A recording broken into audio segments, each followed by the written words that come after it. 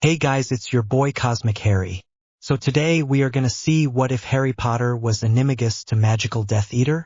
Please like, share, and drop so many comments. Also join Patreon for something very steamy and link in the description. Also please go and support author for his wonderful creation. Tonks was in after a long shift that had led her down some of the seedier parts of Nocturne Alley. The parchment work on the arrest had been pretty straightforward. She was looking forward to a long hot bath, a glass of wine and some solid sleep, followed by an actual weekend off. The desk man raised his hand as soon as he saw her. Tonks, sorry. DMLE wants to see you, his office. Bloody hell. I almost made it. She couldn't think of anything that she'd done right or wrong that would call for either a bouquet or a brickbat from the director of magical law enforcement in person. Rufus Scrimgeour had moved on after his brief and unsuccessful foray into politics, and Kingsley Shacklebolt had the job now. They'd never been drinking buddies even when they'd both been in the Order of the Phoenix, but certainly he deserved the appointment. He asked nothing of his people that he didn't give himself, though that wasn't much consolation given the hours he kept. Well, speculating was not going to get it done. She headed over to Mahogany Row where the director and the other seniors had their offices. Appearances mattered, so she adjusted her hair to brown and her face and appearance to normal. As a metamorphmagus, all of those things she could change at will. Useful for an Auror working undercover, and it had kept her alive as a member of the Order of the Phoenix. The door was open and the lights were on, so the thin hope that he'd gone home went glimmering. She knocked on the door frame and waited. Ah, donc. Please come in and have a seat. That smooth, deep baritone had more than a few women daydreaming. Tall, very dark, and very handsome didn't hurt, either. He was one of the few people who hadn't needed to be told twice that she hated her first name of Nymphadora, which got him more points from Tonks. He picked up a file folder out of the stacks of parchment cluttering his desk and handed it to her. I'll ask you to read this, please, and tell me what you think. She took it and opened it. It was a standard confidential informant report. That's a little odd. She remembered the system well enough. Sources were rated A to E, and the reports themselves 1 to 5. A 1 was as good as Galleon's. E5 was complete rubbish from a lying bastard. C meant that the source was middling reliable at best, but a 2 rating meant the report was about as good as you were going to get outside of an Orus report or an interrogation under Veritaserum. A report graded higher than the source was unusual. Source reports that Death Eater sympathizers linked to the late Bellatrix Lestrange are preparing to take action against Sirius Orion Black, current head of the House of Black. Method and timing, unknown. The report was signed Andrew Greengrass, or. Tonks pursed her lips and thought a bit before opening her mouth. Always a good policy in the boss's office. Greengrass was by reputation a competent man. Bellatrix Lestrange had been a sadistic lunatic even by the standards of the Death Eaters. She was certainly dead of a sniper's bullet in the head. And a good thing too. How she could be plotting against anyone was certainly a puzzle. Greengrass had said linked to, though. It was a little hard to say exactly what he might mean by that. This was the sort of woolly thing that normally didn't make it this far up the food chain. Sirius Black's name on a report graded 2T changed that equation. Black had been one of the 2 people whose petition to the sovereign had triggered the restoration. Everyone knew that name of the other. Having harm befall him on DMLE's watch could result in said DMLE being called on the carpet in front of the sovereign to explain why. Albus Dumbledore had been there and by all accounts had not enjoyed it at all. He was retired and out of play by royal command. Tonks shrugged and decided to risk sounding dim. That's not my beat, sir. Could you give me a little background? Bellatrix Lestrange is quite definitely dead. How is there a credible threat here? And now the inner circle is dead. Tonks replied. Their smart move is to run and hide. I much doubt if loyalty to a cause is a concept to these people. These people aren't the brightest wands in the shop, Tonks. Shacklebolt replied. We believe the Death Eaters had means of enforcing obedience, means that may have run past their own deaths. Tonks thought about that. There were ways to do that, though past the death of the person casting that spell was a new wrinkle. They would have to have submitted to that voluntarily, sir. And that takes us back to these people not being the brightest wands in the shop. Shacklebolt replied reasonably. Tonks was willing to grant him that. The Death Eaters had been very deep into very dark wizardry. Something like that was actually uncomfortably plausible. Given that, there was certainly cause for concern. The suspects would have been able to stay underground for 2 years, so they had at least some street smarts. Ruthlessness was a given. "What would you like me to do, sir?" she asked carefully. "I believe you have family ties with Sirius Black. He would more likely be receptive to hearing this from you. At least he should be warned." Shacklebolt replied reasonably. "I can do that, sir." Tonks replied. "Who was the CI?"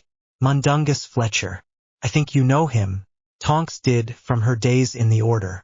Kingsley did as well, she was sure. Petty criminal, coward, and ne'er-do-well. Albus Dumbledore's eyes and ears in the underbelly of the magical world.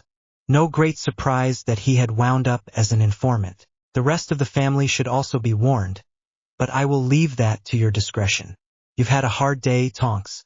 I'll not take any more of it, he said, waving her a courteous dismissal and turning back to the work on his desk. Tonks was out the door and down the hall before the penny dropped. Smooth, Kingsley. Very smooth. It was late in the evening when she arrived at the door of the House of Black. She was one of the very few people for whom that door was visible, far less accessible. Sirius answered the door himself. "Tonks, good to see you. Please come in and be welcome." Creature the house elf brought tea. It was hot, strong, and very welcome. "What brings you here, cousin?" "I have some news, Sirius. Not very good news, I'm afraid. Concerns you and Harry." Sirius held up his hand to stop her, and said to Creature, "Please ask my son to join us." It took a couple of minutes before Sir Harry Potter came down the stairs and poured himself a cup of tea. "Hello, Tonks. Good to see you." "Good to see you, Sir Harry. I wish the circumstances were better." Tonks replied carefully. He was looking well, she thought. He and Sirius both had had some time of peace to recover from the tumultuous events of the Restoration. She decided to get right to it. The news wouldn't get any better with age. "We have an informant report, deemed credible, that there is a group of Death Eater sympathizers who are planning action against you, Sirius. Mentioned by name as the head of the House of Black. There are, unfortunately, no other details. Are you likely to get in any trouble for telling us this, Tonks?" was Harry's immediate question. She shook her head. "No, this is authorized by DMLE personally." "Is there an investigation going on?" Harry asked. "Not that I was told about, and I think I would have been. The report is pretty vague. There's really nowhere to go, especially with the new rules." Tonks said. Those changes were something that Oris lived with every day. She held up her hand before Harry could speak. "I don't question the need for them. Merlin knows there were abuses enough before Her Majesty cleaned house. Does mean we can't go on a fishing expedition. It's not all sweetness and light now, either. Corners get cut, and sometimes you dance with the devil to get it done. Not the time or place for that conversation or the company, either." Tonks added mentally, then moved on. He nodded. Sirius asked, "What do you recommend, Tonks? I know you keep security here at 12 Grimald. I'd suggest that you review and update it, perhaps get someone in to do so. Don't go anywhere alone or without your wand. Apparate or go by Flu Network if at all possible. If you have a regular pattern, haircut, pint at the local, change it. Keep your eyes open, and if you see anything at all suspicious, report it." Tonks replied easily. Standard advice and good sense. Sirius nodded, and she felt better. Unlike a lot of people, Sirius didn't need security explained to him. Staying alert was grained into the marrow of his bones by years on the run. "Who was the source, Tonks?" Harry said, quietly. "It wasn't a request. Mundungus Fletcher. He was, still is, a CI for Andrew Greengrass." Tonks replied at once. Normally, divulging information like that to a 18-year-old civilian would have got her in a world of trouble. Harry Potter was an ordinary 18-year-old about as much as Albus Dumbledore was an ordinary schoolteacher. He was a civilian only in the sense that he was not an Auror. Sir Harry James Potter, Knight Commander of the Victorian Order, was the personal knight of the Queen. That was not just a title. That question, or any other from him, had the force of a royal command backed, if he so chose, by the magic of the realm. Ors had rules, regulations, and policy. Sir Harry had the authority to go anywhere, question anyone, and use any and all force required on Her Majesty's service. There was a short list of people that Harry Potter would go to hell and back for, and Sirius Black was at the top of that list. Well, you got what you wanted, Kingsley. May you not regret it. Tonks was far from sure that wish would be granted.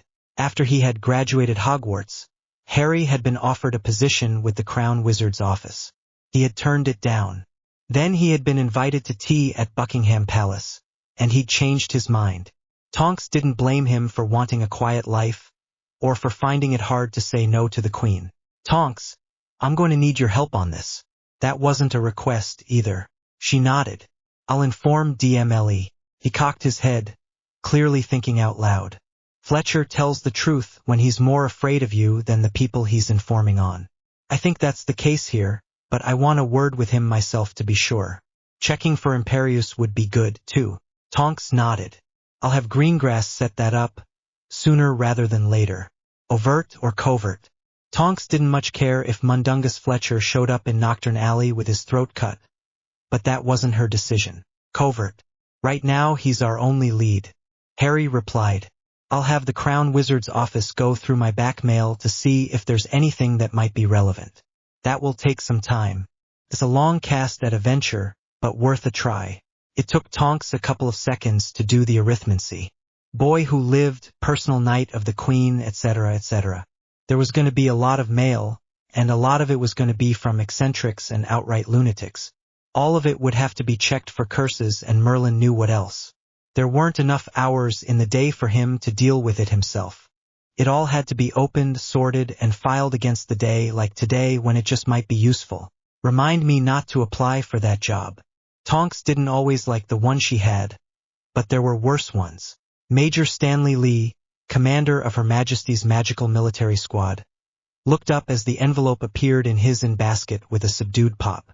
He picked it up and tapped it with his wand to open it. Reading it didn't take long. From the Crown Wizard's office, of course, with that means of delivery. He read it quickly, then reread it to make sure had the details right. The name of the MMS had been accurate years ago. It had been a small detachment of soldiers who could use a wand as well as a rifle, tasked to the safety of the sovereign. Now they were the magical world's SAS, and not much smaller either. Grindelwald and Voldemort had put paid on the comfortable idea of just letting the magical realm sort its own problems. Group, troop commanders, and RSM now.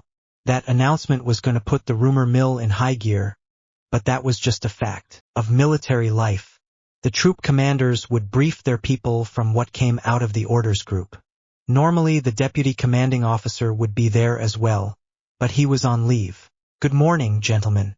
We have a heads up from Crown Wizard's office. There is an intelligence report, deemed credible, of possible Death Eater activity. Not top tier, but second tier who escaped the cleanup. The force is at 12 hours notice to move at this time, and routine training is suspended. There will be a section strength quick reaction force, heavy weapons and transport, configured to operate in a high magic environment. Rotate that among the troops. The RSM's nod said that the QRF would be ready as soon as humanly possible. The troop commanders of X, Y, and Z troops finished taking notes and looked up. The intel report is sketchy. The target is reportedly Sirius Black, a prominent supporter of Her Majesty. CWO has a high-level asset on the ground checking out the report, and we will get updates as they have them. X troop was commanded by Lieutenant McKendrick, who was new in the force. Due respect, sir. But does this asset know what he's about? The Z troop commander chuckled. Let me guess, sir. The asset has sir in front of his name. Lee agreed to that by saying nothing. The Z troop commander nodded. He knows what he's about. If he calls in the clans, make sure you're loaded for Basilisk. He doesn't start at Shadows. Major Lee made a mental note that McKendrick seemed to have the good sense to listen to the old hands. Has Black gone into hiding, sir? That question came from the Y troop commander. Negative. He's upped his personal security and is spending less time on the non-magical side. But that's it for now. Lee replied. Dismissed to your duties, gentlemen. Lee concluded and watched them leave. This might be a teapot tempest. A lot of them were. But if you were long enough in the army, you got a feel for these things. I don't have a good feeling about this one. Covert meet. Tonks had finally made it to her bed. She'd had to go back to Magical Law Enforcement HQ to lay the news on DMLE and her supervisor that someone else was going to have to cover off for her for the next while. Shacklebolt didn't bat an eye. Her supervisor was a lot less happy and a lot more vocal. She let him vent a bit, then referred him to Shacklebolt. Thanks B. Greengrass had been at his desk. He was going to need about 12 hours or so to set up a covert meet with Fletcher. Who's going to be there? He had asked suspiciously. Me and my partner.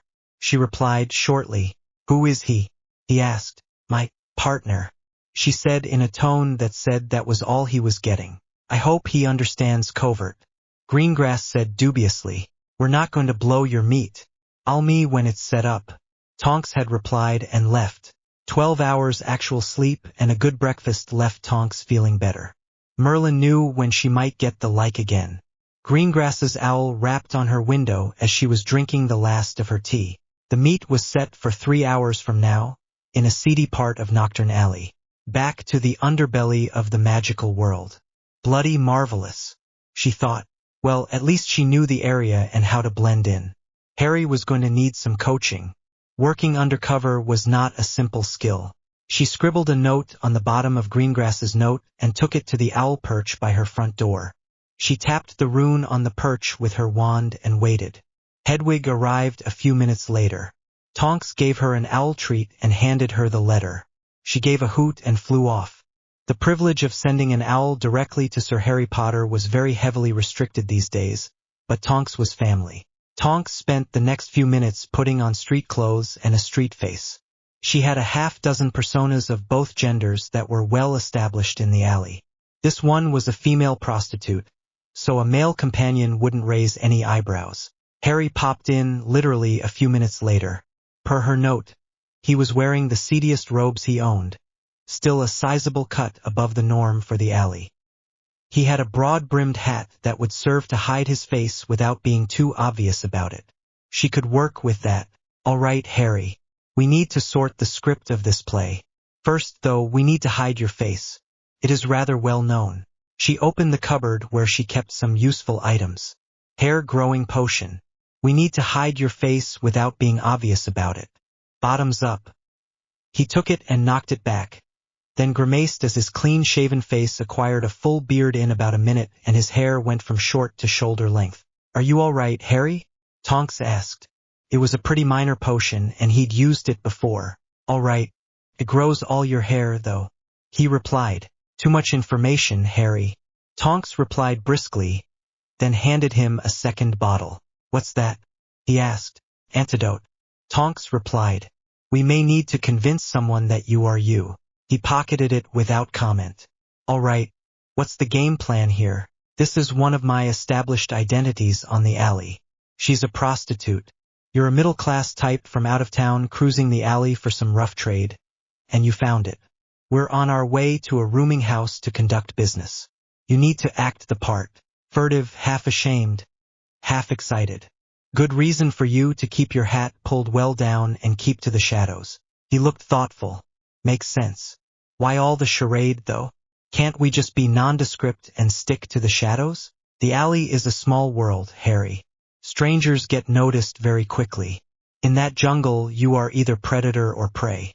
Strangers are assumed to be prey until they prove themselves otherwise. I could do that. He replied coldly. I'm sure you could. She replied, careful to be diplomatic on a touchy subject. Harry had the scars, literal and figurative, from a bad childhood and was thereby quick with his wand where bullies and abusers were concerned. They couldn't afford that. That would attract attention that we absolutely cannot afford. It would quite likely cause Fletcher to go to ground and stay there, and it could blow this identity as well. This way we fit a normal pattern and no one will bother us, she said. He nodded acceptance. Fair enough, Tonks. We haven't any time to lose, and you've a bloody awful job already. I'm not about to make it any worse. They apparat to a safe spot that Tonks knew in the alley. They headed down Cauldron Court to where it crossed the alley. Put your hand on me, Harry, she said, quietly. Oh right, he said and did so. He got more into the skin of the part as they went, and even let his hand drift down a little. This was business, and she wouldn't have minded even if it wasn't. She'd had a few daydreams in that direction after her breakup with Remus Lupin. She shook off the thought. You stayed focused on the job or bad things happened. Andrew Greengrass stood on the corner in a shadowy spot and swept his eyes around. Tonks was well known in the service, and spotting someone who could look like literally anyone was pretty much a lost cause. Being with someone narrowed it down, though. A couple passed by, Soiled Dove and her John. Possible, but he was pretty sure he'd seen the prostitute before. He swung around to check down the alley, and a quiet voice in his ear said, "Long live the Queen. Send her victorious." He replied as quietly, kicking himself for being caught out. The Soiled Dove was Tonks. He recognized the voice. He took a second look at her companion. Male, medium, everything moved well. Between the beard and the hat, good luck on the face. Glasses, for what that was worth. Greengrass was pretty sure he was not an oar. The meat? Tonks asked in the same low tone. Alley behind the hanged man, 20 minutes. Greengrass replied. She nodded. Let on. We'll follow. He did so, taking his time and staying alert. They made it to the alley behind the Hanged Man pub with 5 minutes in hand. Harry wrinkled his nose. The alley stank of rotting garbage and piss. Fletcher was already there. Short, middle-aged, seedy and balding. He looked more jittery than usual, which meant he would bolt for it at any excuse. Greengrass quietly cast an anti-apparition ward. Rather to Greengrass's surprise, Tonks eased on past Fletcher in case he should bolt in that direction, which meant her partner was going to question Fletcher. The partner pulled a small potion vial from his pocket and knocked it back, then took off his hat as the beard went away. Hello, Jung. It's been a while. Fletcher went from jittery to scared white. Mr. P.P. Potter. Such an honor it is to meet you again. Mundungus Fletcher. As a subject of Her Majesty, I command you to answer truthfully and completely the questions I shall put to you on Her Majesty's service. So mote it be. Greengrass was amazed at the power of the crackle of magic that wrapped around the words. Fletcher's face took on the same look as someone under Veritaserum. Potter brought out a small dictaquill and started asking questions. The story that Fletcher told was the same as what he'd told Greengrass, but with additional details. The spell seemed to stimulate memory as well. When Sir Harry required him to repeat the conversation word for word, Fletcher did so. During the interrogation, Fletcher had backed up until his back was against the greasy bricks of the alley wall, and Greengrass and Tonks had closed in until they were almost back to back, wands ready. Must be nice, Greengrass said quietly. Tonks took his meaning at once. The equivalent of a bottomless vial of Veritaserum that you didn't have to wake up a judge to use was something any Auror would like to have. Membership in that club has its perks, but the initiation is a stone killer. Tonks replied in an equally hushed tone. The 3-beat pause that followed invited Greengrass to recall some of the things that Harry Potter had been through before he'd been old enough to shave. Yeah, he said, and lapsed into silence. The further question of just what sort of high-level throat-cutting would bring Sir Harry rich and famous Potter, his very own bloody self, down to the arse end of Nocturne Alley to put the squeeze on a two-canoed informant was more than was good for an Auror to be involved in personally or professionally. Andrew, said Tonks quietly, this doesn't get talked about, ever, to anyone. Got it, Greengrass replied. No real surprise that went with the territory for this sort of thing.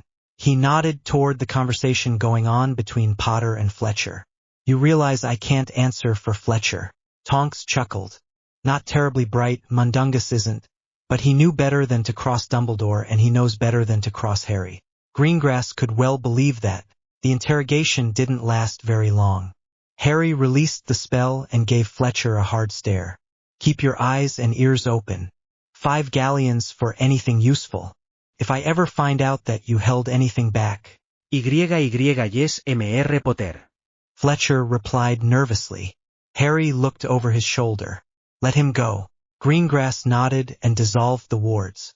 Fletcher vanished with a crack. Sir Harry, I don't question that Fletcher would sell his mother for 5 galleons, but I really don't have the budget to pay out that much. Greengrass said carefully. Not to worry. Harry replied. Submit your expenditures to Crown Wizard's office with a note that they're authorized by me. You won't have any trouble. A few seconds and 3 cracks later the alley was empty. Harry sat back in his chair and looked at the notes from his questioning of Mundungus Fletcher. Not much here that we didn't already have, Tonks. Viper. I take it that his mother didn't give him that name. No. She replied. DMLE does keep a file of street nicknames. We could check that. No guarantees. They don't have a college of heralds to keep everything in order. 200 weight of thief. What on earth is that? He said, looking baffled. What's the context, Harry? Tonks asked. Viper says, after moving 200 weight of thief I'm for the near and far for some pig's ear and bristles. Then the reply was Lady Bellatrix ain't going to like that. She's dead, Viper says. Then the reply is so will we be if we don't keep on the straight. Sirius Black gets dead, we stay alive. Viper replies with luck we get the whole damned House of Black. Tonks replied. That's interesting. Cockney rhyming slang is its own dialect and it moves around. Thief would be short for stop thief, which means beef. Pig's ear is beer. Bristol's is short for Bristol City, meaning titty. Well, his taste in recreation isn't much of a surprise. Hang on, 200 weight of beef? Harry said. Are you sure? Tonks nodded. Yes. You have to be current if you're working undercover. People really speak that way? Harry said. The alley is a world away from little whinging, Harry. Tonks replied. He shook his head. I'll say it again, Tonks. You've a bloody awful job. Someone has to do it, Harry. She replied. We've confirmed some things and learned a couple more. Lady Bellatrix is definitely Bellatrix Lestrange. No one else would dare use that name on the street even now. DMLE speculated that these people might be under some sort of curse that would be binding even after Lestrange was dead. That's more likely now. I'll get into the moniker files and try to identify Viper. They are buying or stealing beef in hundredweight quantities. Perhaps other commodities as well. They would have a reason for that, though I've no groggiest idea what it might be. Harry said. Nor me either. Tonks replied. It's a lead. We follow it up, perhaps we learn something. Fair point. Harry replied.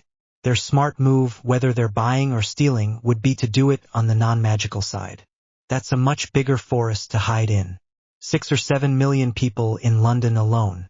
Makes sense, Harry, but it leaves me at a stand. DMLE has no liaison with the non-magical police at all. Tonks replied ruefully. I can take that on. Harry replied. It will take time, though. Crown Wizard's office will pass the word to someone on the non-magical side who can ask a favor of the police. They'll have to do a record search and the results will have to get passed back to us. The cover story is cut and dried, not to mention perfectly true. Suspected terrorist activity. Damn it, Harry said angrily. We're losing time. What are these bloody bastards up to while we're grinding away? What if we're too late? Tonks understood the fear that drove that impatience, because she felt it herself. We're not losing time, Harry, we're using it. We keep grinding and we'll get a break. We wouldn't be this far if not for you. He visibly got a grip on himself. You're right. Well, right now we have reports to write. So much for glamour.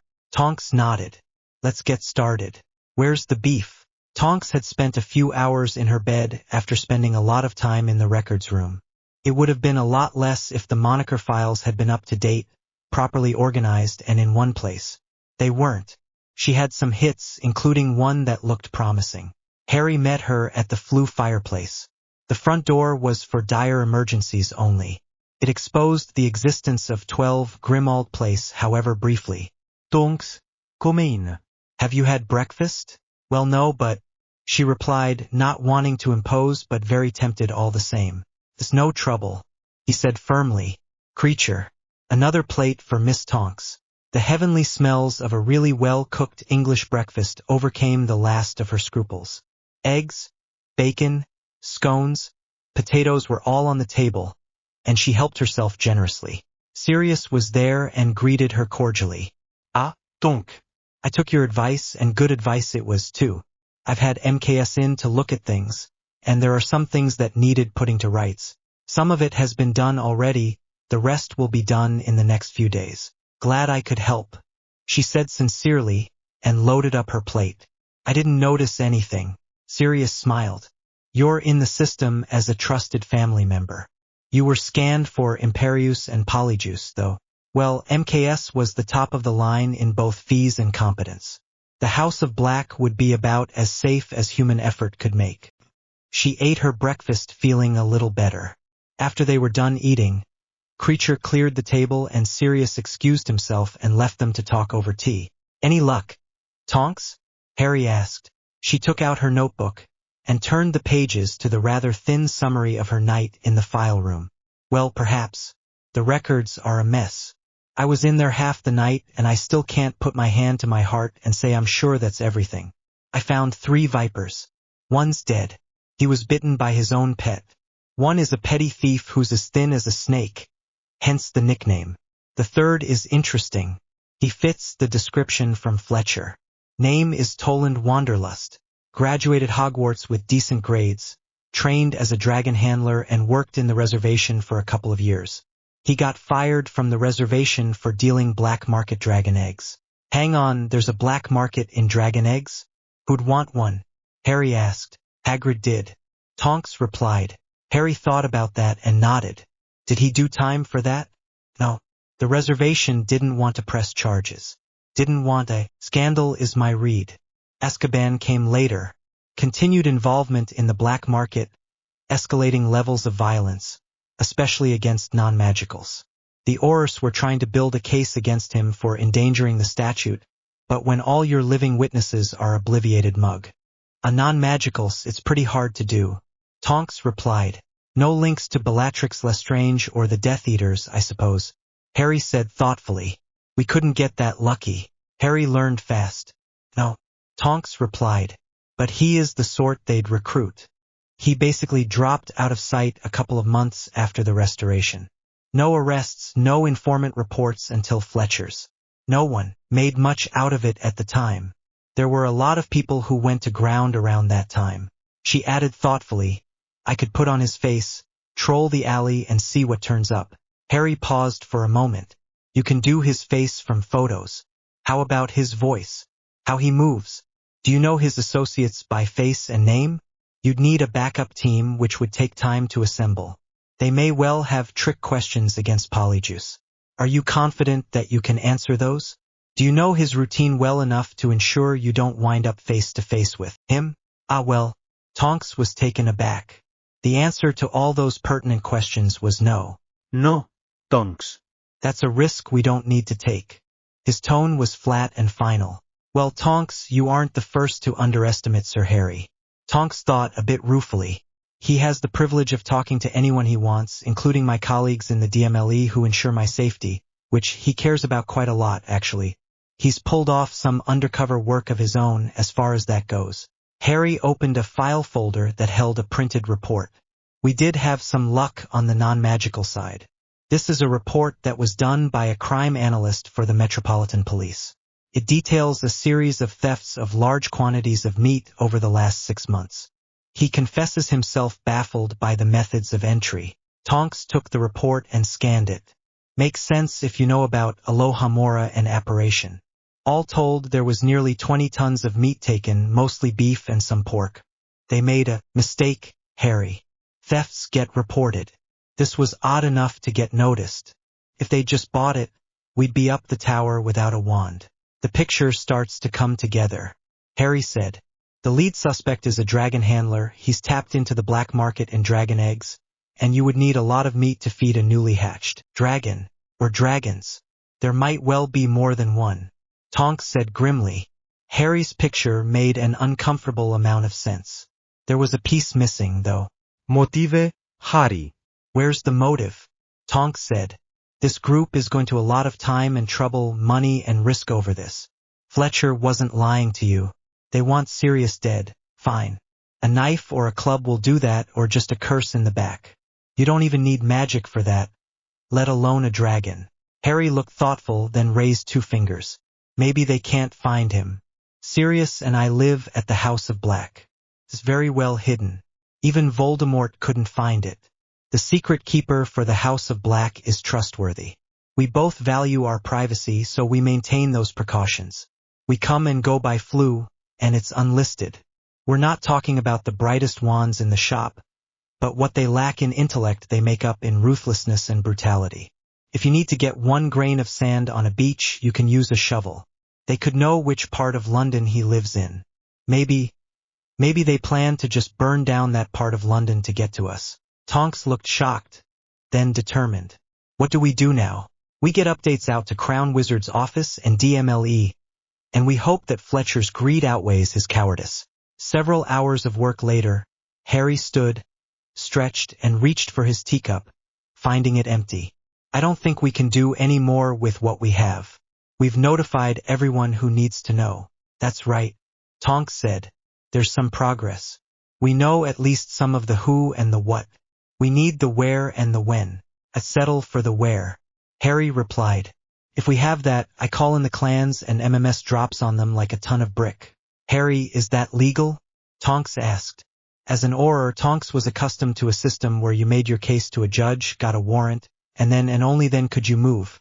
The rules on what was reasonable grounds for a warrant had gotten a lot tighter of late. Harry's cool, level look was scarier than any angry response. As legal as breathing, Tonks.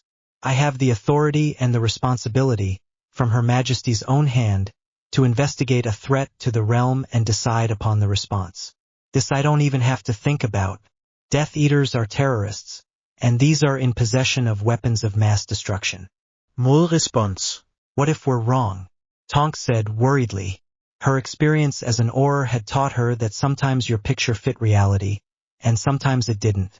If they have any sense, they drop their wands and surrender. Harry replied.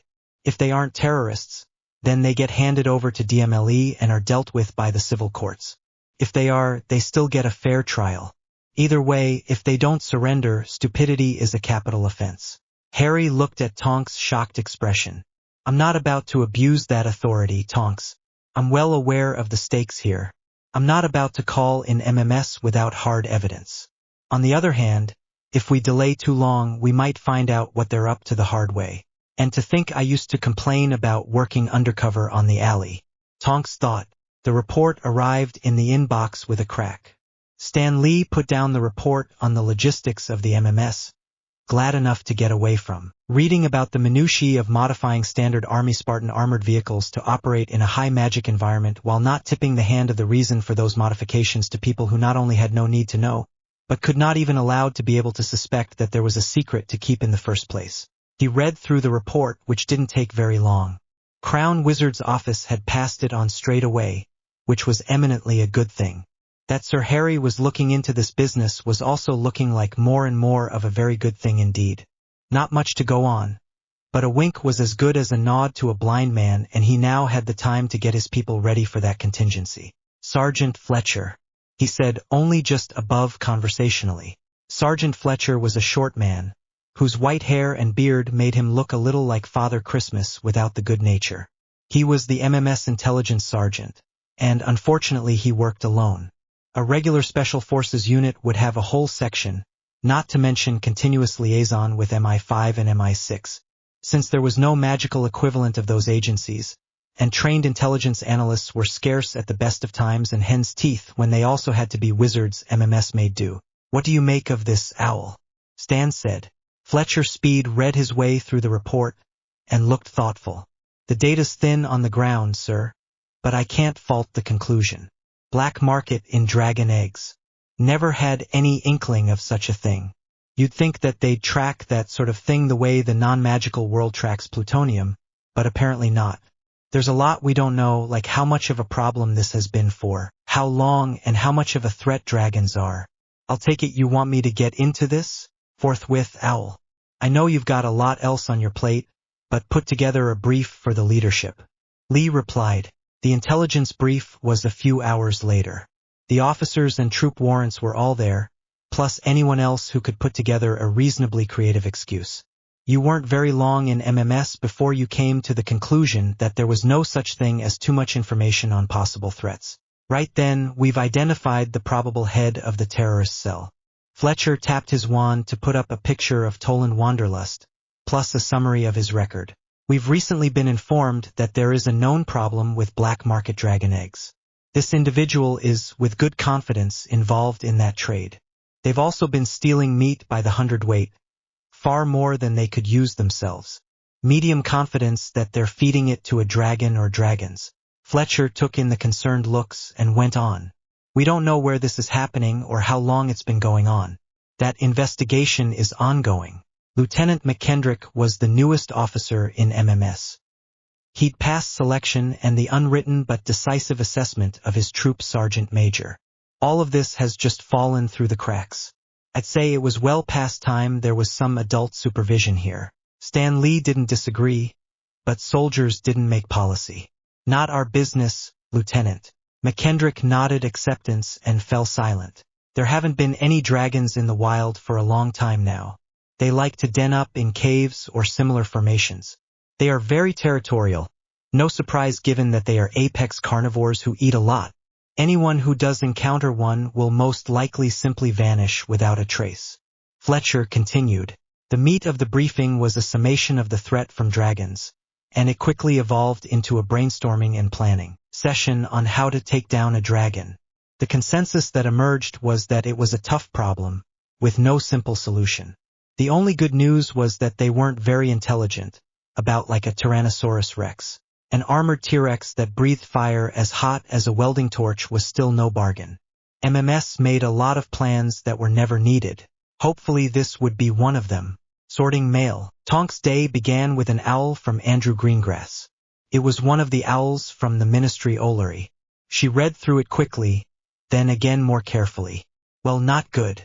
She dashed off a reply for the owl to return to Greengrass. Request full case file delivered forthwith. Harry came in from the sitting room where he had been having his breakfast, teacup in hand. Harry ate a big breakfast and took his time with it. Tonks understood that and never commented on it. Harry had endured quite a few years where breakfast was a privilege, one that was frequently revoked for any reason or none. What was that, Tonks? He asked. Just got an owl from Greengrass. Fletcher has surfaced. Tonks said, rereading the letter again. Harry looked interested, then concerned as he took in Tonks' expression. About bloody time. What's he got to say for himself? Nothing, because he surfaced face down in the Thames. I've got an owl out to Greengrass for the whole case file, but I can't say I have a lot of hope there. Tonks replied. Harry put down his teacup. How so, Tonks? Petty criminal, low-level informant, ambiguous circumstances. In an ideal world, he'd get the same attention as a member of the Wisengamot. It is not an ideal world. For all anyone knows, he stumbled off a bridge because he was drunk. Fletcher didn't often draw a sober breath by choice. That case file is going to be as thin as a ghost's robes. Tonks said, I can't say I like the timing, Tonks, but there have to be a lot of people who'd like to see Fletcher dead. Could be a coincidence. Harry said. He steepled his fingers and looked thoughtful. Tonks frowned. You could paper the walls with that list, right enough. I don't believe in coincidence when it comes to this sort of thing. On the other hand, if they took him out, why was there a body at all? Error is easy, Tonks. It has come up time and again that these are not the brightest wands in the shop. Crime of opportunity, dump the body and move on. Harry said. At that point, another ministry owl fluttered in to a landing. Tonks gave it an owl treat and took the file, tapping it with her wand to make it expand to full size. She opened it, read and frowned. Less here than I hoped for, and I didn't have high hopes to start with. He was found by the Metropolitan Police. There was a statute cover-up, minimal. They just made sure it went into the books as an accidental drowning. Unidentified homeless person, no evidence of foul play. No autopsy, no body, and no way to get it. Tonks added. Magic can do a lot, Tonks. Harry said. Can't uncremate a body. Part of the statute cover-up. Tonks said. Anything of use? Harry said. There's an estimate of where he went into the river. That will be pretty close. The Met has had a lot of practice at that over the years. They're saying Woolwich Arsenal, that area. Tonks said. Well, let's see here. Harry said, unrolling a map on the table. Woolwich Arsenal, here we are. Well, hang on, that is interesting. Right hard by is Michael's Meat Market. which is one of the largest wholesale meat companies in all of London. Harry and Tonks looked at each other, and her hair turned electric pink with excitement. It fits. They've gotten smarter. Not good news for us. Stealing from retail outlets gets noticed and reported. A little judicious use of Imperius and Obliviate, and a truckload or 2 or 3 gets sent where they want it. Long odds it never gets reported either. Probably just gets written off as an inventory cock-up or a delivery mistake. Harry said. Fletcher got too close and they took him out. They didn't bother with disposing of the body. Just dumped it in the Thames. Fletcher's greed did outweigh his cowardice after all. Fat bloody lot of good it did us. Or him, Tonks said. Tells us that they were stealing more meat than we thought. More dragons, bigger dragons. Harry said. Or both. Tonks said. Both of them acquired the same grim look. Well, all we can do is keep working on it. Harry said and pulled up a thick file of papers. Me public. These are all the sightings of anything unusual. He handed her a good stack. Several hours later, Harry looked up from the stack of parchment, stretched and said, well, just maybe, Tonks. Check me on this. We've got 3 dragon sightings here. Same day, same area. Tonks took a look at the letters. She wasn't impressed. There wasn't a lot of detail there. 3 different people in 3 different villages in that area had reported seeing a dragon in flight up high. The best of the 3 had had the presence of mind to use supersensory ocularis and had been sure it really was a dragon. None of them had anything as useful as a direction or a time of day. Not to be a wet blanket, Harry, but I don't see that there's enough here to go on with. Those 3 villages are miles apart. Somewhere in the vicinity covers a pretty wide area. You could get a lot older trying to comb that whole area for people who don't want to be found. Even with help from MLE, it would be pretty hard. Tonks said dubiously. He nodded. There is something I can try. I learned this from the soldiers at the MMS. He went over to a shelf that had a stack of tubes on it.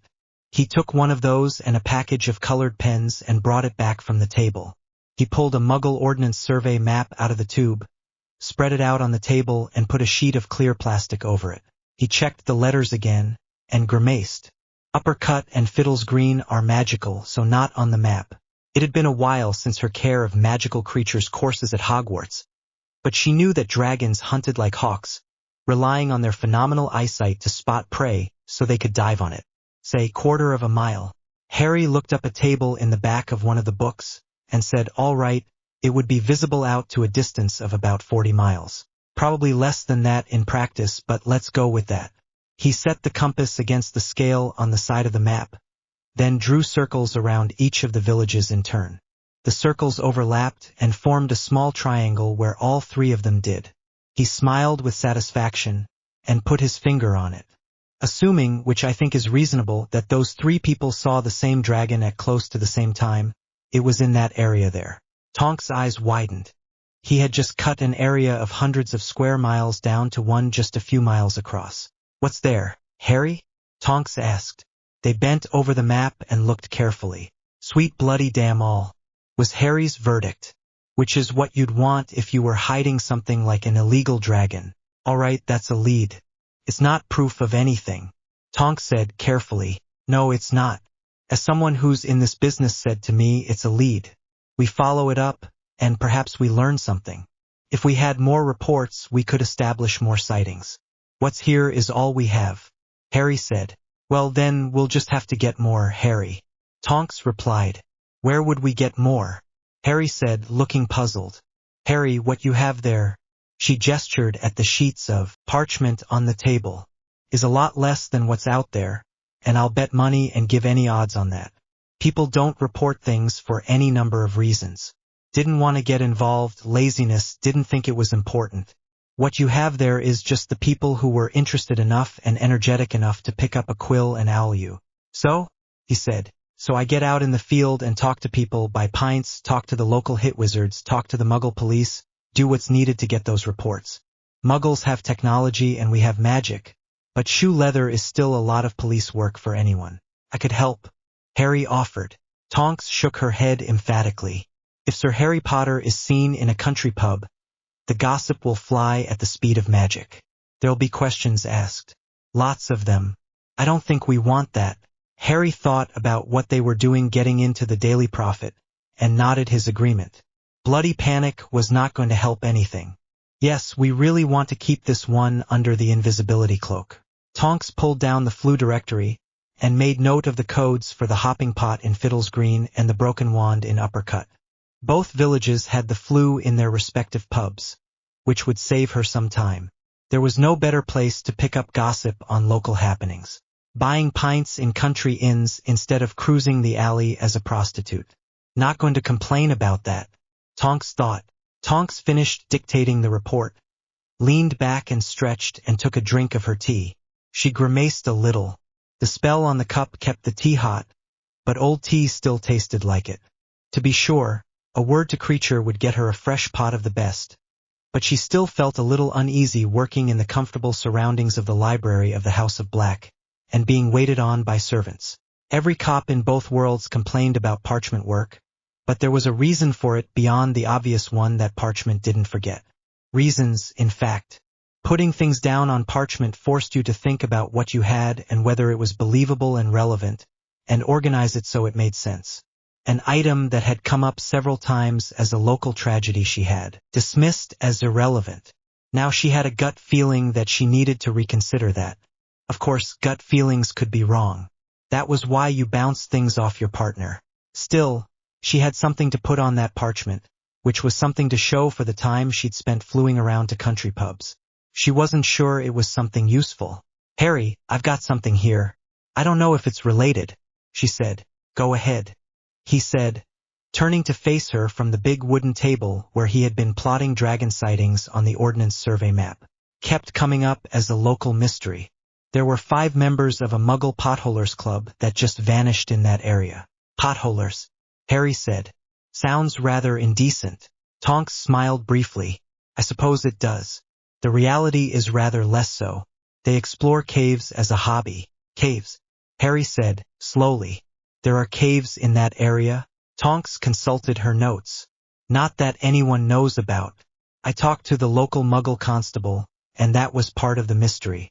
Why were they in the area at all? They're sure they vanished in that area? Harry said. The constable was pretty sure. They stayed at a local inn in George's Cross, loaded up all their equipment in an off-road vehicle and left early in the morning. They left all their luggage behind. Never seen again. No trace of them or their vehicle has been found. Had they been in that area before? Harry asked. Tonks looked startled, then checked her notes again. I didn't think to ask. All right, Tonks.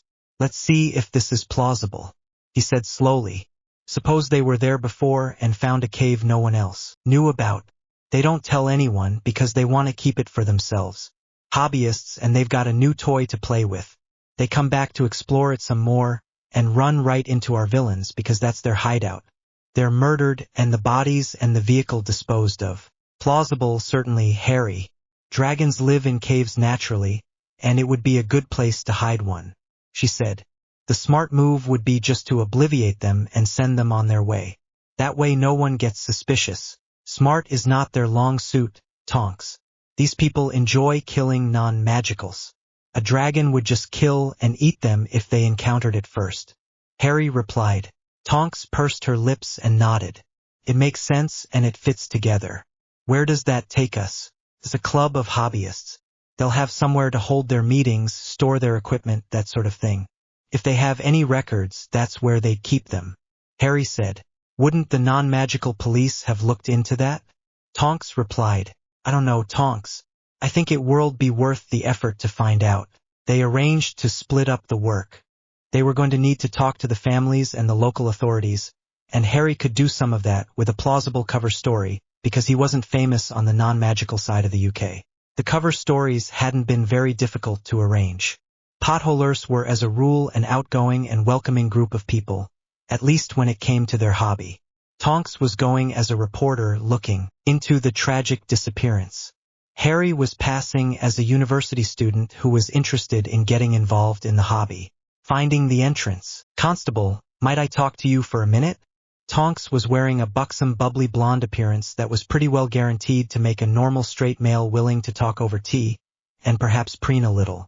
The constable was a large, heavy-set, red-faced man who was evidently known to all.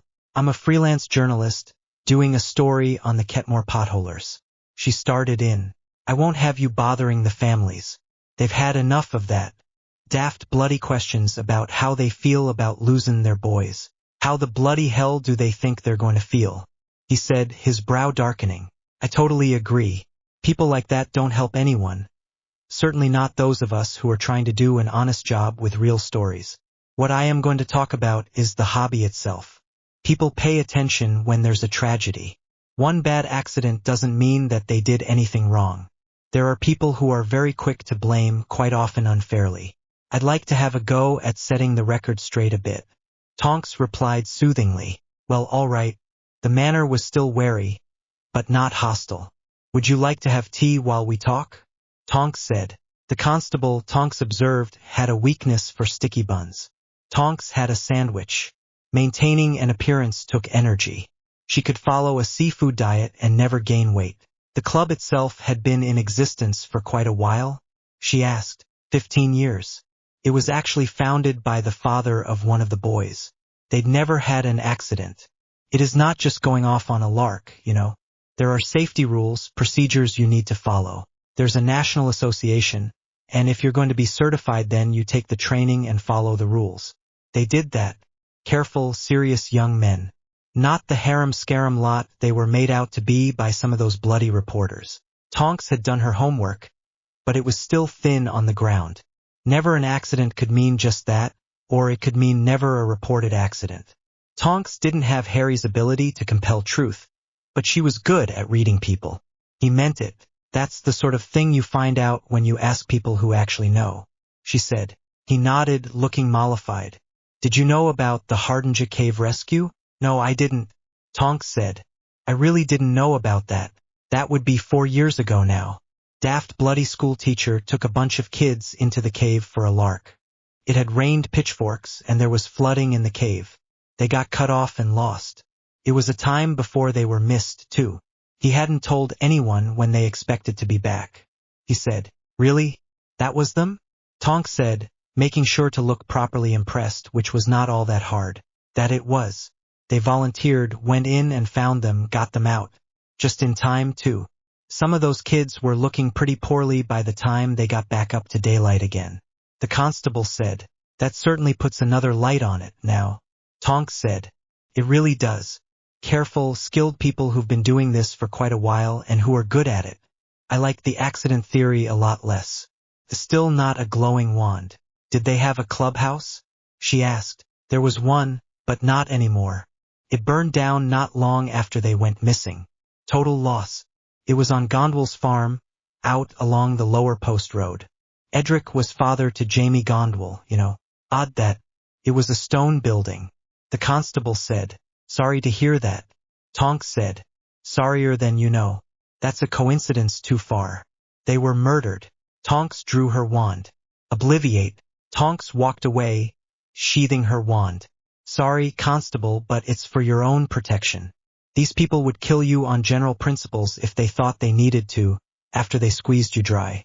Tonks thought about asking directions, decided that was too much of a risk, and settled for buying a map of the local area, to which she added a little misdirection. Having never been there, she couldn't just apparate straight there, but it only took 3 line-of-sight ones to get herself within easy walking distance. The clubhouse itself was visible from the road. Twisted remains by the outside of the wall identified a propane tank, which had undoubtedly fed a heater. Stone buildings were always cold, and that had probably passed for the cause of the fire. Tonks cast a diagnostic spell and nodded grimly. "Fiend fire. Now we've got the glowing wand, right enough." She looked at her watch. She and Harry had arranged to meet for dinner at the Ketmore Inn to compare notes. There wasn't going to be any more here. Harry knocked at the door of the modest little stone cottage. It looked old enough to have been there at the Norman Conquest. The woman who answered was on the high side of middle age, and was looking worn with grief. Harry blamed her not a whit. Her only son, of whom she'd had every right to be proud, was gone, vanished. She hadn't even the closure of knowing what had happened. Harry could salve his conscience with the thought that he was actually trying to get her that closure, perhaps even bring his murderers to book. Harry was now in absolute agreement with Tonk's certainty that such had been the case.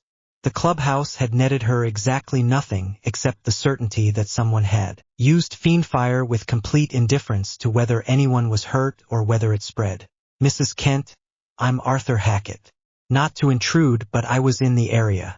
I knew Tom at the university, and I thought I'd come by and pay my respects and give you my condolences. He was a fine man, and I was the better for knowing him. Harry said. The idea that he was a would-be hobbyist hadn't lasted. But this was a serviceable second best and nearly impossible to check. Oh well, come in then, she said. Seated with tea in front of them, Mrs. Kent asked, How was he at the university? He wrote sometimes, and there were phone calls, but he was busy and we understood that. When he was home on the holidays, they were always gone on one or other of their expeditions.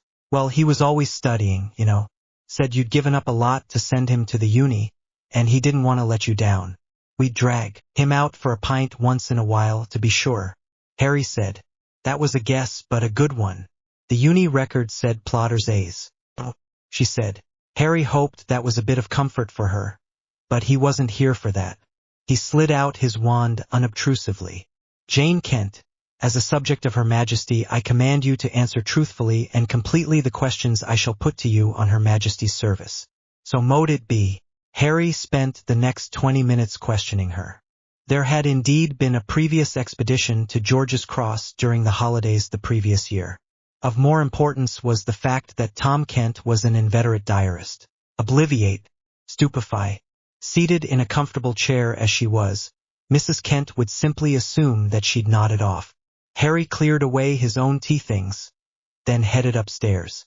Tom's old room was now practically a shrine to him. That didn't bode well for her ever being able to deal with her loss and move on. But that wasn't something Harry could help with. It took Harry a little time to search the room. Like many another diarist, Tom Kent squirreled his away. He wasn't very original about it, though. Harry's backpack was appropriate to the university student he claimed to be. It would hold a very great deal indeed. Hermione had enchanted it for him. In the stash with the diaries there was also a notebook. It was a cheap corner store one, but Tom Kent had been a hard-up university student. Harry opened it up and smiled. The Ketmore Cave, it said on the flyleaf. Well, Tom Kent, you just may have given us the means to get some justice for you and your friends. Not to mention saving some of London from getting burned down. Harry and Tonks started work in his room right after dinner. It would be really nice if there was a nice clear map with X marks the spot on it. A world with no Death Eaters in it would be a good thing too, Harry. Tonks replied. A riffle through the latest diary didn't get them anything of interest. He'd had a crush on a girl at the university, but she was seeing someone else. The day-to-day of classes, professors he liked or didn't, all very normal. The cave diary was not terribly well organized. What had been in the clubhouse might well have been, but this was mostly his personal impressions and descriptions of the interior of the cave. Descriptions of the route to the cave were bits and pieces that they had to put together. Hours of arguing and poring over a large-scale ordnance survey map identified to both their satisfaction the dead-end road where the Ketmore potholers had parked their van and gone on foot from there. The essential detail of which way they had gone was not to be found. All right, we know they got knocked up very early and they were on the road not far past the crack of dawn. Give it about an hour and a half to get to the dismount point, according to the diary.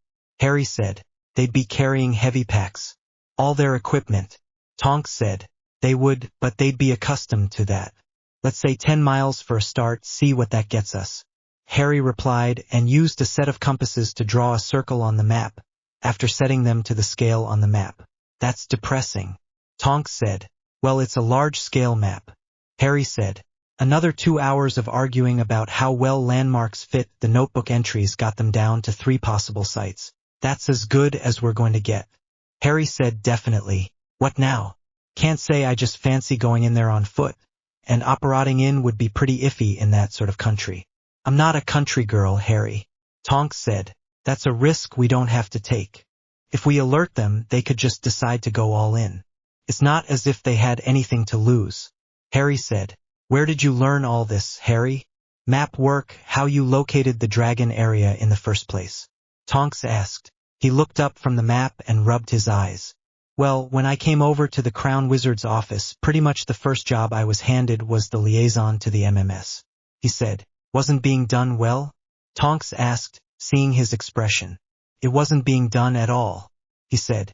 At her surprised look, he added, "The restoration was a huge change in a lot of ways.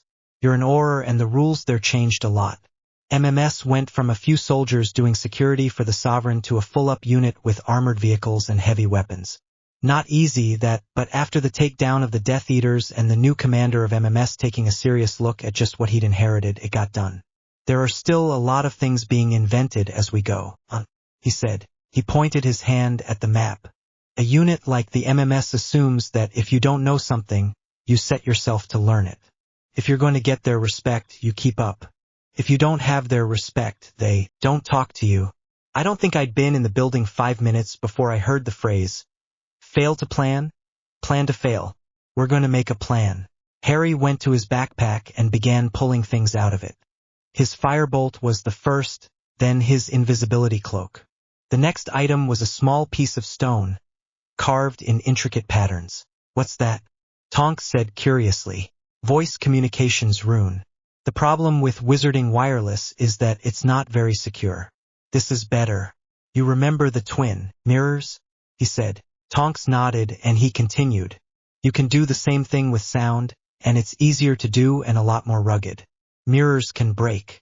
Soldiers are very big fans of ruggedness. Soldier-proof means damned near indestructible. They use these for communications between vehicles and back to HQ. I have one in case I need to call in the clans. I've never had to do that, but fail to plan, plan to fail." Tonks said, "Exactly. So the plan. I'm going to keep it simple. I'll do flyby on my broom under the cloak for each location, using supersensory ocularis. It will have to be slow, otherwise I could lose the cloak. When I spot it, then I haul out, pass the word to MMS, and they do the takedown," he said. He looked thoughtful and reached into his backpack again. "Speaking of which, yes, here it is. Peruvian Instant Darkness Powder. Brought to you by the great minds at Weasley's Wizarding Wheezes. If I lose the cloak for any reason, then I pop one of these and get the hell out of it." He pulled out a couple of small bottles and pocketed them. "There. I think I'm set." Tonks looked serious. "Suppose it really goes all pear-shaped? I've worked undercover, Harry. Can go wonky on you in a heartbeat no matter how well you plan. If you don't have backup, and by that I mean as quick as kiss your hand, that's how your family gets the visit from the chaplain." Harry looked thoughtful, took off his glasses and nibbled on the frame and said, "Fair point. That's a problem." Tonks said, "How exactly does MMS deploy, Harry? You've talked about calling in the MMS, but how would that work in practice? MMS has port keys to places all over Britain. They port key to the nearest, and from there by road," he said. "What if they're seen?" she said. "Army exercise, routine training, mumble. Harry said, "That would work. Teacup gossip for a day or so, that's it. Better than obliviating people wholesale. So how long would it take for them to get there?" He shook his head. "Back of beyond. Hours at least, probably longer." "Not good enough," she said. He frowned. "There's the targeted port key. The commander of MMS has looked at this problem, too.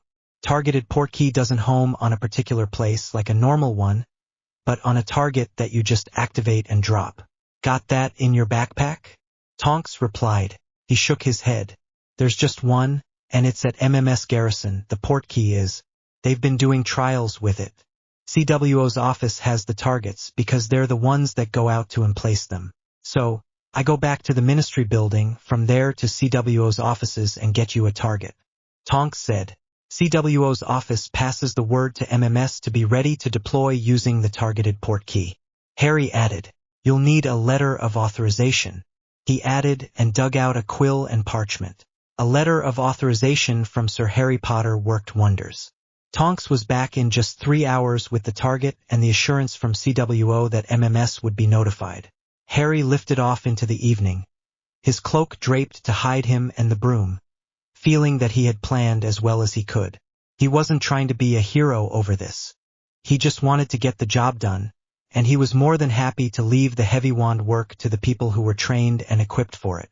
He eased down toward the first location, cast supersensory and flew around it from all sides. It was a small hill, one side of it crumbled away to show the underlying limestone. No evidence of anything there. No evidence that anyone had been there in a long time, for that matter. All right, on to the next.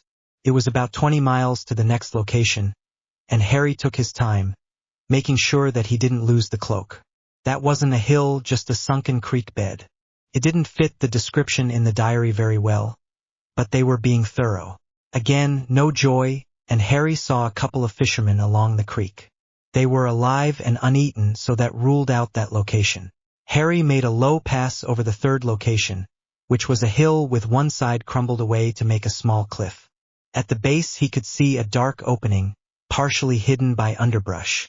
Brush had been trampled flat in front of it, too, by something heavy. Got you! The shadow that fell over him from something blocking out the late evening sun sent a bolt of alarm through him, followed by the sound of vast wings above him. The cloak whisked away as Harry sent the firebolt into a hard climbing turn, which was barely in time to cause the plume of dragon fire to miss. Harry had been here before during the Triwizard tournament. He knew the firebolt could turn faster than a dragon and climb faster, too. He concentrated, literally for dear life, on using those advantages. He only saw the wards because the dragon hit one of them and bounced off. They had to be the same sort of wards that the dragon reservation used. One way these: fly, drive, or walk in all you want. Stay there until you get eaten, fried to a crisp in your own fat. The cloak was long gone, and if he lived through this bloody goat rope, he'd go back to retrieve it. Harry used the few precious seconds it took the dragon to right itself from bouncing off the wards to tap the portkey target with his wand to activate it, grab it out of the clip and drop it. Then he tapped the voice rune to activate it. We have a problem. Home on my portkey target. We have a... Harry dodged another fire bloom, sheathed his wand, and gave 110% of his attention to flying and surviving.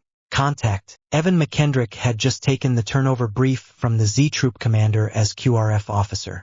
It had added up to no problems, all quiet, no deficiencies in the vehicles or equipment. The last intel update had been an hour ago. CWO's assets were on the ground working to locate the terrorists' hideout. They were on standby to deploy using the new targeted portkey. The smart money was that they were closing in. He pulled up the intel brief again. One of the suspects was identified as a trained dragon handler, and there were indications of illicit dragon breeding. It was a reasonable bet that wherever the Turs had their hideout, it would be at the arse end of bloody nowhere. That made things a little easier, really. No innocent bystanders or unwanted attention. He pulled up the book on magical creatures. It was a fat one called Fantastic Beasts and Where to Find Them by someone named Newt Scamander, who was apparently the magical world's equivalent of John James Audubon. He started going through it and making notes. It would be nice if there was a tactical manual telling you how to fight a dragon. If they did it and survived, he'd probably get to be the one to write it.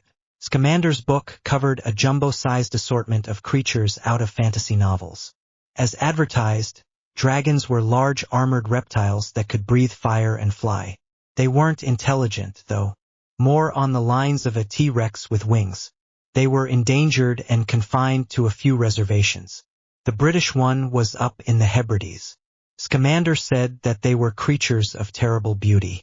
QRF duty was mostly waiting, with a side order of hoping that the shit hit the fan on someone else's shift.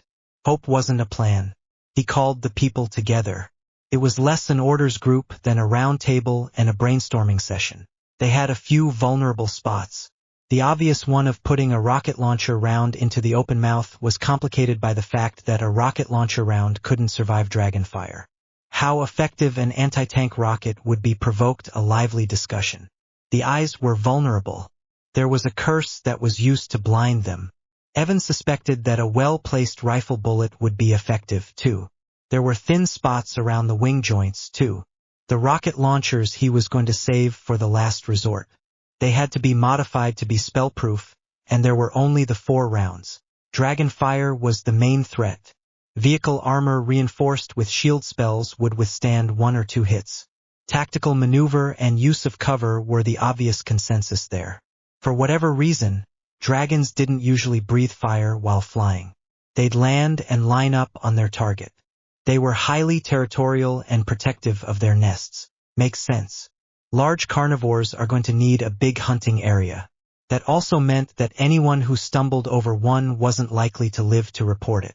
The plan that emerged was pretty rough given the lack of detail, but everyone had their nose pointed in the right direction. Anyway, MMS ran on the Special Forces style of discipline, less formal but more strict in its own way. McKendrick was well aware of his own new boy status, rank notwithstanding. They had just had a meal, stew in hay boxes, and the dirty dishes were being stacked off to the side of the ready area, when a loud alarm went off. Contact. QRF stand to. QRF stand to. It was followed by another voice, sounding young but grimly controlled. We have a problem. Home on my portkey target. We have a... The rest was drowned out by a huge roaring sound that cut off abruptly. Doesn't sound good. Evan called the stand to. The 8 men of the QRF called off one by one as being in their stand-to positions, ready to fight at a moment's notice. Sergeant, button up. Driver, start. All positions load, load, load.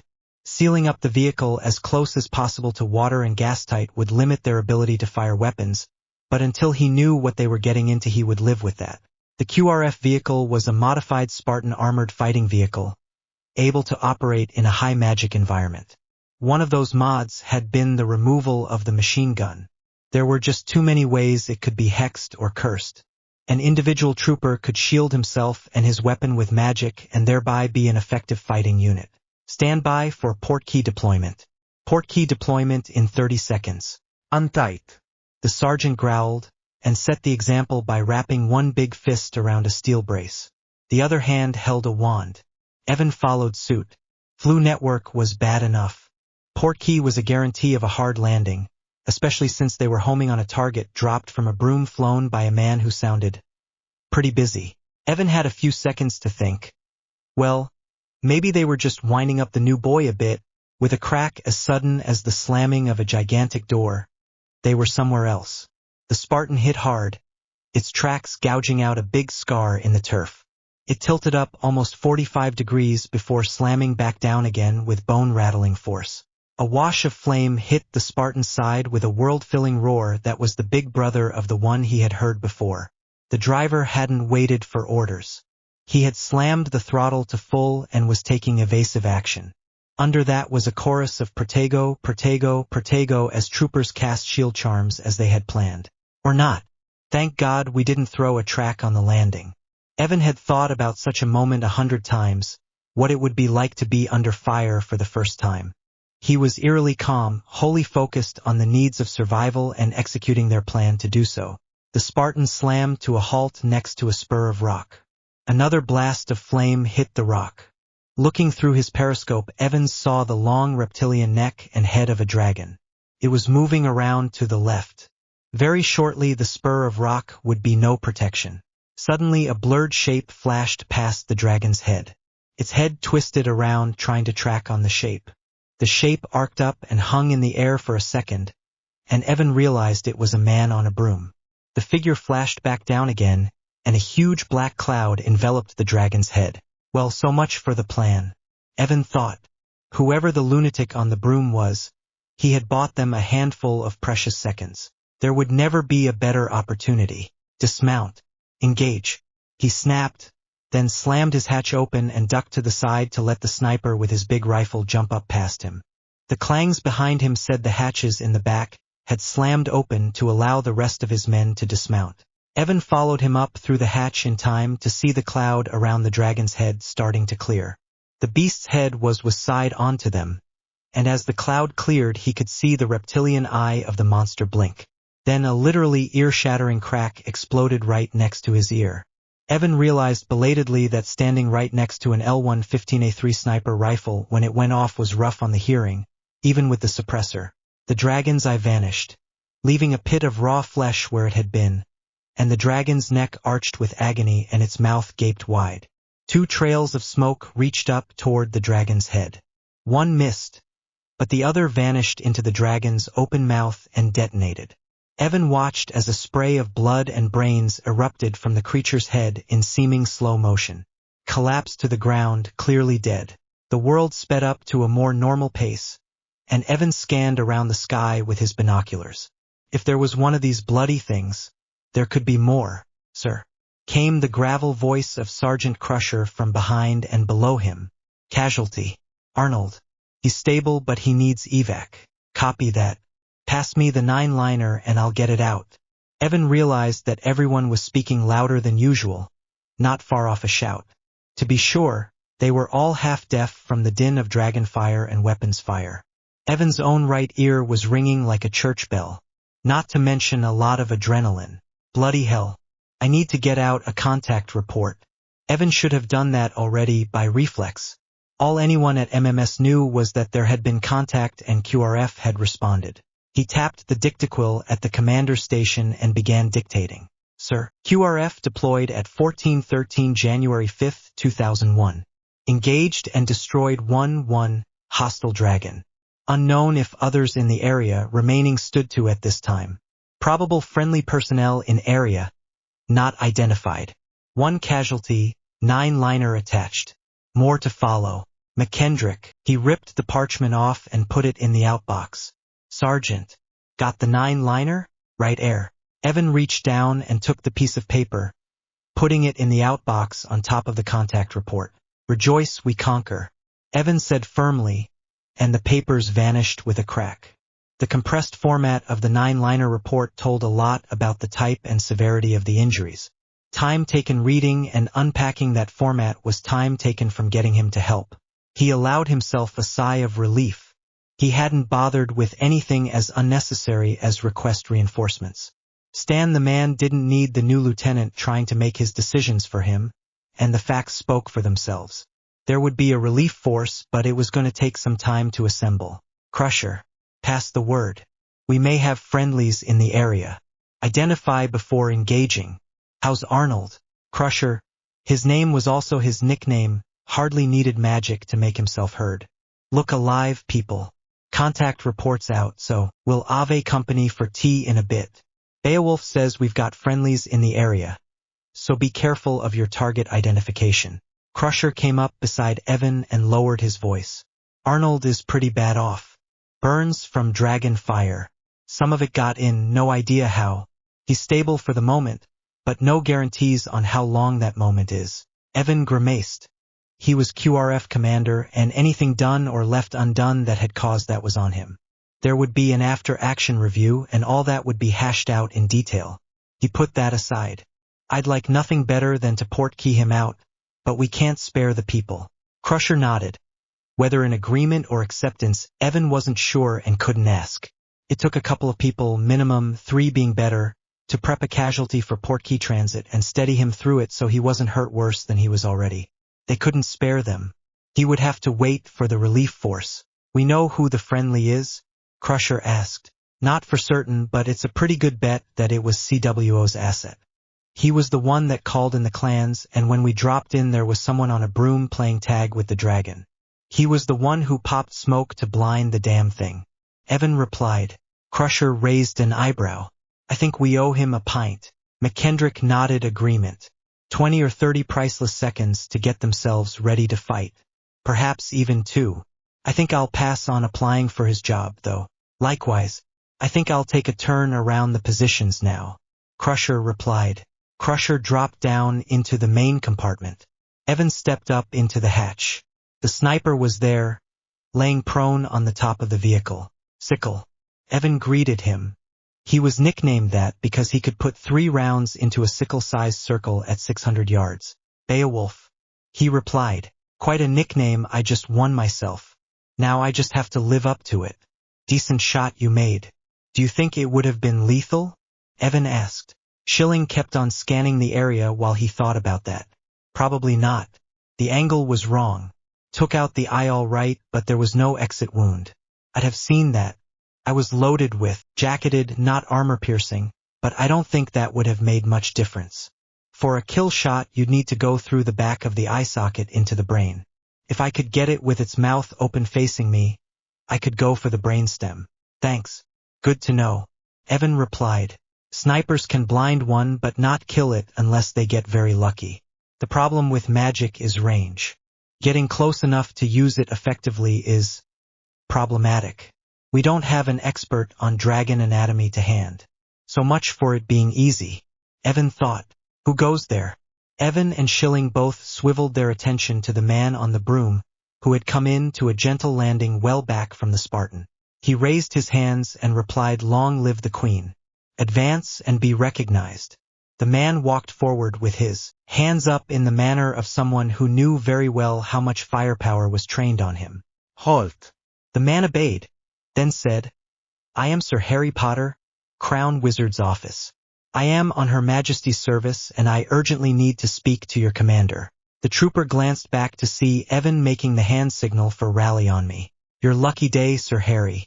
He wants a word with you." The trooper escorted him up to the Spartan's steel side. "Lieutenant, thank you for coming to the rescue. Unfortunately, I don't think this is all of it." Potter, "Yes, it was definitely him," said soberly. "Climb on up here, Sir Harry, and talk to me." Evan replied. Potter climbed up the Spartan's side nimbly. "What's urgent?" Evan said. He repressed some comments about it would have been nice to know what the hell we were getting into. In justice, he wasn't the only one having a bad day. There should be a cave down there about 200 yards or so. We think there are a half-dozen Death Eaters, at least one more dragon and a nest of dragon eggs in there. Well, that's urgent. Crusher. Cave entrance 200 yards that way. He pointed. Eyes and weapons on it, now. Evan shouted. 5 men took off running, Crusher's tall figure at their head. They came to a skidding halt with weapons aimed. That included their last 2 rocket launchers. Good, Crusher. Evan hadn't ordered that, but an officer who didn't trust his troop sergeant didn't deserve his pips. They were getting very thin on the ground. 10 people all up was nowhere near enough for what they might be facing, and knowing what they were facing would be a bloody fine idea. "Brief me," Evan said. Sir Harry nodded. "We were working off informant reports and other information of that sort, plus reports of disappearances. Informants don't lie to me, but they can be lied to or just mistaken. We had it narrowed down to 3 possible locations. My plan was to fly past each of them under my invisibility cloak and take photographs. The idea was to get confirmation before I raised the alarm. That didn't work out so well. They have some sort of wards on this area. You can get in, but the only way out is by port key. Hard to spot those wards from the outside. I should have looked harder. Invisibility doesn't seem to work very well on dragons. It knew I was there and it was trying to fry me. At that point all I could do was call for help and try to stay alive until it got here. Damn it, I should have known. No plan survives contact with the enemy. Welcome to the club, Sir Harry.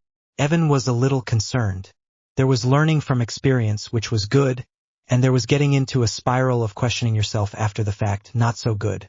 Sir Harry, you made the best decisions you could with the information you had. It is very easy to be clever after the fact. I will point out that we are all still alive and the Turs have tipped their hand, he said. He reached down and pulled up the dictaquill, tapping it with his wand. Flash Intrep 001 rated A1 1517 January 5, 2001. Sir, CWO's asset reports the following. Evan tapped the dictaquill again to pause it and handed it to Sir Harry. Please repeat everything you told me. Sir Harry did so, less some of the editorial comment. Evan dropped it into the outbox and sent it. It really bothers me that the cloak didn't work. It always has before, Potter said. Perhaps it worked perfectly well, Sir Harry. Evan replied. As I understand it, the cloak works by bending light around itself so that it appears that nothing is there. Perhaps it only works on visible light. Potter's reply was a puzzled look. Evan continued, with the dual purpose of distracting Sir Harry and learning more about their adversary. The light we see by is a very small slice of a much larger spectrum. There is a type of light called infrared, which is given off by all objects according to their temperature. The human eye cannot see this light. There are reptiles that can sense this light and use it to hunt in the dark. It would not surprise me if dragons have this ability. Harry nodded. That makes sense. But if so, why did the Peruvian instant darkness powder work? It was definitely blinded and confused by that. Hang on, that's it. The spell on the powder is a very simple one. It absorbs all light. That would include invisible light. Her Majesty does not give her confidence to fools. No surprise that makes sense, he said and reached for his wand again. Sir, Flash Intrep 002, rated A2 1535, January 5, 2001. Post-analysis indicates dragons can probably sense infrared. Invisibility of limited use. Peruvian instant darkness powder is an effective countermeasure. McKendrick. Evan looked at his watch. Time to go around the positions. Some things you didn't find out unless you asked or saw for yourself. Sir Harry, I have some things I need to see to. I will ask you to stay here, but I could. No, Sir Harry. This area is not secure. You are safer here than anywhere else. When the relief force comes, my commander will wish to speak to you. Evan said as firmly as he could. All right, he said reluctantly. Evan had to take him at his word. Sickle had his own job to do and couldn't be spared to watch a VIP. Evan dropped down into the crew compartment. The driver, Pebbles was the nickname, was looking after Arnold. He doubled in brass as a medic. Arnold was bandaged and had a saline drip set up. How is he? Arnold didn't look good. He was unconscious. Judging by the bandages, the burns covered his upper left leg, left arm and left chest. The smell said that they were deep and serious. Not very good. I've got him on saline and morphine, but his vitals are worse. He needs a hospital. The 9-liner is out. As soon as the relief force arrives, he'll go out to hospital. They won't be long now. Evan kept his tone as light and confident as he could. Now I know how Wellington felt at Waterloo. Would that Knight or Blucher would come. Knight's not worth a worn penny to me, but Stan Lee isn't Blucher. He can't jump in here half-cocked, but he's not going to waste a second. He went around the positions. No one had seen anything suspicious. Everyone had the same question. When is the relief force coming?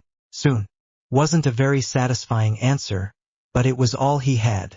He climbed back up to the Spartan's command position and checked the inbox. Nothing as expected.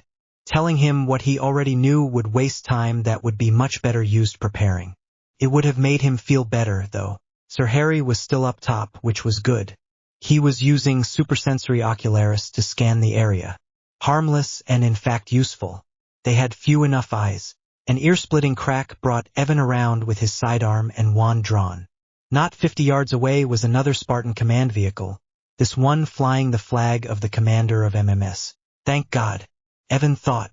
The relief force had come at last. The hard way, the command vehicle roared up and came to a skidding halt alongside Evan's Spartan. Stan the man was in the command position. Beowulf. Sir Harry. Good to see you. Catch me up.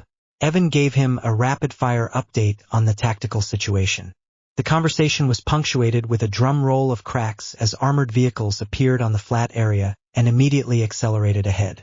A few minutes later, Crusher and the men at the cave mouth had been relieved by a full troop of the MMS. Anything that came out of the mouth of that cave would face the firepower of 230mm automatic cannon backed by the magic of 30 soldiers. Arnold was gone, transported to St. Mungo's by a medical team. Sir Harry, what do we know about the interior of this cave? The man asked. Very little, I'm afraid, sir. Exploring caves is a recognized hobby, but this one is remote and little known. The main entrance collapsed a few weeks ago and 3 members of the local potholers club went missing. It was written off as an accident. Spelunking isn't the safest of hobbies. By what I don't think is a coincidence, their clubhouse burned down at about the same time and their maps or notes on the caves they'd been exploring went with it. What's the little? Stan the man said. Harry pulled a battered notebook from his pocket. I got this from the family of one of the missing spelunkers. It was made several years ago, around the time when they first started exploring the cave. The map was done in pencil, folded into the back pocket of the notebook. Harry spread it out on the steel top deck of the Spartan. This is what we put together from the diary. I wasn't even sure that it referred to this cave. That was one of the things that I was trying to verify. This, he pointed to a marking with a couple of notes by it, corresponds to the main entrance. The landmark matches. The main entrance was caved in, which correlates with the disappearance. It was open and stable at the time of their last visit. The landmark on the side matches, so that's probably one. We don't know if there are any other entrances. We don't have much detail on the interior either. Evan said, looking down at the map. He didn't like where this was going, but he wasn't paid to like it. Suggestions? Beowulf? Stan the man said. Juniormost first meant people were more likely to speak their minds. Just caving in the entrances is not on. We don't know enough about the layout or the other entrances. Using rocket launchers inside the cave is an unacceptable risk. They should stay outside with the goalkeepers. Accurate heavy caliber rifle fire targeted at the eyes or the open mouth would work. Bombarda would have the same problem as rocket launchers, and less penetration on heavy armor. Instant darkness powder is a good countermeasure. Evan said, hoping he wasn't repeating the obvious but preferring that to missing something important. The man nodded. That's the start of a plan. We're going to have to go into the cave in very short tactical bounds, ready to use countermeasures. I've sent back for Weasley's entire stock. This is a cave rather than a building, but we do train for this. Sir Harry, what type of stone is this cave composed of? Limestone. There'll be flowing water inside. Likely pools of it as well. That's what creates the cave in the first place. He replied, checking his notes again. Evan nodded. Saves them the trouble of finding a water supply. Also, another strike against trying to wait them out. I can't say I'm fond of the idea of going in there on foot. Evan added. Sir Harry looked thoughtful, then turned up his notes. Perhaps we don't have to. Where? Yes, here. We know they were moving meat in here by the hundredweight, and it's a good bet they were using this passage. Now it says here, the entrance was narrow, but it opened up into a glorious broad passage, as wide as a main highway and slanting down to the big room. It makes sense that's how they'd be moving their supplies in. Stan the man smiled briefly. Well now, armor and 30mm cannon ought to even the scales a bit. We'd need to open up that entrance, though. Explosives, that's dissy. Risk of a cave-in. Not necessary. We can use Defindo to slice off the rock, and Wingardium Leviosa to move the pieces. Just levitate the pieces out. Sir Harry said, that works. Came from around the table. Stan the man nodded decisively. Here's the plan, then. Beowulf will want a recce patrol into the entrance. As far as where it opens out, confirm that and get us dimensions. Pity we don't have a pensieve here, but notebooks get issued to be used. Recce only, Beowulf. If you make contact, pop smoke and get the hell out of it. Evan nodded and started making notes in his notebook, planning the entry. It made sense for him to lead it, as knowing more about dragons than anyone else. It was a pity they couldn't use night vision equipment, but the rule was simple. Magic or electricity, pick one. Chemical reactions or mechanical technology, all fine. MMS was still working on how to blend magic and technology, and there would be some lessons come out of this. Evan intended to make sure that he and his people were around to learn and apply them. The rest of the troop commanders got their taskings. It didn't take long. Stan the man did it in his accustomed style, just telling them what he wanted done and leaving them to get on with it. It was about a half-hour later that Beowulf led a 6-man patrol into the cave. He'd planned this as well as he could, following the rule that the ideal recce patrol was composed of invisible cowards. Sir Harry had wanted to come along under his invisibility cloak, but Stan the man had shut that down in a hurry, pointing out that the cloak wasn't useful against dragons, and Sir Harry was much more valuable in the command group. It was about 50 feet down the passage when Evan smiled in relief. Just as the diary had described, the passage opened up into a wide tunnel, at least 25 feet wide and higher than it was wide. Beowulf risked a flash of Lumos Maxima, and saw that it ran down at a gentle gradient out of sight. There were some shallow pools of water here and there.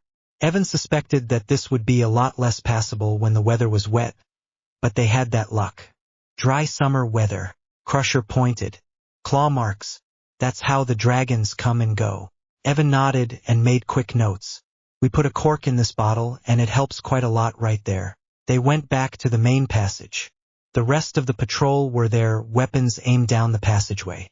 Suddenly a voice came down the passage, faint with distance even in the silence of the cave. It was accompanied by a flash of light. "Who's there?"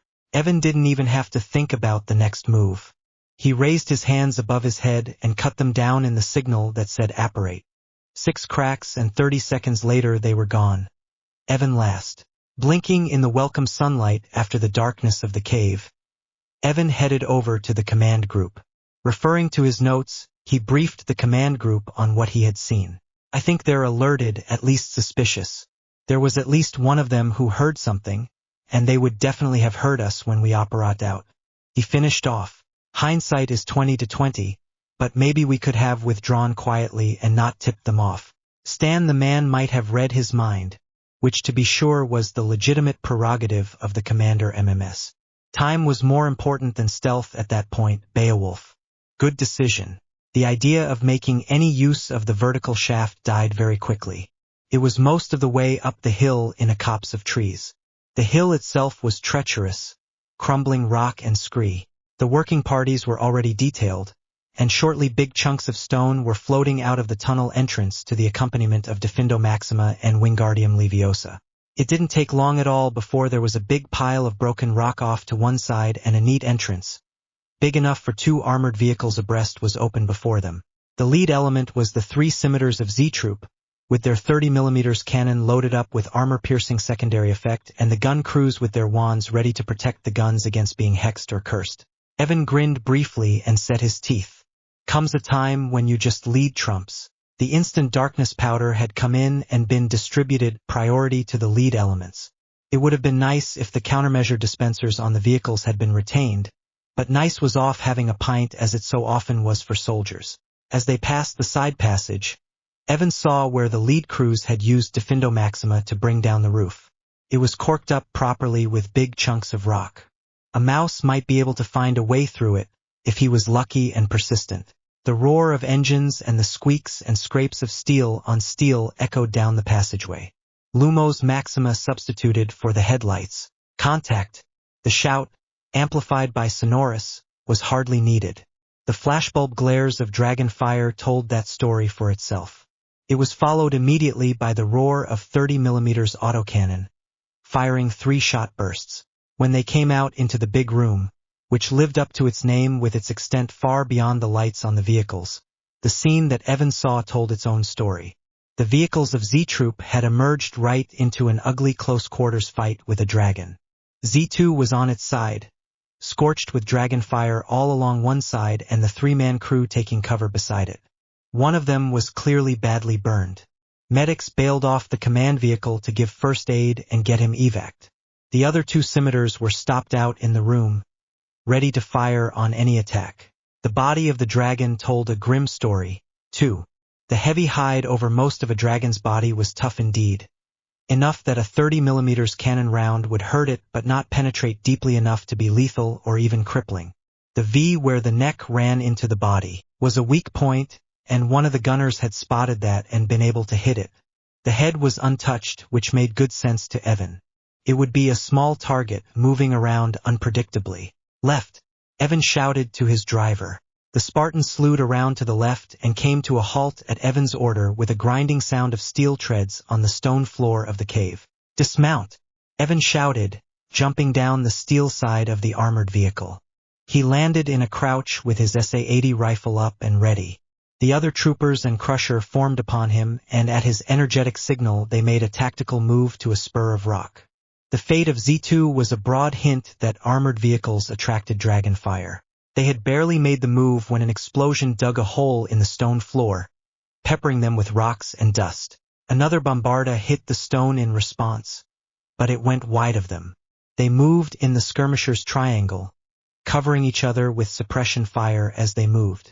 Evan was running on the reactions he had spent years of training to acquire. It seemed a long time, amid the staccato of gunfire and the roar of explosions, before they made it to a spur of rock flanking the position where the unseen enemy wizard was holed up. They still could not see all of him because the gunfire had driven him to cover. He was casting blind. The next time he exposed himself to cast, a hail of gunfire from Evan and his men sent his wand flying from a wounded and useless arm. Surrender! Evan shouted, leading the way up the narrow water-slick ledge. The The man who stepped out from behind the rock was wearing a battered bowler hat, purple with an electric blue band. His coarse, brutal, unshaven face was twisted into a grimace of pain and hatred. "All right, soldier boy, you got me," he started to say. Narrow ledge. The roar of the flames lasted for a minute, then died as suddenly as it had appeared. Where he had been there was a divot in the stone and a cloud of gray dust, too fine to be called ash. An eddy of the dust reached Evan and he coughed. From behind him he heard Crusher shout, "Back! That's quicklime, that is." "Well, we'll not be interrogating that one," Evan said. "That we won't, Beowulf. Fiendfire. Somebody found a new way to motivate them. They get captured or try to surrender and the candle gets lit. Nasty," Crusher replied, scanning the big chamber for new threats. "Death Eaters. Those people make nasty look good. We don't bother trying to take prisoners. Use magic or firepower, whatever works, but stay away from Bombarda. Let's not bring down the roof," Evan replied. He checked his ammo pouches by habit and didn't like what he found. He looked around at his men. Battered looking, filthy with smoke and rock dust, but all there and good to go. Minor cuts and bruises didn't count. "All right, back to the track and ammo up," Evan said. They made it back to the Spartan and raided the spare ammo in the steel cases. They spent what seemed a long time to Evan ramming round from the stripper clips into the magazines. They emerged from the track again, and Evan heard a voice in his ear. It was possible to make a sonorous spell directional. It wasn't as good as a radio, but it worked in a high magic environment. It was Stan the man. "Beowulf. Good to go?" Evan flipped his wand. "Good to go. Passage. Other side of the cavern. Recce and report." The man replied, "On it." Evan replied, then looked around to plan the move on the battlefield this cave had become. The wizard they had taken down appeared to be the only one in that area. Evan made his plan instantly and communicated it with hand signals. They would move to the wall in the area of their first fight. Then along the wall of the cave toward the passageway they were ordered to Recce. They made it to the cavern wall without any problems. Evan had his head on a swivel the whole time. The scimitars at the entrance were down to firing single rounds. 165 cannon rounds sounded like a lot, until you were in a hot close fight like this. They could call down fire support if they needed it, but they'd better need it pretty badly. Quite abruptly the cave was lit up by a flare of light and the roar of fiendfire. They stayed in cover until it died away. "Move," Evan ordered. They moved along the wall by tactical bounds, cover to cover. They were about halfway there when another roar of flame caused them to freeze as the glare lit up the cavern. "Another Death Eater down, I suppose." Evan turned his head and discovered that he was wrong. The passageway they had been assigned to Recce was occupied. A dragon had just emerged from it, breathed flame and was mounting into the air with sweeps of its huge wings. "Recce report. Assigned area contains one hostile dragon. Probably a female brooding eggs or hatchlings. Single shot. Aimed fire only. Go for the eyes or the mouth," Evan said, then raised his own rifle to take an aim. "This is going to be hard." The eyes were a small target at this range and the head of the dragon was moving around unpredictably. Hard wasn't impossible, though. The SA-80 was reckoned the most accurate infantry rifle in the world, and the MMS took the British Army marksmanship standard as a minimum. Evan aimed and squeezed off, missed, and kept right on shooting. Irregular cracks of rifle fire from all around the cave said that the other leaders had made the same call that he had. A louder explosion on the dragon's flank said that the scimitars were in to fight, too. But there wasn't much damage there. Good news, all bloody over. They have to be out of armor piercing. He isn't going to do a lot of good at this rate. If we could just get the damn thing to hold still for a minute. Evan squeezed off another round, didn't see where it went but was sure that it hadn't hit, and acquired his sight picture. Stan the man's voice rolled across the cavern, sonorous to all. "Cease fire, cease fire." By drilled reflex Evan and his men had safetied and lowered their weapons, and when the small arms fire ceased all around the cavern he was sure that everyone had got the word, which was not a certainty in a bloody goat rope like this. A blurred figure, a man on a broomstick, rocketed toward the dragon and moved to dodge the fire bloom it threw in his direction. The broom rider slashed past the dragon's head, and a black cloud exploded into existence near the dragon's head.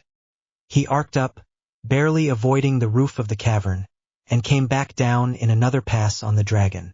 Another cloud bloomed into existence, and this one enveloped the whole dragon. Blinded and confused, it went into a hover with the cloud of black powder swirling around it as its wings beat. Evan raised his rifle to take a bead.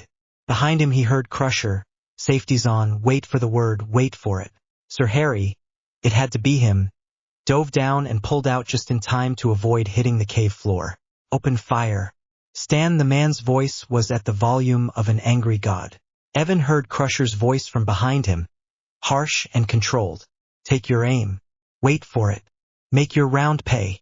As the black cloud cleared, Evan took his bead on the eye and squeezed off. The reports of rifle fire from around him with the heavy boom of Sickles' rifle somewhere in the middle said that Crusher's order had been obeyed. Whoever might actually have made the hit, he saw the eye chewed into a pit of raw flesh. "Cover," Evan said and set the example. The damned thing was only half blind, and it had its mouth open to breathe as it turned its head to search for the source of its agony. It never got around to them. A stationary target with the mouth open was what the scimitar gunners had undoubtedly been praying for, and they made the most of it. The roar of automatic cannon fire slammed through the chamber, and the dragon fell to the floor, headless. Evan looked up apprehensively as a rain of debris fell down from the roof behind where the dragon's head had been. But that was all. He took a few seconds to breathe deeply and savor the feeling of being alive. Then he went back to the thought that he'd had some few eternities ago. It was a good bet that there were eggs, harmless, or hatchlings not nearly so harmless. A dragon could breathe flame a minute after it was hatched, and they grew fast. They were all gasping for breath by the time they got to the entrance of the passageway out of the cave. They had barely got there when Evan's suspicion was confirmed. The head of a small dragon, perhaps a third the size of the females, extended out of the entrance and looked around. When it saw them, its mouth opened. Evan didn't know why and cared not at all. Bursts of automatic fire into the open mouth put the hatchling down, dead with its head chewed into an unrecognizable mess. There were other hatchlings in the room behind that entrance. He could hear leathery slitherings and angry-sounding hisses. Evan tapped his wand and pointed it at Stan the man in his command vehicle. "I have multiple hatchling dragons, one down. Permission to use fiend fire." The answer came after a 2-beat pause. "Granted. Clear." Evan shouted, and his men lost no time in taking cover well clear of the entrance. "Fiend fire." Evan dove to one side to avoid the gout of devouring flame that licked out of the entrance and then slowly died away. Evan gave it 5 minutes by his watch after the roar of the flames died away before he peeked inside through the entrance. The room was a large one, but it had no other entrance. It contained the charred remnants of dragons, meat bones and dragon dung. Evan flicked his wand. "Beowulf here. Room cleared, no other exits." "Well done, Beowulf. Stand by and await orders." Stan the man replied. With nothing in particular for them to do in the next few minutes, Evan could sit back on the wonderful comfort of the irregular stone floor and gratefully enjoy the sensation of being able to sit and do nothing. He and his people were all alive. That made it a very, very good day. Hot wash. Evan glanced around to see all the troop commanders and troop sergeants were gathered around a table, notebooks in hand. A hot wash was a meeting conducted right after an op, when everything was still fresh in people's minds. The purpose was to look at what had gone right, what had gone wrong, and what could have been done better. Evan noticed that Sir Harry was also there, looking a little uncertain. It made sense. He had, after all, been an integral part of the op. Stan the man tossed up the Quidditch balls with Sir Harry. "How did you identify this site?" Sir Harry went through the investigation from the first informant report to how he had identified the 3 possible sites. It hadn't been easy. Informants who might or might not know what they were talking about, dragon sightings from people who might be mistaken or outright delusional, disappearances that might or might not be connected. The dragon connection had been passed on as possibly useful but not confirmed. Evan could understand why he would want hard evidence before putting out a full report and calling in the clans. "I appreciate your reluctance to cry wolf, Sir Harry.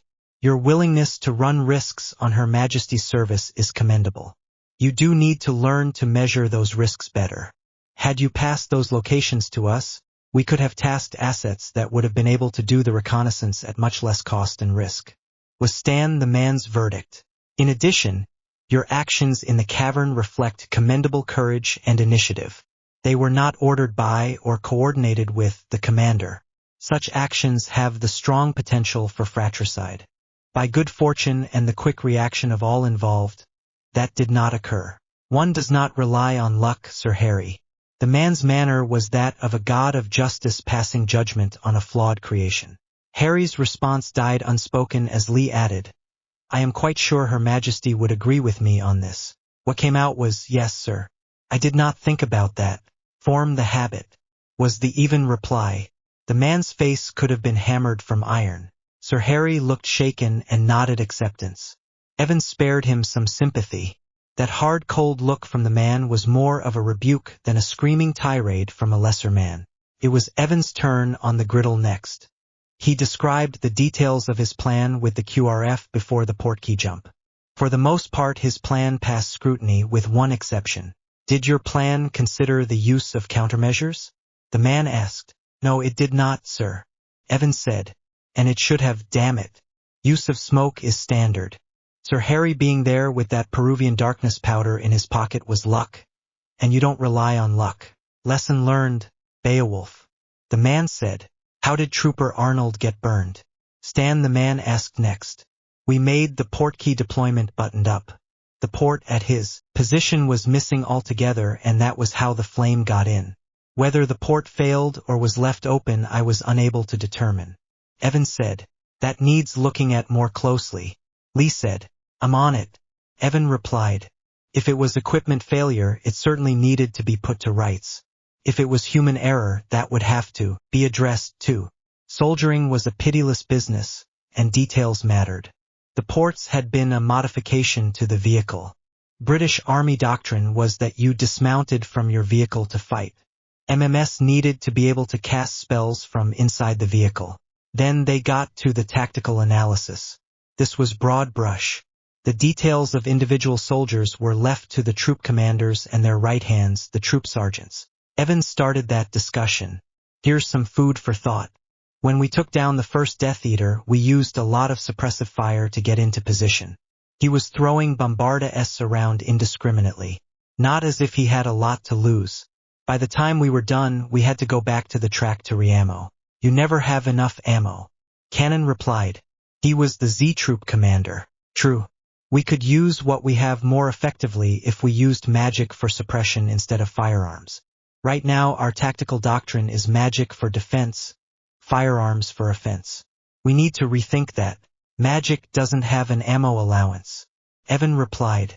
Firearms have better range, penetration, and accuracy. The Z-Troop commander replied. That's true.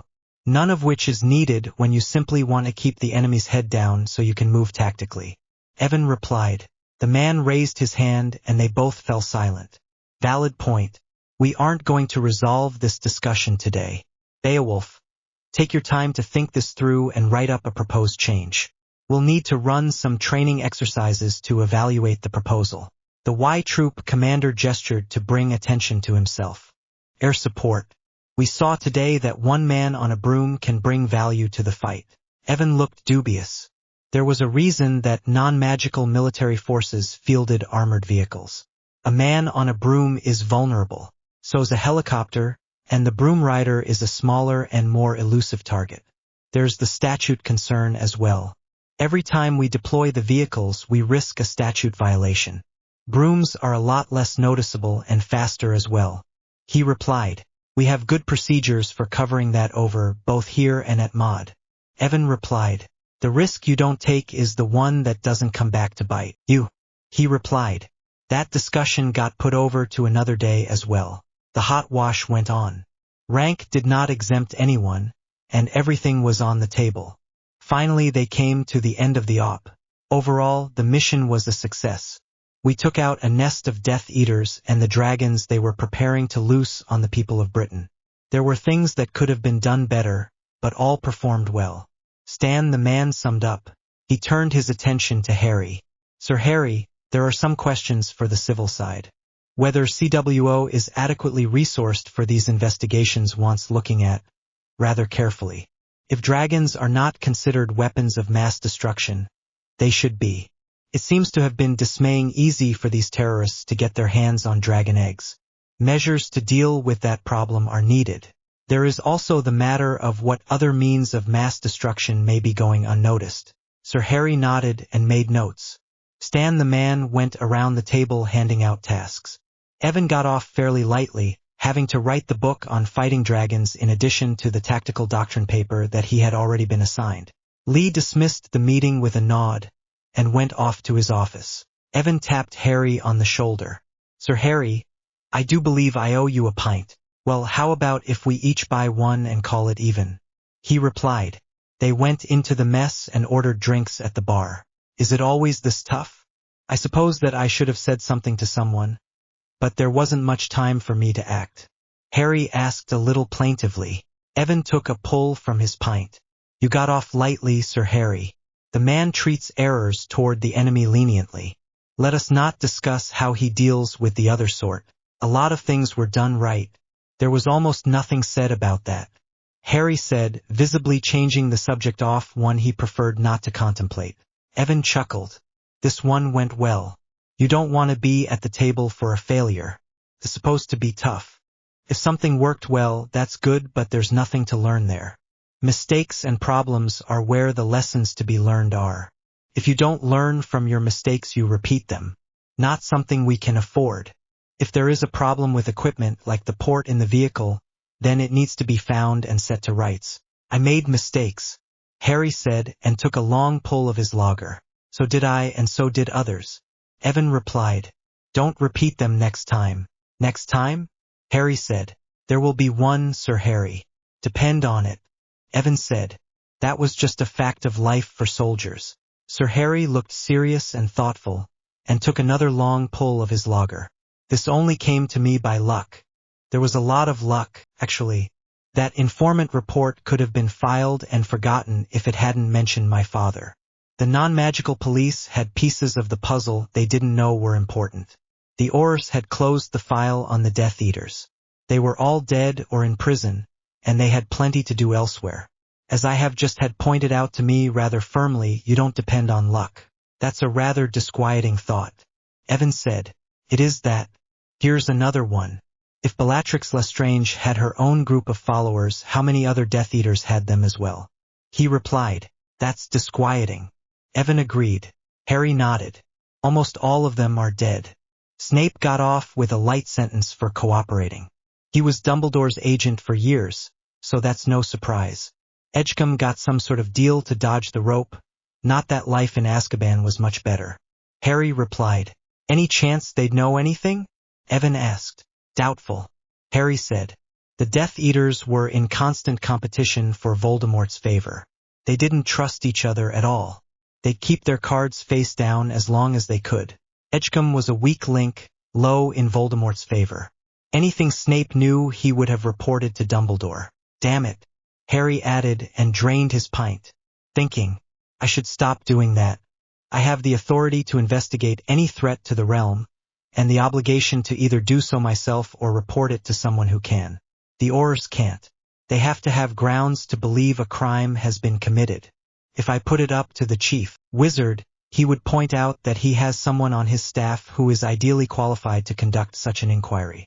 Well, if we're going to regret being such bloody fools as to take up the Queen's shilling, we're going to need more beer, Evan said and signaled to the barman. After the next round of pints arrived, Evan decided that he might as well press on. Sir Harry, do you mind some advice? Harry took a pull of his pint, smiled, and said, People who save my life are welcome to give all the advice they want. Evan said firmly, you can't do all this yourself. If you had a desk, it would already have 3 files on it, any of which could keep you busy full-time. The Death Eater inquiry, the black market in dragon eggs, and how to spot someone who has a lethal curse that triggers by situation and outlives the caster of that curse. Worse than Imperius in its own way. Imperius dies with the caster. Means to find and remove that curse so that you can actually interrogate that person would be good, too. Not to mention that such a person could be used as a suicide bomber rather effectively. He paused, waited for Harry's look of understanding, then went on, you need an organization. Non-magical Britain has MI5, the security service. It exists to deal with threats to the realm that can't be dealt with by the police or the military. Magical Britain has no such organization. Clearly, there's a need for one. I don't see anyone else who could build it. That sounds like a bloody awful amount of work. Harry said dubiously. It is. There's an end to it, though. Comes the day that it's up and running and you've trained your successor, you can retire to a quiet life and leave it to the organization. Evan replied, quiet life. That sounds good. I tried to do that, but the Queen wouldn't have it. Harry replied, looking wistful. I don't read Her Majesty's mind, but I'd say that was because you were irreplaceable. If you want to retire, change that. Make yourself replaceable. People are mortal. Organizations are a lot harder to kill. If I drop dead, Sergeant Crusher steps up without a moment lost. If Major Lee gets sick or retires, the second in command and the troop commanders are in line to take over. So it's like a Quidditch team. You have reserves and you train new players. That makes sense. So how do I go about this? Harry said plaintively. You said it yourself, Harry. You take this bag of basilisks to the chief wizard and he says, yes, this is a threat to the realm. Go get Harry my boy. To which you reply, I can't do it all myself. I need money and I need people. Then you put a list of what and who you need in front of him. He can't ignore you because he's already admitted that there's a threat to the realm. Evan said, why would anyone want to ignore this? Harry said, looking puzzled. The chief wizard will have to go to the Ministry of Magic and the Wisengamot and tell them they have to cough up money for the defense of the realm. And no, they can't know the details or have any say in how it gets spent. Evan replied, they'll love that. Harry said. Evan nodded. Then there's people. Who would you hire first? Tonks. Harry replied instantly. The only metamorphmagus in DMLE. They won't like losing her. Now you're making me want to ignore this. Harry said. But I can't. Alright, how do you do this plan? Harry said. Evan smiled. Business plans are a lot less glamorous than battle plans, but they are just as necessary. There's an old saying. Money is the sinew of war. It binds the effort together. That's how those armored vehicles were there and ready to go on the day. The man wrote that plan and pushed it through. Your first plan doesn't need to be the chapter and verse, just a draft.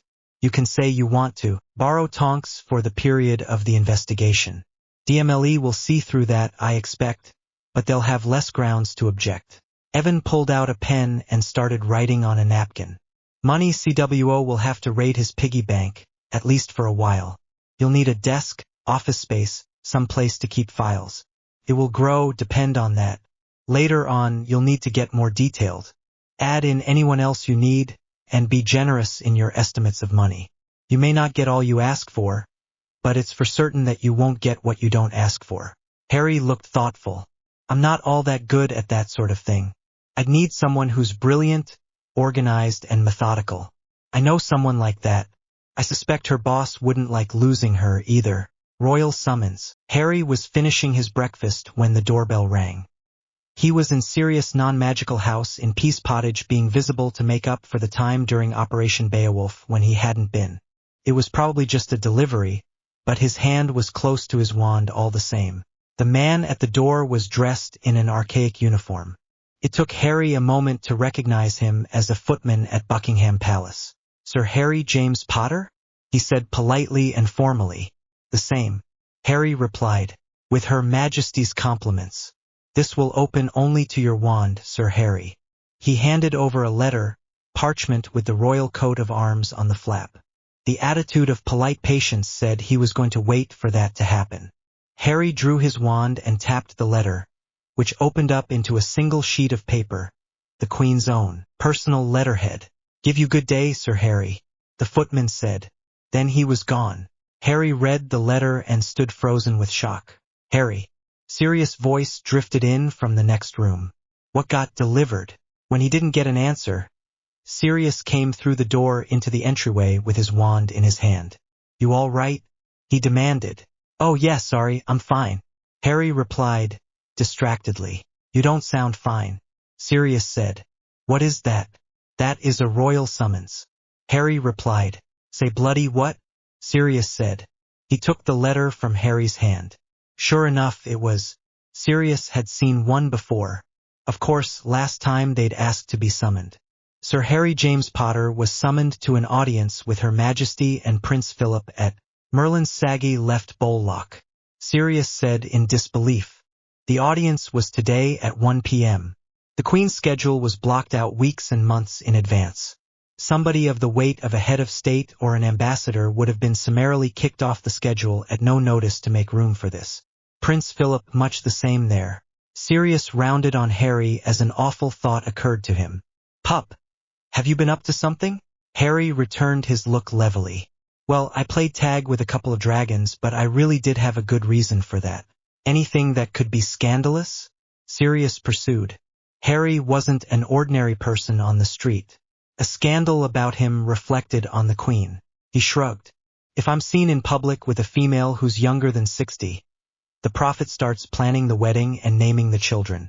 I haven't done any of that lately. I've been rather busy. Sirius' mind began to work again. He glanced at his watch. It was now 8:25. Creature operat in with a snap. Yes, master. Master Harry is summoned to an audience with the Queen. His very best clothes, cleaned and pressed to within an inch of their life, 5 minutes ago. Yes, master. Creature vanished. Harry, into the bathroom with you, Sirius said. When Harry gave him a blank look, he added, or do you want to appear before the Queen looking scruffy and unshaven? Harry took the hint and bolted for the loo. Sirius heard the sound of running water. Sirius quickly scribbled a note and got it away by owl. His desk at Weasley's Wizarding Wheezes was going to have to do without him for the day. They operat to a safe spot near the palace. Sirius checked for the 5th time that Harry had his summons, then ran a careful eye over his turnout. Harry was wearing a non-magical suit from a Seville Row tailor, his Hogwarts tie, and shoes shown to the standard of a guards regiment courtesy of creature. Even his unruly hair was in better order than usual. All right, Harry, off with you now. You've time in hand, but none to waste. I've got plenty of time, Sirius. Harry said plaintively. Palace security knows who I am. There's always someone who doesn't get the word. Early is remediable. Late isn't. Sirius replied. Sirius was more right than Harry wanted to admit. Palace security was tight and the procedures were strict. Harry had the privilege of retaining his wand in the presence of the sovereign, but a couple of people had to be convinced of that. Eventually one of the palace servants saw him to a waiting room with an ornate sofa and chairs, and asked him if he wanted anything. He settled for a glass of water. The clock on the wall said he had 15 minutes. That was 15 minutes to sip at his water and wonder what in Merlin's name he might have done or not done to bring him here so abruptly. The door opened, and a voice pronounced Sir Harry James Potter, Knight Commander of the Victorian Order. Well, that was his cue. He strode through the door, stopped, bowed and stood straight. Your Majesty, Your Highness. Harry had seen the Queen up close before, and he had seen her wield the authority of the sovereign. She was every bit as formidable as he remembered her. Prince Philip was a tall, handsome man, of an age with the Queen and, he thought, just as formidable. The prince, he now recalled, had been in battle when he was no older than Harry was now, and he had risen to command a warship before leaving the navy. The Queen was seated behind a desk, Prince Philip to one side. Sir Harry, we regret the abruptness of your summons. This is a matter of the defense of the realm, which brooked no delay.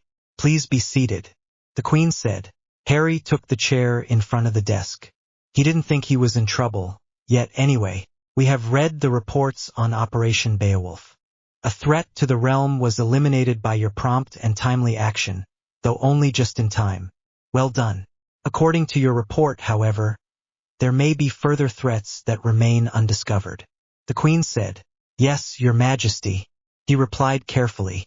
At her gesture, he went into more detail. If Bellatrix Lestrange had a group of followers that remained bound to her after her death, then there may have been others.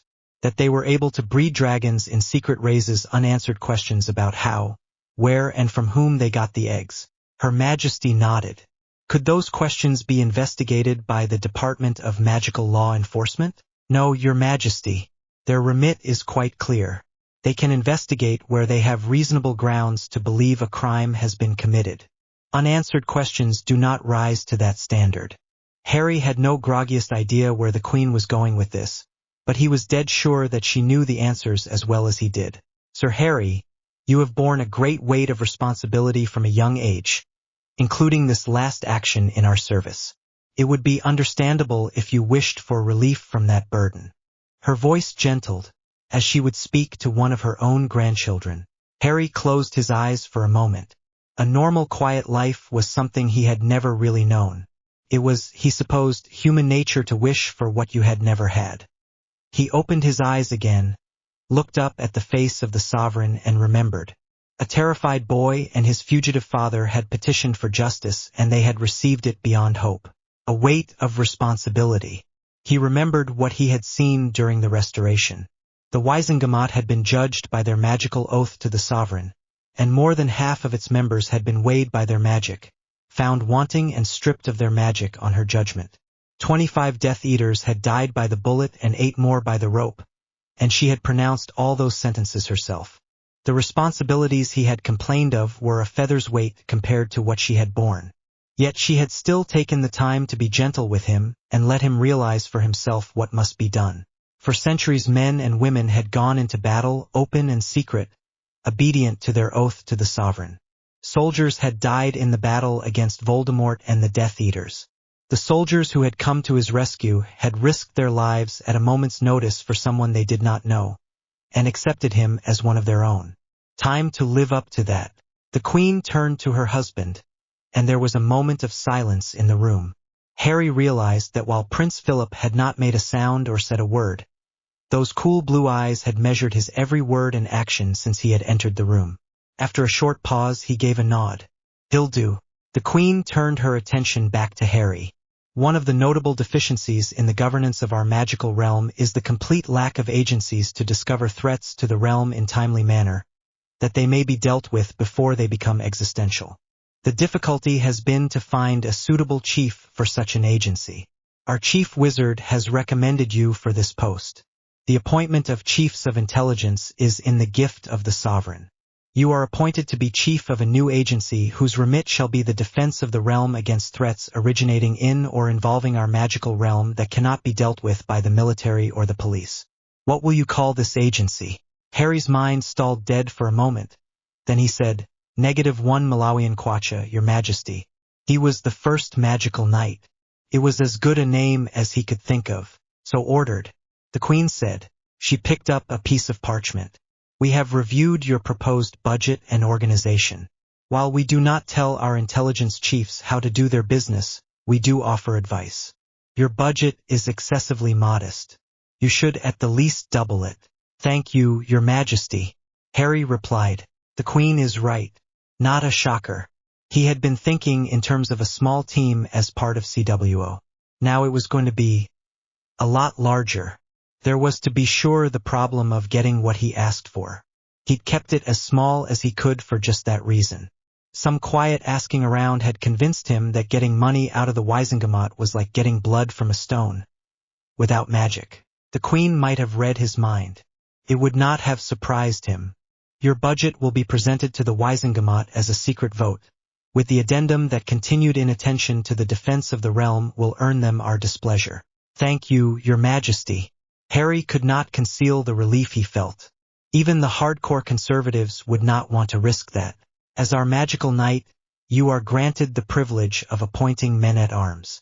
The Queen said. Harry felt a slight tingle of magic run down him. This was obviously important, but Harry had no clue what it might entail. He decided to ask the chief wizard later. Your new duties call, Sir Harry.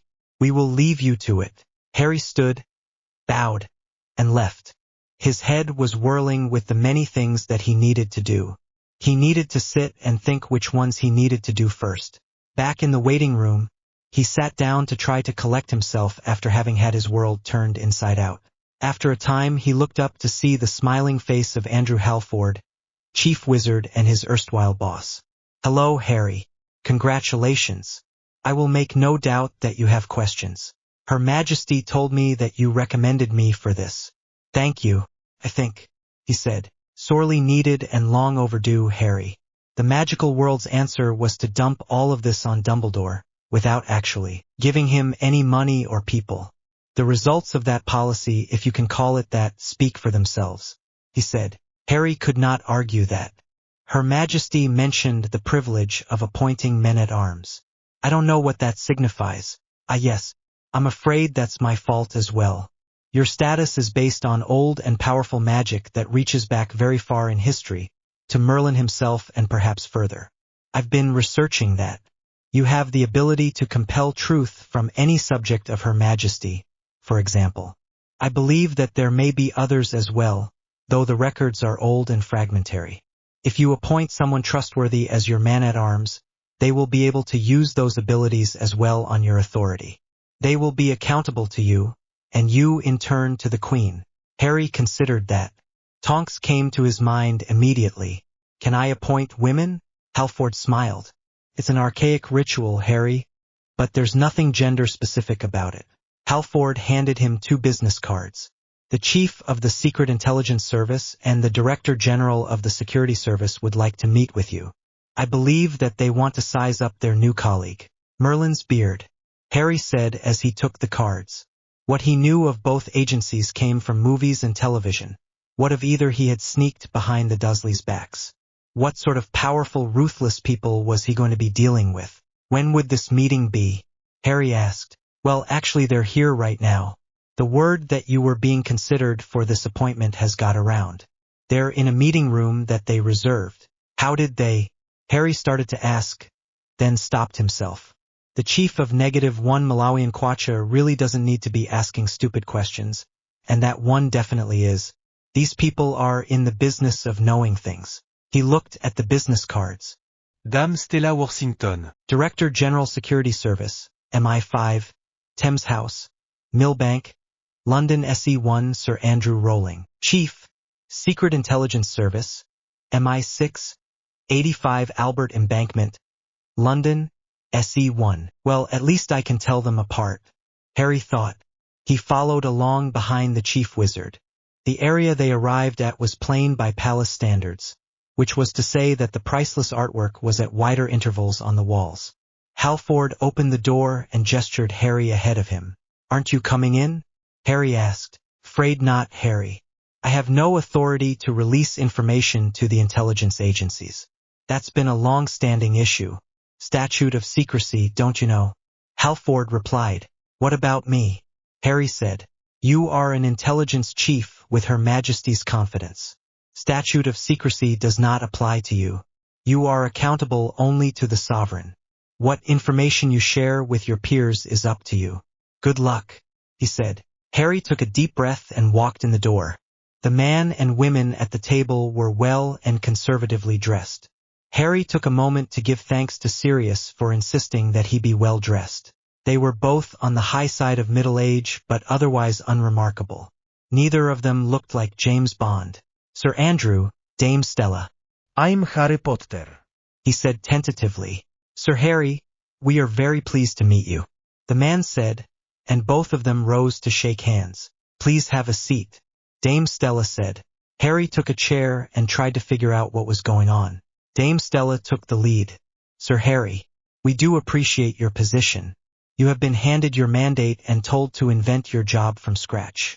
No one has had to do that in a century, since Sir Vernon Kell founded what became both of our agencies. Rivalry between intelligence agencies is a cliché, but that's definitely not the case here. Sir Andrew took up the conversation. Both of us have been privy to the secret of the existence of the magical world, but that's been about it. The policy has been strictly hands-off. We haven't even been able to let any of our subordinates in on the secret. The little we did know was not such as to ease our minds. There was at least one active terrorist group that had committed atrocities in the magical and non-magical worlds indiscriminately. What we came across in our own investigations was passed to the Crown Wizard's office, but we had had no means of knowing whether or not any effective action was being taken. Where to start? Begin at beginnings. Tell them what they need to know. Harry took a deep breath. How much do you know of Voldemort and the Death Eaters? The names. Dame Stella replied soberly. We were told that the entire group was taken down 2 years ago and is no longer a threat, so we all thought until recently. Were you briefed on Operation Beowulf? Harry replied. No. Was the dual concerned reply. Harry took a breath and launched into an account of Operation Beowulf, which segued into some details on Voldemort and the Death Eaters. An interesting bailiwick you have inherited, Sir Harry. When we kill a terrorist, he stays dead. Are you sure that he's really dead this time? Dame Stella asked.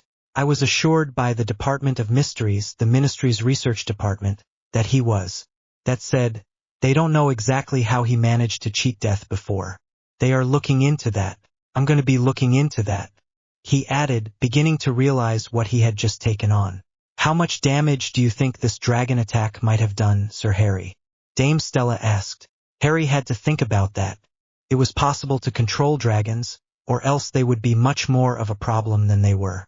But if the controllers of those dragons simply turned them loose, or directed them to follow their natural inclination to kill and destroy, I think that they could have burned down most of London.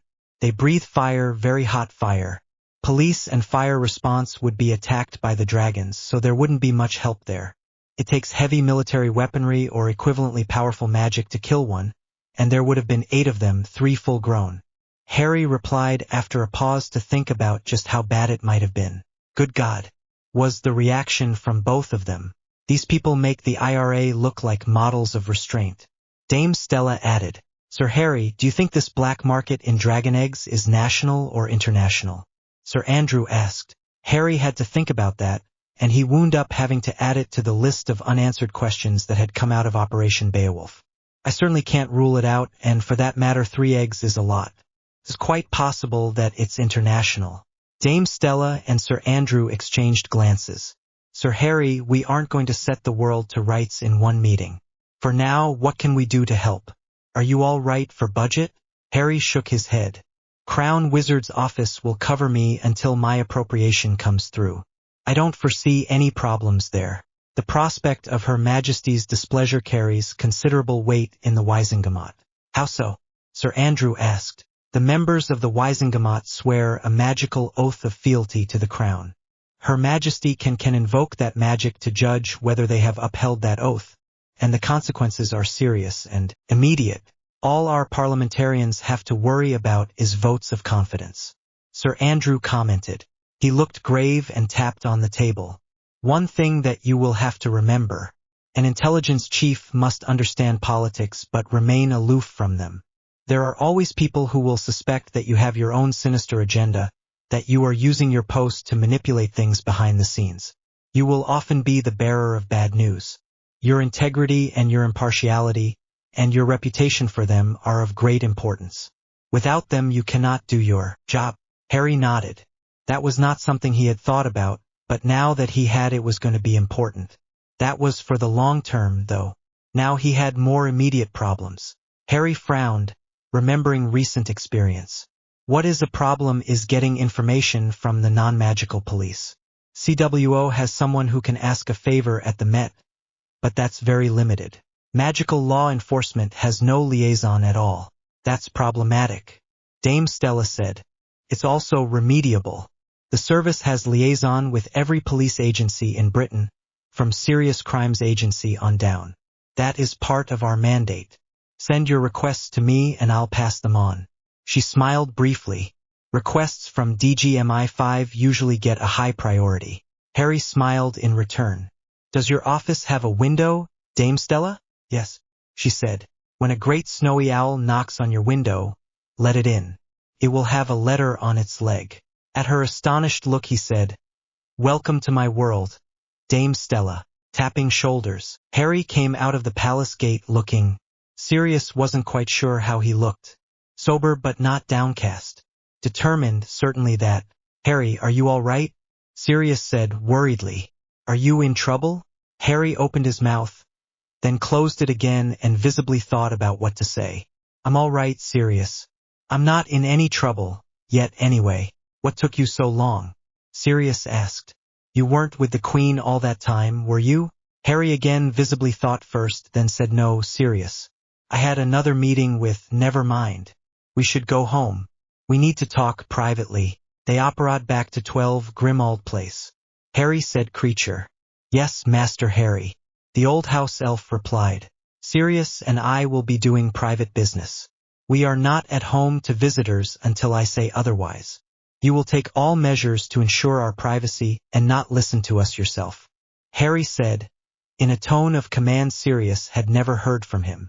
Yes, Master Harry. The old house elf said. Sirius looked at Harry in astonishment. Harry, what? Not here, Sirius. Harry said. They went into the sitting room and Harry sat in one of the comfortable, overstuffed leather armchairs, casting privacy wards. Sirius took a chair across from Harry. All right, Harry. What in Merlin's name happened? Sirius, I know you have a lot of questions. I have to warn you that if I answer them you'll be getting involved with something at least as sensitive, and perhaps as dangerous, as the Order of the Phoenix. I'll need your word, Marauder's honor, that you will not divulge what I say without my permission. Harry said. Sirius nodded. You have my word, Marauder's honor. Are you sure, Sirius? Harry asked. My son is involved. Can't not be. I made that mistake once. I'm not going to make it again. Sirius replied. His expression was one that Harry knew well. There would be no moving him on this. Harry didn't really want to try, but in all fairness he had to give him the choice. I wasn't summoned by the Queen to be called on the carpet, Sirius. I was interviewed for a job. The magical world has no equivalent to MI5 and MI6. I am appointed to be the chief of a new agency called -1 Malawian Kwacha that will be the magical world's equivalent of both. Harry said. Merlin's saggy left bowlock. Sirius replied. I can't believe it. Harry smiled wryly. I had trouble believing it myself. The chief of SIS and the DG of the security service had no trouble believing it. They were really happy that something was finally being done. Practically their first question was, how can we help?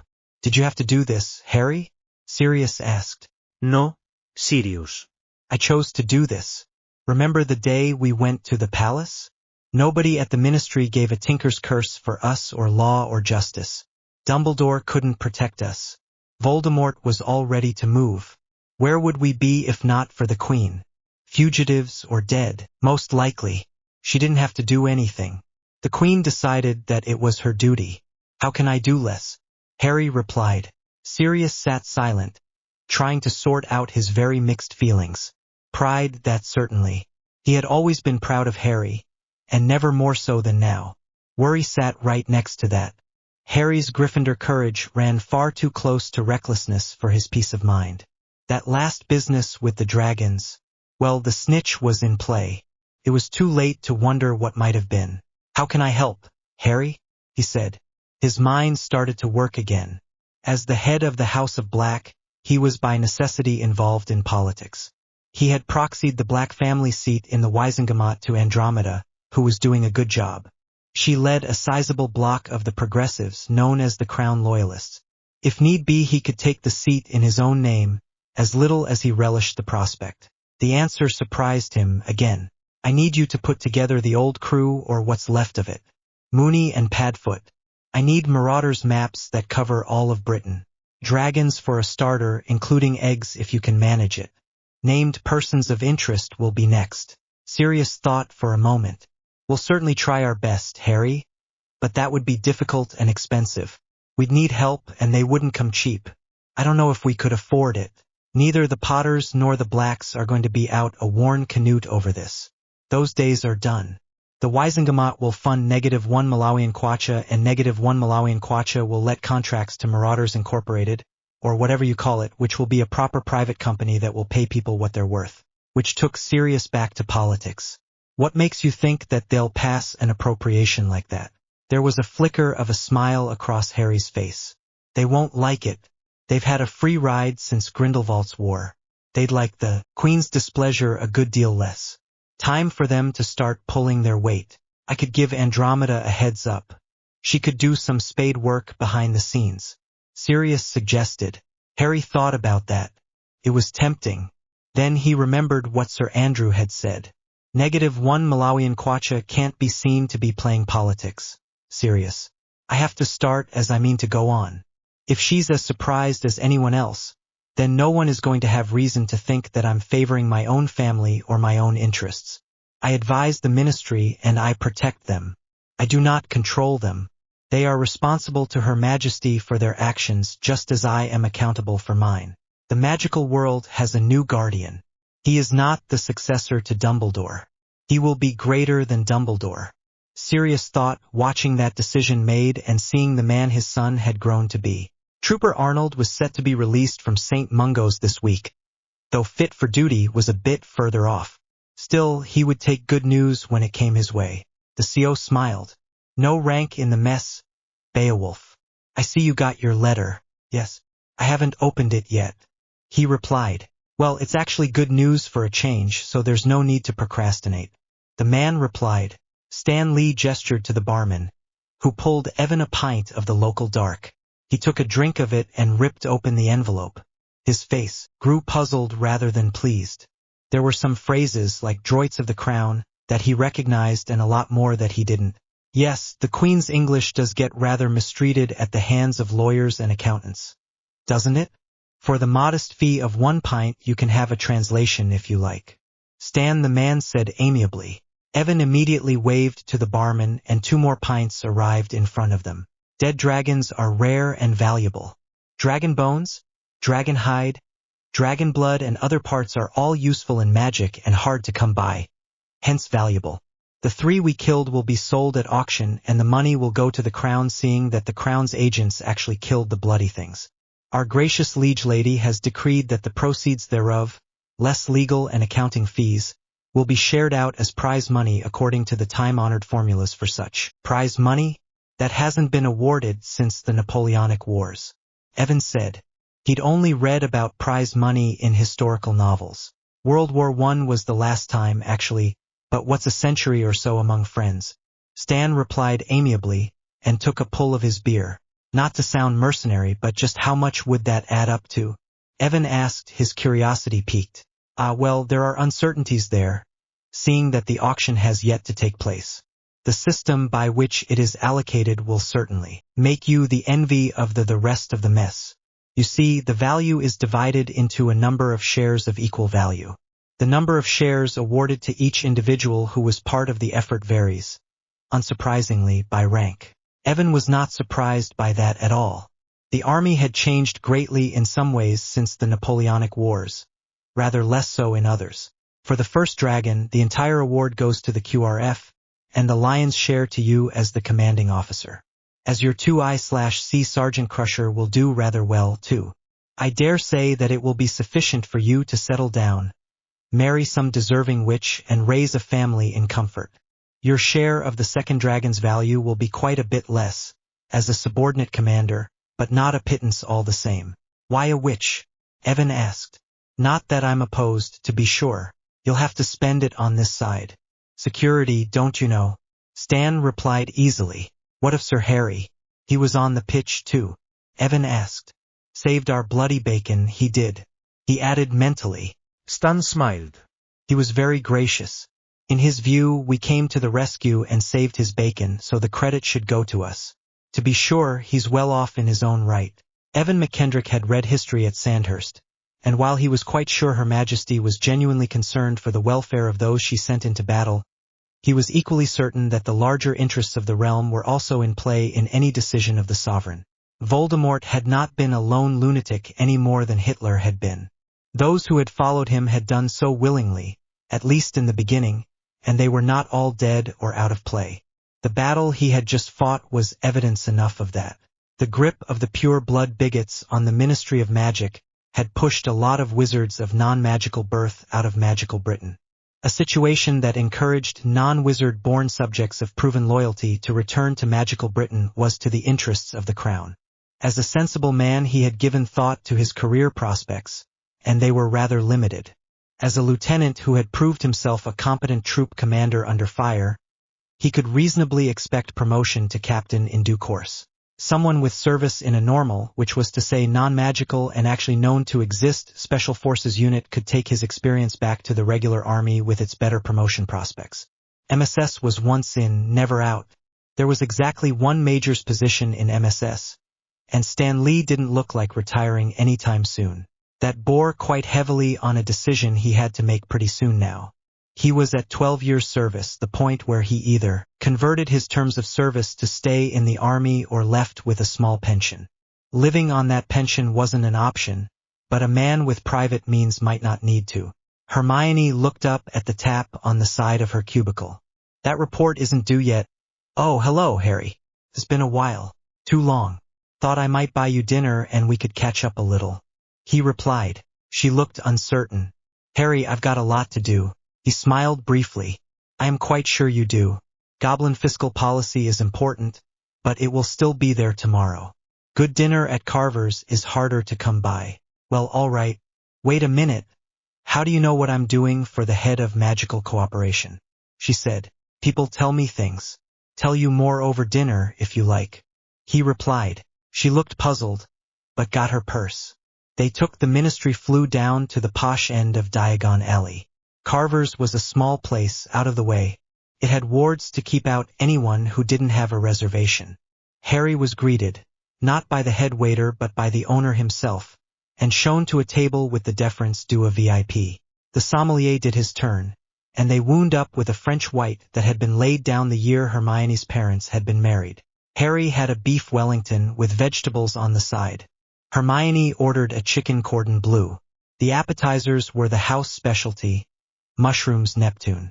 She sipped at her glass, and decided that she wasn't enough of a wine fancier to appreciate the subtleties, though it was very nice. You do realize, Harry, that the gossip columnists are going to be all over this tomorrow morning. He smiled, raised his glass and took a sip. Occupational hazard, I'm afraid. However, as long as they think that, they aren't thinking anything else. In case you are, this is not that kind of a seduction. He paused as the waiter brought the appies, mushrooms stuffed with crab and cream cheese. Normally it would have just floated in, but Carver's was exclusive as to that, too.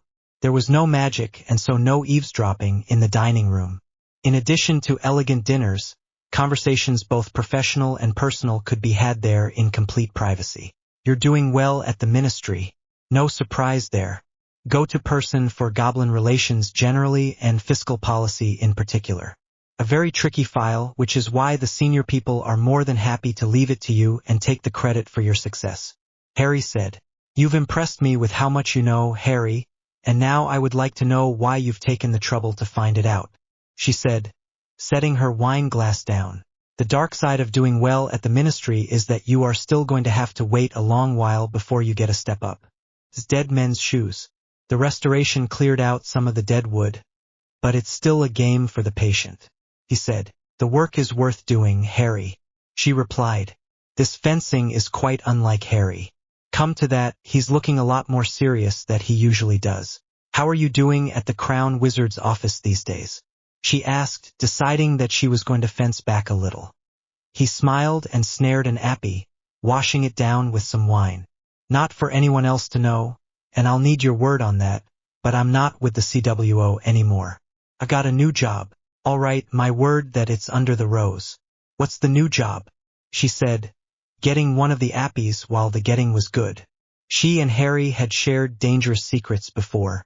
I am appointed by Her Majesty personally to be the chief of a new agency called -1 Malawian Kwacha, the magical world's equivalent of MI5 and MI6 in the non-magical world. I need someone who is brilliant, totally organized and absolutely trustworthy to be the head of administration for this new agency. As my right hand, you'd be equivalent to a ministry head of department. Paid commensurately as well, he said. He leaned back in his chair and watched her. This has to be... No, it's not a joke, she thought, watching his face. Her Majesty personally? Hermione said. Harry smiled.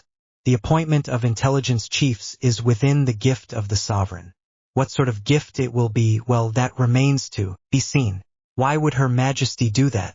She had to have a reason. Hermione said. The sovereign did not exert her authority in the magical realm without good cause. Mostly her oversight was a reminder from grandmother that her grandchildren should play nicely. Harry took off his glasses, looked pensive, then replaced them. We came rather too close to having London burned down. Her Majesty wants no repetition of that. Threats to the realm that cannot be dealt with by MLE or the military are now the remit of -1 Malawian kwacha. London burned down? Hermione said, trying to keep her voice from rising. He looked back at her with a cool, quiet expression. That -1 Malawian kwacha exists is not a secret that will keep. Operation Beowulf would be one of the secrets that you would take to your grave if you take up this position. Harry gestured, and the waiter moved in to serve the main course. With the plates on the table and the waiter gone again, he looked across the table at her. I need help, Hermione. There's no glory in it. I saved London with a lot of help from MMS. Nobody can ever know how close that was. He fell silent and gave his attention to his food. Harry always did that because eating a decent meal had not been a given during his childhood. This time, though, she sensed that he was letting her think about the truly astonishing offer that was on this luxuriously appointed table. Certainly it's a brilliant opportunity, Harry. Why not someone more experienced? She said after a few bites of her chicken.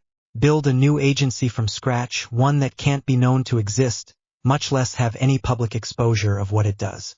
Fight the bureaucratic wars that are inevitable in that situation so we can maintain our independence, which we absolutely must have. No one has any experience doing something like that. Dumbledore's army was about as close as anyone has come, I suppose. He replied, You kept London from burning down. Really? Hermione said. Dragons would do that. He replied, Dragons. She said, slowly. All right, Harry. I'm in. How do we do this? She said after a thoughtful silence. Find a believable reason for leaving the ministry. Whatever works, you'll know better about that. We're working out of 12 Grimald for now. Stay in touch, he said. Hello, Evan. Would you like a pint? Evan turned at the familiar voice. Sir Harry. Good to see you. Don't mind if I do. Harry waved at the barman and gave his order. The drinks arrived promptly, and Harry edged them over to a small table in the corner. Congratulations. Twice, in fact. Captain Evan McKendrick, CGC. Has a nice ring to it. I think of it as being on behalf of the rest of the people. Evan replied, a little uneasily. The Conspicuous Gallantry Cross was one notch down from the Victoria Cross. He wasn't sure he deserved it. He got the job done when it mattered, but he was paid for that. Harry chuckled. In my experience, arguing the toss with Her Majesty is a waste of breath. I've tried it, so he has, by all accounts. I'll take your word for it, Sir Harry.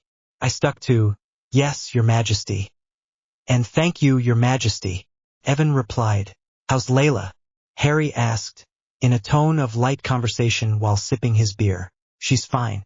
I'm just waiting for her to get off work at the Misuse of Non-Magical Artifacts office. Evan replied, wondering just how Sir Harry knew about her. He had been seeing quite a lot of Layla of late. He wasn't at the point of popping the question, but he was thinking about it. Well, the word around is that Arthur Weasley is going to get a step up soon, so she might be in line to move up a little. Harry added. Evan hadn't heard that. He wondered again how Sir Harry came to be so well informed about the things that touched his life. You're coming up on 12 years service. Made any decisions about that? Harry asked casually. I'm thinking about it. Evan replied carefully. At 12 years service, he either converted his terms of service to do another 12 years or left the army with a small pension. Layla was one of the reasons he was thinking. Being a soldier's wife was a hard row to hoe, and he wasn't sure he wanted to ask her to do it. The pieces came together in Evan's mind. Good Lord, this is the tap on the shoulder. In the non-magical world, MI5 and MI6 very seldom advertised. Much more often, a likely prospect got a tap on the shoulder and an offer from someone he trusted. That unsolicited advice is about to come back to haunt me. There were rumors of a new player on the pitch now that I think about it. I do believe I warned you about the perils of poaching people. Evan said. Harry smiled. I had a word with the man. He wasn't ecstatic about losing his best troop commander, but he agreed that it was for the greater good. You do learn fast, Harry. Evan said. What are we talking about here? You retire from the army and take a position with the Crown Wizard's office. Something suitably vague and bureaucratic. You retain your security clearances. You'd be the deputy chief, military liaison, and other duties as assigned. Evan hesitated. He was tempted, but this was a dive into the unknown from the known stability of the army. Harry's voice took on an edge of pleading. Evan, remember that desk we talked about? It exists now, and there are 10 files on it and counting. We've only started turning over rocks, and some pretty nasty things have already crawled out. We haven't nearly enough people. 10 files and counting. Good God above. The first thing the veterans of MSS told me about Sir Harry was that he doesn't start at shadows. You were the one who gave him all that good advice. Time to put your money where your mouth is. All right, Harry, I'm in. I'll put in my papers tomorrow and be done with the army in 6 weeks. Evan said. Harry raised his glass in a toast. Welcome to -1 Malawian Kwacha. Meetings. Well, we've got a lot of questions, rather light on answers. This is rather tougher than most. Just how did Voldemort come back from the dead? And how do we know he won't do it again? Harry said. They were around a table at the library in 12 Grimmauld Place. Evan and Hermione both sat silent and looked uncertain. Finally Hermione said, We're going to have to talk to the Department of Mysteries over this. They had observers at the takedown of the Death Eaters, but they aren't saying what they observed or what they've deduced from it. All right, this is an open file. We're going to work it. Where is Tonks? Harry asked. Tonks was now head of investigations for MK1, and she would resign from MLE as soon as their appropriation came through and she could be put on the payroll. She was also, right now, their only investigator. She's over at MLE, talking to some people about getting access to their files. As long as she's at least nominally part of MLE, they can't say no. But there's already some foot dragging there. Evan replied. Once she does leave, it will get a lot worse. Can't say that I like that thought. Harry said. Access to MLE's files had been absolutely crucial during Operation Beowulf, and that whole investigation had been kicked off by one informant's report. With the best will in the world, it would be a serious problem, Harry. It isn't going to just happen. Sorting through the lost dogs and general rubbish to find the pearls would be a full-time job, and it would inevitably be imperfect. Things would fall through the cracks. Evan said. She's also talking to people, looking for people we might want to recruit. MI5 and MI6 spend years training their people. We're going to have to throw people in at the deep end and have them learn on the job. Evan added. Harry frowned. Poaching people. I'll have that talk with Director Shacklebolt. He's not going to like it, but there's no help for it. Meanwhile, current business. How do you raise the dead? Well, there's one way we both know about, Harry. Hermione said. When they both turned to look at her, she added the Philosopher's Stone. Voldemort wanted it so he could return from the dead. We know that. Professor Dumbledore said the stone had been destroyed. Harry replied. Due respect, Harry, but that's not something we can simply take at face value. Evan said. I don't think he'd lie to me. Not about that. Harry replied. He's your friend, and he was your mentor. I quite understand how you feel. He is not infallible. He withheld information from you. He may well have had good intentions, but he also made serious errors. We need to find out more. Evan said, making a decisive gesture. Harry frowned. He could not deny that Evan was right, at least in part, but he was deeply uncomfortable about this. His feelings about Dumbledore were very tangled and conflicted. That he genuinely cared about Harry he had no doubt, but there were also the years he had spent at the mercy of the Dursleys. There was the whole question of how much of the danger that he had been plunged into time and again had been in spite of Dumbledore, and how much because of him. What, precisely, do we know about the stone? Evan asked. Hermione said, according to our research, the stone was created by the alchemist Nicholas Flamel. Can be used to make the elixir vitae, which makes the drinker immortal. Flamel was reported to be over 600 years old. From what Dumbledore said to Harry, you have to keep on drinking the elixir to stay alive. Immortality is overstating it a bit, really. It stops you aging. I doubt if it protects you against death by violence either. Professor Dumbledore told me that the stone had been destroyed.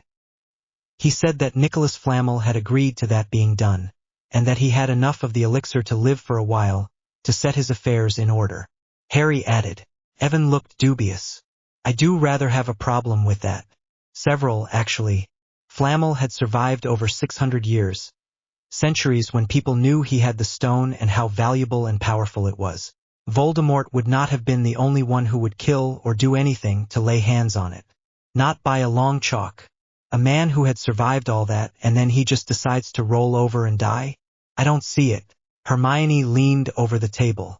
I don't say Dumbledore lied, Harry, but did he tell you everything, and did he know everything? Question assumptions, Harry. Sergeant Fletcher will go on about that all day if you let him. Assumption 1, there was only one Philosopher's Stone. If Flamel could make one, who's to say he couldn't make another? Evan said. It does make sense, Harry.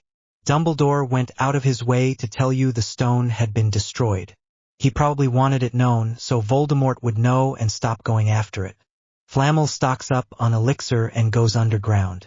Eventually, when the coast is clear and everyone thinks he's dead, he makes another stone. That gets Voldemort off his back and stops Voldemort from using it, and allows him to keep on using it. Hermione said. Harry nodded reluctantly.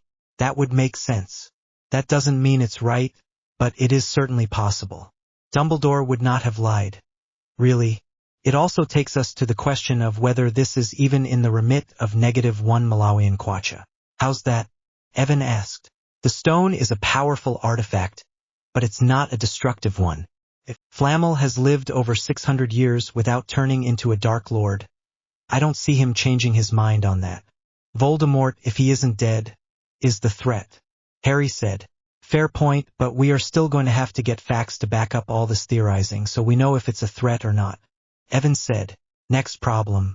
The Philosopher's Stone wouldn't have brought Voldemort back from the dead that day in Godric's Hollow. There has to be another powerful artifact out there, one that can bring someone back from the dead. Evan said. Hermione looked serious and added, well, halfway back from the dead. Anyway, Voldemort wasn't a living person, but he was more than a ghost. He had to be a parasite on someone as he was with Quirrell, drink unicorn blood to sustain himself. That was why he was so desperate to get the stone. Evan began ticking off points on his fingers. Unanswered questions. What is this artifact? Who has it? What are they doing or planning to do with it? Potential threat to the realm? Absolutely. At that point there was a knock on the door and Tonks came into the room. Hello all. What did I miss? We're agreeing that we don't know nearly enough about Voldemort. How did it go at MLE? Harry replied, rather frostily. The word has got round that I'm on short time and working for you now, so favors or even cooperation are pretty thin. On the ground, getting access to their files is going to be a problem. Even if Director Shacklebolt says yes, you're going to see a lot of foot dragging and obstruction at the working levels, even leaving aside that their system is pretty much of a mess at the best of times. I talked to some people I think are likely, just sizing them up. I'm not going to even hint at an offer without your say-so. She said, good. The secret vote is Friday a week, so all being well we'll have money then, and we will be able to make offers to people. I've got a meeting with the minister over that. I expect I'm going to be saying no very loudly and firmly. Sirius has been talking to Andromeda, and there's a lot of people who are not happy. Some of them are pushing to try to delay the vote or attach conditions to it. Meetings. I think I may wind up remembering playing tag with dragons as the good old days. Harry said. Well, there is one meeting that I can take in your place if you want, Harry. Might even be better if I do. We're going to have to talk to Professor Dumbledore and find out what he knows about all this. Evan said. Harry took off his glasses, cocked his head to one side, then put them back on. Thank you for the offer, Evan, and I wish I could take you up on it. I can't. I know him better than you do, and he's not a very easy man to read. All right, I've got the meeting with the minister and I have to make that one. Tonks, can you set up the one with Director Shacklebolt? Use your judgment on that. I'll want you there to back me up. You know MLE and I don't. Certainly, Harry. Sooner rather than later? She said. Harry nodded. After I've dealt with those two, then I can go up to Hogwarts and talk to Dumbledore. Harry said. No, you aren't going to do that, Harry.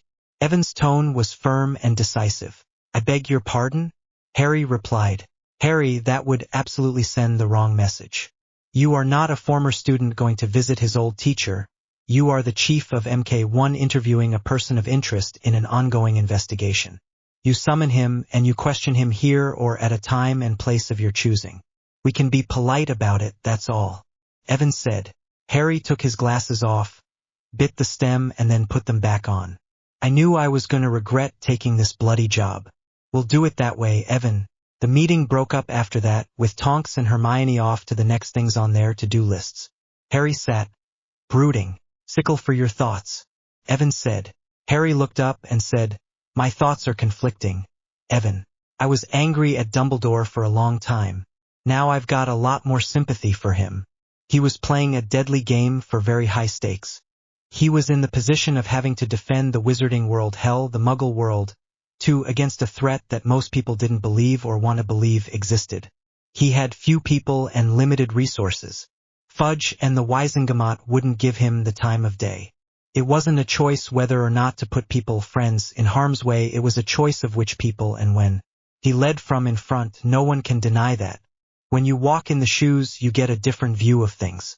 He didn't have the MMS to back him up either. Harry said, obviously you aren't Dumbledore.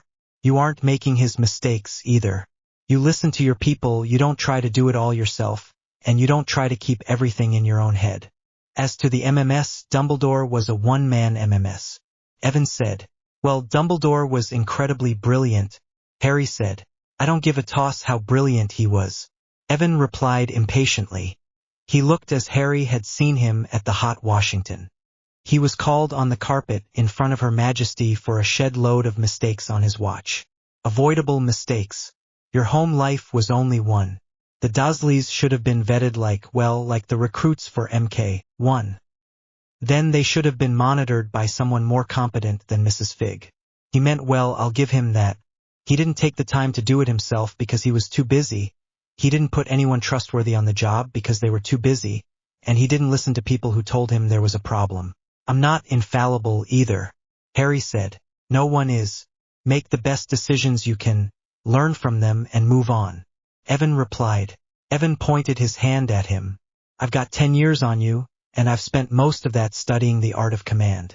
That's one of the elementary mistakes that you get warned about first year, with lots of horrible examples to drive the point home.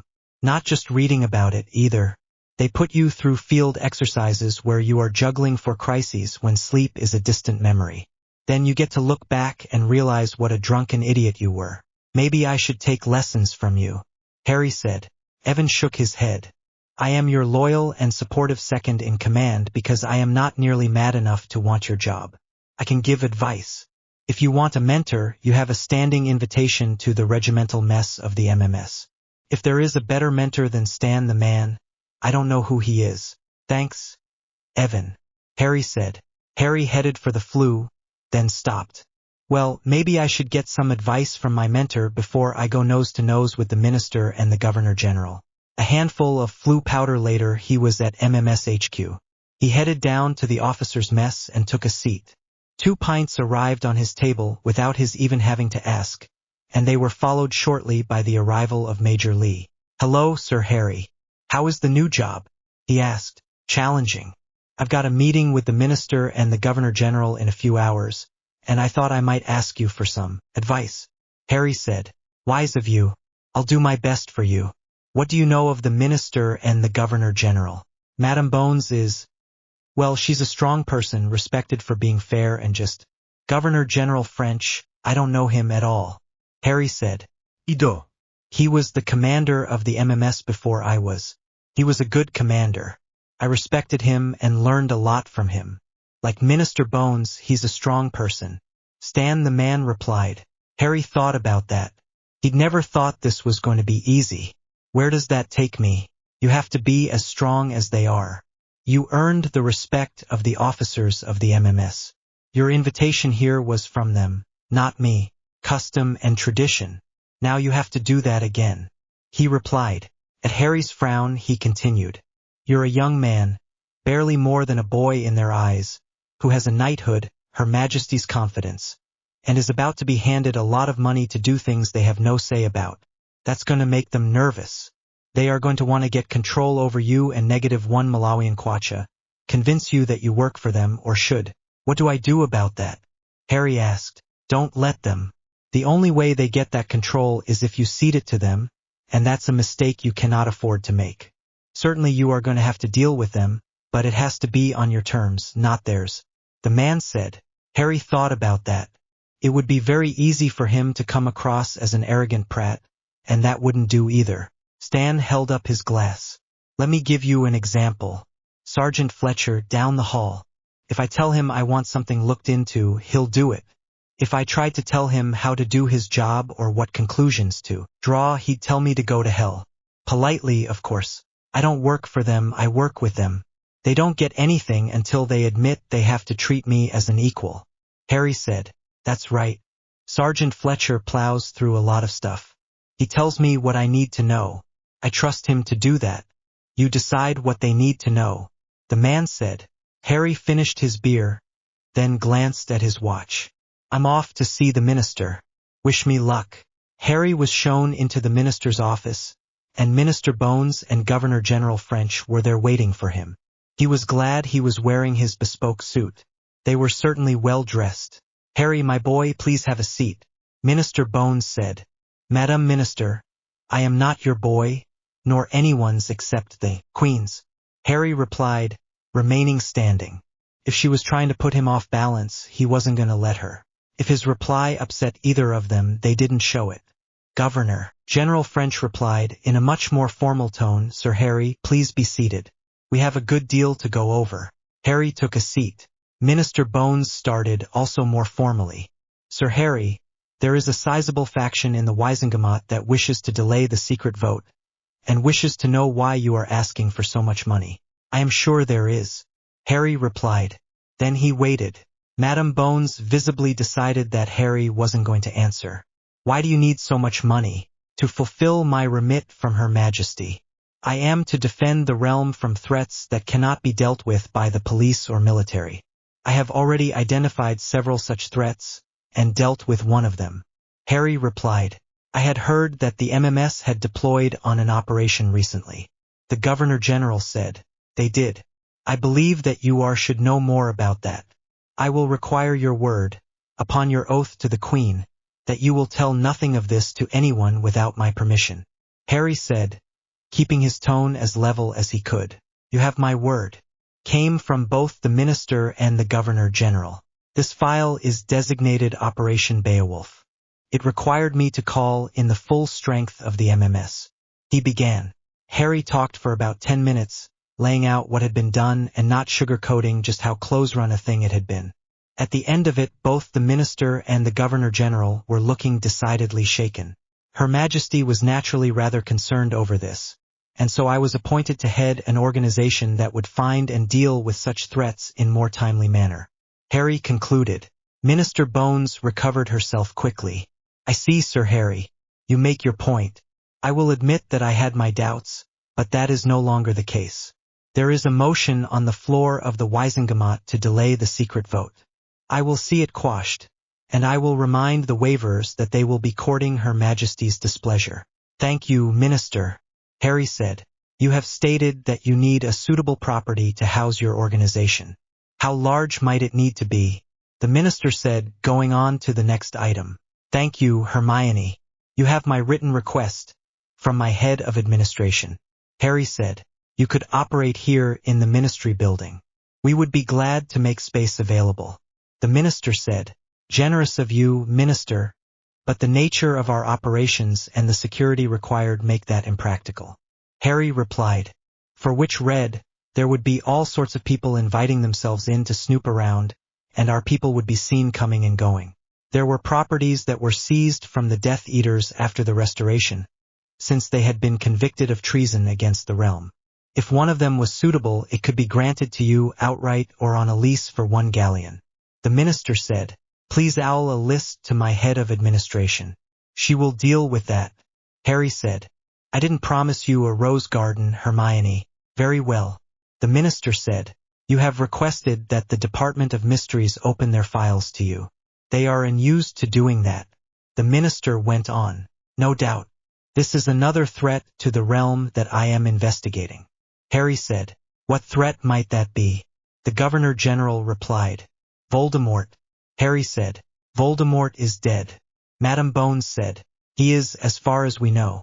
We do not know enough to say that he is not a threat, and we have some reason to believe he may still be. Operation Beowulf showed us that there are still Death Eaters or Death Eater sympathizers who remain a danger. Harry said. He passed his hand over his scar. Voldemort managed to come back from the dead once before, as I have good cause to know. We do not know what means he used to do that, where that means may be, or who has it. In my judgment, that is a potential threat. I see.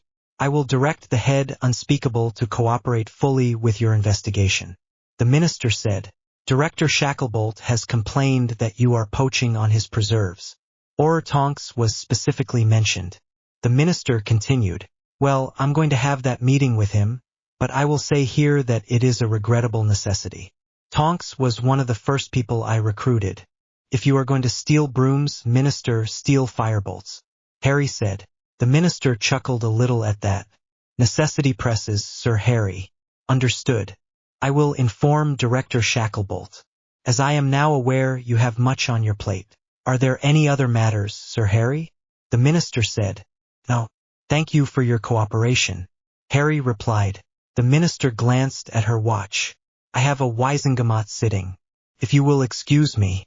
After she left, Governor-General French took his cane from where it stood against the wall, and stood up. Well done, Harry. Her Majesty will be pleased. He said, winked, and walked out. Interview with a teacher. Albus Dumbledore lived quietly these days. He taught a few advanced courses and otherwise kept to himself. At his age, that was not too much of a problem. It was all done with now, for good or for ill. Voldemort was gone, and the Restoration had brought accountability where there had been none. A perfect world it was not, but the realm lay at peace and an old man could live out his days in that peace. He was content with that. Having finished the modifications to his lesson plan, he decided that a cup of tea would not come amiss, and perhaps a bit of sweet to go with it. He headed downstairs from his small apartment to the teacher's common room, and checked the slot with his name on it for any mail that might have come his way. Often enough, there was not, and what there was consisted of personal correspondence with those old friends and associates who were still alive. There was only one envelope today, and it was not ordinary or personal. It was blank when he picked it up, and only at his touch did the address become visible. Across the top in bold letters was on Her Majesty's service. It was addressed Professor Albus Dumbledore, Hogwarts Castle, without a return address. When he turned it over, he saw a crest on the flap. Under the crown that topped it was -1 Malawian kwacha in a roundel, which opened as he watched to reveal an eye, then closed again. A flicker of apprehension was followed by the knowledge that it was most unlikely that any sort of dangerous magic could get into Hogwarts or function if it did. The new headmaster was far stricter about that, and the threat was less these days. He took his seat, poured himself some tea after the tea service appeared on the table, and decided that he might as well investigate this mystery. The letter opened to a tap of his wand, to reveal a single sheet of parchment with the same logo at the top. Professor Dumbledore, it has come to our attention that you may possess information pertinent to an investigation concerning a threat to the realm. Your presence is requested for an interview with respect to these matters at 1 o'clock on the 17th instant. This interview may take some considerable time, so it would be advisable to arrange your schedule accordingly. Method of travel shall be by flu. The flu code Night Defender will be valid for you personally, unaccompanied by any other person or entity, for a period of 1 hour prior to the time of your interview. You will be met upon arrival. You may bring your wand if you wish, but you will be required to surrender it to safekeeping for the time of your interview. You are strictly charged, upon your duty to Her Majesty as her subject, to divulge nothing of this matter to any other person whatever without authority. E. McKendrick, CGC for the Chief, -1 Malawian kwacha. Under the signature was a small rune, and beneath that was, tap this rune with your wand to signify that you have read, understood, and will comply with these instructions. Albus read the letter twice through, taking particular note of the flu code, then tapped the rune with the elder wand. at which the letter and the envelope crumbled into dust and vanished. Well, I am summoned, and peremptorily. Whoever this unnamed chief of this mysterious organization might be, he did not brook delay, nor, he suspected, disobedience. He was quite sure that the use of the word requested was a very small courtesy. Albus glanced at the calendar, then sent a Patronus to the headmaster to inform him that he had to go up to London tomorrow to take care of some personal business, and would therefore be unavailable to teach his classes. At 12:01, having fortified himself with a good lunch against whatever might await him, Albus was in the Hogwarts Flu station. He took a handful of powder and spoke the Flu code loudly and firmly. The emerald flames licked up around him, and he was elsewhere. When he emerged from the Flu fireplace, his first impression was a shock of recognition. 12 Grimald Place. The house had evidently been pressed into service as a headquarters, as it had been in the days of the Order of the Phoenix. His immediate impression was that it was even busier than it had been in those days. He was met by a middle-aged woman who had the look of an Auror, and evidently expected him. "Professor Dumbledore, please place your wand in this container." She indicated a stand of small lockers on the side table. He placed his wand in one of the lockers, and it was sealed with a tap of her wand. She then cast several spells on him, some of which he recognized and one that he did not, to establish that he was indeed Professor Albus Dumbledore, not a polyjuice imposter and not under imperious or other mental control. He took a seat and glanced at the clock on the wall, positioned behind him so that he had to turn around to see it. He had 20 minutes until this interview was scheduled to start. If he had learned nothing else in his long years, it was patience. He waited in silence for whoever had summoned him. At the stroke of 1 o'clock, the door opened and 2 men entered. One was clearly military, his erect bearing and decisive manner advertising that as surely as if he wore a uniform. Albus did not recognize him, but the man with him was as familiar as the one he saw in the mirror of a morning. "Harry," Albus said, rather uncertainly. "Harry Potter." Sir Harry Potter's manner did not encourage the idea that he had set up this meeting to catch up on old times with his former teacher. Harry and the man with him took seats across the table from Albus, and at a tap of the military man's wand the dictaquill sprang up, ready to write. 1 o'clock, August 17, 2001. Interview with Professor Albus Dumbledore, Case File Resurrection. Present, Evan McKendrick, Deputy Chief, -1 Malawian Kwacha. Sir Harry Potter, Chief, -1 Malawian Kwacha. He said. Harry looked across the table at Albus, his expression somber and determined. "Professor, I would like your word that you will answer the questions you are to be asked truthfully and completely. I would prefer not to compel the truth from you, but I will do so if I must."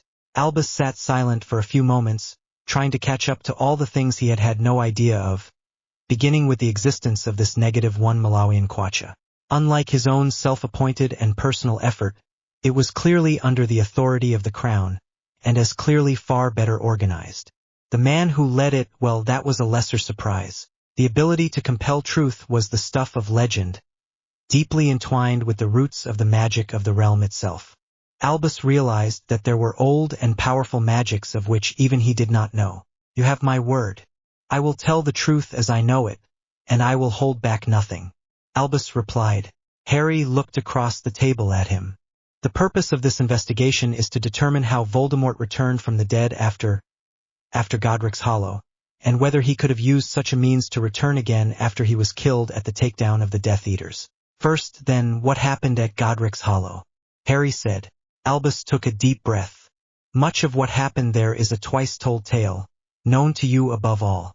When I arrived at the house after the attack, my immediate concern was to find and rescue any survivors. You were, as is well known, the only survivor. In searching the wreckage, I found the bodies of your parents. What I did not find was the body of Voldemort. There was ample evidence that he had been caught in the backlash of his own killing curse. That was why I feared his return when all others rejoiced. I set out on a search to find what had become of him. With what results?" Harry said. "I ruled out a number of possibilities. For some time I suspected that he had used a dark magic called a Horcrux, which stores a sundered piece of soul in a physical object. He had certainly attempted to use it, and committed multiple grisly murders in the process, but without success. How did you know that? Harry asked coolly. Had he succeeded, as I eventually found out when I obtained a copy, he would have killed himself. That spell is fatally flawed. Albus said. What of the Philosopher's Stone? You would have known about that from your friend and colleague Nicholas Flamel. McKendrick said. I consulted with Nicholas, yes. I had no reason to doubt and every reason to believe that the elixir could not restore the dead. Many attempts had been made over the years to do just that. Albus replied. Why did he not share the elixir with you? You were friends, after all. Harry asked. He did, for a time. That is why I am still healthy and vigorous at my advanced age. The elixir is very powerful magic, and if it is to work, the user is denied the use of magic. Nicholas is an alchemist, so that was acceptable to him. In the end, I had to choose between life and power, and I chose power. Albus stopped himself from going on about his motives in that choice. Self-serving excuses would not fly here. Was the stone destroyed after I fought Voldemort? Harry asked. Yes, it was. I made sure that it was done, and known to be so, in an attempt to divert Voldemort away from attempting to steal it.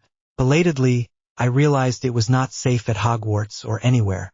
I should not have brought it into the school at all. Albus replied. Harry's silent stare across the table gave agreement to that. After a long pause, he asked the next question. Did Nicholas Flamel die? Or did he make another stone, or stones to keep himself alive? Nicholas lived, as far as I know. He went underground after the destruction of the stone. Centuries of experience had taught him how to do that very skillfully, and he always had a large stock of elixir on hand. Where he is now, or whether he has or made another stone, I do not know. I would not even begin to know where to find him. While he agreed to the destruction of the stone, he did not consider that I had acted well, and we did not part on good terms. I have had no contact with him since. Albus bit down on another excuse and moved on.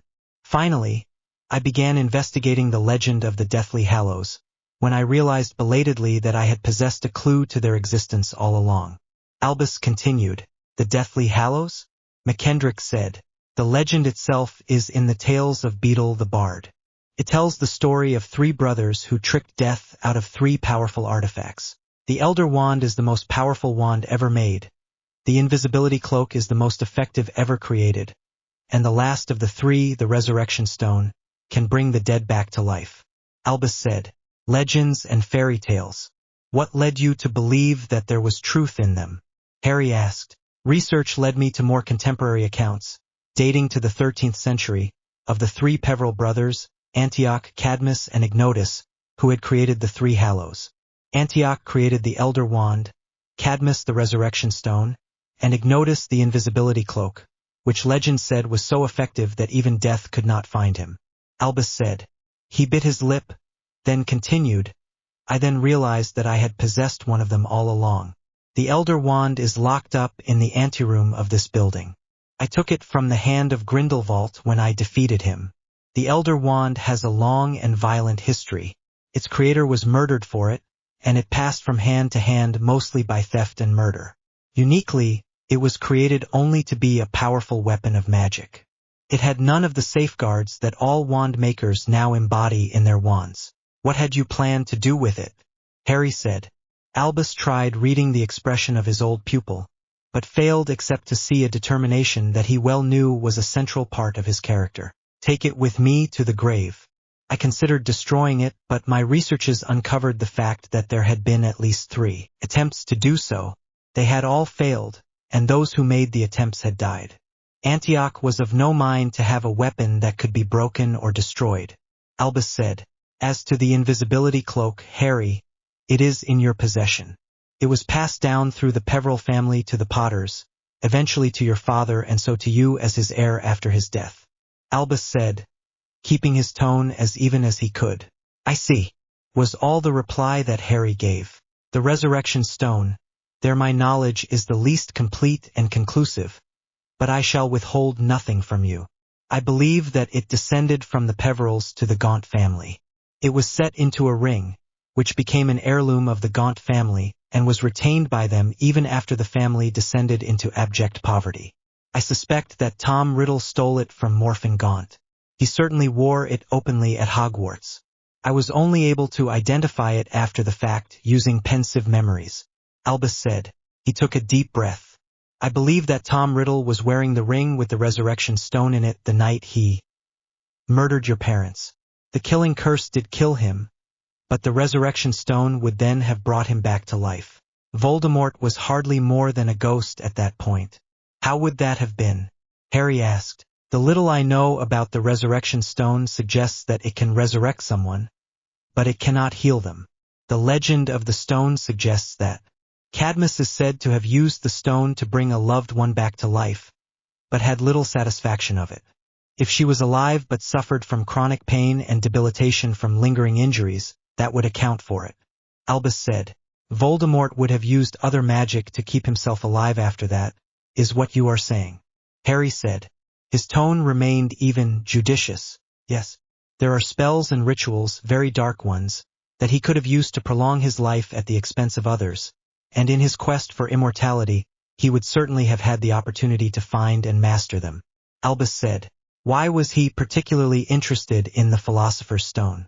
Harry asked. The elixir of life is poorly named.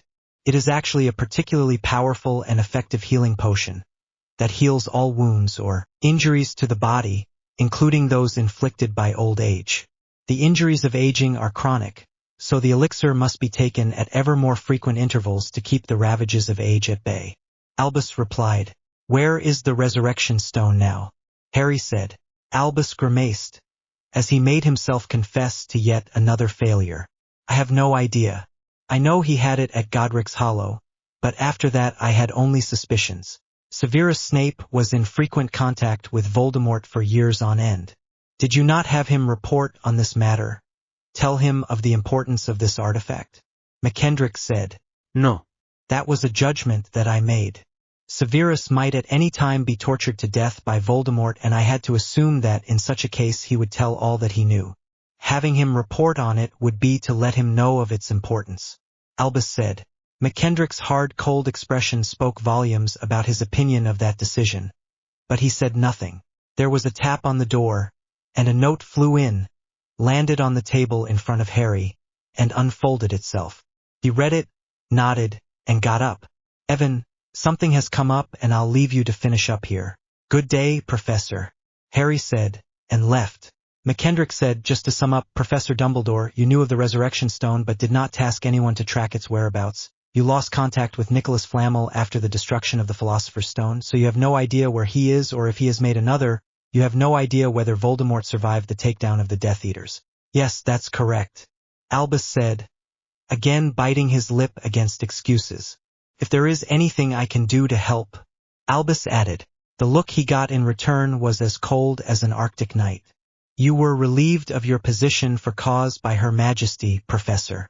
Your help in this or any other matter is neither required nor desired. If you have kept any records of your activities, you are required to turn them over to us without delay. Good day. You will be shown out. McKendrick got up, gathered up the parchments from the dictaquill, and left. The same middle-aged Auror escorted him back out to the flue. Her manner was not quite that of one escorting a prisoner, but there was not much difference there. May I have my wand back? Albus asked, careful to be politely undemanding. Have a seat, Professor. You'll have to wait out on the decision for that, she said, seating herself at a desk. Albus was quite sure that he retained a good deal of her attention along with whatever she was doing at her desk. The wait gave Albus time to think, and to begin to process the ordeal he had just been through, as polite and understated as it had been. The memory of being called on the carpet by the Queen would be painful as long as he lived, as it had been entirely justified. Harry had not been the only one his errors had harmed in those dark years. He had taken on too much and done poor justice to those many responsibilities. This had been no less of a reminder of that. It was about 15 minutes or so later when McKendrick came back. He nodded to the Auror, and she got up and unlocked the cubby hole containing the Elder Wand, handing it to McKendrick. Professor Dumbledore, the Chief has ruled that you may retain custody of this wand, subject to the conditions that you safeguard it so that it does not pose any threat to the realm, and inform us immediately through the headmaster of Hogwarts if there is any attempt against it. He handed Albus the Elder Wand. He took it and sheathed it. Thank you. Do not thank me, Professor Dumbledore. I think that the chief is being lenient to his old professor for old time's sake. McKendrick's voice went low, and as deadly as a basilisk stare. Do not give him any cause to regret that leniency, Professor Dumbledore. Memories. Severus Snape opened the door of his house at the knock, prepared to be rude to whoever had the temerity to disturb him. He had no near neighbors, conducted his lucrative custom potion-making business by post, and was well content to have it so. The man at the door was of middle height, well set up and plainly dressed. Mr. Snape, my name is Andrew Greengrass, he said quietly. Very nice for you, I'm sure. Tell someone who is interested, Severus said, and tried to close the door on him. A foot in the door stopped it from closing, and a hard shove sent him back a couple of steps. Greengrass came through the door with his wand drawn and a hard determined look on his face. I am on Her Majesty's service. I have questions to which I require answers, he said. He flicked his wand to show a badge like an Aurors, but with a device that had -1 Malawian kwacha in a roundel below a crown. Snape considered reaching for his own wand, looked at Greengrass and decided not to. Her Majesty's service. Really, Snape was very good at intimidating people. He'd perfected the skill with a lot of practice. The sneer rolled right off Greengrass. Really, there are a number of things that could happen to you if you refuse to cooperate. Azkaban time is among them. All of them are a light pleasantry compared to what Voldemort would do if he came back to life again. Greengrass replied. That wiped the sneer off even Snape's face. Voldemort is dead. He died at Godric's Hollow, too. Except somehow it didn't take. Greengrass replied. What do you want? Snape said. The memories of all the times you were in Voldemort's presence. Untampered with and unedited. Greengrass replied. Snape swallowed. His training in occlumency had kept him alive in the years when he had balanced on the knife edge of being Dumbledore's double agent in the Death Eaters. It was valuable still as a barrier against those memories. He was sane because of the barrier and the control it gave him over the recollection of those encounters, when death by torture had been a single wrong word away and others had endured it in his presence. To yield up those memories meant letting down those barriers. I reported everything I knew to Professor Dumbledore at the time, Mr. Greengrass. That was brought out at my trial. Snape said. We have those reports, Mr. Snape. They are neither complete nor conclusive. Greengrass replied. He gestured sharply toward the comfortable chair where Snape did his professional reading and what little recreational reading he allowed himself. Snape sat down without argument, looking like a man about to have an aching tooth dealt with by a clumsy tooth healer. Greengrass pulled a large glass vial of many compartments from the small leather pouch on his belt, then a small dictaquil. Snape had no way of knowing what else might be in that belt pouch. He pointed his wand at Snape and said, Severus Snape, as a subject of Her Majesty, I command you to answer truthfully and completely the questions I shall put to you on Her Majesty's service. So mote it be. The weight of the spell was crushing, backed by enormous power. It lay on his mind like a blanket of lead, and his training in occlumency was utterly useless against it. It was not a probe that could be avoided or misdirected. Rather, it was a weight like the depths of the ocean. The memories that were called up, extracted and put into the vial were many, going all the way back to the times when he had plotted and schemed to save the life of Lily. He had avoided, as much as he could, actually being in Voldemort's presence. So, of course, had the rest of the Death Eaters. Such a summons was a game of dice with the devil, and the devil only had to win once. At the end of the ordeal, Snape sat in his chair, utterly wrung out and drenched in sweat. Greengrass removed the truth spell. We're done, Mr. Snape. Obliviate is useless against an occlumens, or else I would use it. I will require you to speak of this matter to no one, unless upon proper authority. Should you fail to observe that stricture, there will be another interview. You would enjoy it less than this one. Understood? Greengrass said. Too wrung out to speak. Severus simply nodded acceptance. He would go to Azkaban again rather than go through this again. Greengrass put the vial and the dictaquil back into his belt pouch and turned to go. Then he turned back and said, "Oh yes, one of your old students sends his regards. Do have a good day, Mr. Snape." Andrew Greengrass strode out of Snape's house and down the path that led to it, stepped behind a large tree, and activated the port key on his belt buckle. There was a whirling sensation. Then he came down on the port key stage at the new headquarters of -1 Malawian Kwacha, Archley Park. He left the stage as quickly as possible. Headquarters was getting more port key traffic these days, and having someone else slam into him at the end of a port key transit was not pleasant for anyone. Archley Park wasn't a particularly picturesque place, but it was secure. Like Hogwarts, it was surrounded by wards that made it unmappable, invisible to non-magicals, and generally very difficult to find or get to by anyone without specific authorized business there. It was a rambling structure, showing its age with additions in different architectural styles. It was bookended on each end by a pair of tall stone towers. There were no walls or gates, since it had been built as a manor house rather than a castle. Unlike Hogwarts, it was being gone over with the finest of fine-tooth combs to ensure that there were no secret passages, hidden compartments, snakes in the basement, or unpleasant surprises generally. Andrew was taking his turn with the others right up to the chief himself on those working parties. No one was complaining about the work involved. Archley Park had belonged to the Yaxley family for generations. Corban Yaxley's death had left the direct line of the family extinct, and his treason had escheated the property to the crown. So far, the unpleasant surprises had consisted of 2 vanishing cabinets, one so neglected that it was a death trap, and an assortment of secret compartments with dark artifacts stored in them. Andrew headed back to his desk in the wing of the building now belonging to investigations. He was not particularly looking forward to going through those memories. Severus Snape's mind, he was sure, was no place anyone would want to be, and those memories were of the darkest times that mind could remember. "Watcher, Andrew." Tonks greeted him. He replied with a wave. She added, "How did it go with Snape?" "Unpleasant as ever. I got what we needed, though." Not looking forward to combing through those memories, he replied, Well, you might just get a pass on that job. There's a new procedure for handling evidence and documents. Hermione's setting that up, so you'll need to go learn the spells." "Off you go," she said.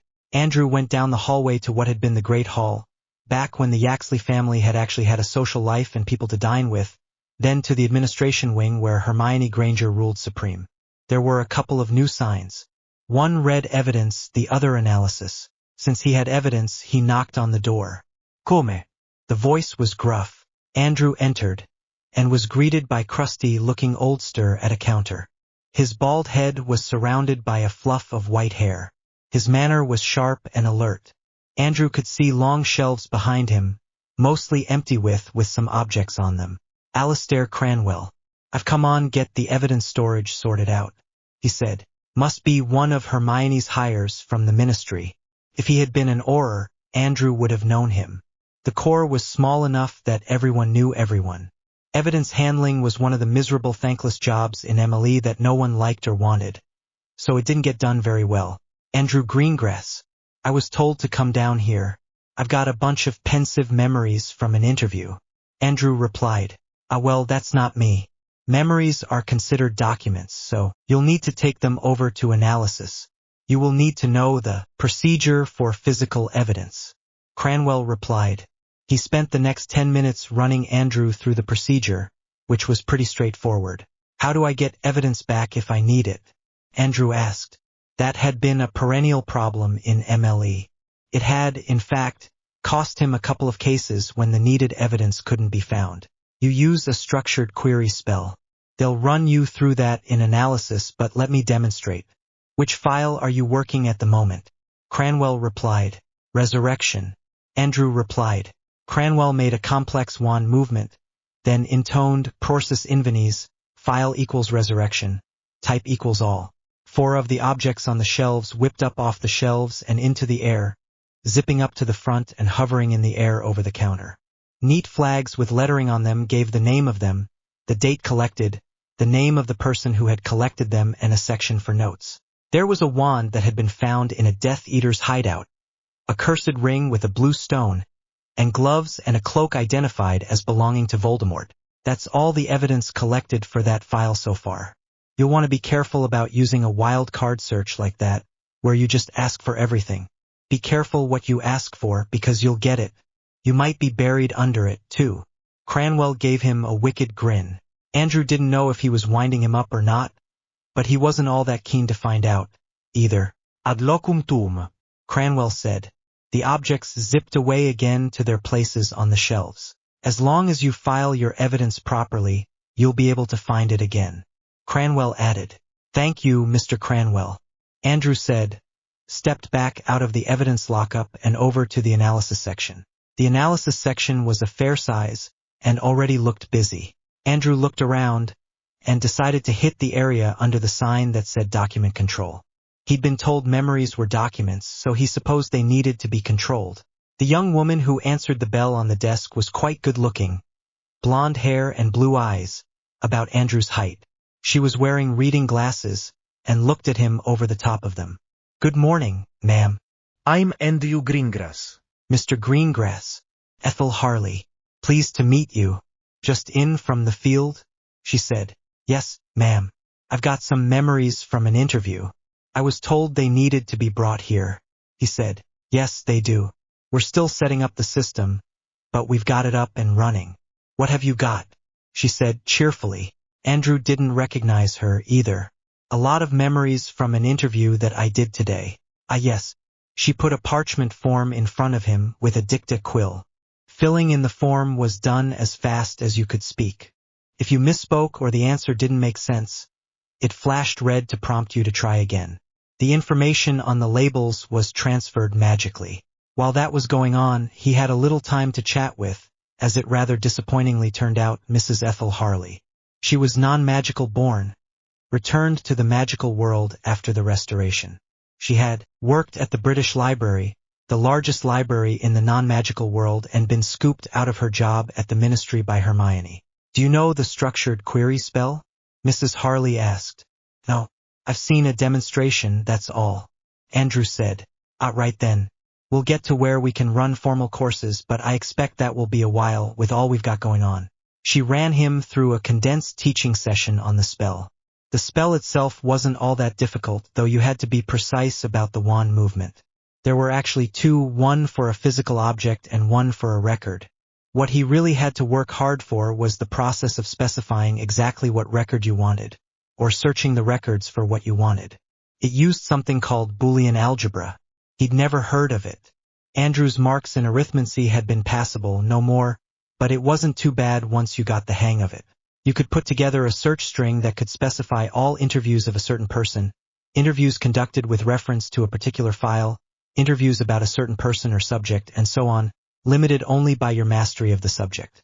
And or had their own specific meanings, and there were others like NAND and XOR. You'll get a lot of practice, Mr. Greengrass.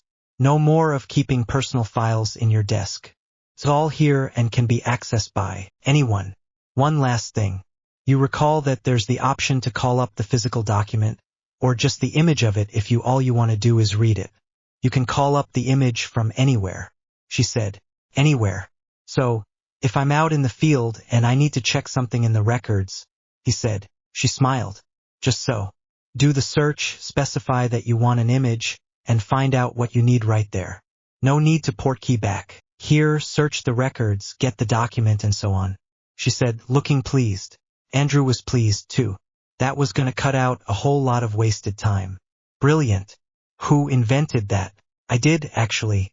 The chief and Miss Granger were quite emphatic that anything that can be done by magic should be. She said, not for worlds would I disagree with the chief. Andrew said. He sobered a little.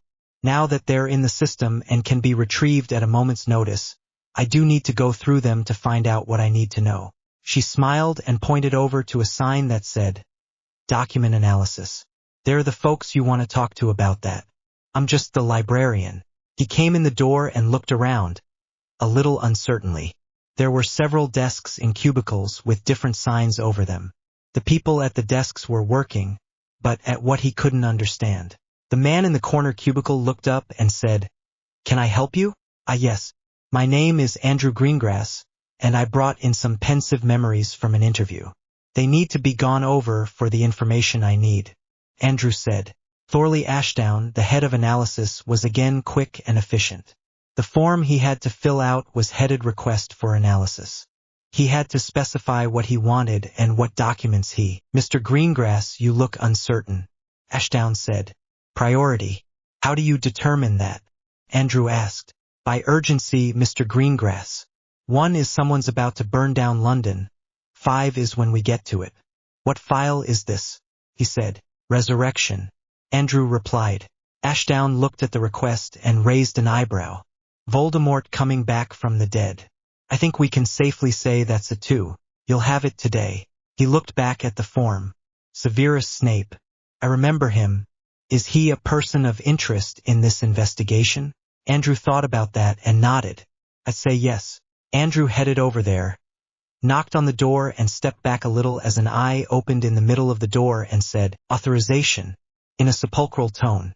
At his puzzled look, the eye said, Your wand. Andrew said, drew his wand and flicked it to show his -1 Malawian Kwacha credential. The eye closed again and the door creaked open. The room he entered had a high ceiling, reminiscent of the Great Hall in Hogwarts, and was lit by a lot of magic lights all over the ceiling. The high walls were occupied by very large maps of Britain, done in great detail. There were large heavy leather-bound books below each of them. Andrew recognized the man standing beside one of the maps, casting a very complex-looking spell at once. There was a time when every Auror in Britain had been looking for him as an escaped multiple murderer. Nowadays, Sirius Black was as respectable a pillar of the establishment as anyone's heart could desire. Andrew waited for him to finish. He turned to see Andrew and said, Good day. Can I help you? I hope so. I need to put someone on the map. Andrew said. Ah, person of interest? Sirius replied. Yes. Andrew replied. Sirius walked him through the process under the big map labeled Persons of Interest. You'll need something of the person. What do you have? Would a pensive memory do? Andrew said. Yes. Very well, in fact. Sirius said. Andrew did a SQS retrieval, taking a couple of tries before he got it right, and Sirius showed him the spell to put Snape into the book. He sent the memory back as soon as they were done with it. The map tracks, well, the pattern of someone's mind. That's why it will show someone even if they are an animagus or under polyjuice. You need something that contains that pattern. Pensive memories are good for that. Sirius said. Andrew looked up at the map. I don't see him. You need to tell the map to show the person. If we had everyone up all the time, it would get very cluttered. Sirius flipped through the book to the page for Snape, tapped it with his wand, and pointed up to the map at a small marker with a flag that said, Severus Snape. He's at home, Andrew said. Anything that can be done by magic should be. The chief really means that. Sirius smiled, and tapped the page again with his wand, causing the marker to vanish. You'll be able to track him any time. Brilliant, Andrew said with complete sincerity. He headed back to his desk. The first thing I was told when I came on board was that secrecy was absolutely necessary because otherwise there'd be a bloody panic. They were talking about Operation Beowulf, but I can think of a lot of people who'd run screaming into the night if they knew about all this. They'd much rather that the Auror Corps was slow and inefficient, with plenty of room for evidence or records to get lost. That's why it is. He had been back at his desk for about 2 hours, reading up on some interviews that had been done by another field agent, when a Patronus showed up. Your pensive analysis is in document control. Andrew cast the SQS spell to bring it up and read through it. He didn't know how someone was able to go through a couple of days' worth of pensive memories in a few hours, but he certainly wasn't going to complain about it. He read the report quickly and frowned. Efficiency didn't guarantee good news. It did mean you got the bad news faster. Tonks, I think we've got a problem here, he said. She looked up from her desk and said, Oh, what problem is that? Andrew replied, Voldemort was wearing Morphin Gaunt's ring, with the resurrection stone in it, 3 hours before his death. Mysteries. Just why the Director General of MI5 should have a box next to her office window with a perch and a selection of owl treats was a question those responsible for installing it knew better than to ask, and a subject they knew better than to gossip about. At the tap on the window, Dame Stella Worthington got up from her desk and opened the window. The great snowy owl held out its leg, and she took the small packet from its leg. At her touch, it expanded into a letter, written with a quill on parchment, with the address, Dame Stella Worthington, DGMI 5, Thames House, Millbank, London SE1. On the bottom right-hand corner was written, for the hand of the Director General only. Dame Stella knew that was not simply advisory. The packet had opened up to a readable letter at the touch of her hand. For anyone else, it would remain a small packet. Any attempt to open it by other means would destroy it. To DGMI 5, from Chief, -1 Malawian Kwacha Re. Resurrection File. Attachments, 1 sketch. Have now established that Voldemort was brought back to life by a magical artifact known as the Resurrection Stone. Sketch of its appearance attached. It is further established that it was in Voldemort's possession on the day of his death at Little Hangleton. This artifact remains unlocated. Inquiries have been set in motion to ascertain the location of this artifact, and to ensure that it is found in order to forestall any attempt by remaining Death Eaters to use it to bring him back to life again. As the village of Little Hangleton is under the control of Her Majesty's non-magical government, the following is requested. A thorough search of the site of the operation against Voldemort be conducted, to see if this ring was lost during the operation, or fell into other hands in that time frame. Establish the exact fate of Voldemort's body, which was taken into custody by non-magical authorities, and confirm its current status. The Resurrection Stone is a powerful magical artifact, with the power to bring the dead back to life. What other properties it may have we do not know at this point. Strongly recommend handling it with care if it is found. Strongly recommend that, if it has not already been done, Voldemort's body be destroyed as thoroughly as possible, to reduce as much as possible the chance that his remaining followers may succeed in bringing him back to life. I will keep you advised on new developments. H. J. Potter, KCVO Chief. -1 Malawian Kwacha. Well, our new colleague does not let the grass grow. A very good thing, too. Dame Stella took a look at the sketch. An ornate ring, apparently gold, with a plain black stone incised with a simple design. The power to bring the dead back to life sounded impressive, but these days a paramedic with a defibrillator could do that, too. The question of whether it would work on a man whose head, and the brain within it, had been disrupted by a .338 caliber rifle bullet remained unanswered. Sir Harry is erring on the side of caution, and very rightly so. She pressed the button on her intercom. Cyril, please have Owl report to my office. Project Owl was the fruit of negotiations between MI5, MI6 and MK1. They were authorized to maintain small cells of agents who were read in to the secret of the magical world, on the condition of cooperation with -1 Malawian Kwacha to ensure that the statute of secrecy was maintained, inside and outside of MI5 and MI6. Dame Stella would have liked to have those cells composed, or partly composed, of wizards, but given the enormous task Her Majesty had dropped on Sir Harry's shoulders, they had agreed to give him first call on available recruits for the time being. Dame Stella had dropped the hint to the Deputy Chief of -1 Malawian Kwacha that any MMS members who wanted a second career would get very favorable consideration should they come her way. Andre Norton was a very ordinary-looking woman who wrote fantasy novels under a pseudonym as a hobby. That open-mindedness was one of the primary qualifications for the job she now had. "Mom?" She greeted the DG as she came into the office. "We have a request from -1 Malawian Kwacha." Dame Stella replied, turning the letter and the sketch so that she could see them. Norton's reaction was the brief lift of an eyebrow. "We'll get cracking on this straight away, ma'am," Norton replied. She did not touch the memo or the sketch or need to. She had a photographic memory and was a talented artist as well. She looked thoughtful, then nodded. "Cover shouldn't be a problem at any rate, but we'll still want to keep it as quiet as possible. It's quite true that we are looking into terrorist activity after all." Norton made to go, then turned back. "Ma'am, if this artifact can bring a person back to life, why is there only the one? We have defibrillators in every hospital after all." "Good question, Andre, to which I don't have a good answer. That is one of the many mysteries that the magical world harbors. I would suspect the answer is unpleasant." Dame Stella replied. Norton nodded and left. Harry was irritated. His time had a definite value these days, seeing that it was increasingly rare. The assistant to the head of the Department of Mysteries had told him to have a seat. Harry was by now well aware of that bureaucratic game. You kept someone waiting to show your own importance and impress on them that their business was more important than your business. He'd had to pass through a maze of security checkpoints and offices where there always seemed to be someone else whose permission needed to be gained and waited for. He'd arrived in good time for his appointment to allow for a security check.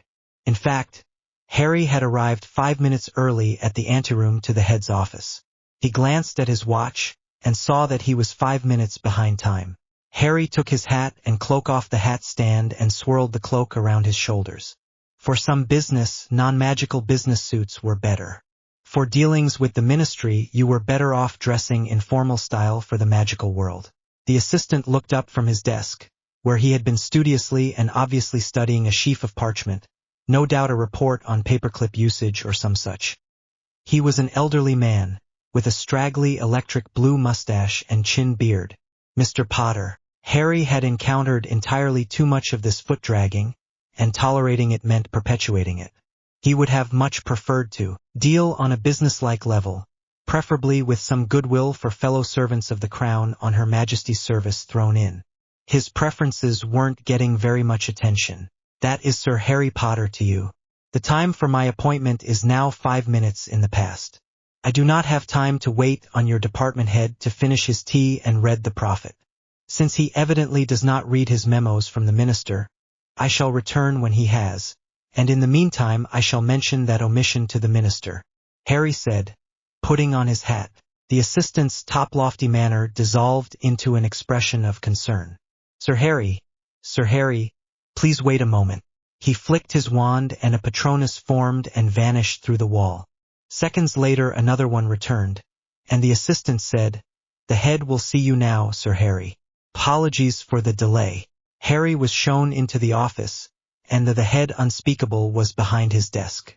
"Augustus Croker, Sir Harry. My apologies for the delay. My department deals with fundamental and dangerous forces, and we protect our secrets and our independence. In this case, a little too zealously. Is this how you treat all your visitors?" Harry said. "No, Sir Harry," Croker said. Harry gave him a hard look. "Either you are in command here or you are not. If you are, then your people take their cue from you. If you are not, then you need to get a grip. It will not happen again, Sir Harry. Once again, my apologies. Please have a seat," Croker said, the apology genuine as far as Harry could tell. Harry took a deep breath and bridled his temper. Like it or not, he needed to work with this man. Harry took the well-worn leather chair by the desk and looked around the office. It looked like most ministry offices. It was paneled in dark wood, lit by magic lights in the corners. Framed diplomas on the wall behind the desk were flanked on each side by shelves holding complex artifacts with no obvious purpose. Harry replied, "My organization deals with threats to the realm, Mr. Croker. Secrecy and independence are concerns for me as well. We both owe a duty to Her Majesty. If we do not cooperate, the defense of the realm will be hampered, and neither of us will be doing that duty properly." Croker frowned. "You make your point. What is the business that brings you here?" "Voldemort. Specifically, whether or not he has been able to use the resurrection stone to return to life after the restoration. Death and resurrection are within the remit of your department, I believe," Harry said. "Yes, they are, Sir Harry," Croker replied. "Very well, then what can you tell me about the resurrection stone?" Harry said. Croker flicked his wand, and shortly a file folder came sailing in, settling itself in his basket. Croker took it and opened it. It was created by Cadmus Peveril in the 13th century, and passed down through the descendants of the Peveril family to the Gaunts. To our knowledge, Morphin Gaunt was the last person definitely known to have possession of it. We do not believe he was aware of its powers. That is known to me. Albus Dumbledore was able to identify it as having been in the possession of Voldemort, which makes it likely that Voldemort stole it from him, since he would not have given it up of his own volition. Investigation, conducted by -1 Malawian Kwacha, has established that Voldemort retained possession of it and wore it from time to time over the years. Whether he was aware of its powers or not, has not been established. We are reasonably certain that the stone was used to bring him back to life after he died at Godric's Hollow. Harry said. Croaker flipped over a page of the file and nodded assent. Professor Dumbledore suspected that, and we had that information from him. Did you make any effort to find it? Harry said. Croaker visibly hesitated, deciding whether to answer. No, Sir Harry. Contrary to certain persistent rumors, we are a research organization. We cooperated with Professor Dumbledore's inquiries, and we exchanged information with him, that was all. Is there any way to detect or track the stone? Harry said. No. Cadmus was a very secretive man. The stone includes safeguards against such spells. Croaker replied, looking down at the file. Harry probably looked as sour as he felt. Of course, it couldn't be that easy. It almost never is, Sir Harry. The nature of such artifacts is such as to attract people who are quite willing to use mayhem to get what they want. Croaker replied. Have you made any effort to bypass those safeguards and create such a spell? Harry said. No, Sir Harry. That was my decision. The stone is a powerful artifact, but its effect is benign for the most part. Croaker replied. Well, from my side, I would say that Voldemort returned to life again is not benign at all. I would request that you commence such an effort, sooner rather than later. Harry replied. You make your point, Sir Harry. I will set such a project in hand at once. Fair warning, however, I cannot guarantee success. Croaker replied, closing the file. Is that everything? Croaker said, clearly wanting to wind up this interview. No, Mr. Croaker. There is also the matter of Nicholas Flamel and the Philosopher's Stone. What about them? Croaker's expression turned wary. The Philosopher's Stone, among other properties, produces the elixir of life, which is an exceptionally powerful healing potion. Voldemort attempted to get his hands on it when he was hanging on to life by a thread after Godric's Hollow. I would say it is likely he would do so again. I have some questions on that matter. Harry said. A moment, if you please, Sir Harry.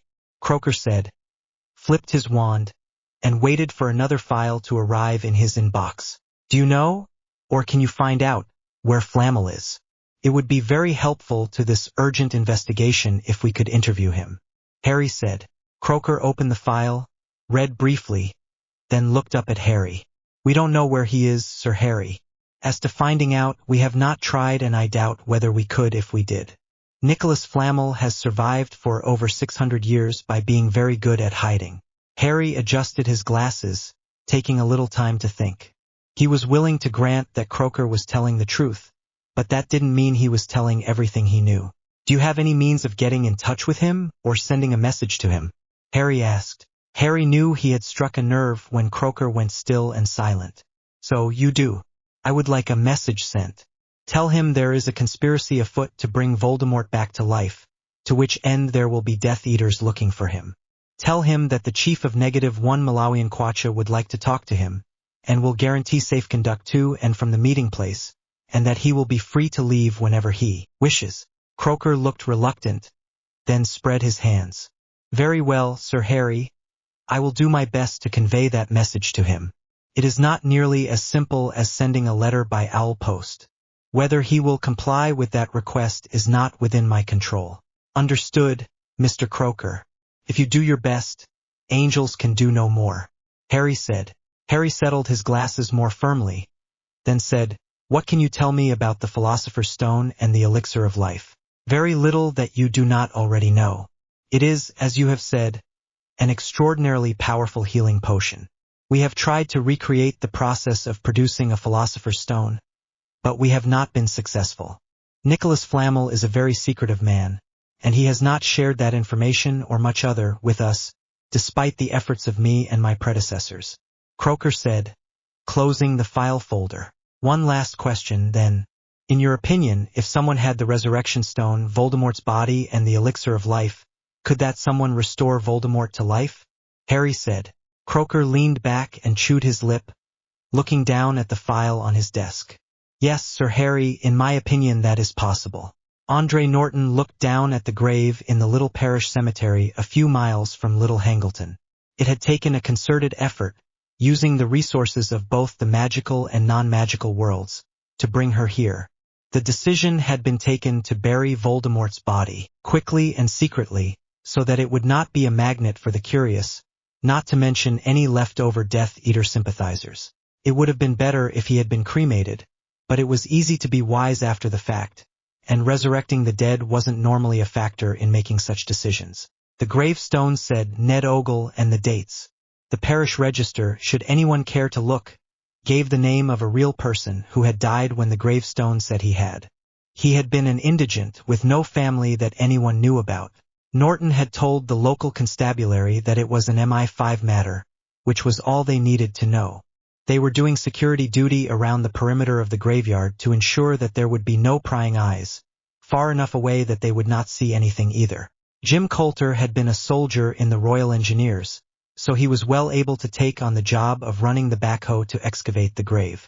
It was not long before the shovel of the backhoe exposed a cheap pine coffin. The nylon straps that had been used to lower it into the grave were still there, so once they were hooked on to the teeth of the backhoe shovel, Jim could bring it out of the grave easily. Once it was on the ground beside the grave, Andre and Jim could start removing the iron lag screws that held the lid on the coffin. Cheap as they were already rusty.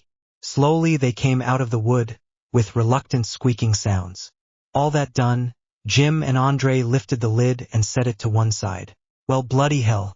I suppose this funeral wasn't as secret as we thought it was.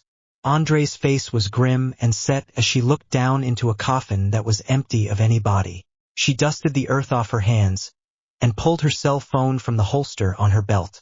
Secure line to the director. Priority. Director, this is Owl. I've just exhumed the grave of subject Victor. It's empty. No body there at all. Yes, Director, I'm going to be following that up. I may need some assistance from our friends on the other side. Talking to an alchemist. The letter came to Harry's desk by owl post, having been scanned for anything harmful. It was from Croaker, the head unspeakable. Harry tapped it with his wand, and it opened up into a readable letter. Sir Harry, I have arranged a meeting with Nicholas Flame. He was absolutely steadfast as to the terms, which were as follows. The meeting is to be you personally, alone. As an earnest of good faith, you may retain your wand. The meeting is to be on neutral ground chosen by him. To that end he will send me a portkey, which I will in turn pass on to you. It will only activate at the time of the meeting. The time of the meeting will be communicated with the portkey. Any use of magic against him will be deemed a hostile act, and will result him leaving by portkey forthwith. At the first indication of any violation of these terms, he will leave by portkey and will have no further contact with either of us. Augustus Croaker, head unspeakable. Evan, a word?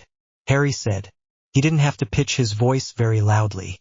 Evan's office was right next to his, with a connecting door that was almost always open. When Evan entered, Harry pointed to the letter. I'd like you to take a look, and tell me what you think. Evan read it, cocked an eyebrow, and reread it. I don't like it. I don't like it at all. Could very easily be a trap. Harry frowned. The same thought had occurred to him. I can't say I'm very happy about it myself, but we need that information. Evan, we need it badly.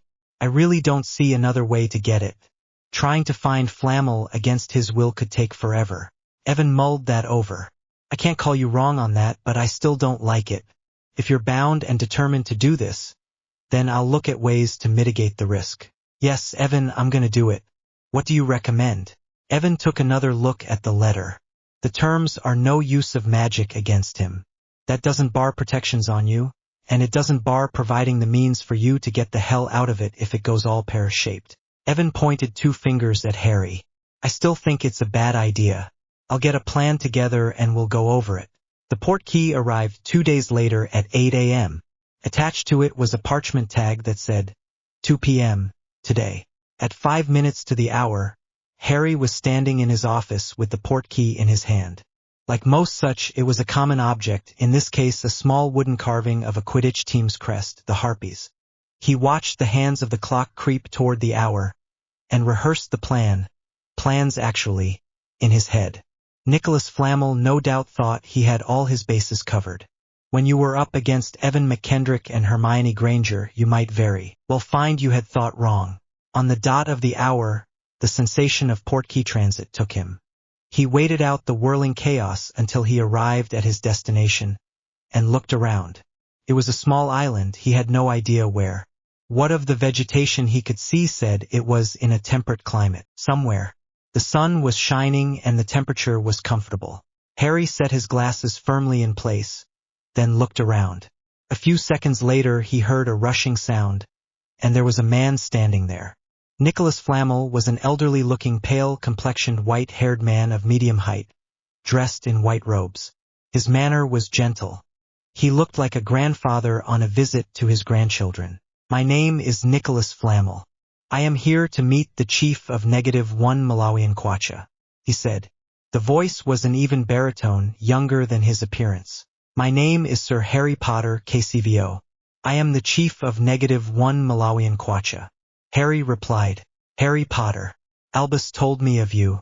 What is this -1 Malawian Kwacha that you are chief of?" His manner gave away nothing. Harry reminded himself that Flamel had been born around the same time as the creators of the Deathly Hallows. Trying to lie to him would undoubtedly be futile, and giving him information was a risk. Still, he could see no harm in answering the question. Her Majesty has reasserted her authority over her magical realm. -1 Malawian Kwacha is a secret organization, created by Her Majesty's order, tasked to find and neutralize threats to the realm before they become existential. A stitch in time. "I see," he said. "A great responsibility, and you are very young to bear it. I wish you well, but what has that to do with one tired old man who only wishes to be left alone?" Flamel said after a pause. "You are not a threat to the realm, Mr. Flamel, as far as I am aware. The same cannot be said of Voldemort or the people who are trying to bring him back to life. Those people will certainly not be willing to leave you alone." Harry replied. "How would they find me?" Flamel said. "As far as the world knows, I am dead. Not all of the world. I found out you were alive, and I am here." Harry said. "Just how did you find out?" "That secret was known to very few people." Flamel's gentle manner gave way to a sharp, focused attention. -1 Malawian Kwacha has many sources of information. You do not have the need to know what any of them might be." Harry replied. Flamel's manner returned to its grandfatherly norm. "My friend Albus told you, perhaps? Are you still friends?" "I am told you parted on bad terms after the episode of the Philosopher's Stone," Harry said. Flamel smiled. "It was Albus, then. How is he?" "Retired." Harry realized he'd just given up some information he didn't want Flamel to have. "Best if I get on point here. As I have some personal reason to know, Voldemort very much wished to get his hands on the Philosopher's Stone. That was after he came to life again after dying at Godric's Hollow. I was told that the Philosopher's Stone hidden at Hogwarts was destroyed after Voldemort nearly got his hands on it." "Was it?" Harry said. "The Hogwarts Stone was destroyed, Mr. Potter. It was done before witnesses, and Albus, with my cooperation, made sure the fact was known at the time." The grandfatherly demeanor remained unchanged, and his voice was even and emotionless. Flamel was by no means an easy man to read, nor had Harry expected he would be. "Was that the only Philosopher's Stone?" Harry said. "It would be nice if I could make sure he was telling the truth. If I take out my wand, he'll be gone in an instant. That was the only Philosopher's Stone in existence at that time." Flamel said. "He's measuring out his words with a damned potion dropper. Even if he is telling the truth, I have no way to know how much of the truth he's telling.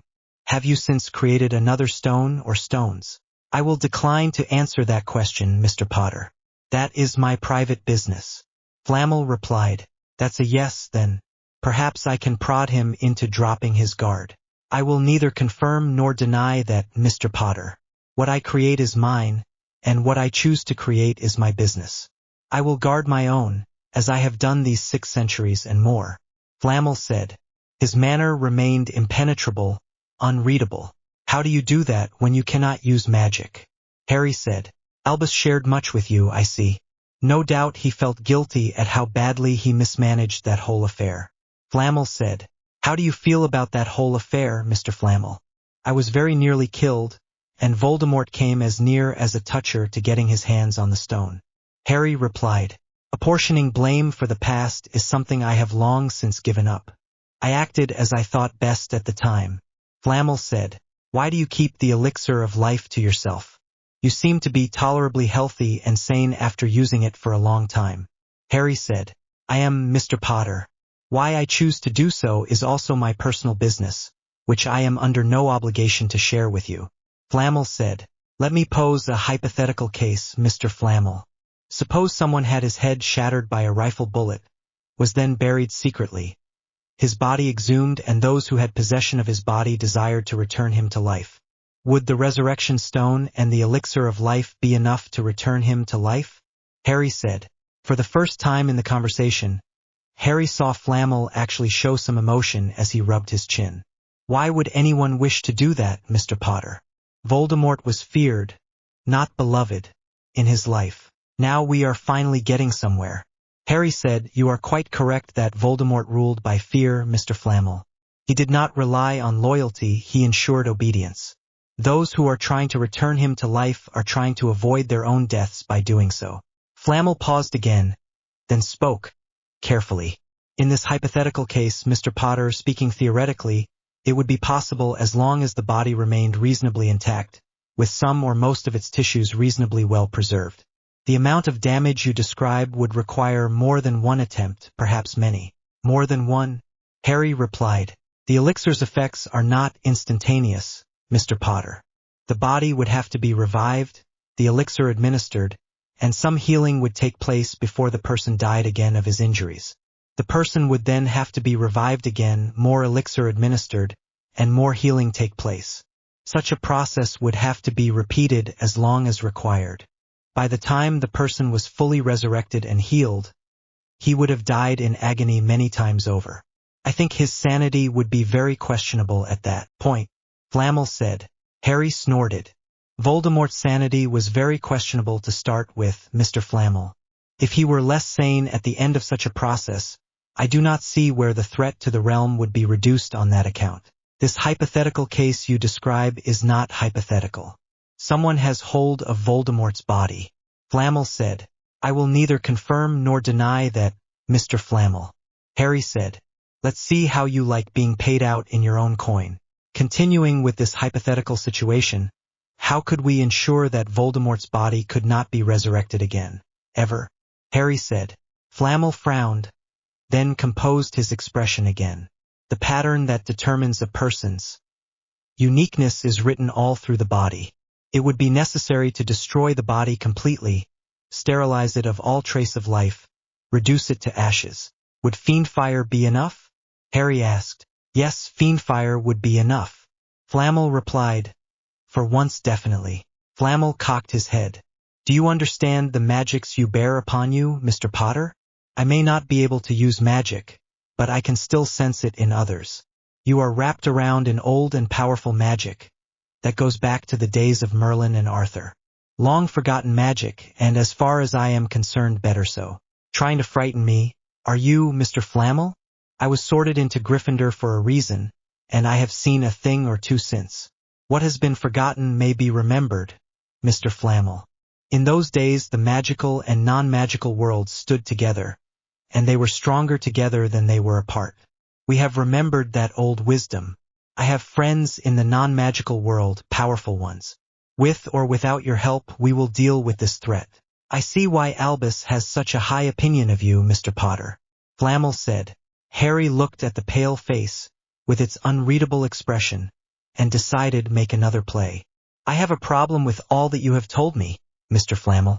It is in the first place incomplete, and in the second place I have no means of knowing whether any of it is true. You have had a very long time to learn how to lie convincingly. That is rather your problem, not mine, Mr. Potter," Flamel said.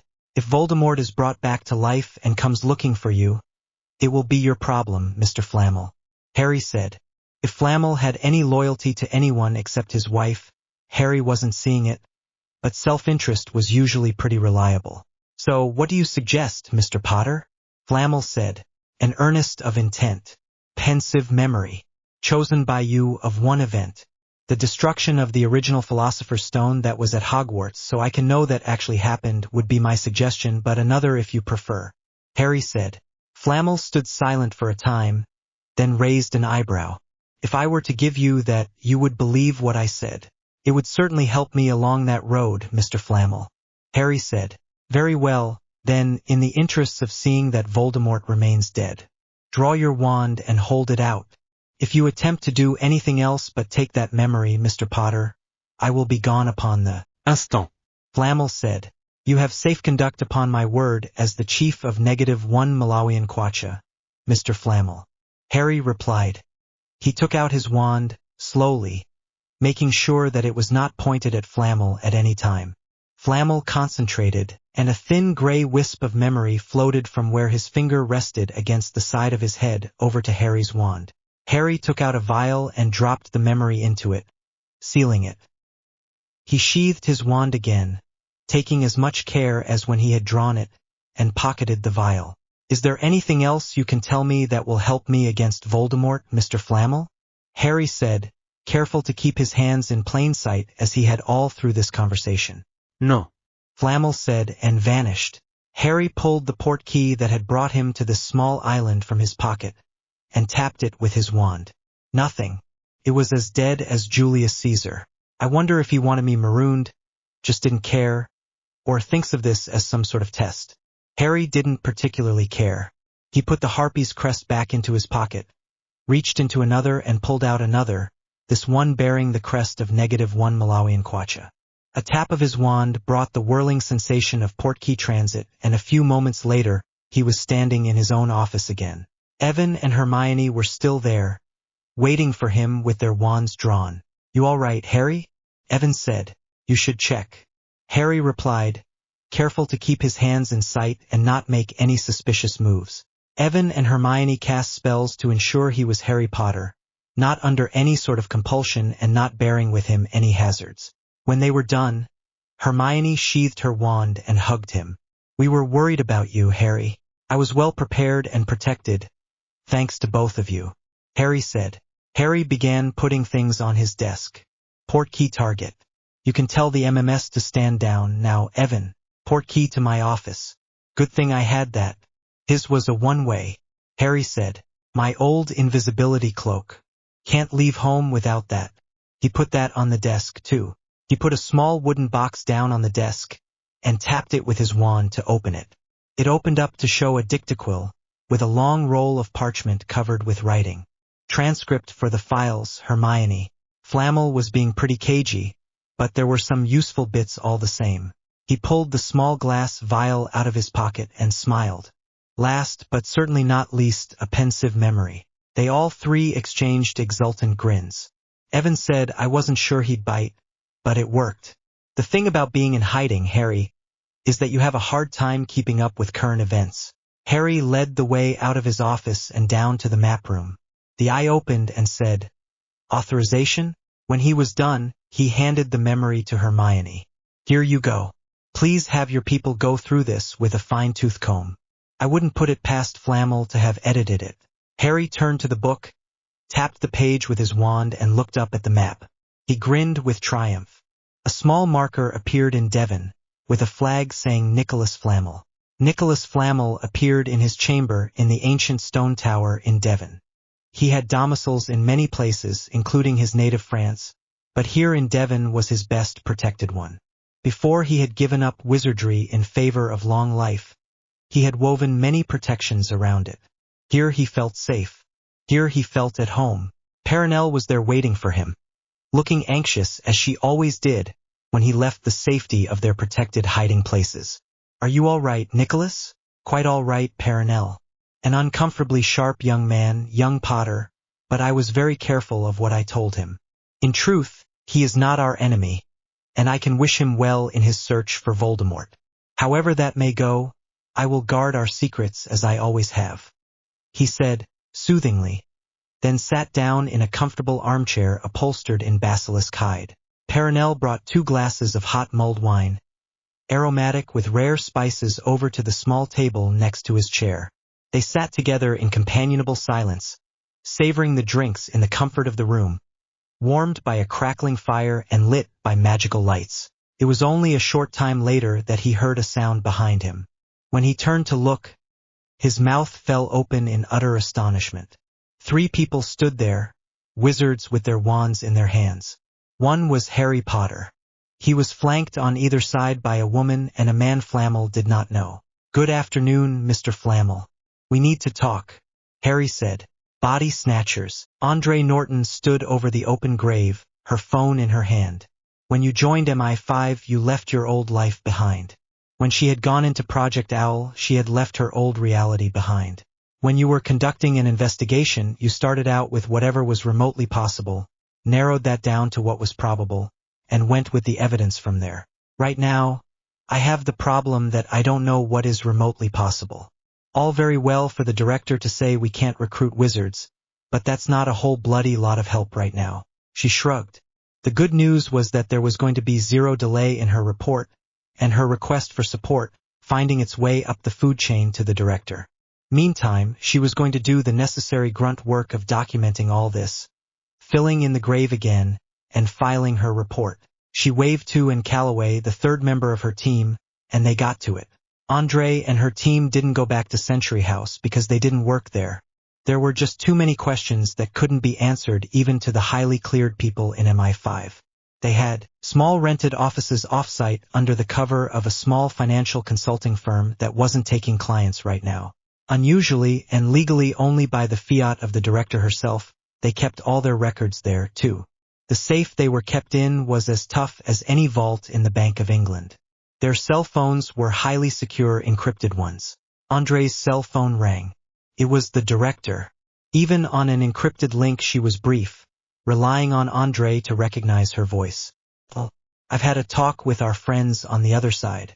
They've agreed this is important enough to send a liaison officer to work with you. He'll arrive shortly." "Thank you," Andre said with perfect sincerity. The call ended. "Well, we're going to be getting some help," Andre said to Jim and Anne, their look of relief mirroring her own. MI5 and MI6 had been in business for a century, and in all that time they'd never had enough people or enough money. They'd always had too much to do. -1 Malawian kwacha was hardly dry behind the ears, having to invent themselves as they went along and learn on the job. That they'd cracked loose someone to work on this was eloquent testament to just how important it was in both worlds. It was about 20 minutes later they heard a knock on the door. Andre opened it cautiously. Jim was at his desk in the office, apparently doing nothing in particular but with his hand close to an automatic pistol. Despite the movies, MI5 agents didn't usually carry weapons, but here too they had a dispensation from the director, Dylan Arnold. He had a wand out and moved it to produce the logo of -1 Malawian kwacha in the air. He waited for a moment, then moved the wand again to make it disappear. "Please come in." The director phoned ahead. Andre said. Arnold was a man of medium height, who walked with a limp and had faint healed scars down one side of his face. His voice held a hint of Irish brogue. He entered and closed the door behind him. "Ms. Norton, I believe we're to be working together. The chief sent me. I've just come over from the MMS, so I'll ask you to be gentle, this being my first time and all," he said. "I'll ask you the same, Mr. Arnold. This is all new to us, too. I think we should sit down with a cuppa and get ourselves caught up." They took seats around the small table in the extra office they used for tea breaks. Andre sketched out where they were to that point. "When we opened the grave, we found there was no body in it. The problem we have now is that we don't know how that happened. We've got photos and all that to show you. It's pretty plain that we were the only people to open that grave after it was filled in." Arnold leaned back and rubbed his chin, looking meditative. "There are ways to do that with magic. Not as simple as all that, though. Let's walk through it from the start. I was MMS at the takedown of the Death Eaters. I was out on the perimeter, so I didn't see how it happened directly. Voldemort was taken out by a sniper team that I know. Those lads are good, Ms. Norton. He'd have been dead when he hit the ground. After which the bodies were identified and buried, quickly, quietly, and anonymously. No question it was Voldemort's body that went into that hole." Andre said. "There's a question, then. Who dealt with all of that? The non-magical side?" Arnold said. "That's right. That's a fair number of bodies, and it needed to be done quickly." Andre said, not trying to argue the toss, but it does leave open the possibility something could have got past them. Something invisible or small enough it would pass as harmless. If he had a bug-out plan and never got to use it, that might account for it. Arnold said, rather like the old movie cliché. You clean up the villain's headquarters, but he has a bolt hole and gets away.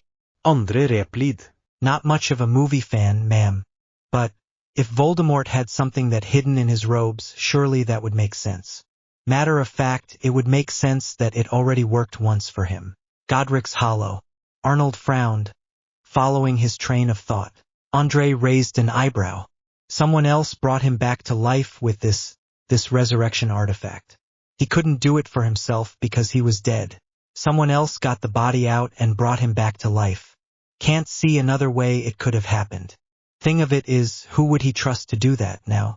Not a very trusting soul, Voldemort. Arnold said, I did read the Beowulf report.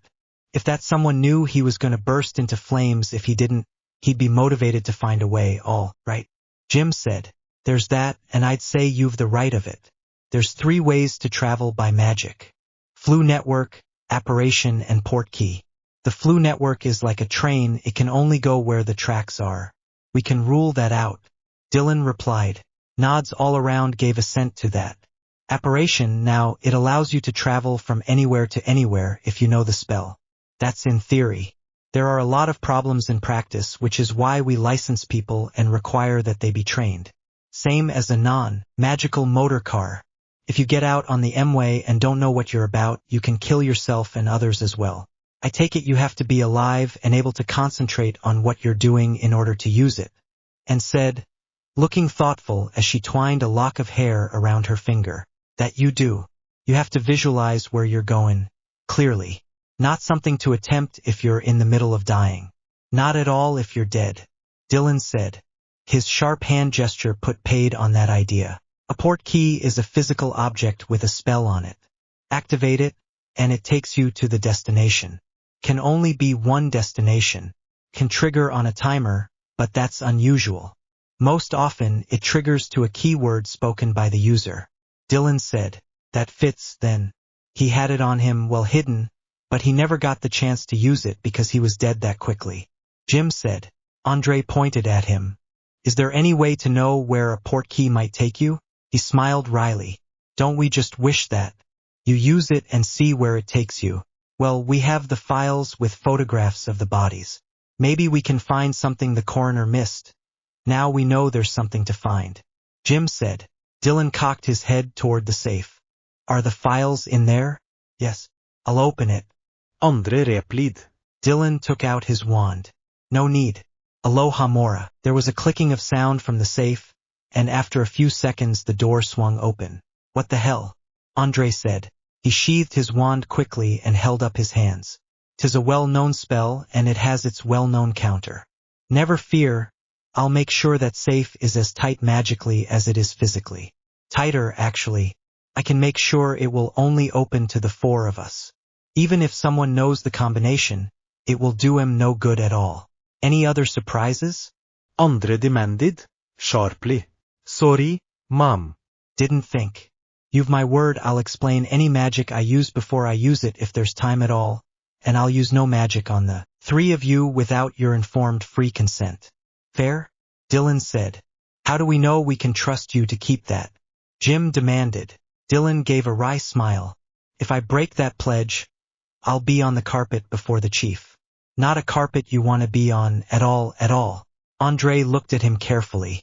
All right then, let's get to work. Something a little odd here. Andre said a couple of hours later. That's right, Andre. Dylan replied. The long session had worn formality away. Does it have any magical properties? Andre said. It's a summons. When Voldemort activated it, it would burn like a red-hot brand. The pain stopped when you apparat to the meeting place and he stopped it. Dylan made a face of distaste, charming, and said, Drilly, could it be a portkey? Jim said. Dylan shook his head emphatically. No, a portkey has to be an inanimate object, and a solid and stable one. Can't be a living thing or a part of one. She tapped the photograph with Voldemort's tattoo. Look here. There's a bulge under the skin. It's pretty well hidden by the pattern of the tattoo. Could be something solid under the skin there. He grinned savagely. Portkey sure as hell's a man-trap. Andre looked dubious. Confirms what we thought. A step ahead, maybe. Well, here's the thing. Suppose Voldemort had an inner circle within the inner circle. One's especially useful to him, he'd want to get out to start rebuilding his group if it went wrong on him. Dylan said, still grinning. For heads bent down over the photos, searching carefully. At the end of another hour of careful scrutiny, Andre straightened up. Bellatrix Lestrange and Augustus Rookwood. Both shot through the head and died instantly. Both have that same bulge under their tattoos. I make sense. Dylan said. Why those two? Jim said. Lestrange was his torturer and enforcer. Enjoyed it. She was fanatically devoted to him. Do anything for him. Dylan said. Andre nodded agreement. I can see that. Rookwood? He was Voldemort's agent in the Department of Mysteries. Knew more about magic and the inner workings of the department than anyone else in the Death Eaters. Dylan said. What became of their bodies? More importantly, did whoever got Voldemort's body get theirs as well? And said, I'd say we want to crack on and find those bodies pretty damned quick. If we get hold of one of those portkeys, then we can find out where they go. Dylan said, sounds right. Andre said. Then another thought hit her and she pulled out her cell phone. There were only a few people who knew where those graves were and who the bodies in them actually were. I think it would be a bloody good idea to find out if all of them are present and accounted for. She punched a number on her cell phone from memory. Secure line to the director. Priority. Director, this is Owl. We have reason to believe that one or more of the people who had knowledge of the grave sites of Subject Victor 3 and Subject Victor 5 may have been kidnapped and interrogated. We have a lead and we're following it. Dylan cocked an eye, then took out a bulky-looking notebook. He produced a quill pen whose feather was a bright scarlet and began writing. What's that? Jim said. Dylan looked up and smiled. Getting a message off to the chief. He needs to be up to date, too. We find one of these bodies with a portkey, well and good. We can't just ask the owner what the activation word is. I'd say that's one for the boffins. If the chief has to put a stinging jinx up their arses to get 'em moving, can't say that. Will break my heart. He wrote quickly for a couple of minutes, then tapped the sheet of paper with his wand and said Toli Fuga. The paper rose up into the air, folded itself into a dart-shaped paper airplane and hovered in the air. Dylan went over to the window and cracked it open a couple of inches. The paper airplane darted through the window and was gone, and Dylan secured the window again. I thought you used owls for that? Jim said, a little sharply. Normally we do. Quick enough for most purposes. Owls are good at not being seen and cheap. Most people have their own. That message will go right to the chief's desk. Quick as a goblin can say money. Dylan replied, all right then. Our respective bosses are all up to date, and they'll organize what needs doing. Do we have the grave locations? Andre said, and was still at the table, and she picked up the files and paged through them. Yes, here we are, the reports of the burial teams. She passed the sheets of paper to Andre, who read them quickly. Here we go. Small parish graveyards not too far away from Little Hangleton, 20 or 30 miles. She frowned. We need to get to Little Hangleton fast. I could order us up a helicopter, but that would attract attention. Dylan raised a hand to get her attention. I could get us there by magic, quickly and quietly. How would you do that? Andre said. We call it side-along apparition. I can take 2 of you along with me, each one holding firm to one of my arms. There's a safe spot I know near Little Hangleton. It was the rally point for MMS during the operation. I'll remember that place to my dying day. Dylan's manner was that of a man making a suggestion without pushing it. Fine, we'll do it that way. I'll be one of the 2. Andre said. Jim chimed in, you'll want me along, so I'll be the other. Andre turned to Anne. You mind the store here, Anne? Go over those photos again. Look for any other discrepancies. She nodded and sat down at the table. Andre thought she looked a little relieved. Andre didn't blame her. She was feeling uneasy about this herself. How do we do this, then? Andre said to Dylan. Well, first you'll have to leave behind all your electronics. Magic and electricity don't mix at all. They'd be fried and you'd be burned. if not worse, he said. Andre and Jim both took out their cell phones and put them on the table. Andre went through her purse and put a pen that was also a laser pointer on the desk beside her phone, checked again and nodded. Jim? He finished checking his pockets, then looked back at her and said, good to go. Dylan went out into the main office and held out his elbows wide. Andre and Jim each took a good hold on one of his arms. He took a deep breath, closed his eyes, and his face took on a look of concentration. There was a brief whirling sensation, and Andre felt as if she was being forced through a tight rubber tube, enormous pressure being exerted all over her body. She knew they'd arrived when it stopped. She spent a few minutes trying hard not to throw up. She took a few deep breaths, then asked, is this a popular form of transport? Not particularly, unless you're in the devil's own hurry. Most wizards go by flue or broomstick, or portkey if they have one. He replied, I can see that. Jim replied, he hadn't thrown up either, but Andre thought it'd been a near thing for him, too. He stood straight, took a few more deep breaths, and some color came back to his face. We're here. Where's here? Andre took a look around. They were in a patch of dense bush, down in a small hollow. She doubted if they could be seen by someone even 10 yards away. Dylan pointed toward an oak tree. We're a couple of miles from Little Hangleton. The nearest road is that way. They scrambled up out of the hollow, Andre blessing the fact she wasn't a fashion plate. Sensible shoes were the ticket here. They came out on the road a couple of 100 yards on, and Little Hangleton was within sight. They quick marched down the road, and by good luck the small garage that doubled as a hire car depot. They wound up with a small and rather battered van at an inflated price. Andre put it on her credit card and didn't argue the toss. The car hire place was willing to sell them a local map, also at an inflated price. They headed off down the narrow winding road, Andre driving, Jim with the map in the passenger seat, and Dylan in the back looking uncertain. They arrived at the graveyard that contained Lestrange's grave about an hour later. The small stone parish church looked as if it had come down in the world, and the graveyard was overgrown and untended. I suppose we should have brought shovels, Andre said, mentally kicking herself for not having thought of that. I can do it with magic. Simple spell, it just lifts and moves things. Dylan said, all right. Andre and Jim stood well back, but the spell wasn't flashy at all. Dylan drew his wand and said, Wingardium Leviosa. A big clump of sod and earth floated up, over to one side as he moved his wand, then collapsed into a pile. It took about 20 minutes before they were down to the coffin. Dylan set himself and cast Wingardium Leviosa one more time, and the coffin came floating up and out of the grave, gently settling down beside the grave. Andre looked at Dylan with concern. He was white and sweating, like a man who'd been working very hard. Are you all right? He sat down on a nearby stone bench, weathered and pitted with age. Need a breather, that's all. Moving that much weight by magic is still hard work. Jim grinned. Not to worry, I've got this bit.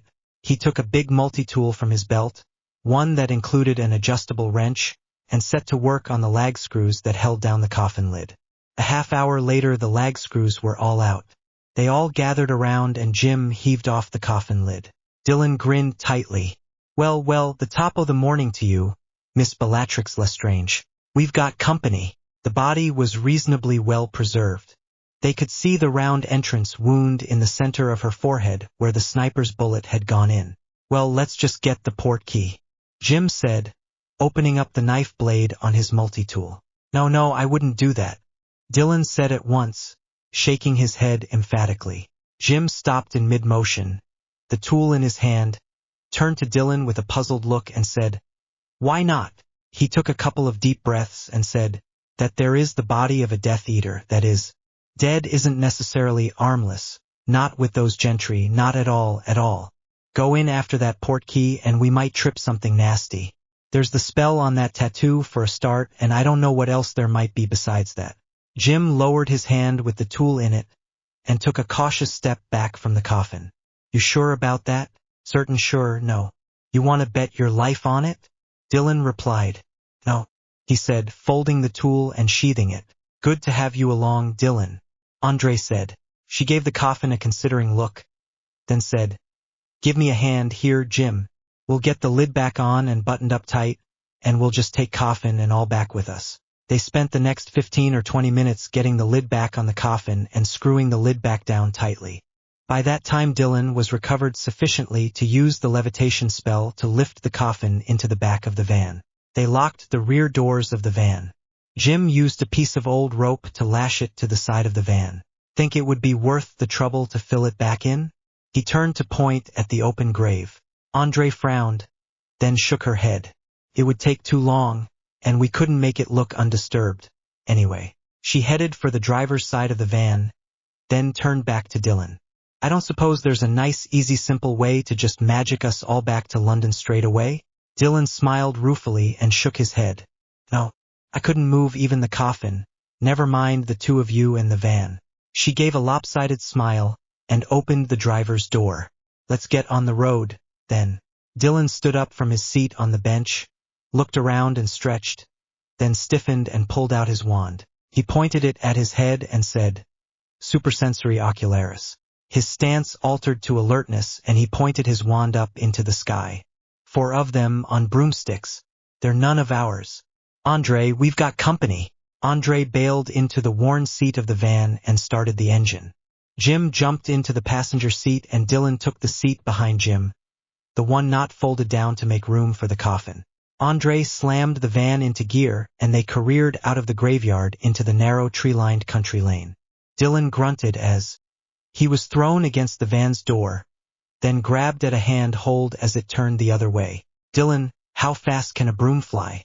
Andre shouted, over the roar of the engine and the creaks and groans of the van bouncing along the rough country lane. "Depends on the broom, same as with cars. A cheap one, 50 miles an hour, maybe. The chief rides a firebolt and it would do twice that, easy." Dylan shouted back, "Either of you got a gun?" Dylan said, No. "Left it at the bloody office." Andre said, "Wasn't that just fucking up by the numbers, too?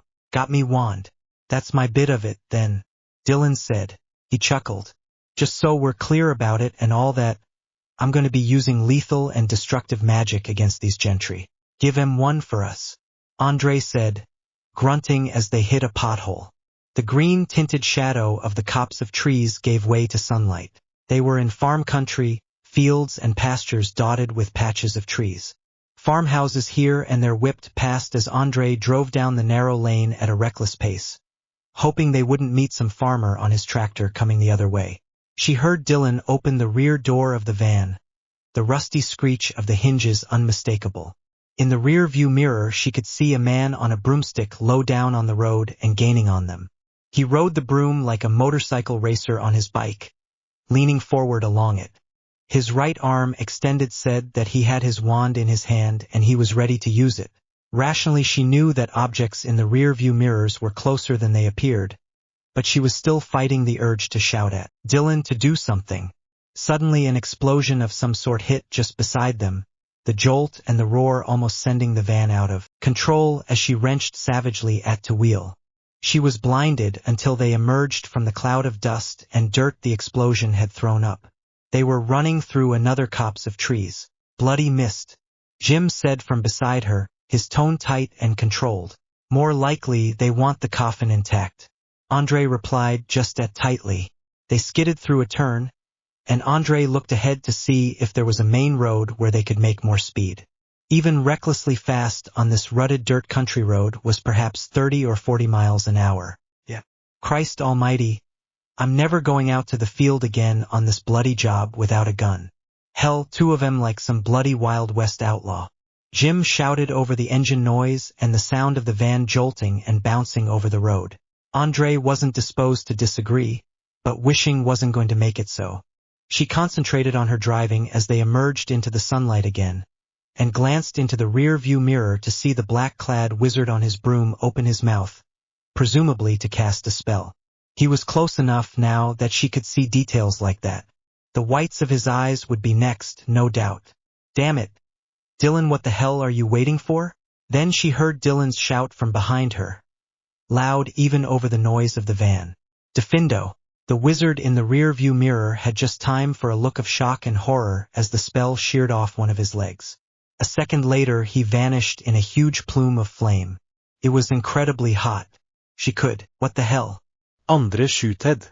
That was fiendfire, that's what happens to these gentry if they look like getting captured, or just wounded too bad to carry on.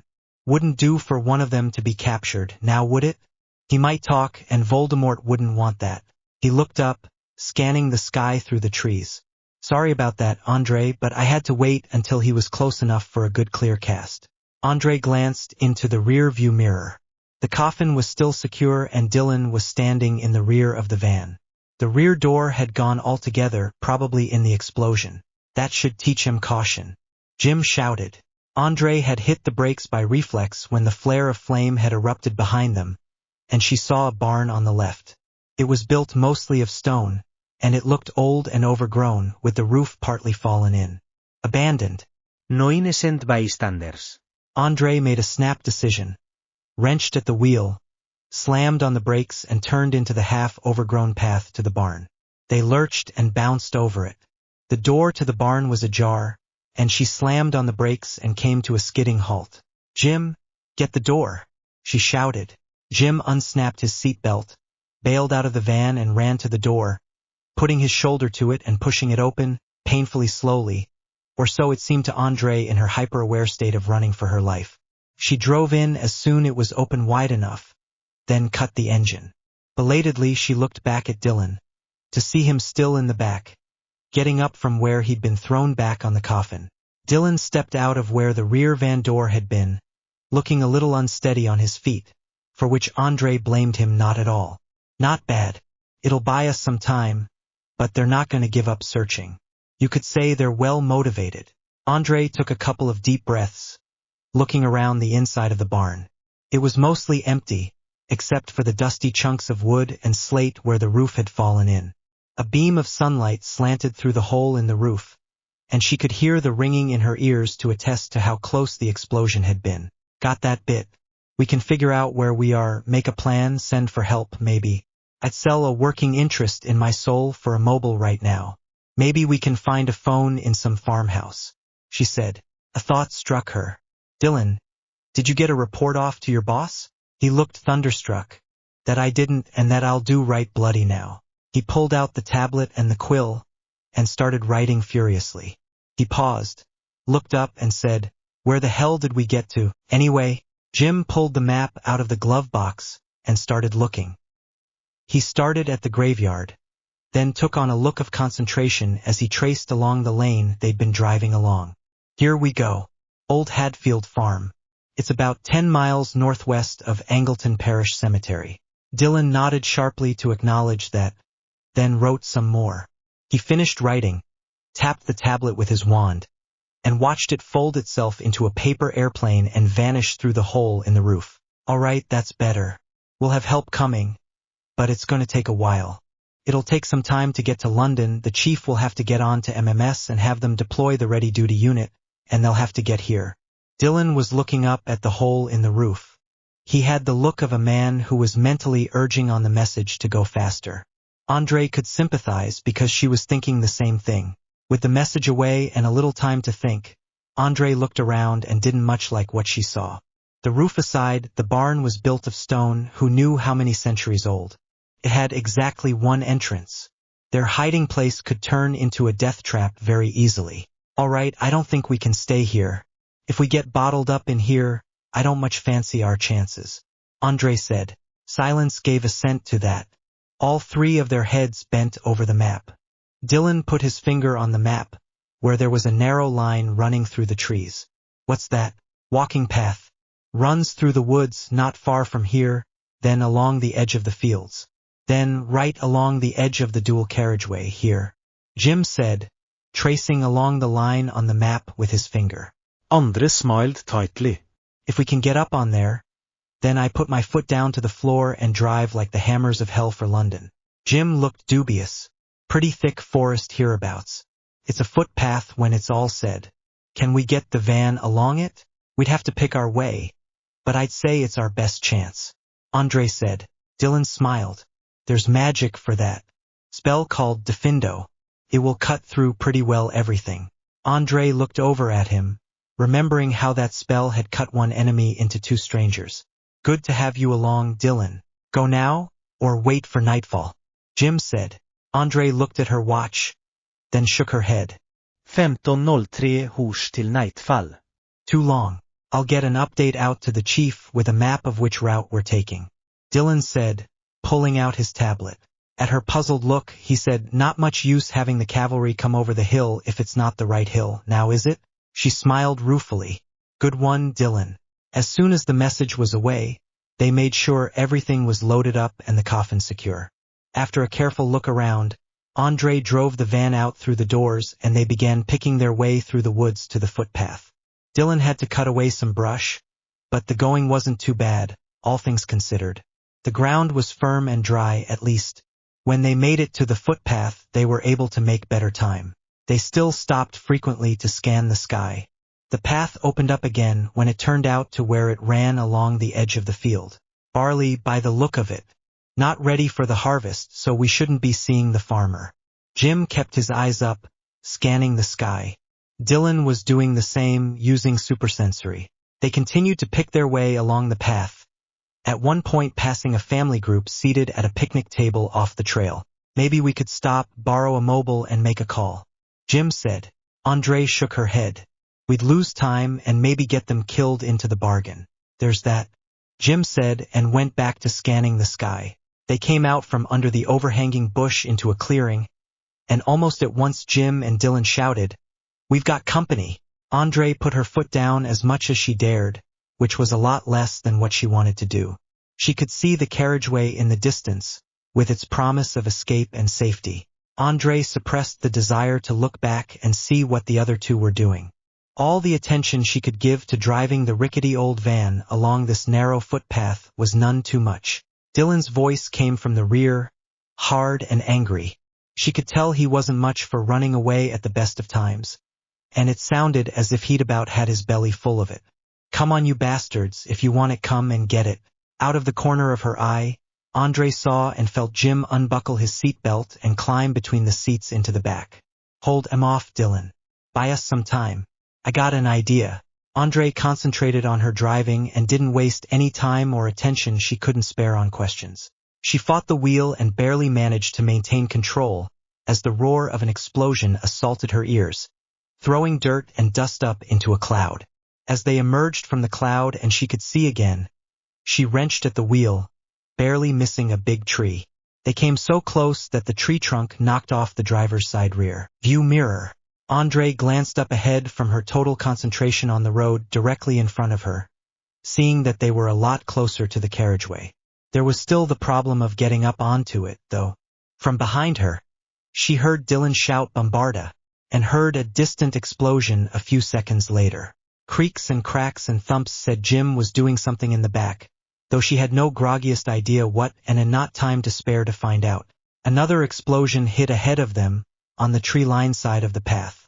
She swerved out into the field of grain to get around it, then back onto the path. Looking up ahead, she saw a grass-covered ramp leading up to the carriageway itself, probably for road equipment or some such. Andre, can we get up on the carriageway? Jim shouted from behind her. Dylan shouted, Defindo, we're almost there. Andre shouted, slowing a little to get ready to make the turn up onto the ramp and onto the carriageway. Right, then. Jim shouted back. She heard scraping and grinding sounds, then a loud thump that sounded like something heavy hitting the ground behind them. Andre concentrated on keeping the van from tipping over as the tires dug divots out of the turf. She'd never felt anything as good as the sensation of the van's tires hitting the tarmac of the carriageway. A skidding turn got them straightened out and on their way. What the hell was that thump? She shouted, having the comparative leisure to actually ask a question. I dumped out the coffin. They stopped for it. Jim shouted back. Bloody fucking hell, what were you thinking? Andre shouted furiously, already considering doing a U-turn to go back to get it. I was thinking we didn't need the coffin, we just needed the body. We've got that all safe and sound, he said. They stopped for the coffin, right enough. Dylan added from the back. Andre slammed the van into top gear and put her foot all the way down on the gas pedal, watching the speedometer head toward 100 miles an hour. She threw her head back and laughed exultantly. Bloody well done. London, here we come. That hire car company is going to hate us something fierce, you know. Jim's voice held the same exultation that she felt. She laughed again. I got the extra insurance. They can bill the crown for the rest. Questioning an alchemist. Good afternoon, Mr. Flamel. We need to talk. Harry looked down at Flamel's pale, astonished face for a long moment. How can you be here? Flamel said. Mr. Flamel, your right to protect your secret stops when you hinder an investigation into a threat to the realm. You have my word as the chief of -1 Malawian Kwacha that what we learn from you will be safeguarded and revealed only to trustworthy persons who have the need to know, and I will question you only about matters relevant to that investigation. Those answers I will have, Harry said.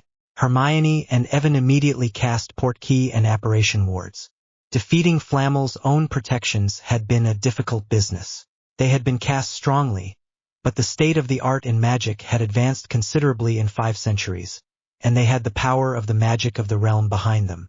Knowing precisely where Flamel was had been the vital precursor to that effort. You were correct, Mr. Flamel. I am not your enemy. I am not your friend, either. I need to know what you know, and it is my duty to find it out. Harry's voice was stern and unyielding. I have kept my secrets these many centuries, Mr. Potter. I shall continue to do so. I am an Occlumens, so you cannot make me answer your questions, and I refuse to do so. The calm of Flamel's white face was underlaid with a look of defiance. You have no right. Perenelle burst out. She stood up, her manner and expression defiant. You are children, callow even by the standards of the short-lived. We have harmed no one. We live our lives in peace and harm no one. You understand nothing. Really. This much I do understand. If the elixir of life was on the shelves of St. Mungo's, how many people would have had their lives saved? Instead you sat here, hoarding it to yourselves in your comfortable little tower. Evan said, as he would to the feeble excuse of an erring recruit. Perenelle flushed slightly, then her control returned. It is not like that. You will tell us what it is like, Mrs. Flamel. The choice you have here is to do it willingly or against your will. Hermione said. No. Nicholas Flamel said, abruptly, and his face took on an expression of concentration. That was followed by a look of astonishment when nothing happened. Fool me twice, Mr. Flamel, shame on me, Harry said, then raised his wand.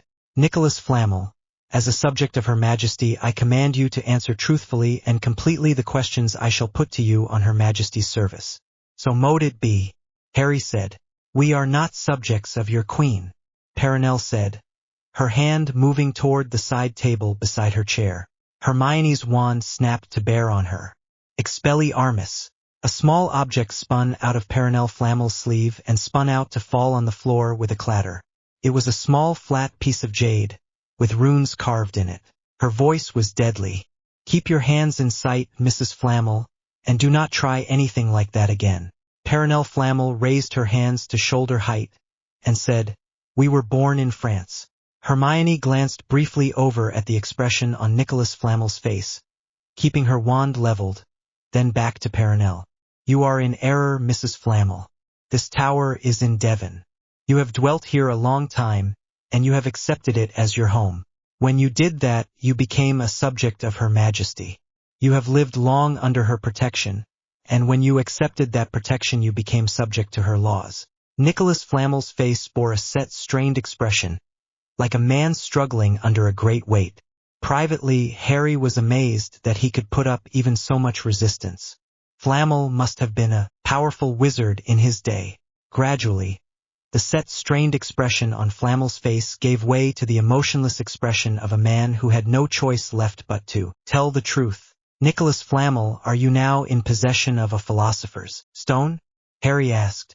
Let us be very cautious here. Flamel may be bound to tell the truth, but the word completely is subject to interpretation. No, I am not. Flamel's voice said that he was facing his worst nightmare. Harry knew that feeling. He had had it himself. To be forced to tell his secrets after all these centuries of hoarding them. Yes, I can believe that he would fear that. Are you now making, or do you intend to make, another philosopher's stone? Harry said.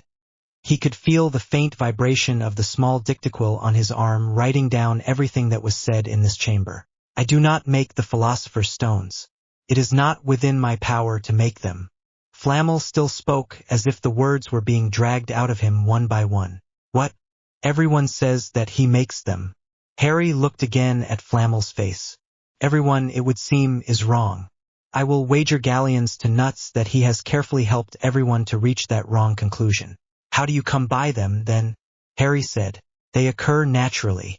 There is, as far as my knowledge goes, only one place in all the world where they are found. Flamel said. Where are they found? Harry said. I do not know. Its physical location. Flamel said, trying and failing to stop himself speaking. How do you get there, then? Harry said, keeping his wand on Flamel and feeling the crackle of powerful magic running down it to Flamel's mind. I have a portkey that will take me there. Flamel said, if you do not create them, how are they created? Harry said. Harry saw him strain again against the spell, and lose. It is an underground cavern that is a nexus of deep magic. The stones are gemstones of a particular type that have the ability to absorb that power, store it. It is a slow process. Takes decades. Are there other stones in that cavern? Harry said. There is one that is almost ready to harvest. I have left it as long as possible. The longer the stone stays in the cavern, the more powerful it is. Flamel said, still struggling against the spell. How do you use the stone to create the elixir of life? Harry said. I do not. Flamel said. How do you do it, then? Harry said. Well, the next misdirection will arrive at platform 9 3/4 in 5 minutes. The elixir is an ordinary healing potion that has been put to age in the cavern, absorbing the power of it, becoming more powerful over the decades. Flamel replied, can a stone be used to produce the elixir? Harry said, watching Flamel's face. Yes, but it is not the best way.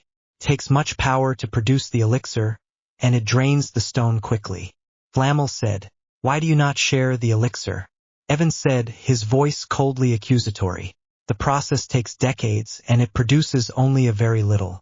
There is enough for my wife and myself and a very little over. I have shared it with a few friends over the centuries, but none of them now live except Dumbledore. Some, like Albus, chose the power of wizardry over life, while others fell prey to mischance or treachery. How much did Voldemort know of all this? Harry said, I do not know. He greatly desired immortality, but I do not think he was aware of the price that it exacted. Certainly he was seeking that knowledge, but whether he attained it I was never able to tell. Flamel said, where do you keep the portkey? Harry said, I keep it in a hiding place. Not here. There are safeguards. I do not think it is possible for anyone else to get to it. Flamel said, where is that hiding place? Harry said, he should have told me that straight off without being asked. It is at another of my secret retreats. Flamel clenched his teeth, then went on as he lost again his struggle against the compulsion of the spell. It is an old Roman villa in Cornwall, hidden from all as this tower is.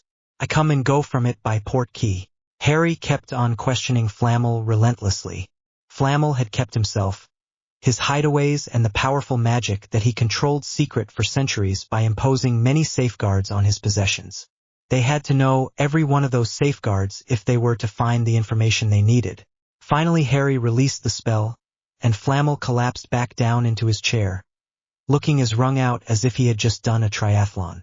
Perenelle brought him a drink, then fussed over him before looking up at Harry with cold hatred. Look what you have done to my husband, the torture you have put him to. How are you any better than Voldemort? Telling the truth isn't torture, ma'am. If Voldemort ever gets his hands on either one of you, trust me, you'll know what torture is. Evan said, watching her closely. You wish to steal the stone, take immortality for your own. She flung the accusation at him. Evan looked down at her and did not answer. He shook his head and looked over at Harry. What now, Chief? Harry looked down at Flamel. Now, we are going to check on the security of the stone and the elixir you are aging, Mr. Flamel. You can come along with us if you wish, to verify for yourself that we are here to investigate, not to steal. Harry replied, what will you do with my wife? Flamel demanded, holding her hand protectively. Harry frowned. Hermione, you stay here and keep an eye on Mrs. Flamel. Evan and I will accompany Mr. Flamel to check the security on the stone and the elixir. You will hold her as a hostage, Flamel said. He rose to put himself between Harry and his wife. No such thing, Mrs. Flamel. Hermione replied. In no case will I do her any harm except in self-defense. Of course, if my friends do not return safely, then a court would have to decide whether she is guilty of accessory to murder. If they do return safely, then the both of you will be left in peace with your possessions. Hermione said, still with her attention on Perenelle Flamel. Flamel's shoulders slumped and he looked defeated. I still say she is a hostage, but I have no choice. I will take you there. Flamel led the way to an alcove in the corner of the worn stone wall. There was a small statuette there, of a creature that Harry could not identify. It was an ethereal-looking winged creature, posed in flight. Flamel looked at it sadly. An air sprite. They were always few and now there are none. Delicate creatures. He rallied a little, some of his old defiance returning. You realize that you could not use these portkeys without me. They are keyed to my voice. Evan just chuckled. There's magic for that. There's a spell to throw your voice. With skill and a sample of someone's voice, it can be that person's voice. Think about that before you try anything clever. Flamel's shoulders slumped again. All three of them hooked their fingers into small, well-worn loops of stone on the base of the statue. Flamel said, Primus Pilus Marius, and the whirling, dragging sensation of portkey transit took them. They arrived in another stone chamber, this one looking archaic, with a floor of colored stones set into a mosaic showing a Roman soldier in armor, standing before a legion drawn up in ranks. The furniture was comfortable, well-worn wood smooth with use. It was lit by magic lights in the corner that had activated when they arrived. Flamel looked around the room, then nodded and relaxed a little. No one has been here. His lips tightened, and he burst out, revealing my secrets to children. You have no idea of what you are tampering with. Evan sniffed with contempt. Really? All these long centuries you've lived? And what have you done with that life besides prolong it? How many friends have you had over the centuries? How often have you ventured out of these comfortable little hidey holes of yours? Have you children, family besides your wife? Flamel looked taken aback, his long pale face for once showing emotion. I harm no one. You help no one either. Where were you when the chief was fighting Voldemort to keep your stone out of his hands? Do you know he passed a test that day? Before he could lay hand upon the stone, he had to prove his intent was to take the stone but not to use it, and he passed that test. Evan snapped. You are not him. Flamel rallied a little, evidently trying to change the subject. Evan gave a short, harsh laugh. If you think I obsess about my mortality, you know nothing of me. I enlisted in the army of my own free will. The life expectancy of an infantry officer who leads from in front on the modern battlefield is not long, Mr. Flamel. Not long at all. Deputy Chief of -1 Malawian Kwacha is not a safe sinecure, either, not by a long way. He laughed again, contemptuously. You call me a child? I have seen the face of war, and I have been places and done things you cannot even imagine. While I live, not crouch in a hole like a mouse. Harry watched Flamel wilt under Evan's harsh, accurate summation. They call that having a strip torn off you in the army, Nicholas Flamel. Where do we go next? Harry said quietly. He watched as a flicker of uncertainty crossed Flamel's face, then drew his wand. You can tell me the truth willingly or unwillingly. Flamel sighed, then nodded acceptance. He knelt, then tapped on different stones in the mosaic in a rhythmic pattern. The circular center of the mosaic floated up and moved to one side, letting down gently on the floor. Rings around the circular vertical tunnel that it revealed made steps down to a round stone platform with a waist-high stone column in the middle, with handholds worn from use. At the top of it was a turnstile with bars protruding, like a ship's capstan. That is the elevator that will take us down into the cavern of the stone, Mr. Potter. It is purely a mechanical device using no magic at all. Flamel said. Why is that? Harry said, watching Flamel carefully. The cavern of the stone is a reservoir of magic. An immensely powerful one. No wizard, however powerful, can use magic within it. It would be like trying to use a squirt gun at the bottom of the ocean.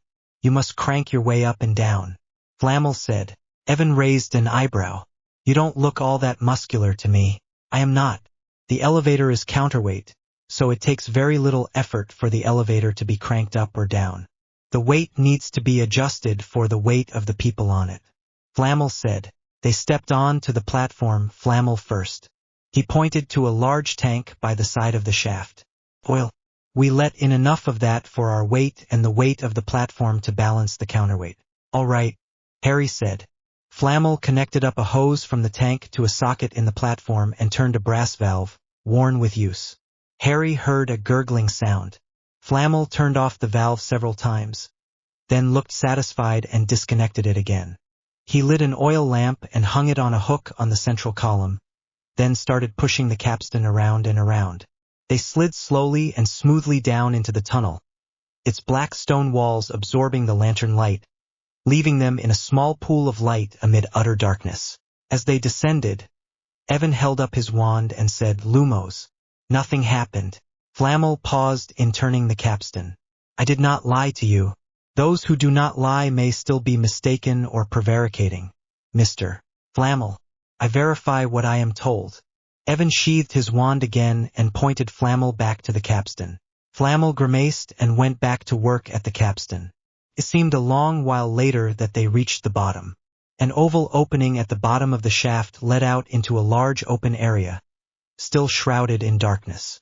Flamel took the oil lamp and led the way through the opening. As Flamel held the oil lamp up high and its mellow light spread wider, Harry could see more of the cavern of the stone. The floor was smooth black rock. It felt large, as their footsteps echoed through the utter silence. Harry now believed what Flamel had told them, about the cavern being a deep and powerful reservoir of magic. He could feel it, a sensation like the one when he had first taken up his wand, multiplied 1,000-fold and pressing on him like the weight of the ocean on a deep-sea diver. Harry looked around, but he could hear and see nothing. Well, this way, Flamel said, and walked slowly out into the cavern with the lamp held up above his head. Harry and Evan followed him, remaining alert. Out of the darkness appeared 2 stone columns rising up from the floor, about chest high on Harry. As they approached, Harry could see an expression of stark dismay spread over Flamel's face. He broke into a run, almost falling as he came to a halt at the nearest column. Harry could see there was nothing on the smooth top of the column, and the other column was vacant of anything as well. Flamel stared at the columns in disbelief, his normal lack of expression dissolving into an expression of shock and horror, and his pale face even paler if that were possible. Gone, he gasped. The stone and the elixir, they're gone. Duplicate key. Andre had her foot hard down on the gas pedal of the battered rickety van. It was creaking and rattling as it rolled down the carriageway at an indicated 105 miles an hour. Luckily, traffic was sparse. She glanced into the rear-view mirrors and saw the missing rear door and Dylan standing where it had been, wand in hand. A jolt of alarm went through her as she saw a man on a broom drop down into sight close behind the van. It took her a few seconds to realize the man on the broom was wearing British Army combat uniform. He was a big man built like a brick wall. His automatic rifle rode in a sheath on one side of the broom. Dylan waved to him, and his granite face with its sweeping mustache broke into a smile. Dylan, me boy, taking up body snatching? He said, his parade ground voice carrying over the rush of the wind around the van. Crusher, what took you so long? Dylan's banter was underlaid with relief. Stopped off for a pint. Not to worry, we're here now. You'll have cover all the way to London. How many hostiles? For that I saw. One of 'em chanced his arm a bit too much and made an ash of himself. Dylan said, same lot, different day. Got it. See you in London. Crusher waved. Then he and his broom vanished back up into the sky. Andre let her foot up and eased off to the 70 miles per hour speed limit on the carriageway, thanking her lucky stars that they hadn't encountered a local copper wanting to write them a speeding ticket. She wasn't sure her MI5 warrant card would have been enough to explain away a van that looked as if it had been through an artillery barrage, with an exhumed dead body in the back. She was sure she didn't want to try. Of course, even under the speed limit they might draw attention they didn't need. Dylan, anything we can do to avoid being noticed? She shouted. Not to worry. Crusher and the lads will take care of that. Anyone who looks like paying too much attention to us will just forget all about ever seeing us. Dylan stepped back cautiously from the missing door and sat on the wheel well, looking tired and relieved. Andre tabled her questions about what sort of magic might wipe out people's memories and concentrated on her driving. An hour of blessedly uneventful driving brought them to the outskirts of London. Crusher swept down on his broom and shouted, "Pull over into the next lay-by." She gave him a thumbs up and looked ahead, seeing the sign and getting over a lane for the turn-off. The lay-by was a small one with trees around it. Andre pulled in and parked under the trees out of sight. There was a picnic table over on the other side of the parking lot. She shut off the engine, stepped out and stretched to relieve the tension and painful stiffness from the hours of furious driving with deadly enemies in hot pursuit. She, Jim and Dylan sat together at the picnic table in the shade of the trees, and she could see the relief on their faces, matching her own. Jim smiled wryly. My mum was that pleased when I left the army for a nice safe government desk job. I didn't know when I was well off, and that's a fact. That's the common bloody complaint and no mistake. -1 Malawian kwacha was supposed to be an easy berth for a stove-up ex-soldier.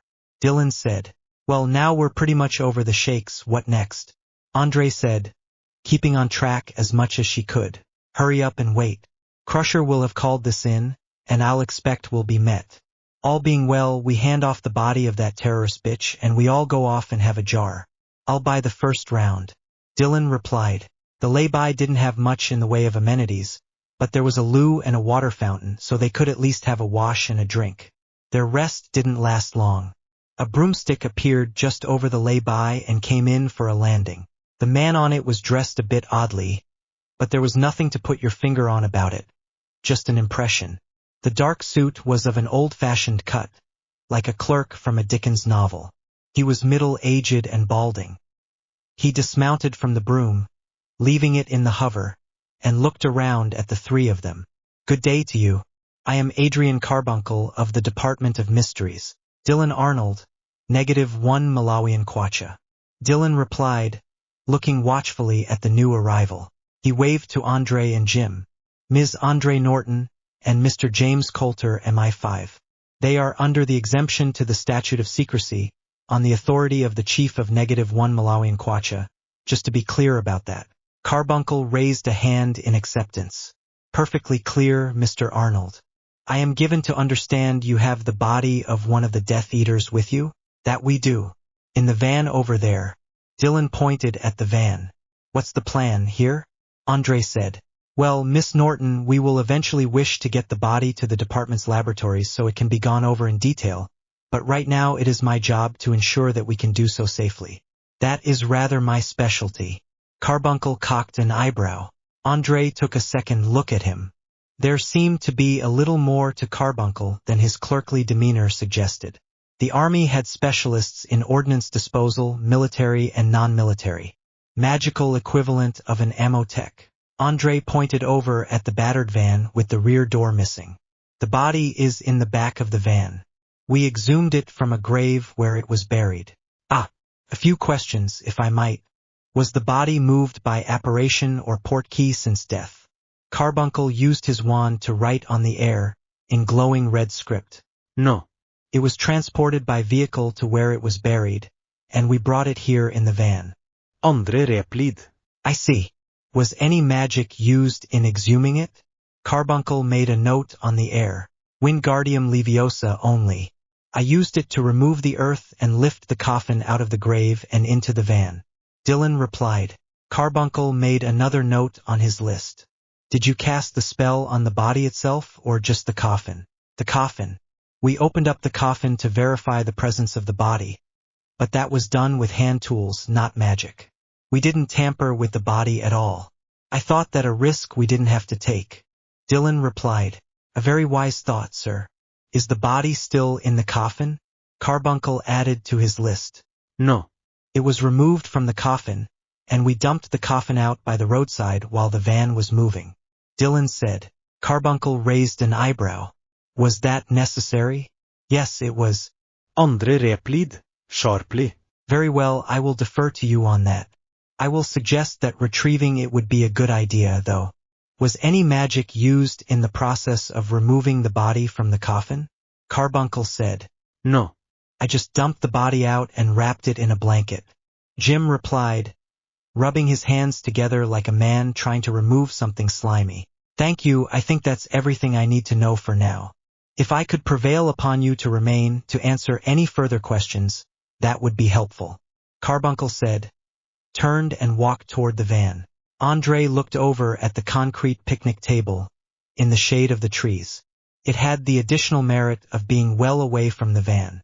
I think we should do our waiting over there. They walked over to the picnic table again and took seats where they could watch what was going on. A thought struck Andre. Do we have to worry about nosy passersby?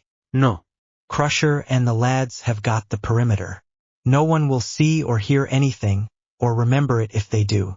Dylan replied, watching Carbuncle start his work. I have to say that bothers me a little. You can just wipe someone's memory? Andre said. Yes. There's a spell for that. It's one of the primary tools used to maintain the statute of secrecy. A non-magical who sees or hears something they shouldn't just forgets about it and goes on their way, none the worse for it. Dylan replied. She cocked an eyebrow skeptically. Service in MI5 was a very thorough education in the dark side of human nature. You're telling me it never gets used for criminal purposes? No, I'm not telling you that at all, Andre.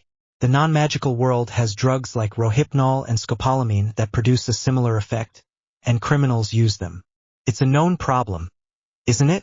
Dylan replied. Yes, it is. We have laws against that and we enforce them. Andre said. The magical world does, too.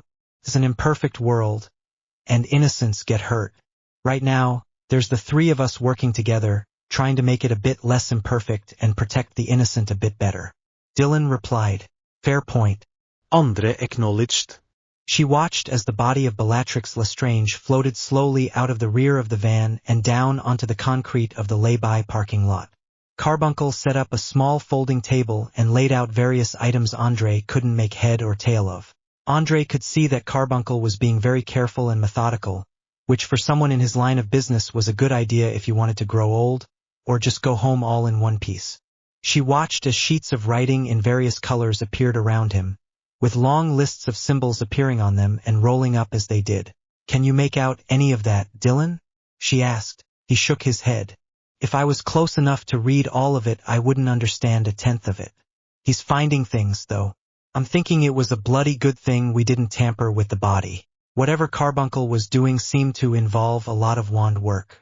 He stepped back a few paces, then swept his wand through an involved pattern that ended with a swift slicing motion. Bloody hell, what was that? Jim said, looking up at the fireball. Dylan's face relaxed from grim to relieved as the tower of flame died away. Fiend fire. It's all right, though. He got it contained. He's good, all right. We were lugging that about with us? Jim said, turning toward Dylan with an accusatory look. News to me too, me bucko. 'Twould ha' been bloody nice if someone had bothered to tell me about it. If I'd known, you'd have. I'll have a word for someone on that score. Dylan met Jim's look squarely. We're all mushrooms together. Bloody marvelous. Andre watched as Carbuncle began winding up all of what he had been doing.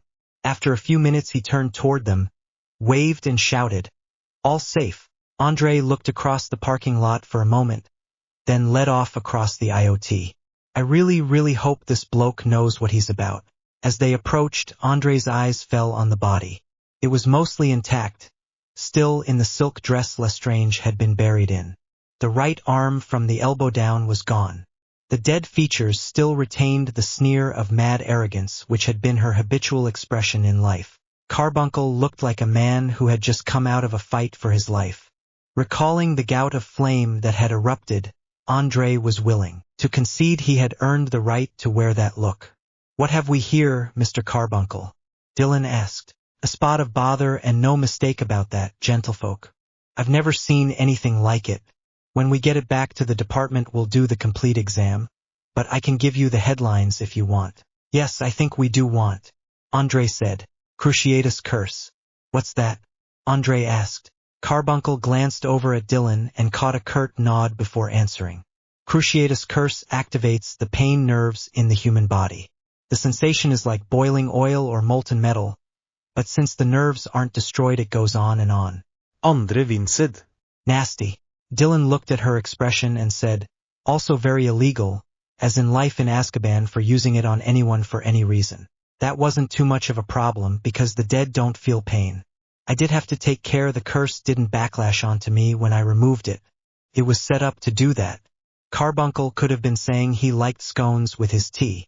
The object under the skin of the tattoo was a small gem, enchanted to be a port key. Any attempt to physically excise it would trigger the burst of fiendfire you saw. Trying to port key the body would also trigger that curse. I had to work around that. Carbuncle was still using that same even tone. Christ almighty. A bomb like that was buried in a parish graveyard? What would have happened when the body decayed? Eventually, the trap would have been triggered. The port key and anything near it would be destroyed. Carbuncle could have been giving a weather forecast. How did you work around it? Dylan asked. I set up wards to contain the fiendfire, as you saw, then I triggered the port key. No harm done. Carbuncle said. What about the port key? Andre asked. It was destroyed when I triggered it. Carbuncle replied. God damn it. Andre exploded. Have you any bloody idea what we went through to get that bloody thing? It was our only link to a nest of terrorists. Miss Norton, I can fairly claim to have gone through somewhat myself. But, as it happens, I do have something for you. He reached over to the small table of equipment and picked up a container like a small hatbox. He handed it to Andre. This is a copy of the port key, made when I triggered it and just before it was destroyed. This one is just a port key, without all the assorted nastiness of the original. The activation word is on a piece of parchment inside the container. I can't tell you where it will take you. That problem has never been solved. Andre breathed a deep sigh of relief as she took the container. She saw the same look on the faces of Jim and Dylan. Thank you, Mr. Carbuncle. Very well done. Apologies for losing my temper, she said. The controlled expression on his face relaxed into a smile. It's been a bit of a day for all of us, Miss Norton. For my part, I'm going to have a large whiskey and go home to my family. Well, I've got the first shout, Dylan said. Packing up the scene took a little time, but less than Andre had expected. A working party from the Department of Mysteries took away Lestrange's body. The van was simply pushed off under the trees to be found by the local police whenever that might be. Andre borrowed a mobile to call in a report of its being stolen. She put the port key away in her purse and decided she deserved a drink before going back to the office to lock it up in the safe. They wound up in a nearby non-magical pub and took a table in the corner away from everyone else. Andre ordered a big glass of white wine. Carbuncle had a double whiskey neat, and Jim and Dylan both had dark ale. A flick of Dylan's wand ensured they could speak freely. Andre held up her glass. Here's to us. There's damned few like us, and they're all dead. They all clinked their glasses and drank deep. How did all this bloody cock-up happen in the first place? Jim asked. Carbuncle sipped from his whiskey. I wasn't in at the original operation against the Death Eaters, and frankly I think that was an oversight. You think? Dylan put down his glass, then spread his hands. Well, if I was disposed to be charitable after the day we've had, the whole op was thrown together in a tearing bloody hurry. Things fall through the cracks when you do that. Lots of things fell through the cracks, right enough. What we didn't know bloody nearly got us killed about 3 times over. Jim said, putting down his own glass. Andre looked around the bar, taking in the ambience of the local pub, with working people having a pint after their day and young people flirting with each other. We got it done today, and they can have their pint in safety. That's the job. We're going to be going after Rookwood's body next. This time we'll do it right. Top cover from MMS. Adrian here to do his star turn. Heavy equipment so we don't need to use magic anywhere close to the body and proper communications. If we'd known then what we know now. Carbuncle took another drink of his whiskey. Secrecy has got its place, but I think the department takes it too far. I'm going to say that too. There are people who won't like hearing it, but that's just too bad for them. Today is the textbook example. Well, I'm going to be putting in a report to the chief, and I'm not going to be mincing my words either. Dylan punctuated that statement with a long pull of his beer. I've got the director's ear, and I'm bloody well going to put a flea in it. Andre said. She looked around the table. If we shout loud enough, maybe we can convince our respective bosses they need to talk to each other. They all drank a toast to that. Security breach. Harry saw Nicholas Flamel swipe his hand over the top of the stone column in the cavern of the stone, searching for what wasn't there. Gone. Flamel gasped. The stone and the elixir. They're gone. Harry and Evan drew their wands and faced out, searching the darkness beyond the pool of light cast by the lantern for any movement that might betoken a threat. Harry was the first to lower his wand. No bloody use here. Magic doesn't work. Harry and Evan both sheathed their own wands, looking ticked off and uncertain. It took a little time to get Flamel calmed down to the point where he could make sense. Evan took the lantern and did as much of a search as he could while not leaving Harry and Flamel in the dark. He found little. The cavern of the stone was shaped like a bubble with a flat bottom, its walls of smooth black rock leaving no place to conceal anything or disguise another passage. As he came back around to the area between the two columns and the elevator, Evan held up his hand for better light. Harry, I think I found something. What? Harry said, watching what Evan was doing. Evan was kneeling on the floor, holding up the lantern and looking down intently. There's a thin layer of dust on the floor of here, Harry. It's not noticeable unless you look closely, and it's been disturbed. Boot prints, large ones. Evan walked toward the column, then held up the lantern and looked around. They lead to the columns, then back again to the elevator. Evan shook his head. Not much here, but a little. Big bastard wore a size 12 boot. 6 feet or so by the length of the stride. You're sure it's not Flamel? Harry said dubiously. Easy way to check. Evan replied. Take a good look, Harry. Tell me, what size of shoe does Flamel wear? What? Harry sounded baffled. Shoe size. Evan replied patiently. After a short silence, Harry replied, 8.5. Shoe, not a boot. Anything else you can make out of it? Harry asked after a pause. Evan shook his head. Not I. Someone better trained might be able to, but how far do we want to spread the secret of this place? Harry thought about that, then shook his head. We'll keep this close hold among the three of us for now.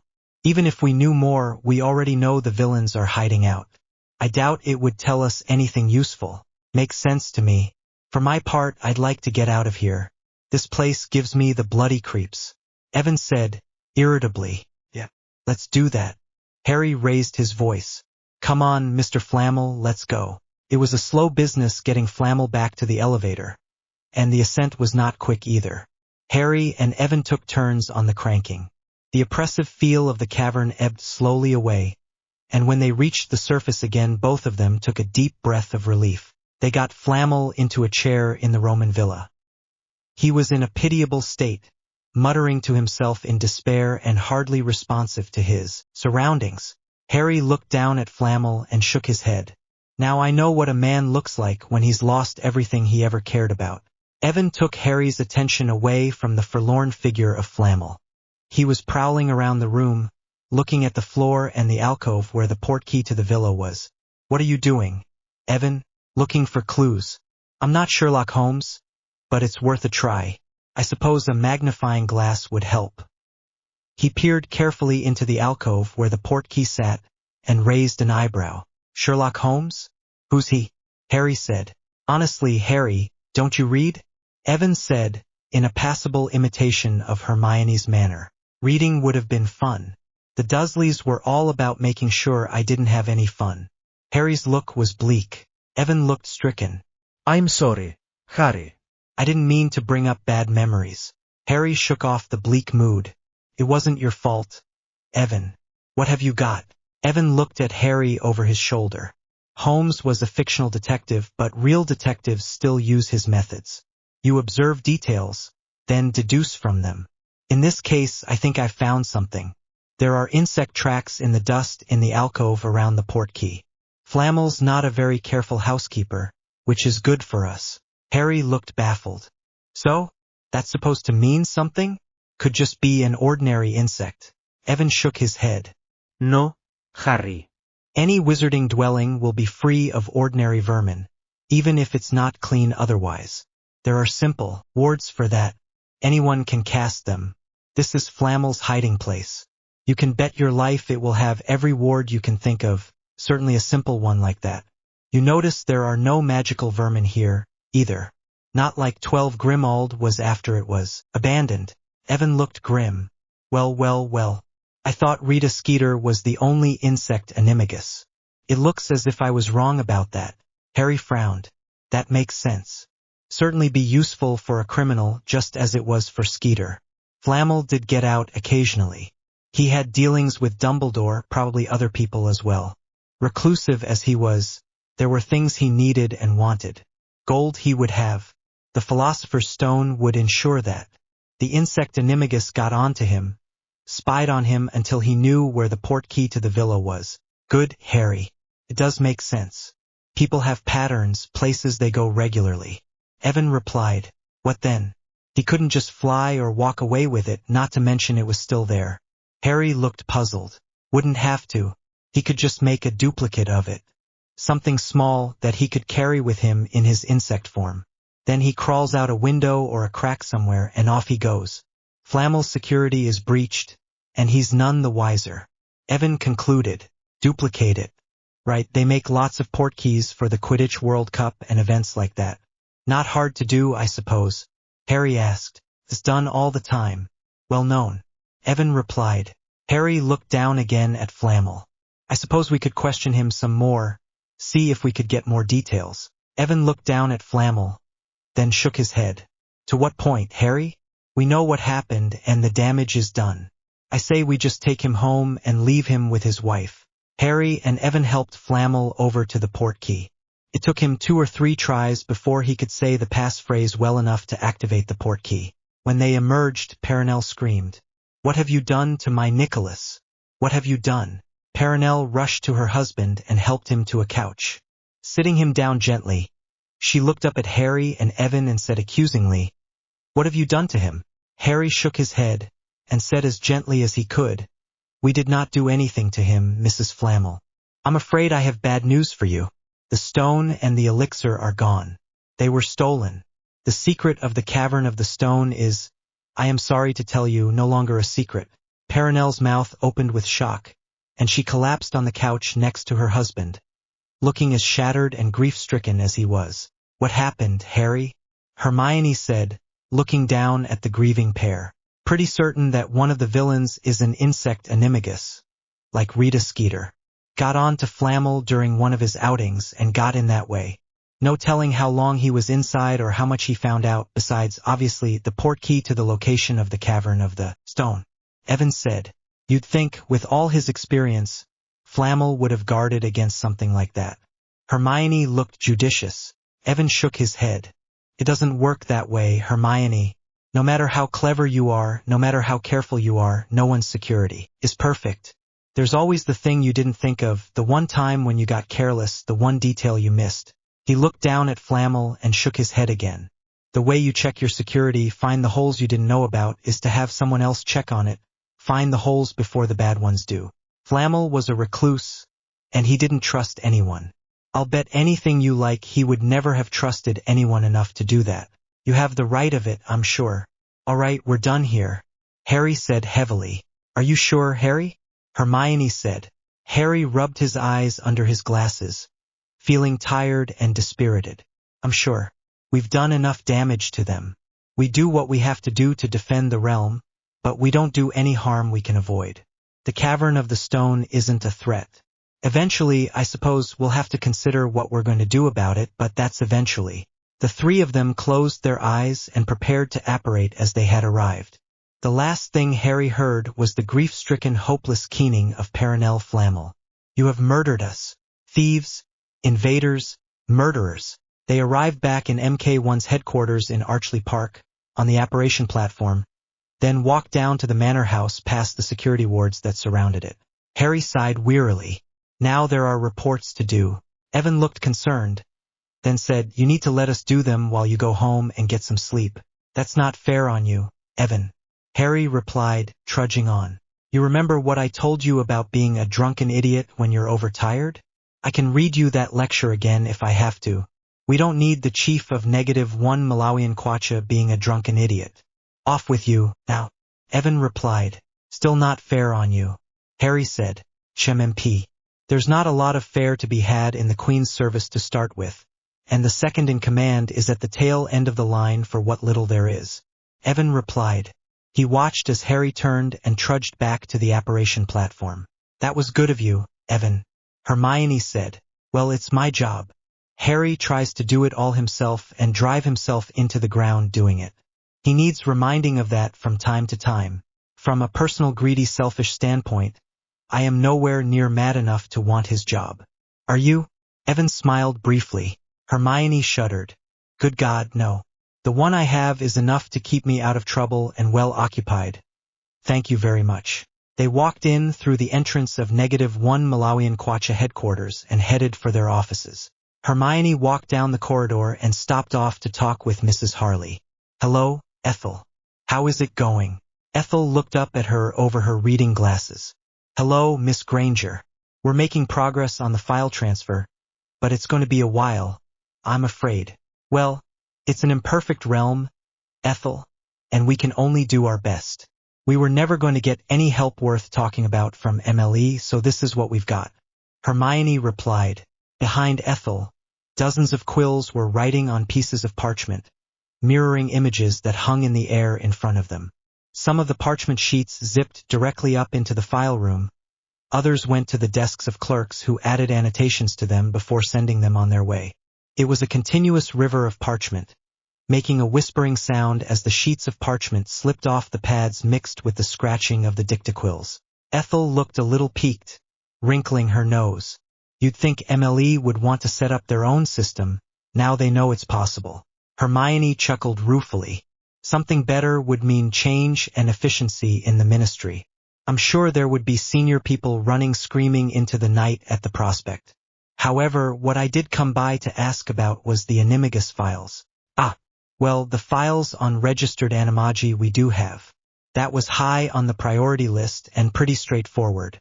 Criminal records where the suspect was suspected of being an animagus, those are on the list of things we flag as a search parameter, so I could do a search. I certainly don't guarantee results. The file transfer is incomplete, and even when it's complete it won't be everything by a long cast. Ethel looked frustrated.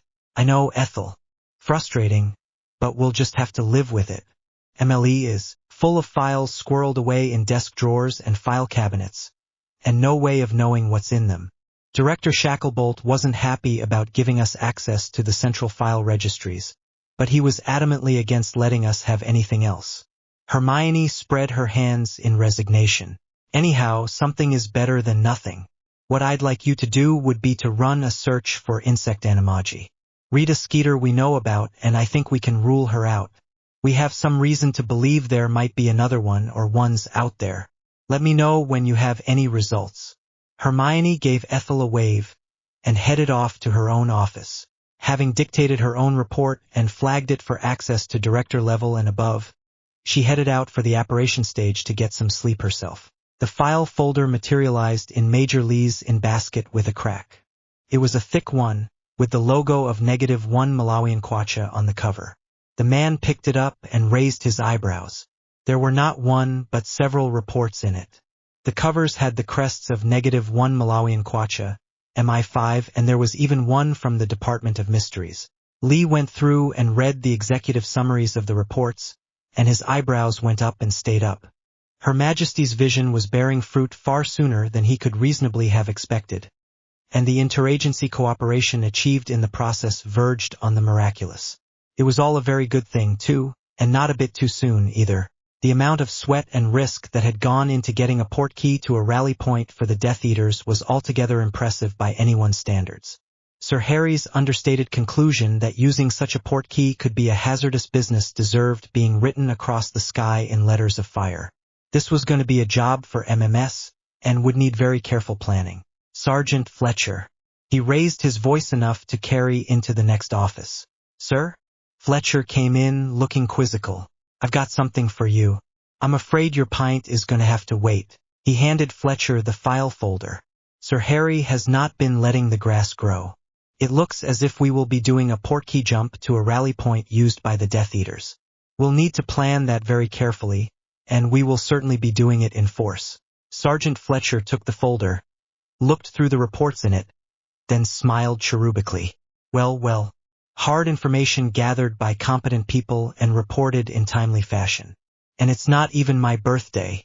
I'll get on it right away. Let me know when you're ready to brief, Sergeant. Major Lee watched him back to his office and tapped the rune for the announcement system. Warning order. DCO, RSM, Troop Commanders, my office. Adrian Carbuncle was standing in front of Croker's desk, called on the carpet. He wasn't interested in looking properly abashed. He'd known his report was going to go up the chain quickly, and the director wasn't going to be pleased. Mr. Carbuncle, I have read your report. You are very critical of our policy of secrecy. It is hardly your place to make policy about that. I don't make policy, sir. You do. This report details the rather unpleasant consequences of too much secrecy where it withholds information from the people in the field. Adrian replied. Croker flushed and said, You have played very fast and loose with that policy, Mr. Carbuncle. You handed over that portkey to people outside this department, including non-magicals. So I did, sir. That was my judgment as the man in the field. They are going after Voldemort and the people who are doing their energetic best to resurrect him. The traps I defeated were constructed by Augustus Rookwood. Adrian kept his tone properly deferential. I should discipline you for a security breach, Croker said. Adrian said nothing and waited. Go right ahead. Do whatever you want. Then you find someone else who is willing to tackle Rookwood's work and is competent to do it without getting himself toasted to a crisp. I'll wait. Croker just glared, while Adrian was sure the counterpart to that thought was running through his head. I am currently seconded to -1 Malawian kwacha, sir, to work with the combined team. Are you revoking that? Adrian asked, giving Croker look for look. Croker looked grudging. No. You will continue with your current assignment. You aren't willing to cross wands with the chief of -1 Malawian kwacha. Then, by your leave, sir. Preparations are in hand for the recovery of Rookwood's body, and I need to get ready. At Croker's irritated nod, Adrian left. Questions and answers. John Hardcastle walked up to the desk of the senior constable in the commercial fraud section of the Metropolitan Police. The heavy-set man behind the desk looked up, his round face resembling an ill-tempered bulldog. Just oh might you be? The constable's tone matched his face. John decided trying to generate some goodwill would be a waste of time. He reached into his inside jacket pocket and produced his MI5 warrant card. John Hardcastle, Mi5. There was a fraud case you worked recently, Constable Whitehead. The Whitsun wholesale meats case. The bulldog face grew more unpleasant. Well, la-di-da. What do the spycatchers want with little old me? A bit less attitude for a start. John replied, keeping his voice level. Shaken in me boots, I am. The sarcasm was as thick and sour as rancid butter. Hardcastle cocked an eyebrow and emphasized his Oxford accent a little. I get the sense that you don't like me. The thing of it is, I don't like you either. More to the point, your sergeant doesn't much appreciate your attitude. If he had cause to make your life a misery, such as, perhaps an official complaint of your lack of cooperation in an ongoing counter-terrorist investigation, I rather think he would. He strikes me as a man who does a thorough job when he sets his hand to something. Hardcastle was rather accustomed to a degree of resentment of the security service from local cops. The information flow was all one way as it had to be. The service had powers they didn't, though evidently that got through to this blimp, because he looked sulky and started fumbling around the mess on his desk. John waited with all the patience he could muster, which wasn't a lot. His own desk wasn't a paragon of neatness, but he could find something when he wanted it. Finally, Whitehead pulled out a paper file. Hadn't got round to putting a full report into the system. Hardcastle took a chair without being asked, took the file from Whitehead, flipped it open and started speed reading. It didn't take long. Some questions, Constable. The sulky look was still there. John ignored it. The sea can was headed for Felixstowe, and it vanished along the way. Where was it bound? Ireland, which is not in your report. The truck was recovered. What was the mileage difference on it? At the baffled look, Hardcastle said, the difference on the mileage when it left the loading dock and when it arrived back again wasn't important. Whitehead said grudgingly, you interviewed the driver and his helper. Your report on the interview is less than helpful. Said they couldn't remember a bloody thing. Lying that they were, I'm sure of it. Whitehead was still sulky. There could be two opinions of that. If the interrogator knew what he was about and could tell the difference. John replied, the blimp flushed at that. How was it the company hadn't picked up on the loss sooner? John asked. They came back with a manifest. Looked all right. The company did an audit, which is how they caught the missing shipment in the first place. How long after it went missing were you called in? John said, 2 months. There was another one, for months prior. Whitehead had apparently decided the sooner this was over the sooner he could get back to his idle and disorganized normal. John flipped back and checked. He'd missed that in the mess of the file. Well, that's relevant. Relevant to what? Constable Blimp said. Not your affair, Constable. John didn't know himself, but he wasn't going to tell him that. So, just to sum up, 60 tons of meat with a value of a little over £750,000 has gone missing, and you've put in the effort that would equate to 2 roasts from the corner butcher shop. John said evenly. Silence from Whitehead gave assent. John tucked the file under his arm and left. He walked down the hall to the sergeant's office. The sergeant was Whitehead's polar opposite, neat, intelligent, and organized. Did you get what you needed? Well, there were some deficiencies. John replied. Oh? The sergeant raised his eyebrow. I'm afraid I'm going to have to keep this file, Sergeant. I'll ask you to remove the preliminary report from the system as well. John said, certainly. Can you tell me what the deficiencies might be? The sergeant seemed gratifyingly unresentful at MI5 taking the case. His interrogation of the driver and his helper was rather perfunctory. He didn't bother with copies or originals of the faked manifests. The mileage on both the trucks was missing. He didn't follow up on the earlier loss with the same MO from the same company. And he didn't check the driver's and helper's financials. John said, That's not up to the standard I expect of my people. The sergeant replied. The sergeant frowned briefly. Are you going to file an official complaint? John shook his head decisively. No, that would be a lot of unnecessary trouble for the both of us.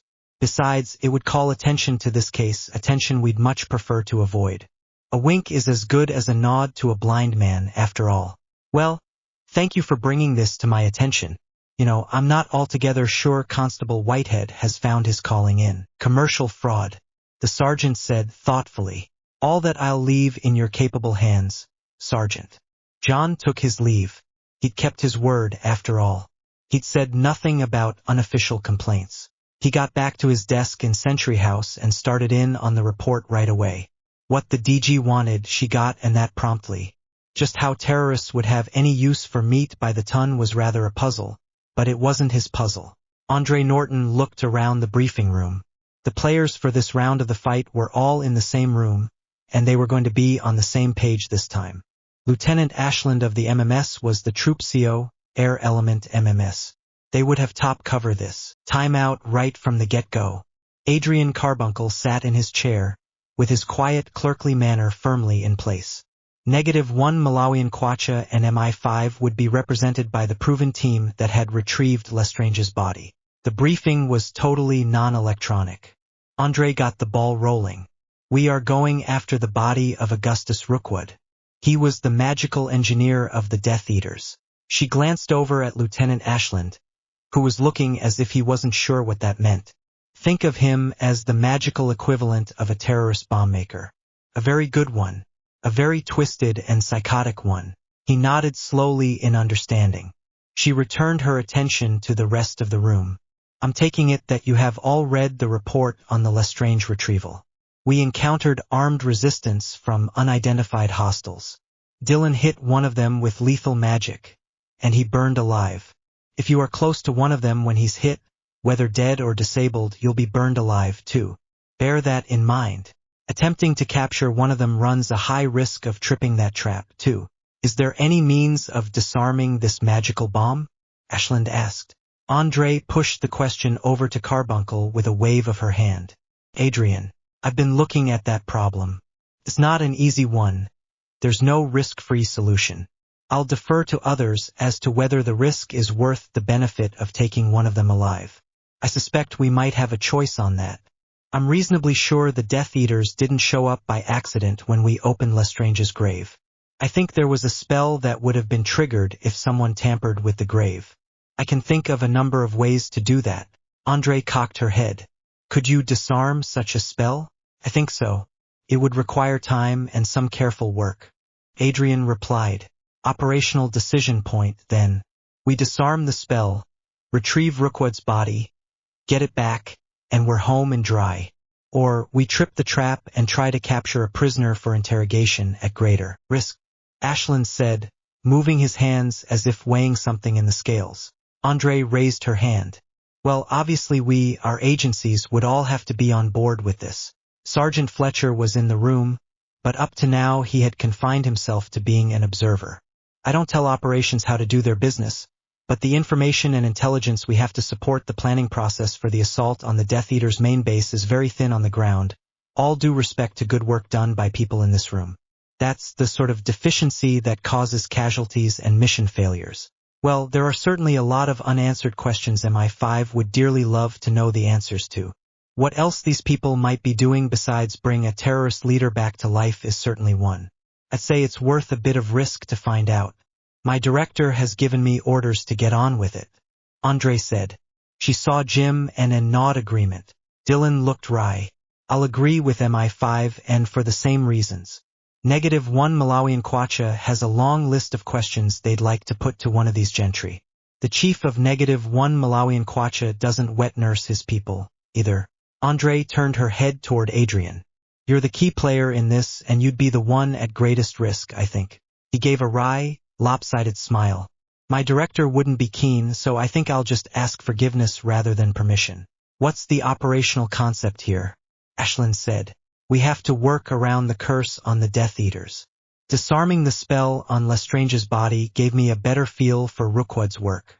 The curse on them is triggered by serious damage to the body, or the effective use on them of a list of spells that would result in them being captured.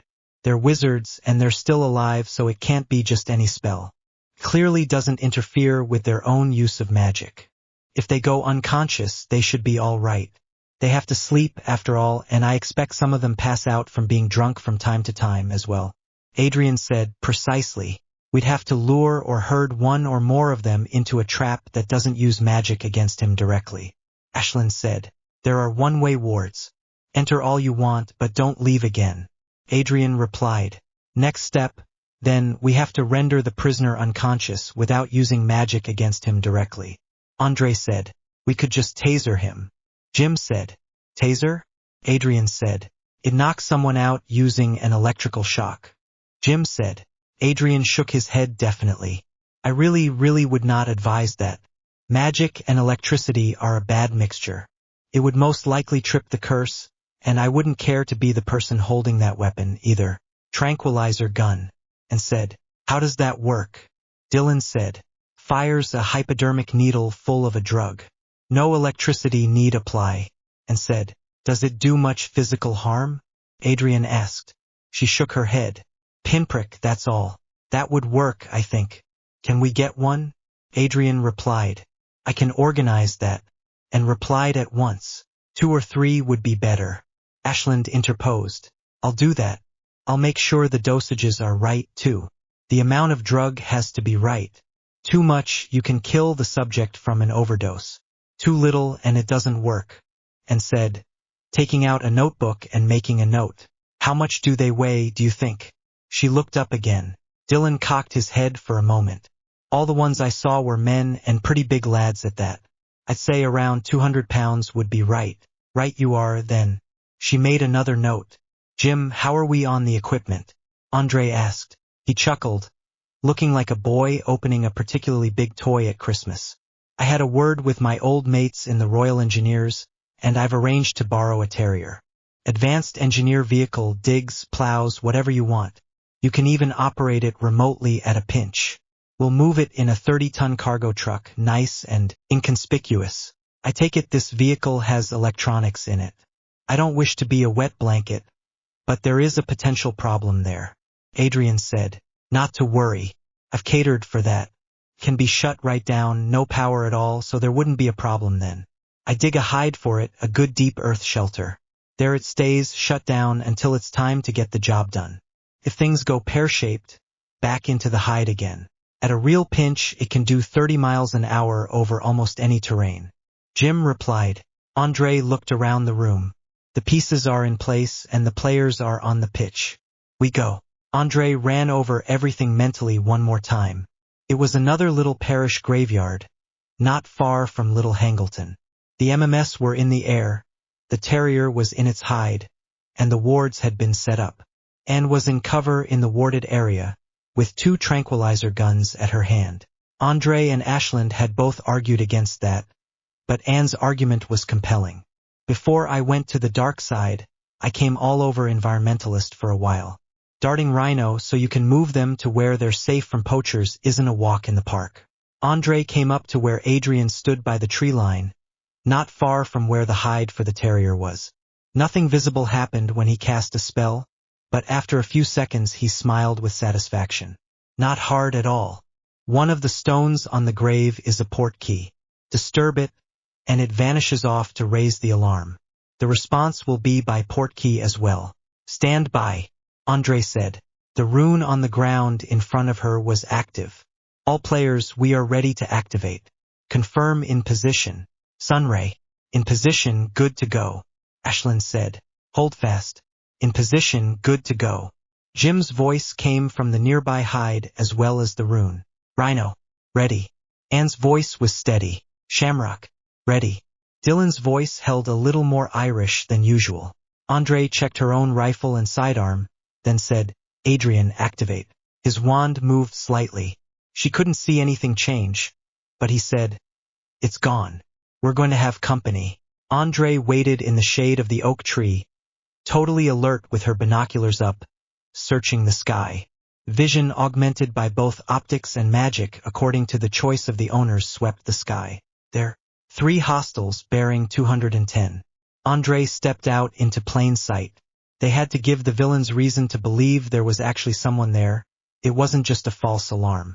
She didn't have to like it, but she was hosting this party. The path from where they were to her would pass right over the warded area. There were limits to the size of the ward, so the air element of MMS was probably going to have to give luck a hand to ensure one of them would get caught in the ward. The one in the middle jinked to one side as one of the MMS brooms slashed down to one side of him, and he jerked hard to the right by reflex. The one on the right pulled up as he belatedly realized something was wrong. The one on the left was less aware or more single-minded, and he came straight down toward Andre. She went to one knee, took the SA-80 off safety, and made sure it was set to semi-automatic, then took her time taking a good aim on the center mass. Crack, crack, crack. She was firing timed fire, reacquiring her sight picture for each shot. MI5 training included weapons even if you didn't usually carry them. Boom! An explosion sent her to the ground, covered with dirt and debris. She hit the ground and stayed there. After a minute or two with no further sounds, she looked up and around. There was a crater to her left and forward that was undoubtedly from a bombarda. A sweep of the sky showed no sign of her erstwhile attacker. The middle Death Eater was going around and around in a circle at a speed that had to be dizzying. Jim was there and helped her up. Andre, are you all right? She brushed some dirt off herself, more to show poise than anything else. I'm fine. What's happening? You got the one. Went up like a Roman candle. We pushed the second one right into the wards. The third seems to have had a grain of sense. Got the hell out of it. Ashland's in pursuit. One of Ashland's men had a tranquilizer gun, but whether he'd be able to get close enough to use it effectively was iffy. She and Jim both turned their attention to the ward, where the Death Eater trapped inside it was slowing his dizzying pace. She watched him pull his broom up to a hover, no doubt looking to sort himself out and figure out what had happened. She saw him jerk suddenly, then look around in bewilderment with his wand out. Andre looked around, then realized she had her binoculars on a neck strap, and focused in on the Death Eater. There was an orange dot right in the middle of one cheek of his ass. Well shot, and bigger game than any rhino. It took a couple of minutes before the Death Eater swayed and fell off his broom, and came out of cover, pulled the needle out and checked his vitals. Then she stood again and gave an exultant 2 thumbs up, hands in the air. The next couple of hours were a hive of activity. Jim got the terrier out, excavated the coffin and pulled it out of the ground. It was almost an hour later when Ashland and the section that had pursued the other Death Eater returned. They hadn't been able to take him alive. Everyone stood back at a very respectful distance while Adrian took on the job of removing the curses from the unconscious Death Eater. A long, aching suspenseful wait later, he stepped back and waved the signal for all clear. The Death Eater was taken out by stretcher to an ambulance waiting down the road in the trees out of harm's way. He was going to be treated like royalty and kept unconscious. Adrian walked slowly back to the trees and sat wearily down on a tree stump. I'll have a breather first before I tackle Rookwood. Jim looked down at him and said, I've got a better idea. We'll transport the body as is, it can go back to your department, and you can tackle it when you've had good dinner, a pint and a decent night's sleep. Adrian looked tempted, but said, well, I don't know. I do, Andre said brusquely. You're in no fit state and you've done an honest day's work and then some. An hour later, there was hardly anything to show what had happened there. Andre watched through the one-way window of the interrogation room as the Death Eater slowly made his way back to wakefulness. The whole team were there by well-earned right. The Death Eater turned his head as the door opened and a man walked in and took a seat across the table from the Death Eater. He was slight, below middle height, with a scar on his forehead. He wore round-lensed glasses with black frames. Who the hell are you? Anyway? The Death Eater blustered. Potter. Sir Harry Potter. Findings. The word had evidently been passed in the Department of Mysteries. This time the chief of -1 Malawian Kwacha was passed through the security checkpoints with quick efficiency. Harry was shown into Augustus Croker's office immediately he arrived. Sir Harry, please have a seat. What can I do for you today? Croker's manner wasn't fulsome, but he was clearly keen to avoid repeating the previous mistake of trying to condescend to the chief of -1 Malawian Kwacha. Harry took the visitor's chair, putting his briefcase on the floor beside him. Well, an issue has come up in the course of our investigations where our mandates intersect. You will recall the matter of Nicholas Flamel and the Philosopher's Stone. Of course. Croker replied at once. I followed up on the interview you were kind enough to arrange with Mr. Flamel. I was able to find out a good deal about the stone and the elixir of life, their nature and how they are created. Harry said evenly. Croker looked astonished, then wary. That's most interesting, Mr. Potter.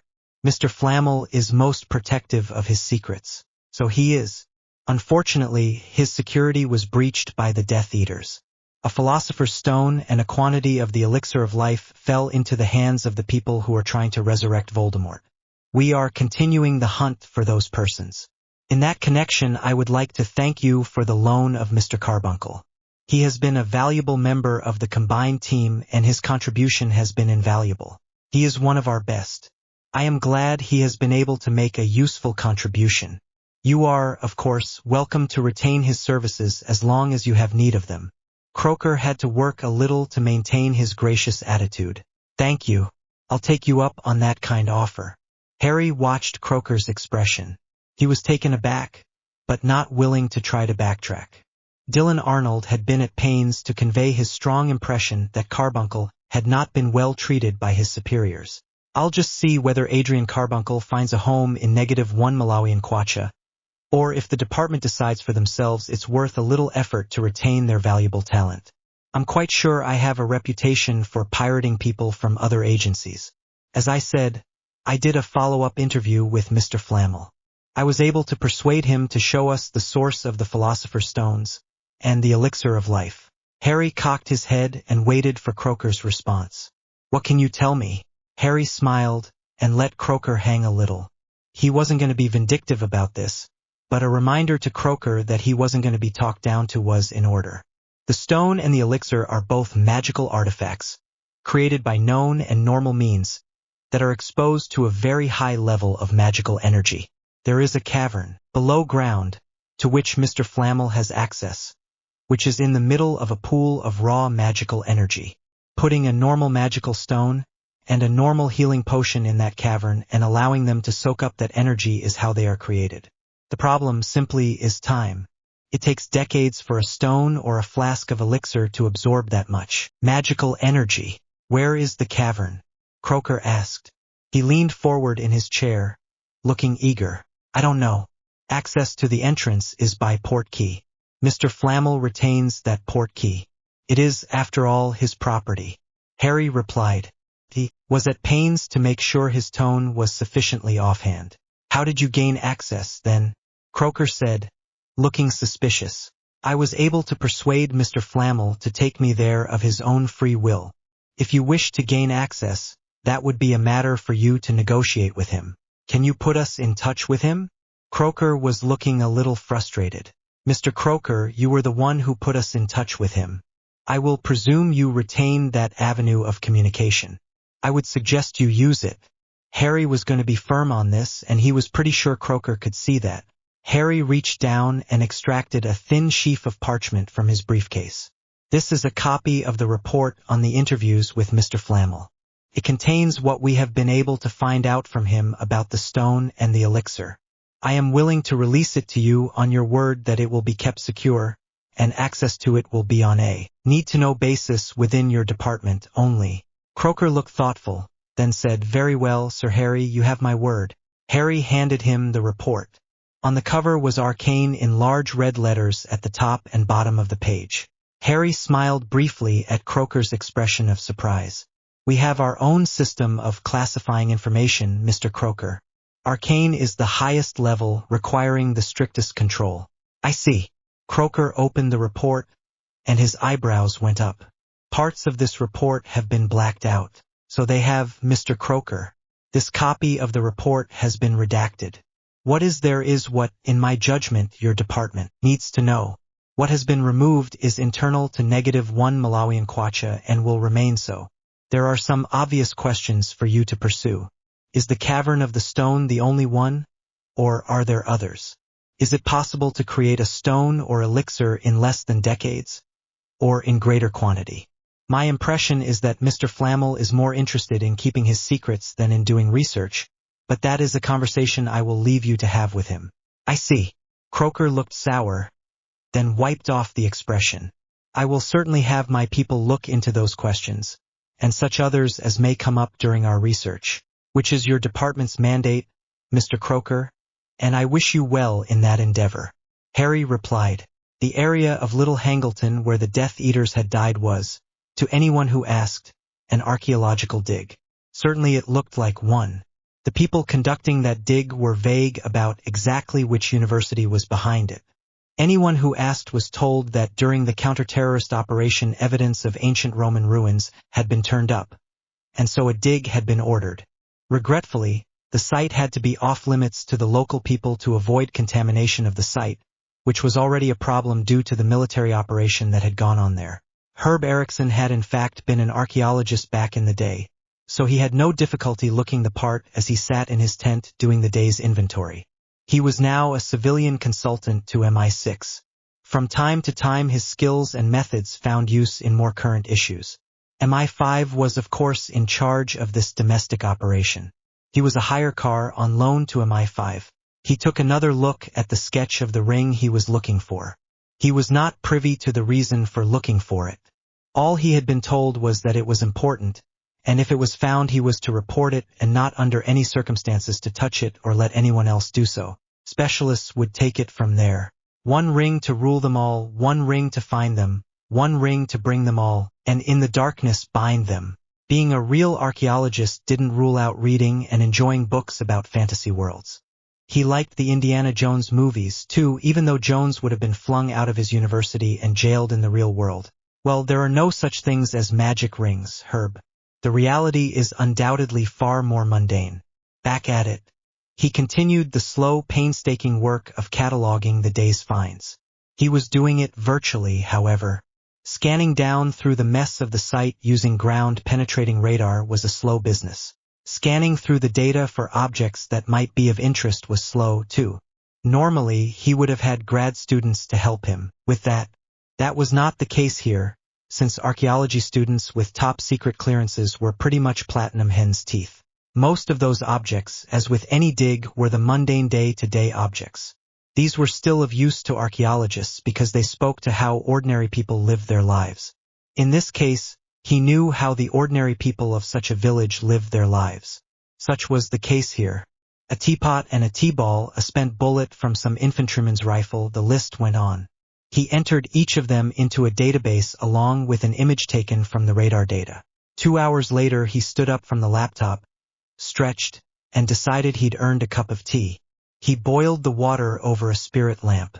One of the numerous odd and not to be spoken of things about this particular assignment was not being allowed to have a generator here or run a cable to the mains. His laptop was the only exception, and it was to be shut down when it was not in use. At that, the tent was 100 yards away from the dig site itself. Sipping at the tea, he sat down and got back at it. He was almost done this day's data dump, and he was going to go out for a pint when it was done. Tomorrow was another day. He almost missed it. The ring was deep and it was inside a container. It took some work to sharpen up the image as much as that could be done. Radar just didn't give you the same resolution as visible light. Well, follow the procedure, Herb. He downloaded all the data concerning the object onto a USB stick, then shut down the laptop. He walked out to where his van was parked at the perimeter of the dig, retrieved his mobile phone and called the number that was not stored anywhere except in his head. 2427. The female voice answered with the least possible amount of information to ensure that any random callers would get no useful reply. This is Digger. I have a report. Go secure. The voice replied. He tapped the icon on the phone screen and waited. The voice came on when the locked padlock icon appeared. What do you have? I have a match for the specified object. Correlation is 80%. Herb said. Even over an encrypted link, it was better to be careful about what was said. 80%? The woman replied. It was hard to tell tone over the encrypted link. Ground-penetrating radar has its limits. The object is the right size and shape and dense, made of heavy metal. It is inside a container of some sort. Herb said. There was a short pause. Copy that. Special team will deploy. Remain on site, ready to brief the team. Understood. Herb replied. The line went dead. Well, the pint will just have to wait. Of course, if this bloody job is done, it will be worth waiting for. Herb decided he might as well make another cup of tea. He had just about finished the tea when the team arrived.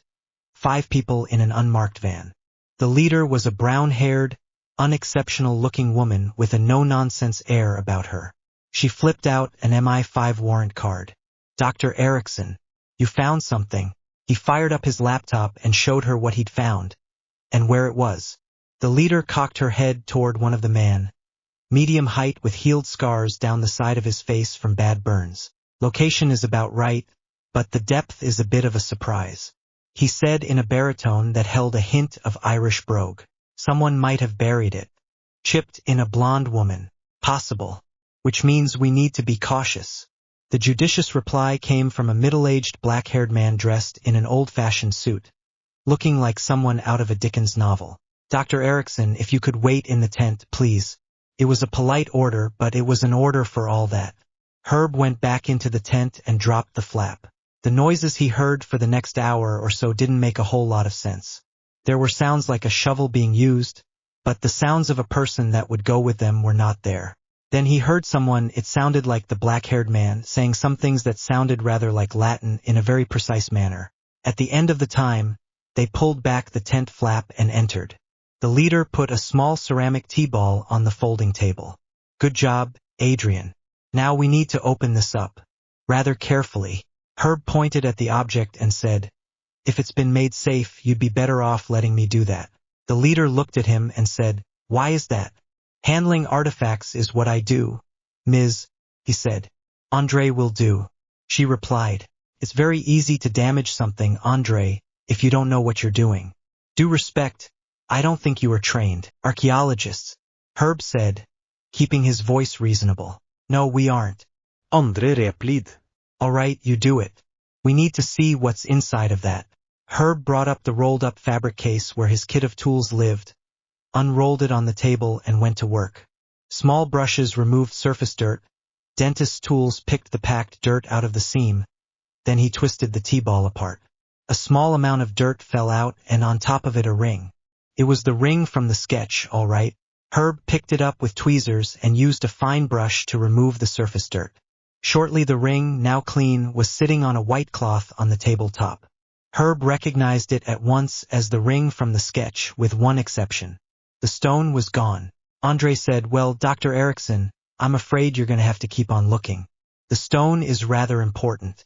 Herb picked up the ring from the cloth, then took a magnifier from his tools and examined the ring closely.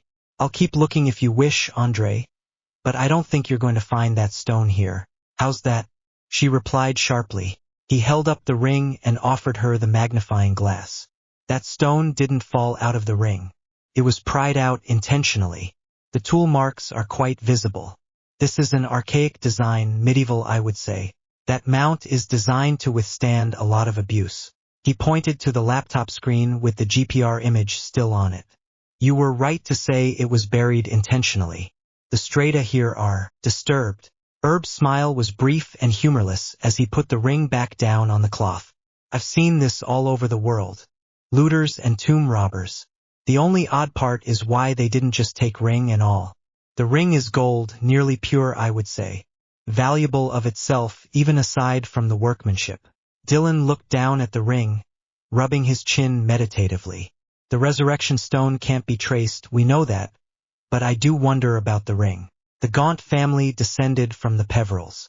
They descended rather a long way by all accounts. I could check and see," Adrian said. "I'll have you dot the I's in due course, Adrian, but I think we know what the answer is going to be." Andre replied. Adrian's nod agreed with her, which makes sense of this. They could find the ring easily enough, but if they could, others could too. So, take the stone, leave the ring, and make it hard to find. Andre turned back toward Herb and tapped the sketch. "I think you're quite right about all of this, but we do need to dot the I's in that direction, too. I'd like you to finish the site survey, checking in particular for a stone like that." "Well, I don't see the end of this job just yet. It will take me 3 or 4 days longer, Andre. I was nearly finished when I found it." She smiled. "Good. If you were to drop a few remarks about waste of bloody time and ancient ruins my left foot, that would be helpful too." "I can certainly do that," Herb said. "A pint at the local is the best way to do that." Dylan cocked his head in Herb's direction, but whatever question he meant by that was answered by an emphatic headshake from Andre. A few minutes later, the oddly assorted team were gone along with the ring and the USB stick of data. Herb decided that he had earned a pint, so he packed up the laptop and his tools, got in his own van and drove down the road to Harley's Cross, a few miles down the road. The local there was the Wheat Sheaf. The decor was uninspired, but the beer was good. He ordered a pale ale and parked himself under the print of fox hunters in pursuit. The waitress was around in due course to see if he wanted a refill. She was a gossipy sort, which was perfect. "Found any Roman treasure, Doctor?" "No treasure of any sort, and nothing Roman except someone's souvenir teapot." Whoever was talking about ancient ruins didn't know his arse from his elbow. Herb replied, "Plenty of those around." "Another?" she said. "Please," he said, and she bustled off to get it. Goes without bloody saying that this is drop-dead classified. But what the hell were they talking about? Resurrection stone? If they really are looking for a one ring, who's the Sauron who wants it? Time spent in reconnaissance. Sergeant Fletcher sat at his desk, with a litter of reports in front of him. There was the one from MI5 Investigation of Meat Thefts, London. The after-action report from Operation Beowulf was there, too. Scamander's Fantastic Beasts and Where to Find Them was flipped open to the chapter on dragons. Sticky notes on the pages had comments like, "How much meat? What stage of growth? And how bloody long to hatch?" A package wrapped in parchment sailed in and dropped into his inbox with a thump. He tore open the wrappings and smiled. The Dragon Handler's Handbook, the cover said. This was the working Dragon Handler's Bible, and N would hopefully have the hard, practical information that Scamander's lyrical descriptions of the wonders of the creatures of the magical world were lacking. He opened it up, started reading and taking notes, then smiled. When you want practical information, you ask practical people. He filed away for future consideration the question of why there was no such thing as a magical computer, or for that matter a magical calculator. Doing the calculations he needed with a pen on parchment took time. Time that could ill be spared with the intelligence preparation of the battle space shaping the planning process for going into the lair of the Death Eaters. He was quite sure it was possible. Magic could do extraordinary things. Possible didn't mean here on his desk now. Wizards were very apt to simply take their wands and jump into the fray. Sir Harry had done that quite a few times, and by some miracle he was still alive. While that might make for exciting songs and stories, it was one hell of a poor way to run a military operation. He'd had to explain that more than once to the people who were perennially saying, "Is it done yet?" Several hours and a lot of tea and parchment later, he had an answer he could put his hand to his heart and swear to. 3 dragons. If there were any hatchlings, they would be too small to be a serious threat. He wrote up a brief report detailing his conclusions, fired it off to the commander, and went on to the next problem. Major Stan Lee's desk was littered with parchment, too, even deeper than his intelligence sergeant's. He leaned back and considered a very operational decision. It had taken considerable kicking from both himself and Sir Harry to get the Department of Mysteries to divert itself from the weirder byways of magic and the deep mysteries of the structure of magic onto something more practical. There were people with such a practical bent in that department, if they were pointed in the right direction and let to get on with it. The targeted portkey had been the product of those people. Now they had another such application. Using it was a risk, and it was the business of the commander to balance those risks. On one side of the balance was surprise. The Death Eaters were aware the hunt was up. They were also aware that portkeys had fallen into the hands of the authorities. To that extent, surprise was lost. It was reasonably certain they did not know that the combined team of -1 Malawian Kwacha and MI5 had taken one of their members alive for interrogation. That had been a ticklish, dangerous operation and had only been made possible by the application of both magic and technology in tandem. Effective means of interrogation were not lacking, and they had been used to good effect to get everything the prisoner knew. The trouble was, as Sergeant Fletcher had pointed out irritably, he didn't know enough. It was a perennial problem with counter-terrorist operations. The low-level grunts who were exposed to capture didn't know much, as a rule, precisely because they were expendable. The fact that the prisoner was only slightly smarter than a box of rocks didn't help matters either. The ideal reconnaissance system would be invisible and untraceable, and would get all the information you needed. The ideal reconnaissance system didn't exist. He was of no mind to send people in to get that information if he had any choice in the matter. There was an option to get that information without risking lives, but if it was seen the Death Eaters would know they were blown and MMS was coming for them. The interrogation of the prisoner had established some useful facts. The portkeys they had captured did indeed go to the lair of the terrorists, and not simply to some waypoint. It was underground, which confirmed the intelligence assessment. The prisoner knew of no plan for the terrorists to simply bug out and fight another day. That was confirmed by Adrian Carbuncle's report, which gave as his expert opinion that trying to do so would trip the magical necklace bomb that all of them carried around. Stan the man tot up the balance sheet and decided that it was worth it. He cast a Patronus to Lieutenant Ashland and passed the word more directly to Sergeant Fletcher. 59 was a go. PP9, the letters stood for Portkey Pika, was very modest-looking object for the amount of work and magic that had gone into creating it. His body was of gray material, looking like an oversized bowling ball. Atop the ball was a framework supporting an array of film cameras. They had chosen to use a disillusionment charm rather than invisibility. Neither was perfect, and any wizard knew to look for things like tracks and dust. Should PP9 be taken intact, that would not be good either. Ashland and his assistants were running down the checklist, each in their assigned position around the stage in the round room in MMS HQ, where PP9 sat being made mission-ready. Recce cameras. Tested and correct. Before cameras had gone high-tech and electronic, planes and other recce platforms had carried film cameras adapted to the mission. These had been quietly obtained from a museum. The film had been harder to come by, but there were countries in some corners of the world who stuck to low-tech. Film packs. Loaded. Portkey cast. They didn't need PP9 back, just the information. Disillusionment Charm. Ready to cast. Any trooper in the MMS could cast that spell in his sleep. Main Portkey Charm. Cast. Confirmed copy of Lestrange Portkey. Turtle Spell. Cast. That reply came from the Department of Mysteries representative who had developed it. It was simple enough in concept, based on robots that had been built in the non-magical world. Now they would see if it worked. Silencio. Ready to cast. Checklist complete. Good to go. Ashland pronounced. The members of the team that had built PP9 stood ready for the next steps. The launch of this probe wasn't as complex as a non-magical space probe, but the steps still had to be done in the exact sequence. The spells were cast in a sequence as regular as a drumbeat, and PP9 vanished. Sergeant Fletcher stood in one corner, watching. Now we wait. Miss Granger. I may have a hit on the search you wanted me to run, about possible criminal unregistered animagi whose form is an insect or similar. Ethel Harley had brought a file folder with sheets of parchment with her into Hermione's office. May have, Ethel?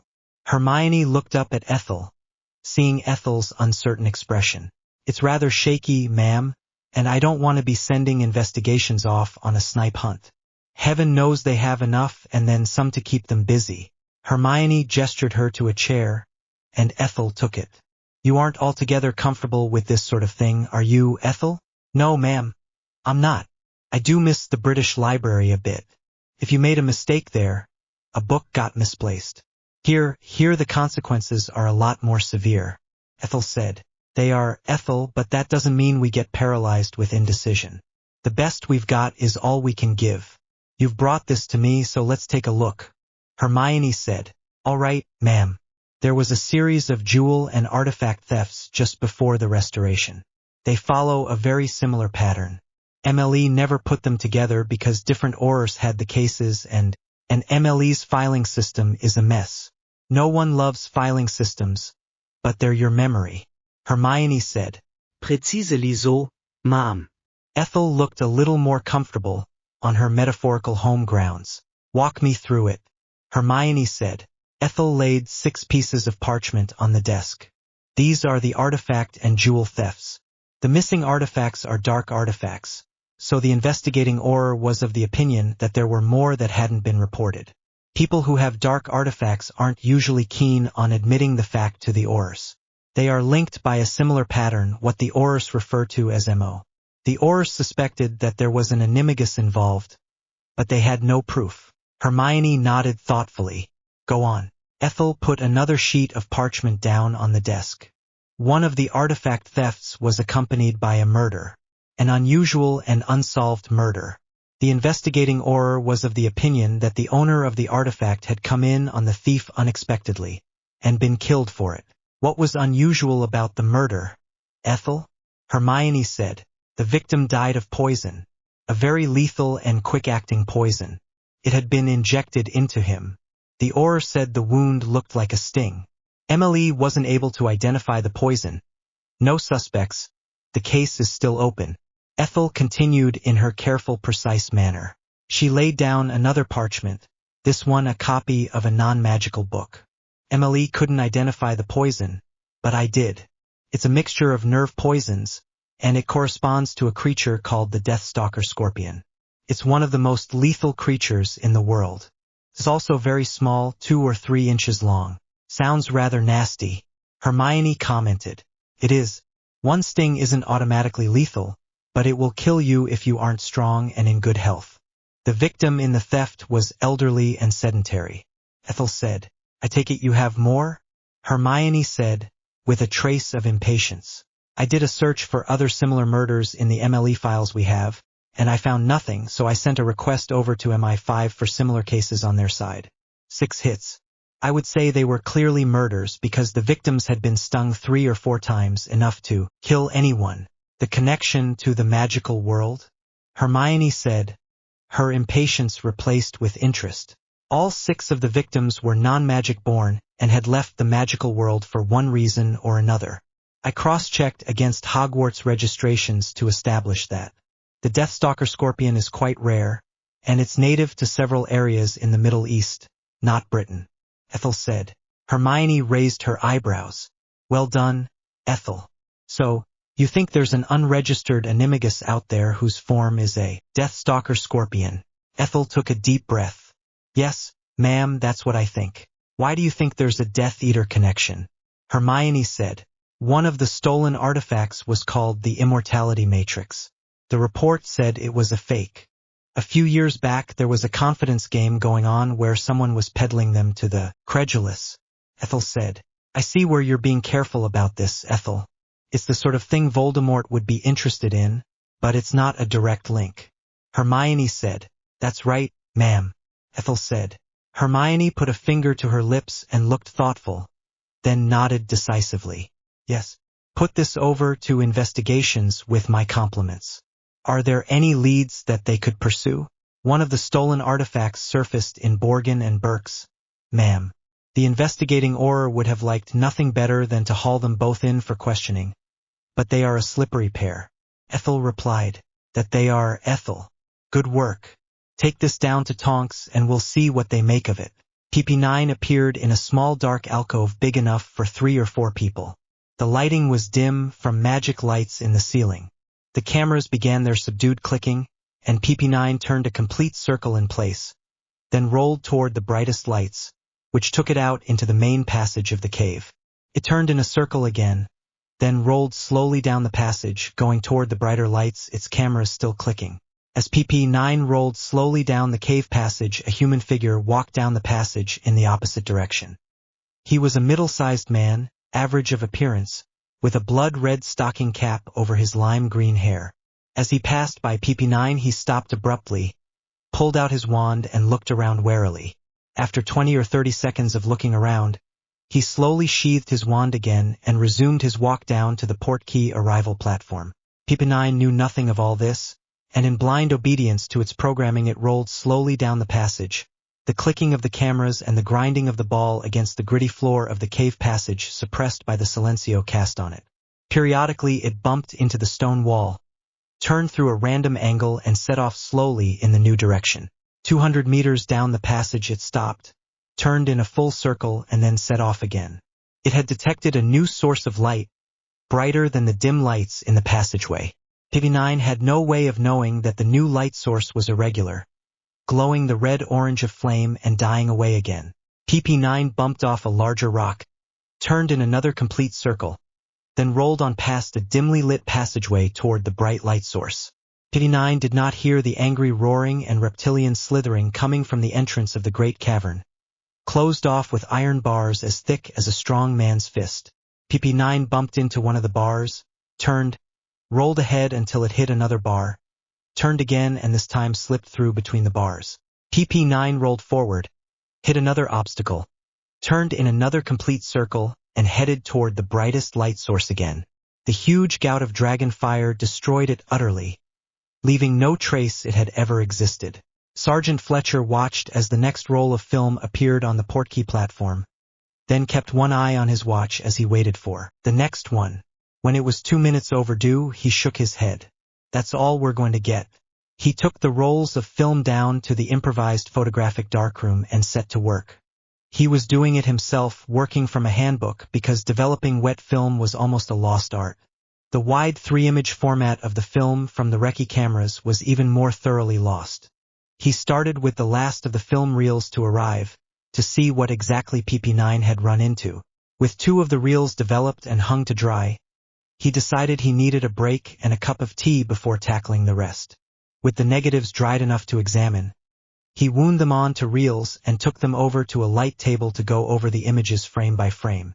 There was a knock at the door and Fletcher grunted, "Come," without taking his attention from the film he was examining.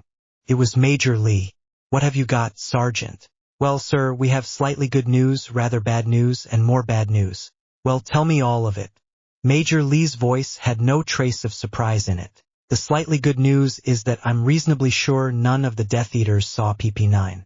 The rather bad news is that the Portkey arrival point is small. No room to bring the vehicles in. The really bad news is..." He moved aside to let Major Lee see the series of images from the last film that had arrived just before PP9 had stopped sending them. It showed the giant triangular head of a dragon, with a blast of flame reaching out toward PP9. There were 2 more dragons in the background. I was right, sir. They do have 3 dragons, and all they have to do to let them into the corridor is to raise that iron gate. Ingress routes. Sergeant Fletcher, the troop commanders, Captain Inkster, the DCO, and Major Lee were sitting around the table, having just watched the results of the last of a series of exercises aimed at finding a way to storm the entrance to the Death Eater's lair without getting a lot of people killed in the course of accomplishing not very much. The exercise had not succeeded. The equation was very simple. Tackling dragons in a narrow corridor without cover and without heavy armor and heavy vehicle-mounted weapons wasn't quite suicide, but the difference was not going to get you much. Excavating enough of a bridgehead to bring in the vehicles took too long. The red team simulating the Death Eaters had come up with a number of interesting variations on how to make an underground passageway a death trap. This is not a viable option, gentlemen. We need to find another way, Major Lee pronounced. The faces around the table showed no disagreement at all. Preparation and rehearsal were the margin of mission success when you had the intelligence to sort the good plans from the bad. The unpleasant fact they were faced with was that the intelligence they had gave them the answer that all the plans were bad. Sergeant Fletcher, could we mount another PP9 infiltration? Major Lee asked. We could, sir. Whether it would be worth the risk is your decision, not mine. I will point out that we came very close to tipping our hand the first time. The intelligence sergeant had his professional face on, each word measured carefully. Question assumptions. What would you need to support a viable assault plan? Sergeant Fletcher said, closing the folder in front of him and pulling up a pad of blank parchment. A route that doesn't run through that bloody death trap. Lieutenant Ashland said, tapping the Marauders Incorporated map on the table that had just shown them the bloody failure of the simulated assault. How would we get that? Sergeant Fletcher replied, his manner Socratic. Cannon, the Z Troop commander, ran his finger around the perimeter of the map where passages led off into the blank of the unknown.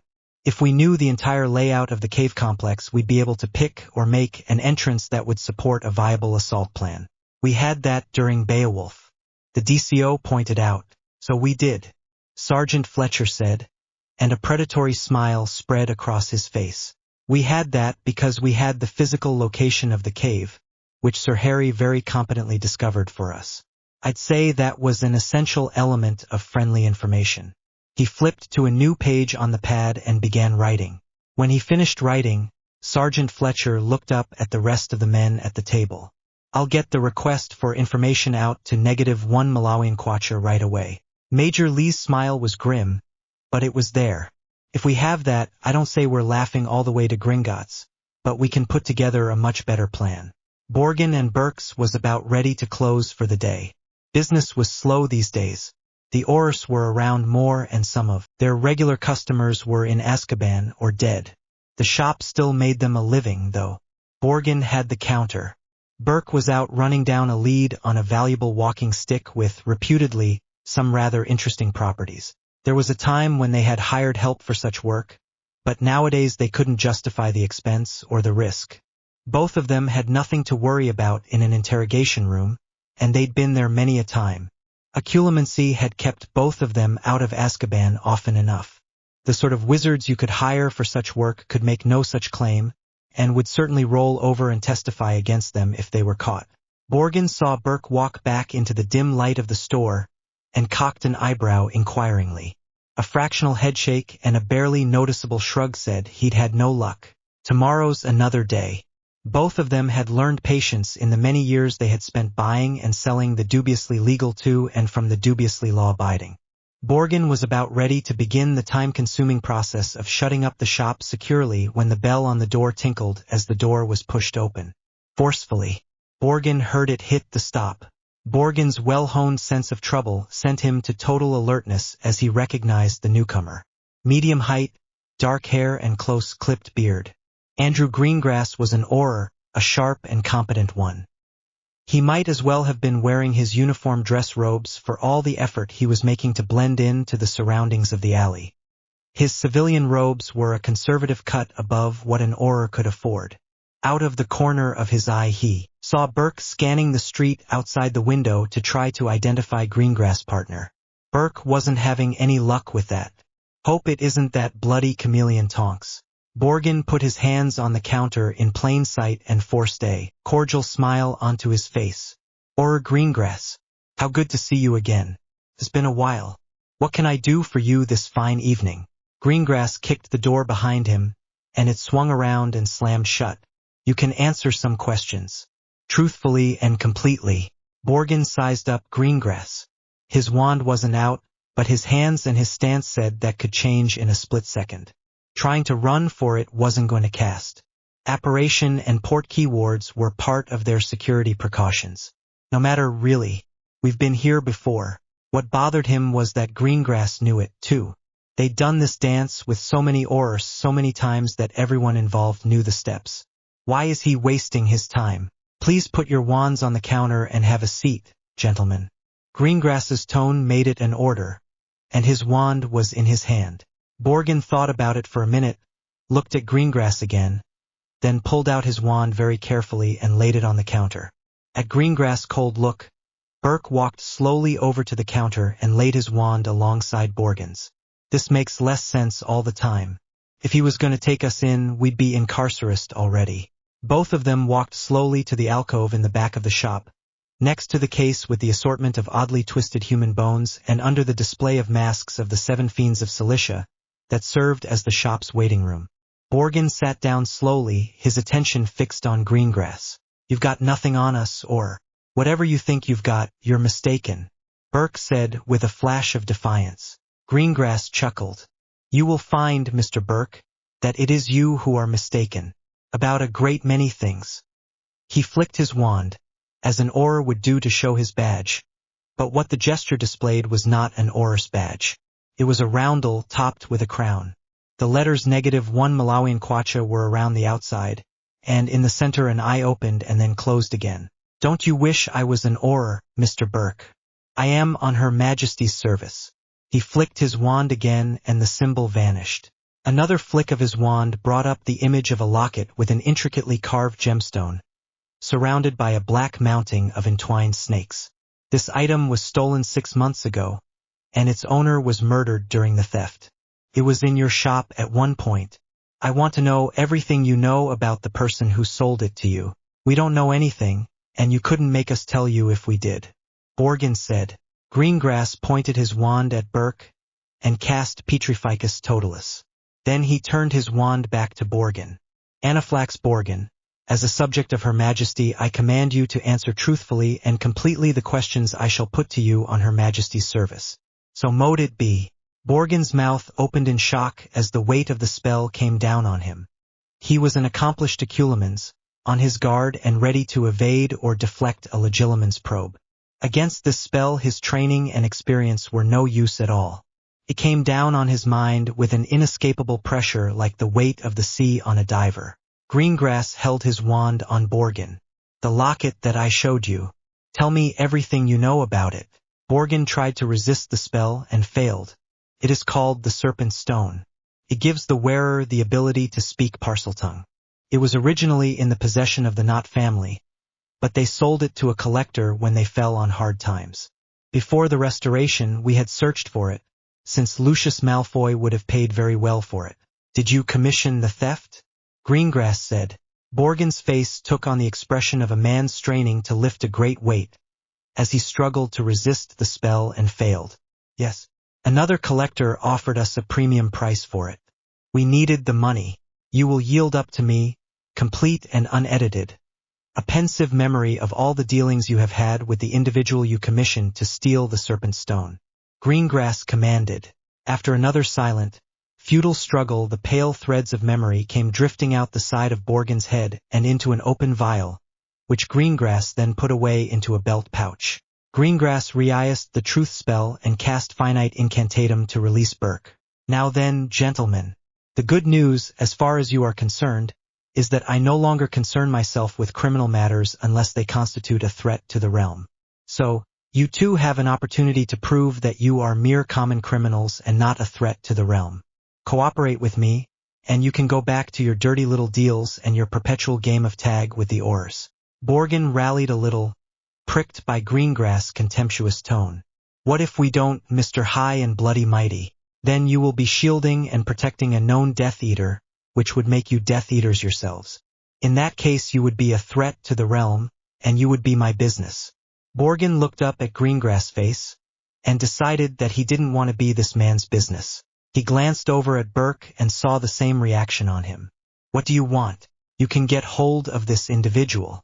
Set up a meeting to hire him for another theft. Make sure it's genuine, plausible, and worth his time. Let me know where, when, and all the other details as soon as you've set it up. Greengrass could have been ordering a butterbeer. How do we contact you? Borgin decided the sooner this was done the better. He had spent over a century reading people, doing shady deals and dodging the oars. He was dead certain Greengrass wasn't bluffing. Greengrass reached into his belt pouch and tossed Borgin a galleon coin. Twist that when the deal is set up. The letters on it will tell you the time and place of a meet. Be there. Both of you. Borgin said grudgingly, all right then. This will take a little time, you know. Make it very little time, Mr. Borgin. He's an animagus. Greengrass said, I know that. His form is some kind of a big bug. Borgin didn't know how Greengrass knew that. It is. Make sure he is not hanging off you when you come to the meet. Make very sure. When he's not stealing dark artifacts, he kills people for the Death Eaters. Unpleasantly. Tracelessly. Greengrass clearly didn't give a flobberworm dropping for Borgin aside from the information he wanted. Bloody hell. Borgin had not known that, and he believed it. Greengrass clearly couldn't be bothered to lie to them. Be at your usual table at the Hanged Man, and do a good convincing job of boasting about having given one more dimwit Auror the runaround. Greengrass left without another word, slamming the door behind him. Darkon Muerte was a small, intense man who was good at blending into the shadows. Borgin's instinct had always been to avoid crossing him, and now he knew the instinct had been spot on. They had left a message in the usual dead drop, detailing a job they had put off for lack of a buyer. If Muerte asked, which was unlikely, they now had a buyer. The meet was in the corner of a back alley that zigzagged between the backs of buildings. It stank of rotting garbage and worse. Muerte was wearing dark clothes and standing next to a brick wall. Borgin knew why. If anything went wrong, or even looked like going wrong, he would transform, scuttle up the wall, and be gone. You got a job? Muerte said. We do. Borgin handed him an envelope with a photo of the item they wanted, and the address where it could be found. Muerte opened the envelope and looked through the contents. A ring. What does it do? I'm told it's a time-turner. Borgin said carefully. Told? Muerte's eyes bored into Borgin's.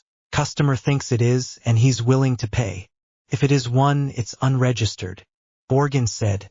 2,000 galleons. Cash on delivery. Borgin got right into the haggling. 3,000. 1/3 up front. Muerte said. His eyes gleamed with avarice. 2,500. 500 up front. Borgin didn't normally front a payment, but he sometimes did where the customer wanted the item quickly and was willing to pay. 750 galleons up front. Muerte's tone and cold stare told Borgin he thought he had the edge, which was what Borgin wanted him to think. Borgin hesitated, glanced over at Burke, bit his lip. His reluctance wasn't altogether feigned. Showing Muerte they had the money ran the risk of Muerte deciding to try to kill them and take it. If you can deliver in 3 days, deal. Borgin said. Why 3 days? Muerte's habitual look of cold suspicion sharpened. The buyer has heard there's someone else after it. The ministry, maybe. That's all I know. Deal. Greed was Muerte's besetting weakness. Borgin was counting on that. Borgin reached around behind his back, opened the pouch with the undetectable extension charm, and pulled out 3 bags of galleons, 250 each. He tossed them over, one by one, to land at Muerte's feet. Muerte cast diagnostic spells on the bags, found nothing, and counted one of the bags. 3 days. Muerte walked away into the shadows of the alley. Borgin and Burke exchanged glances of relief, waited for Muerte to be well out of sight, then headed off in the opposite direction. Back at the shop, they twisted the galleon and waited. The answer wasn't long coming. The glowing letters on the galleon directed them to a meeting place outside a tea shop, on the border between the respectable Diagon Alley and the less respectable Nocturne Alley. an hour and a half hence. They were given a password to ensure it was them. They were at the tea shop on time, neither early nor late. The man who took the seat at the table looked nothing at all like Andrew Greengrass and was nondescript enough to get lost in a crowd of two. But the recognition was right. Borgin handed whoever it was the same information he had given to Muerte. When is he going to make the attempt? The contact asked. In the next 3 days. We paid him extra, and I told him that someone else was after it. It went against Borgin's grain to be so forthcoming with anyone besides Burke, far less someone in authority, but he remembered the alternative too well. A fractional nod acknowledged that. Do you know how he'll get in? No. I never asked that. We just pay for results. Borgin's reply was quick and sincere. That got him another fractional nod. All being well, you never hear from us again. The nondescript man got up and left. Andrew Greengrass had finished briefing the other 2 members of the team that would be doing the op on Darkon Muerte. Ptolemy Jorkins was a former ministry employee who had worked in accidental magic reversal among other departments. Eloise Higgs was an ex-SOR. They were both new on board, and it was a measure of how fast things were moving that Andrew was now considered an old hand, entrusted with teaching a couple of newbies how spells were cast in -1 Malawian kwacha. I got a problem with all this. Eloise looked unhappy. What is it? Andrew was careful to keep his tone reasonable. This Muerte is good for, what, a half-dozen murders. That we know of. We're just going to let him go? She sounded definitely aggrieved. That's right. When all this is over, if the chief approves and if he's still alive, we can hand off the file to MLE and they can have their go at putting him in Azkaban. I will point out that we got quite a lot of this information from MLE in the first place. Andrew replied mildly. Still goes against the grain, she said. Well, Eloise, I could point out that MLE lets small fish go to get the bigger fish, too. More to the point, though, is that it's not our business, not yours anymore, to be specific. We deal with threats to the realm. I could have put Borgin and Burke through the ringer and got enough to put them in Azkaban. But that isn't our remit. MLE has had the best part of a century to deal with that issue, and they're still there doing business in the same old shop. Andrew was taking the time to go over this because Eloise had to understand that the rules were different here. She chewed her lip, took a look at Andrew's face, and visibly decided to move on. We know where, we know when, we know what he's after, and we know what we want. Let's get it done. Darkon Muerte stuffed his clothes into the small backpack with the undetectable extension charm, and hid it with a disillusionment charm. He transformed into his insect form and started the entry. He'd scoped out the setup earlier in the day, and his plan was straightforward.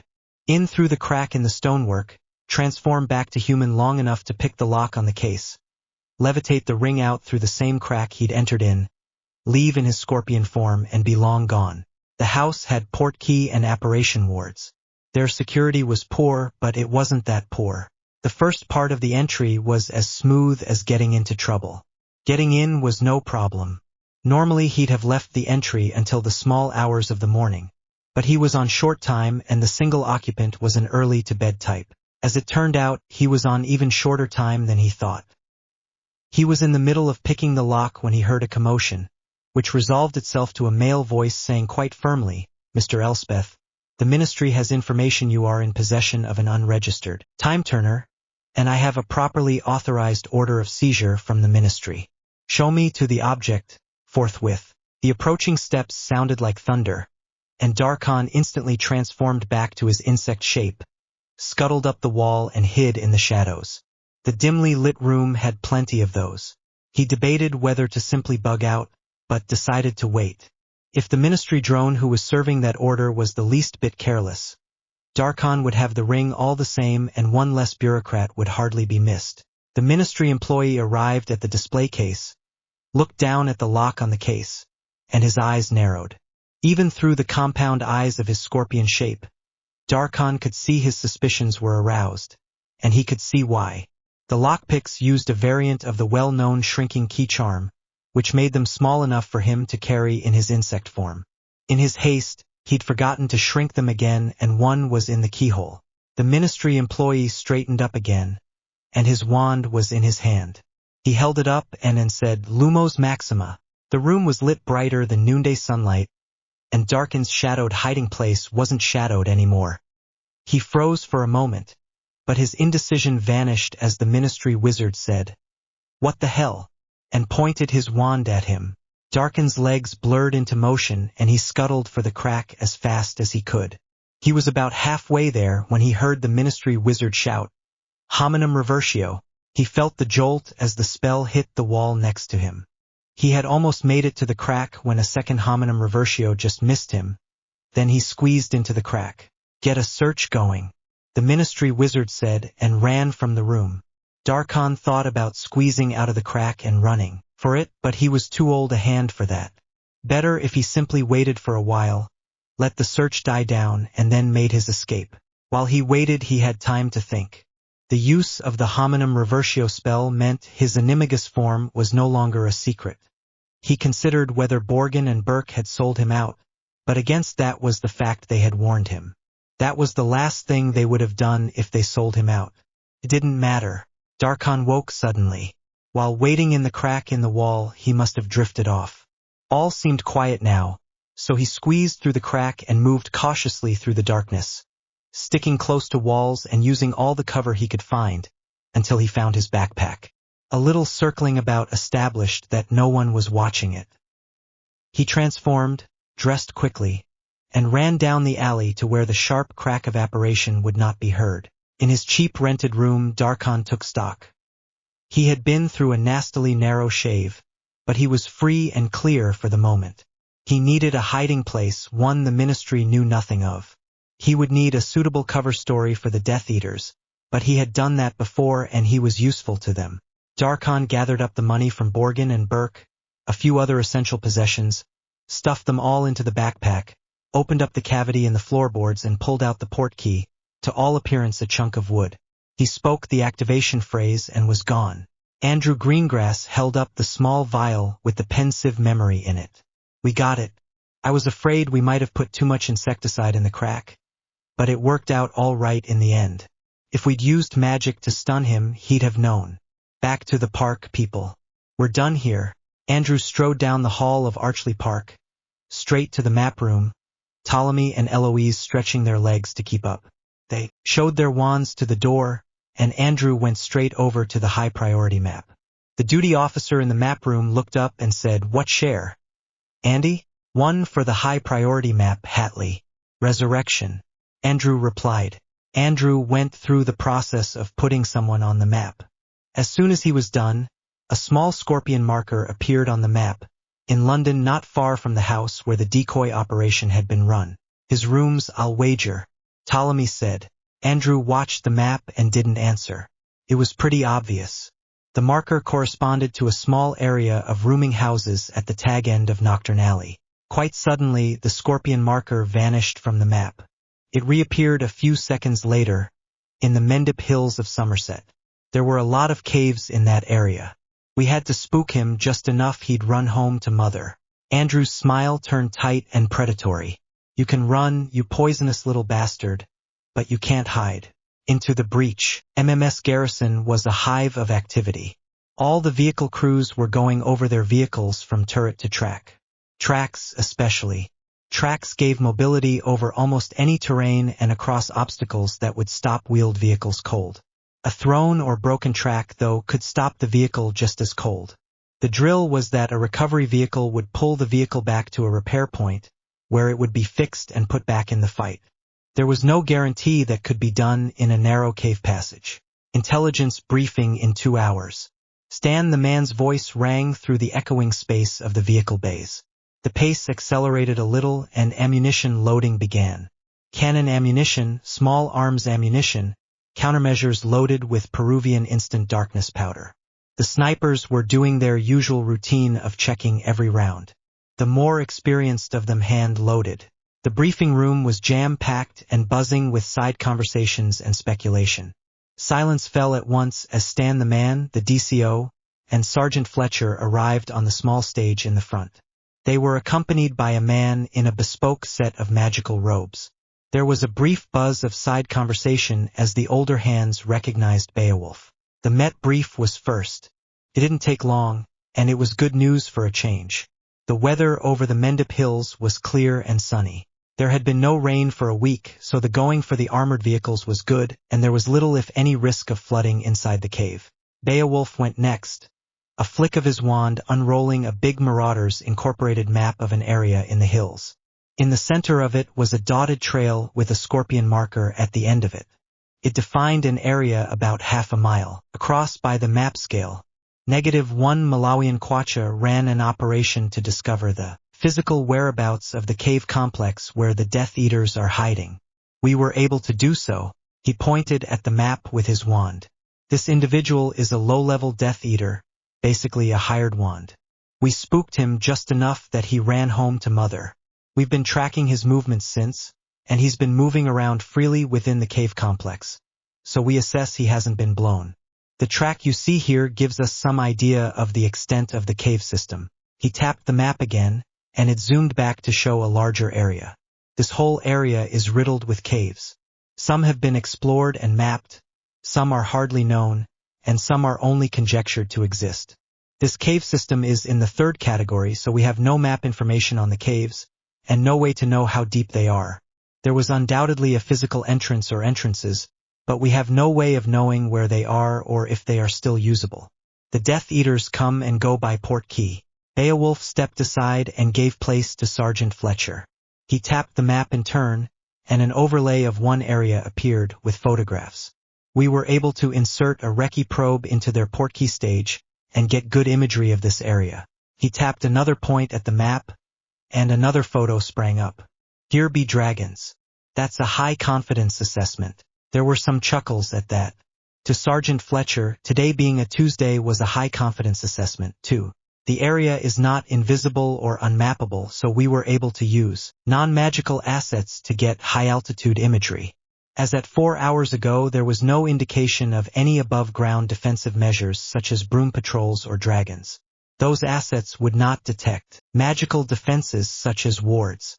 We've looked at technological methods of mapping this cave, but we've come up empty on that. Ground-penetrating radar has depth limitations. There has been some work on doing it from orbit, but that's at the stage of Boffin's writing papers. The recommended method, therefore, is to drill in and insert a recce probe. He flicked his wand, and an image appeared in front of the map. This is an improved version of the PP9 recce probe, which we have designated PP9 and March 4th. That got some more chuckles. They turned serious as Sergeant Fletcher continued. The estimate is 15 Death Eaters, possibly more. They will all have the necklace bomb curse on them. Taking them out at a distance is highly recommended. In addition, you should look sharp for suicide runs. At least some of them are likely to be ideologically committed, and if they have nothing to lose they might as well have company on the way out the door. The recommended entry point for the recce probe is here. Fletcher tapped a spot on the map. We know it's a good-sized chamber. He traced on the map a string of scorpion markers. We also know it's a less trafficked area. He was only there the once, unlike the other areas he was in. It might be used for storage or simply disused. He turned toward the audience, looking serious. That does not rule out potential traps or defenses. The serious look was mirrored on the faces of the officers and men in the audience. Major Lee turned to the map and tapped it with his wand. A whole new set of markings slid across the map. Phase 1. Reconnaissance. The air element will deploy first and conduct a threat search in the area. Covert using disillusionment. Check for wards, patrols, dragons, and any signs of physical entrances. Lieutenant Ashland took notes in his field notebook. He glanced around at the air element. O group on completion. Major Lee turned his head to Sergeant Fletcher. When we get the all clear from air element, the intelligence section will deploy for the recce probe insertion. Lee turned his attention to Ashland. If you run into something you can't handle, pull back and we go to plan B. He turned back to the audience. Phase 2. Entry. Once we have a good site, we excavate an entrance for the vehicles. Z Troop will lead, deploy for fire support, X and Y troops will follow. Phase 3. Assault. After that, fire and movement. We assault the complex and clear it. The new tactical doctrine is in effect. Use magic to minimize ammunition expenditure. Use silencio and light discipline until contact is made, after which all bets are off. We move in 2 hours. Good luck and good hunting. Harry, Evan, and Hermione arrived on the improvised portkey stage, identified themselves to the guards, then looked around to see the layout. A small tent stood under an oak tree with a sign CP. Evan led the way to the door. The guard at the entrance grinned briefly. Beowulf, just like old times. Pebbles. That it is. The man in? Evan replied. That he is. All the players on the pitch. Pebbles waved them on in through the tent flap. Harry ducked in through the flap, smelling dust and canvas heated by the sun, hearing the sounds of purposeful activity and clipped businesslike conversation. The CP was much larger inside than out. A large table held an array of comms runes, labeled with the names of the vehicles. The operators were ready, under the gimlet eye of their sergeant. Sergeant Fletcher was set up with Marauder's maps and the controls for PP9 3/4. A large blank parchment was stretched on a frame next to it. Sirius, Hermione said happily.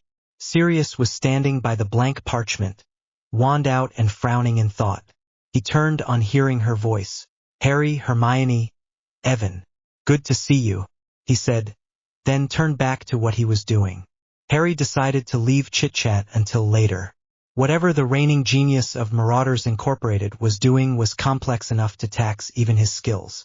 The man was in the center of the command post, his tall figure in the center where he could see everything. Sir Harry, Beowulf, Miss Granger.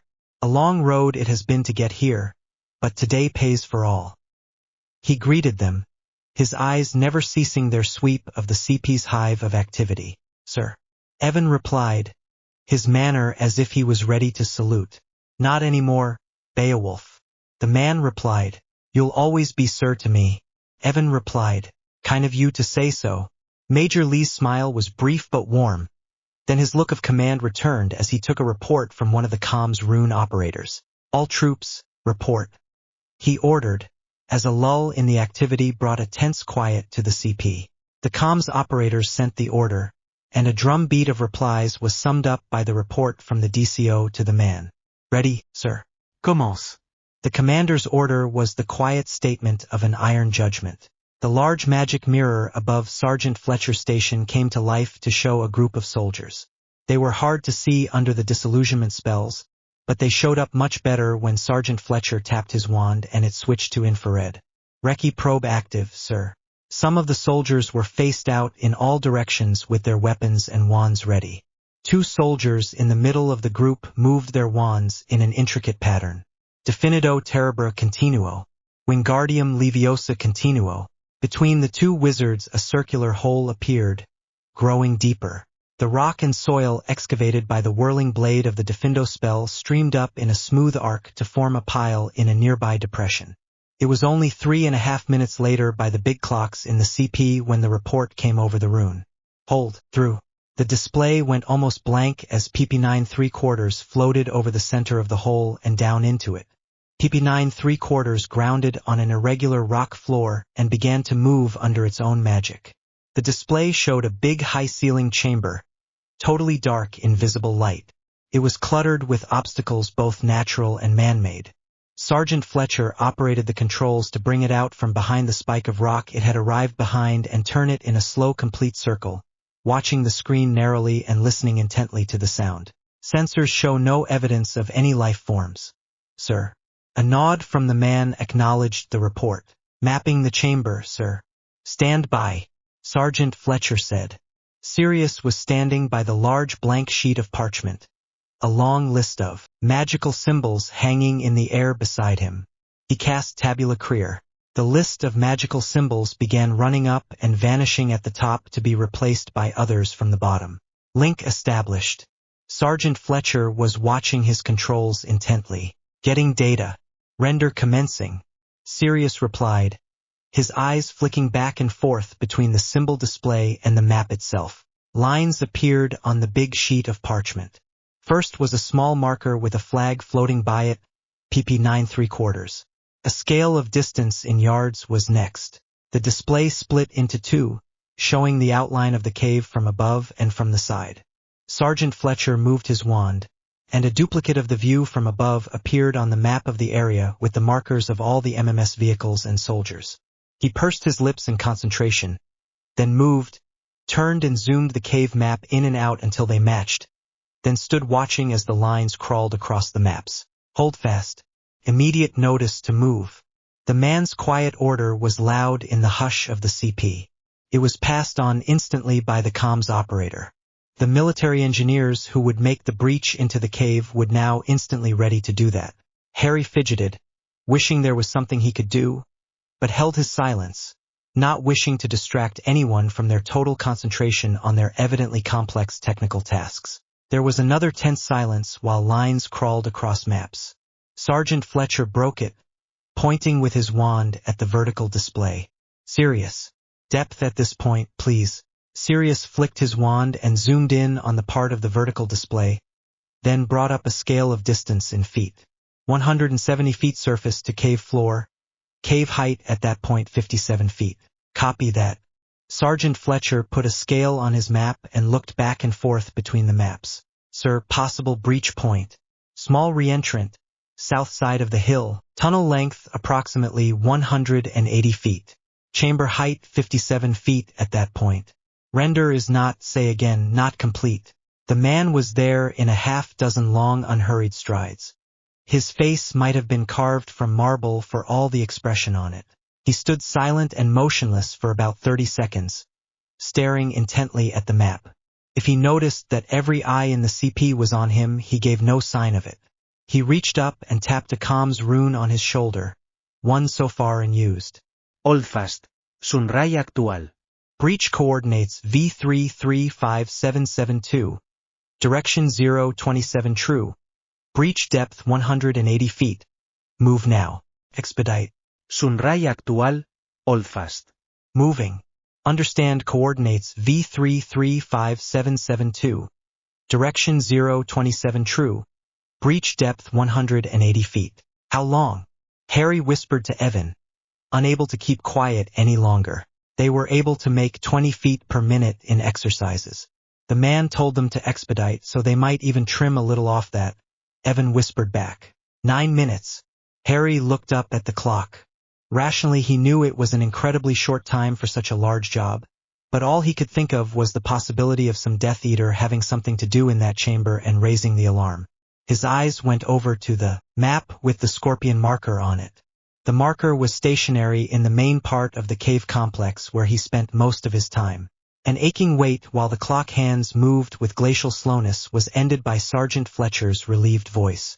Confirmed. Breach. The gray image on the magic showed a semicircular hole in the cave wall where seconds before there had been none.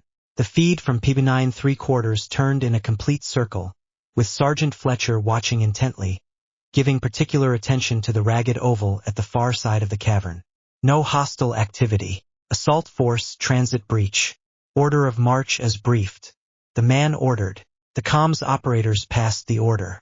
A minute or two later Harry saw the armored bow and cannon barrel of the first fighting vehicle through the tunnel.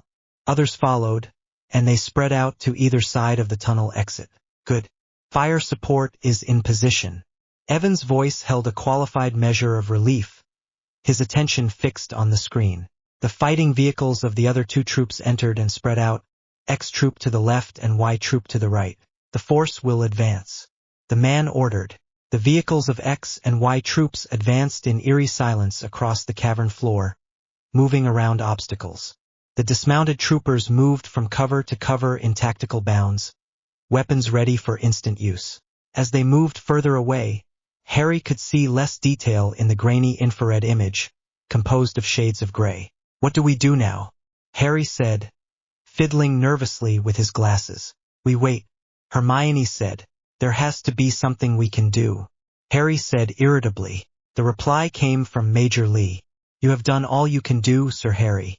The information and intelligence you gathered have brought us here, with the element of surprise on a battlefield of our choosing. I should be down there, not standing here with my thumb inserted.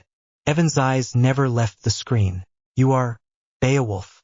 Major Lee's eyes were on the screens and maps, watching the progress of the MMS across the cavern. At Evan's astonished look, he smiled briefly. The tactical doctrine you designed and proved out is down there.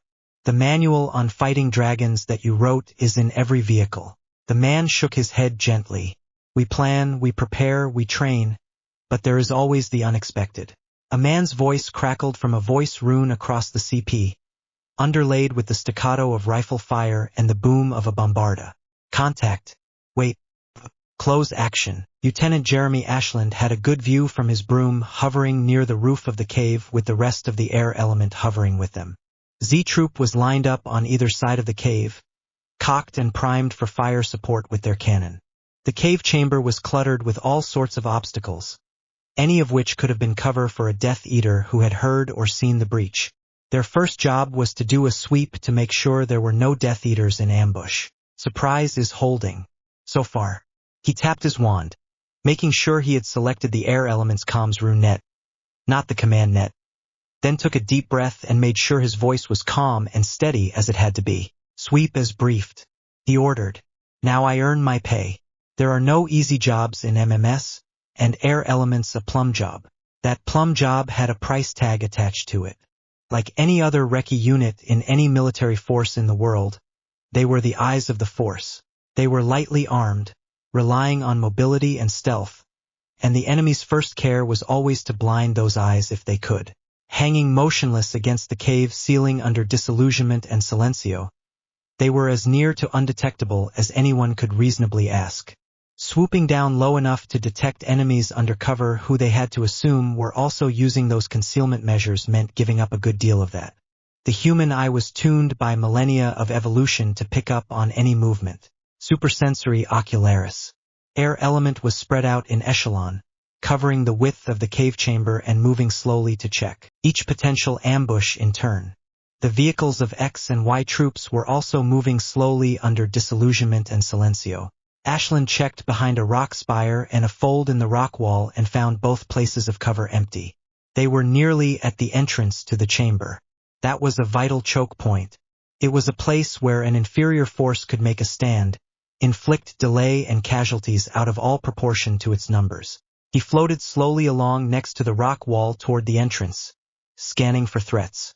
If they could take it and secure it before surprise was lost, they would be a long step toward taking down this terrorist's lair. What's that? Jeremy saw a faint glow in the entrance, throwing a shadow that resolved itself into the shape of a man on foot. Likely, more than one by the way the shadow fell. He goosed his broom a little and readied his wand. If he could take them down quickly and quietly with a stupefy, then they might yet seize the choke point unopposed. He tapped the air element comms rune with his wand and whispered, "Activity at the entrance." It was likely enough that his people had already seen that and were moving to intercept, but it was better to be sure. The glow emerged into the cave from the entrance and Jeremy could see it was 3 men, one of them holding up his wand, which was glowing with a Lumos spell. Lumos Maxima. The Death Eater holding up his wand cast again, and the light from it suddenly flashed incredibly brighter. What the hell? One of them shouted, drawing his wand and pointing it, not at Jeremy but at where one of his men was likely to be. Jeremy cast a stupefy at him, but the range was long and the 3 of them were scattering to cover. Engage! Jeremy shouted, using Sonorous. The boom of a Bombarda Maxima echoed through the cave. Jeremy saw with a flicker of relief that it had detonated against the cave roof, and so had missed whoever of his men it was cast at. The spell was answered by automatic rifle fire from 3 places, and the troopers of the air element flicked into visibility, aiming wands and rifles down at the 3 Death Eaters. Jeremy had his own job to do. He flicked his wand to the command net. Contact. Wait. That was enough to tell the commander what he needed to know. In the far future of a couple of minutes from now, when this firefight was ended, he would be able to fill in more of the details. The Death Eater who had cast the Bombarda Maxima had taken a few seconds to do so before taking cover, and he paid for that as a storm of rifle fire chewed up him and the stone floor around him. He went down hard and the light from his wand snuffed out instantly. Instantly there was a blast of flame from where he had gone down that reached almost to the ceiling, then slowly died away. A second tower of flame erupted right beside the first, flinging another harsh glare through the cave, and it too died away again. Darkness fell again in the cave. Balloons gone up for fair. Cannon. Call for fire. 3 illumination rounds, spreading left. The darkness endured for a handful of seconds. Then there was a triple crack of cannon fire and 3 star-bright objects sprang into existence up against the roof of the chamber. Jeremy blinked hard and held up his hand to shade his eyes against the sudden glare of light from them. Jeremy saw a flicker of movement as someone ran back toward the entrance, pursued by rifle fire. He made it back into the entrance. There was no third blast of fiend fire, so if the Death Eater was wounded it could not be seriously. The grinding of treads on the stone floor and the roar of engines hit his ears like a blow as the MMS flung concealment aside. Clouds of dust and dirt exploded around the cave entrance as dismounted troopers sprinted toward the cave entrance. With surprise gone, speed was what mattered now. The soldiers of the MMS were using the tried and true tactics of fire and movement to achieve that speed and ensure that any Death Eaters at or near that entrance would be well motivated to keep their heads down. The Beowulf Doctrine. Magic doesn't have an ammunition allowance. Jeremy snapped on the air element's net. Rifles. Overwatch. The soldiers on the ground, moving from cover to cover for the assault, would need someone up high with a good field of view and fire to engage anyone with the hardihood to show himself to fight back under the storm of magic that had just hit them. That was their job. Jeremy watched the entrance closely, looking for any flicker of movement as the dust and dirt of the bombardas settled again. There was a hint of movement in the entrance, perhaps only a shadow cast by the harsh and pitiless illumination of the illumination rounds from the cannon, imbued with a powerful Lumos Maxima charm. Jeremy's men, and at least some of the troopers on the ground, saw it as well. They reacted instantly, and a storm of rifle fire fell on the entrance. Jeremy waited tensely, but there was no third blast of fiend fire. Jeremy frowned, then shook his head. Evil doesn't mean stupid. It was quite possible the Death Eater had simply bugged out, as better men than he would have done without shame at facing such odds. The lead elements of the ground assault reached the cave entrance, and Jeremy snapped, "Hold fire, say again hold fire." On the air element net. Friendly fire was an ever-present concern in any firefight, and doubly so in a hot dirty fight in a sack like this. Boom! Boom! Bombarda explosions thundered through the cavern, and dust and dirt erupted from the entrance. Beowulf strikes again. Normal non-magical soldiers carried a strictly limited number of grenades, very useful in ensuring enemies and booby traps were neutralized. Bombarda did that just as well and had no ammo limits. Training mattered here, too. The soldiers of the MMS could use that spell with a measured precision that no ordinary wizard could even approach, which minimized the risk of bringing down a chunk of the cave roof on them. Close in. Prepare to transit breach. Jeremy and his men all knew the plan. The assault force would secure the breach, and as soon as they did, air element would head through into the next chamber and recce it for threats. Jeremy didn't need to look at the map that -1 Malawian Kwacha had brought them, showing the movements of the Death Eater they had tagged like a songbird. He had it in his memory. The wall between the 2 chambers was relatively thin, and the chamber beyond a large one. By the looks, the Death Eater had wandered around in the dark until he found the entrance, so they had a good idea of the shape of the wall in that area. Jeremy watched as the soldiers at the entrance formed a line against the wall of the cave in the order they would go into the entrance, the stack as it was known. There was a momentary lull in the noise of battle while they did so. It was broken by the boom of a bombarda, followed by a shout of Defindo Maxima, Defindo Maxima. Jeremy realized it didn't come from his side of the entrance. He watched as 2 thin slashes appeared in the stone over the entrance, and he had just time to think. Evil doesn't mean gutless, either. The leading soldiers in the stack fired into the entrance, but that didn't stop whoever on the other side was casting the spells, and more thin crisscross slashes appeared in the stone of the wall above the tunnel. A voice he couldn't identify shouted, "Clear the breach! Clear the breach!" The stack unraveled as the soldiers next to the wall realized the danger and pulled back. The collapse of the tunnel seemed to happen in slow motion, huge chunks of stone slowly collapsing down into the tunnel and out into the chamber itself, throwing out dust and debris until the whole heap of shattered stone ground slowly to a halt. Medic! Medic! Not all of the soldiers in the stack had got away from the wall in time. The designated ambulance vehicle came up and slammed to a halt, and casualties started being loaded into it. It didn't have the traditional red cross on it, or any distinctive markings at all. That would just have made it a target for the Death Eaters. No plan survives contact with the enemy. This one's dead. The man will take it from here. Jeremy hit the rune for the command net and started his report to the commander. He took a couple of minutes at that, compressing what he'd seen to the needed facts. When it was done and acknowledged, he glanced at his watch. The firefight and its aftermath had taken just 17 minutes. It only seemed like hours. The command post was now mobile in the commander's vehicle.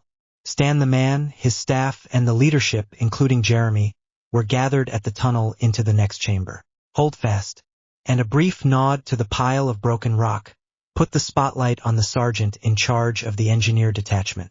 The breach is filled with recent rubble, certainly unstable and difficult to remove. Clearing the way for the vehicles would take an hour, perhaps more. The engineer sergeant pointed with his wand at the rock above the pile of rubble, showing zigzag cracks and cuts from the Death Eater's Defindo spells. The rock above the breach is compromised, and might well have to be braced. That would take longer. Recommendation? The man looked up at the heap of fractured stone and the cracked and cut stone above it with narrowed eyes. Jeremy could follow the man's train of thought, and it wasn't a pleasant one. Hours to clear the breach and make it safe for the vehicles to transit. Hours for the Death Eaters to get their act together. Hours for them to set booby traps, prepare an ambush, or both. Recce and prep a site for a new breach. Take less time and it will give us a breach that's trustworthy. The engineer sergeant replied. Approved. Make it so. Expedite. The man dismissed him with a gesture to get started on that urgent job, where every minute counted. Jeremy felt a surge of relief. With luck, the Death Eaters would be focused on the original breach and would be caught on the back foot. Like the chicken in the joke, they would not know which way to point their peckers. Eyes. Be prepared to transit the breach and conduct a tactical recce. The man ordered, turning his attention to Jeremy. Sir. Jeremy replied. I have my nickname. Not much planning needed here. He glanced up at the heap of broken rock as several chunks of rock rolled down to the floor. Sergeant Fletcher.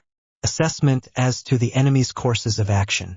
Some of them may panic and try to run for it. Few, if any.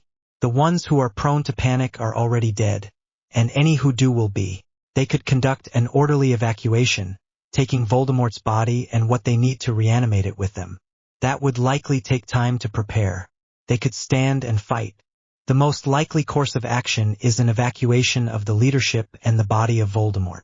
The expendable low-level wands will be sent against us to buy time in all cases. The unknown is how close to being resurrected Voldemort is, and thus whether he would be a factor in the tactical situation.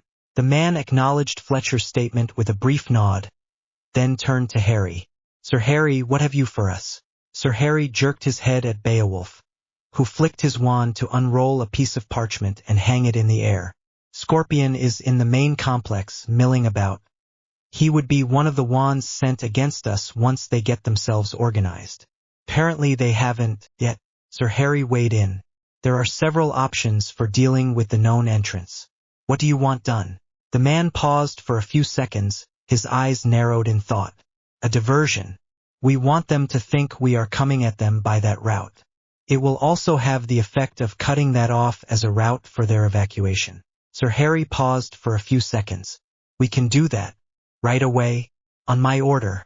It needs to be coordinated. The man said at once.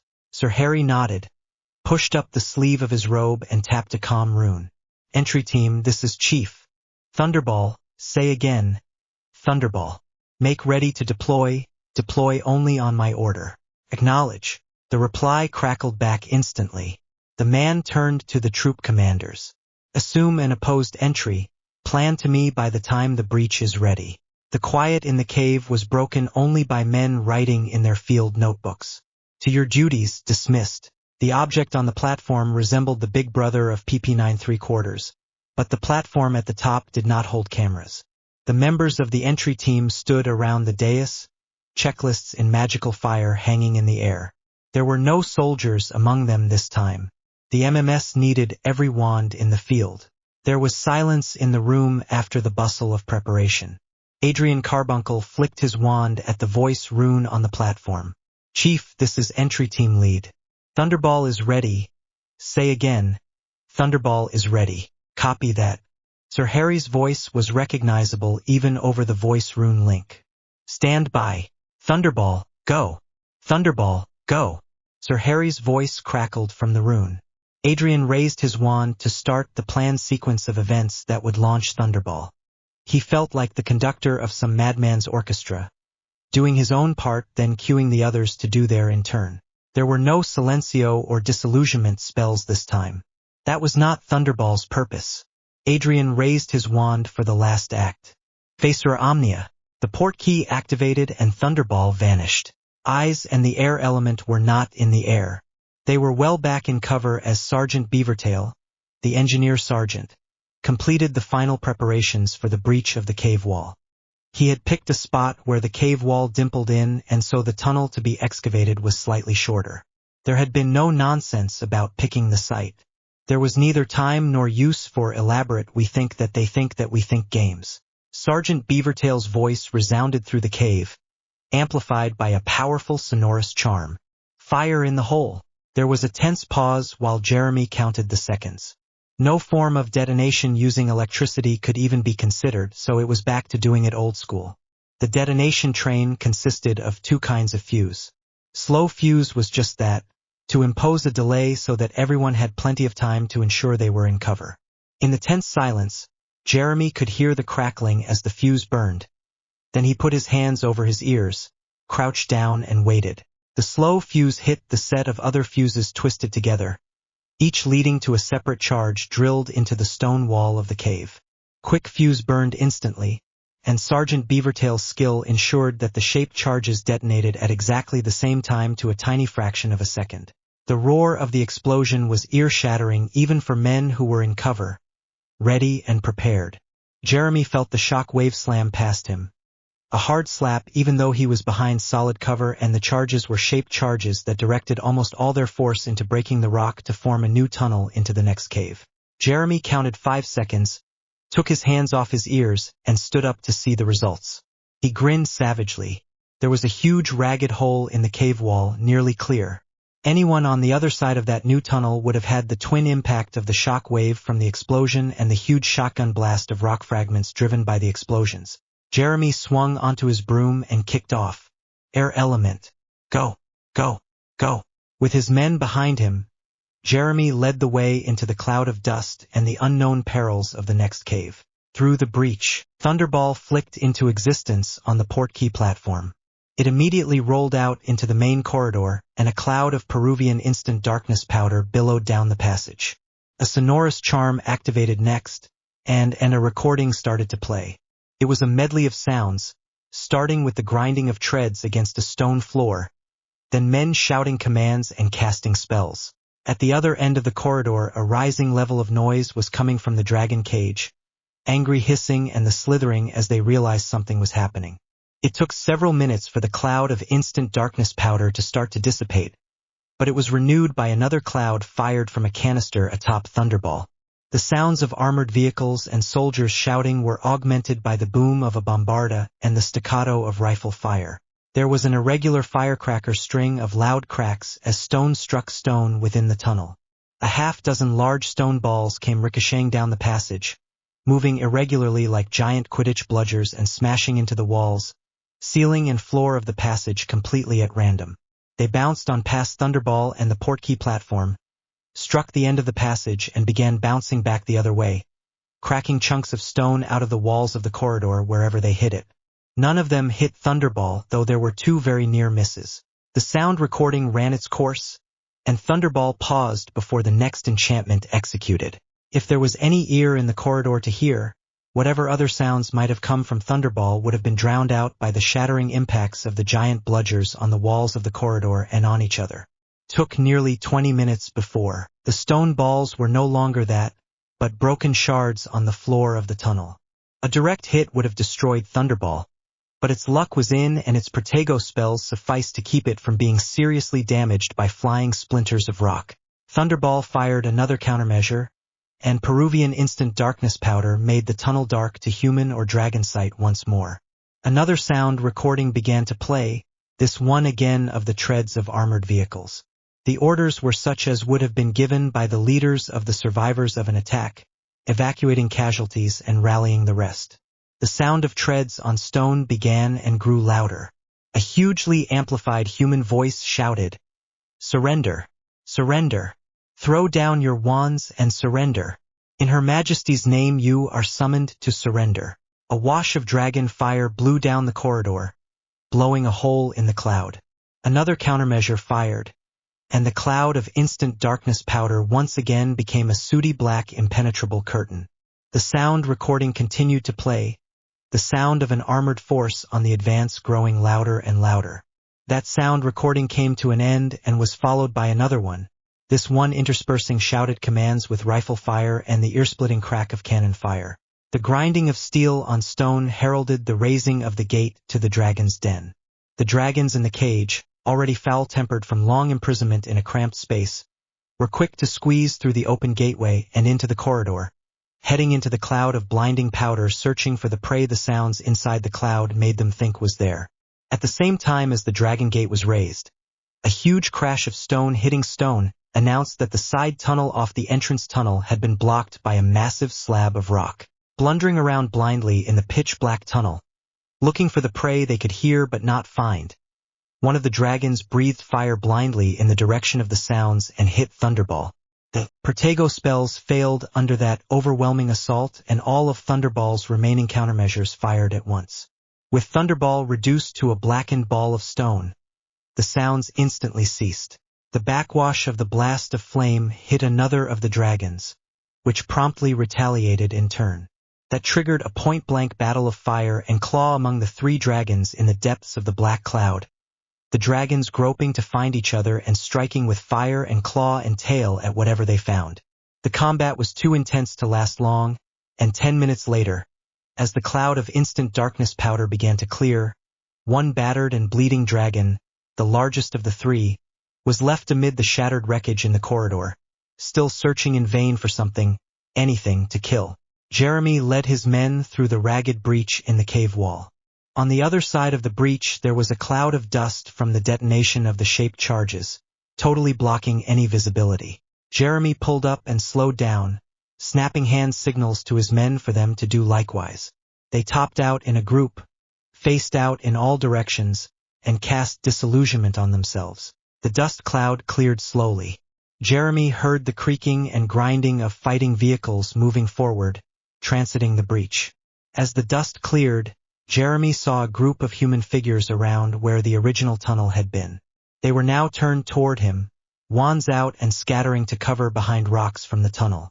Jeremy tensed to order a dive down onto the Death Eaters, but the attention of the Death Eaters stayed at ground level, drawn by the noise of the armored fighting vehicles.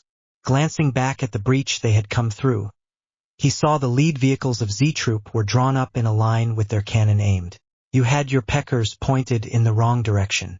Jeremy grinned wolfishly and tapped the comms rune. Cannon. Call for fire. 3 illumination rounds, spreading left. The triple crack of cannon fire was followed by a blaze of light from 3 objects hanging below the cave roof. The Death Eaters, startled, stared up at the illumination rounds with their hands held up against the sudden glare of light. Venalitium, nothing happened immediately after Jeremy's cast, and he tapped the comms rune. Cannon. Call for fire. Marker set. Target personnel. Fire for effect. A thin needle of green light shot up from among the Death Eaters where they crouched behind rocks and waited for a target for their wands. CRAICK. CRAICK. CRAICK. The bursts of 30mm cannon fire were so close together they were a single hammer of sound. A ripple of explosions ran across the area around the marker, clearly visible in the pitiless glare of the illumination rounds still hanging up next to the cave ceiling. A storm of shrapnel and stone fragments erupted across the whole area, punctuated by flares of fiendfire exploding out of the cloud of dust and smoke. Jeremy counted quickly and saw 5. It would be easy to believe that nothing would have been able to survive that storm of steel and high explosives. Jeremy hit the comms rune. Cannon. Repeat. Another storm of cannon fire slammed into the same area, and another flare of fiend fire erupted. Cannon. Conducting BDA. Acknowledge. Over. Jeremy said. Copy. Understand air element conducting BDA. Cannon's voice was the one on the rune. Having ensured against the threat of blue on blue, Jeremy snapped a hand signal and the air element swept down toward the target area. Wands and rifles ready for instant use and supersensory charms cast. They crisscrossed the area slowly, but found nothing. Jeremy topped out over the target area. Check for squirters, he ordered, his alertness unabated. The rest of the air element dropped down low and swept around the target area, looking for any evidence that any Death Eaters with more brains than the others had up stick and run for it. A steady string of reports came up negative. Jeremy tapped his wand for the command net. Target destroyed. No esquirters. Not very fair at all. Which means all concerned did it right. There are two causes of fair fights: poor planning and insufficient intelligence. Jeremy looked out across the cave where it faded into darkness beyond the pool of light from illumination rounds, waiting for the orders for the next phase of the operation. The line of armored vehicles swept slowly across the cavern in the harsh light of the illumination rounds, with the 5-man air element hovering above them watching for the least sign of a threat. Jeremy's mood remained grimly watchful. They had taken out the expendable rearguard, that was all. Eyes. Recce the far wall. The unmistakable voice of the man crackled across the command net. Understand, Recce the far wall. Jeremy replied. He had been expecting something like this. They knew about one passage into this chamber from the Scorpion's movements. It did not follow that was all of them. Hand signals sent them sweeping ahead of the main force. Jeremy thought about calling an illumination chute, but decided not to. There was enough light to see by, and there were very few illumination rounds. They were hard to make. They swept along the far wall of the cave, with weapons and wands in readiness. Sunray, this is Eyes. Now at tunnel entrance. Negative enemy presence. Negative other passages. Over. Sunray. Copy that. Hold in overwatch position. Eyes, understand, hold in overwatch position. Jeremy replied and passed the order on by hand signals. They settled down to wait as the advance continued. He did not take it amiss that the advance was by tactical bounds, with the slow pace that dictated. His people had done an honest job, but no one was infallible. When the main force reached the tunnel entrance, with cannon scimitars aiming their cannon at the entrance, the command from the man came across the net. "O group, command vehicle, now." Jeremy gathered with the rest of the leadership at the man's command vehicle. There were decisions to be made, and he didn't envy the man any of them. The entrance to the main area of the cave complex, where the Scorpion had spent most of his time, was too small for the vehicles, and excavating it to be large enough would take time they could ill spare. Nor was there any guarantee that it opened up into a larger chamber. Ordering the assault into an area they had little intelligence on was the quick option, but the risks there were high. Against that, it gave the terrorists as little time as possible to use a bolt hole if they had one. The man thought of something Jeremy hadn't. "Sergeant Fletcher, can we put PP9 3/4 in?" "Yes, sir." "High risk of losing it, though. They'll be on the alert. It would take us some time to set up for a full render of the area. Basic imagery that we could do right away. Basic imagery will do. Losing it is an acceptable risk. Set up for that forthwith." The man ordered. It was not long later that all was as ready as it could be. The stacks were set up and ready to go on either side of the tunnel entrance. PP934 was ready to go, with the magic mirror in the command vehicle showing what its camera did. As the probe rolled into the tunnel, at first the screen showed nothing but darkness. But then a dim glow showed ahead and grew brighter as the probe rolled on down the narrow passageway. As they watched, PP9 3/4 arrived at AT Junction and did a complete circle. The passages to the left and right were both narrow with low ceilings, about enough for 3 people to walk abreast. The stone walls and floor were smooth. The man looked up at the Scorpion map, then said, "Left." Sergeant Fletcher sent it rolling down the left-hand passageway in the flickering light of the magical flames at long intervals along the passage. The passage bent around to the right, and when PP9 3/4 rolled around the corner it came face to face with a man. Evidently a wizard, he had a wand in his hand. He was roughly dressed, in a worn jacket and jeans, with the stump of a cigar clenched in his teeth and a cloth cap set askew atop his scarred, unshaven face. They watched as his face showed shock and alarm. Then his wand came up and the image feed went blank. "Lost contact, sir," Sergeant Fletcher reported. "Copy that. Dismounted assault, go, go, go." The man ordered, hunting the scorpion, back to rolling in the stack with the PBI. Corporal Hartlestone groused from his position in the stack right behind Jeremy. The poor bloody infantry got around in a cramped, noisy steel box and walked the rest of the way. The air element had a much better deal. Jeremy could pick and choose from volunteers for the 5 places on the team. Jeremy didn't bother saying anything. His attention was on the breach, and people dealt with the stress of waiting in their own ways. Grousing was just one of those, and noise discipline was one with Nineveh and Tyre. Dismounted assault. Go, go, go. The stack began to roll. Jeremy and the air element were third in the stack. The first group had the left tunnel, the second the right-hand one. They would back up the left or right group depending on who needed it, which was ultimately Jeremy's call. It would have been nice to have a detailed plan for taking down the rest of the complex. That idea had gone up in smoke along with PP9 March 4th. The tunnel walls were smooth, worn that way by water in limestone. From somewhere up ahead, he heard a rattle of rifle fire, followed by the crackling roar of fiend fire. Contact. Jeremy tried to place where the sound of combat was coming from, but couldn't. The cave's acoustics were just too deceptive. They moved on up the tunnel, minding their footing on the damp floor with enough pebbles to trip you up if you weren't careful. A twisted ankle could put a man out of the fight just as thoroughly as fiend fire. They made it to the T-junction without incident, and Jeremy held up a hand to signal stop, while he made the call as to which way they should go.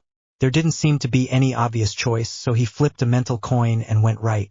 If they had just been a reserve, they could have hung out here waiting to be called on. But they weren't. Now the initial foothold had been established. The next phase of his orders came into effect. They had a job to do. They moved down the tunnel, weapons ready, with the last man covering their rear, ready to cast a Protego and engage any threat with his SA-80. The tunnel opened up into a good-sized room, shaped like a bubble with an irregular floor covered with variously sized smooth pebbles. "Another leg-breaking do," Hartlestone observed. The ex-troop section had arrived ahead of them, and were set up to hold the room against any counterattack by the Death Eaters. The 2 exits, one to the left and one to the right, were both covered by Minimi light machine gunners. The room was lit brightly. An object imbued with a Lumos Maxima spell was stuck to the roof. "Room clear?" Jeremy asked the big hard-faced man in charge at the entrance. Sergeant Crusher had proved out the concept of the air element, but had gone back to his old job when Jeremy had taken over. "It's clear." Sergeant Crusher jerked his head under the helmet. "Lord only bloody knows what's down those rabbit holes, though." Jeremy gathered his people to one side for a quick O-group. He took the Marauder's map out of his leg pocket and unrolled it. He wished, once again, like every other soldier in MMS, they could use undetectable extension charms to carry everything with 0 weight. It had been trialed. The problem there was that sufficient damage to the container destroyed the charm, and you lost everything in the container into some magical limbo. You didn't get it back. Sufficient damage wasn't a lot by the standards of soldiers. You carried what you needed on your back and belt, just as soldiers had done all the way back to the Roman legions. "All right, people, we got this job wished on us and we've got it to do." The map showed the location of the scorpion and the location of them, and that was about all. He hadn't moved around very much in the last half hour or so. Jeremy was tasked with hunting the scorpion and finding him. Sergeant Fletcher's assessment was that the scorpion was useful enough to invite it along, or tricky enough to invite himself along, on any evacuation. Finding him was a good shot at locating a bolt hole if the villains had one. Jeremy oriented the map to the chamber they were in as best he could, looked down at it and made his decision. "All right, we're going down the left-hand tunnel. We'll do it quiet, under silencio, and using Supersensory Ultrarubrum." Supersensory Ultrarubrum was a new spell, rather tricky to use, that had come out of the experience of Operation Beowulf. It allowed you to see by infrared light just like a dragon. Jeremy had pushed and argued to get his men to the front of the line for the training to use it. He was glad he'd taken the trouble.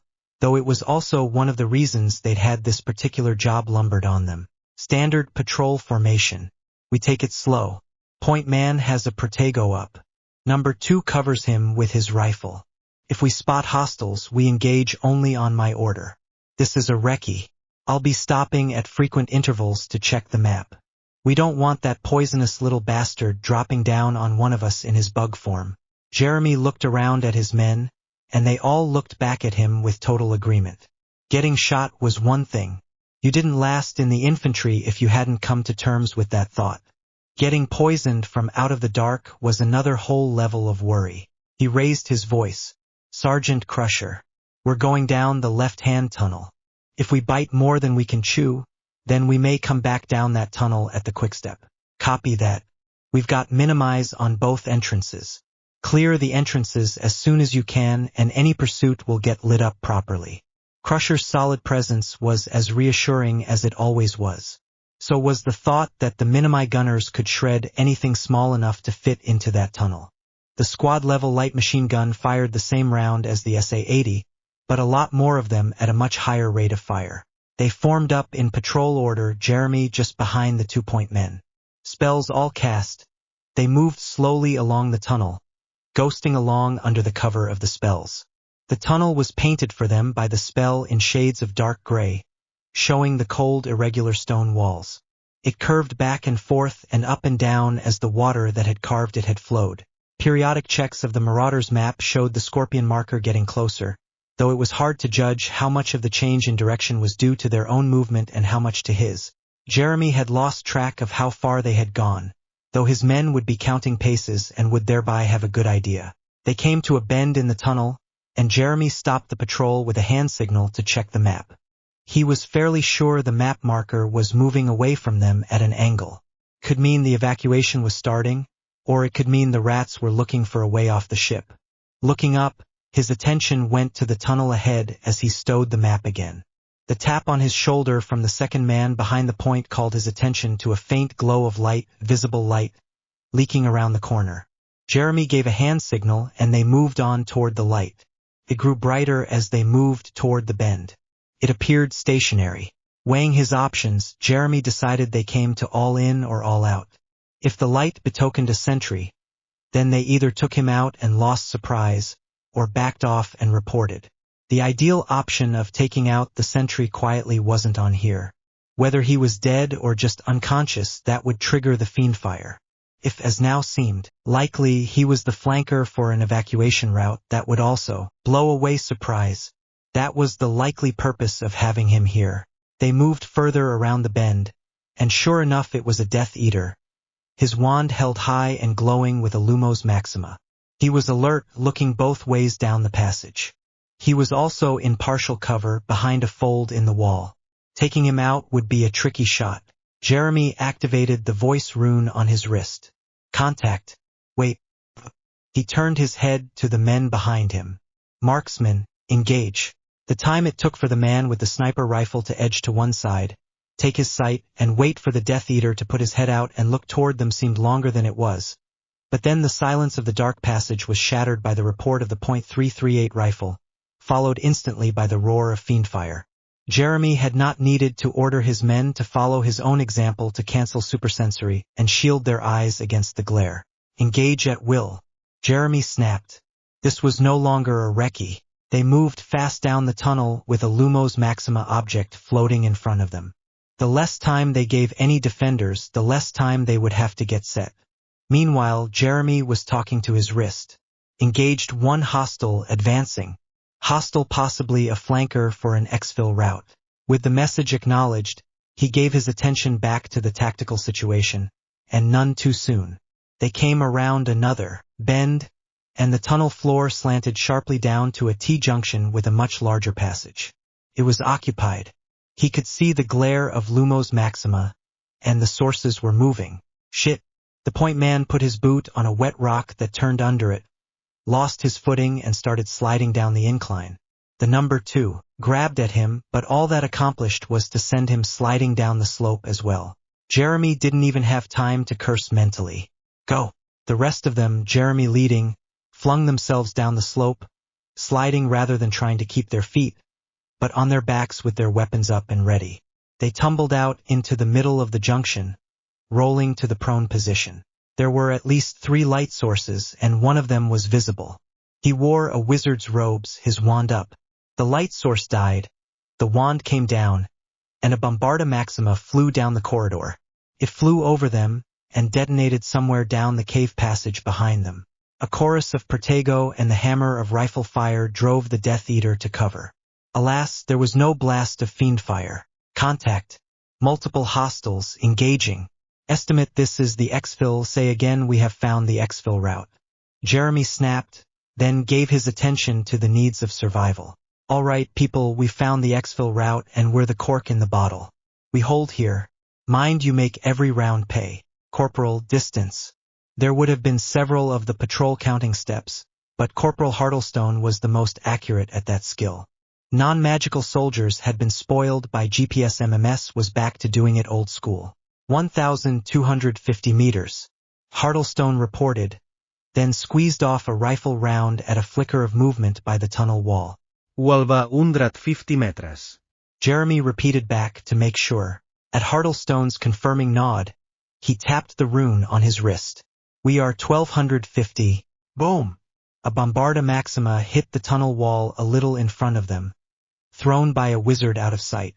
We are 1,250 meters down the tunnel. Say again, 1.2 clicks down the tunnel. He waited tensely for the acknowledgement, then grinned savagely. Contact reports out. We'll have people coming to join the party shortly. Jeremy glanced up at the tunnel roof. It seemed solid enough. Build a strong point. A chorus of Defindo Maxima was followed by the smash of slabs of stone, cut out of the tunnel wall, hitting the floor in front of them. Jeremy surveyed the result. Not perfect, but one hell of a lot better than nothing. Chunks of stone had broken off the end of one of the slabs, and there was a gap between the slabs instead of the ideal of them overlapping to give complete cover. It would do, and now they could hold their position and wait.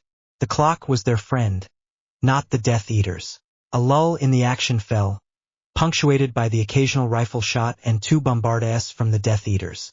Jeremy had time to pull out the Marauder's map and unroll it on the floor beside him.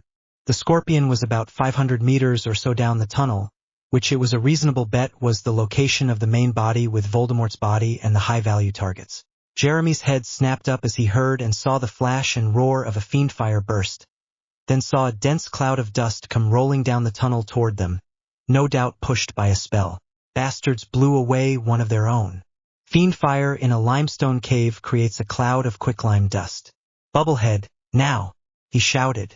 Magic did solve a lot of problems. The Bubblehead charm removed the requirement for the awkward bulk of a gas mask, and it was quicker to cast when every second counted. Ghostly shapes in the dust cloud told Jeremy that the Death Eaters were trying a rush under the cover of the cloud of quicklime dust. The roar of full automatic fire slammed down the passageway. Jeremy's rifle right along with the rest. Ammunition conservation might be a concern in the far future of 30 seconds or so, if they were still alive. 2 more explosions of fiendfire made the dust cloud thicker, to the point where Jeremy could hardly see his hand in front of his face through the blurry surface of the Bubblehead charm. His rifle magazine empty, Jeremy was about to reload when he heard boots coming toward him at the run. He dropped his rifle, snatched his sidearm out, stuck his hand out over the slab of rock he was sheltering behind and pumped off 3 rounds rapid in the blind. He was dimly aware that the dust cloud was settling. Then the pain in his arm vanished. He looked around to see the meta-wizard casting first aid spells. With the pain and shock held at bay, he could think more or less coherently again. He looked around the position, and his face turned bleak. Not one of the rest of his men was unhurt, and the tattered, dusty jacket over. Corporal Hartlestone's prone figure said clearer than words that he was beyond any meta-wizard's help. The reports grained into them by training did nothing to lighten his bleak mood. They had burned through almost all of their rifle ammo, and Private Arkenstone's wand had been smashed. The slabs of rock they were in cover behind were eroded, cracked and broken by the fury of the fiendfire. There wasn't much of a chance they could stand off another rush. Still, that attack had cost the Death Eaters, too. They had bought some time. Hopefully it would be enough. God bloody knows it cost enough. He'd been a bloody fool rushing in with his few men. He could see that now. He heard a scuffle of sound up ahead where the Death Eaters were, and his face wrinkled into a snarl. Guess it wasn't enough after all. He was just raising his pistol after awkwardly drawing it wrong-handed when he heard running footsteps behind him, and someone dropped down prone beside him. His head snapped around. Then he gave a huge sigh of relief. It was Sergeant Crusher. Busy time of it, I see. What have you got?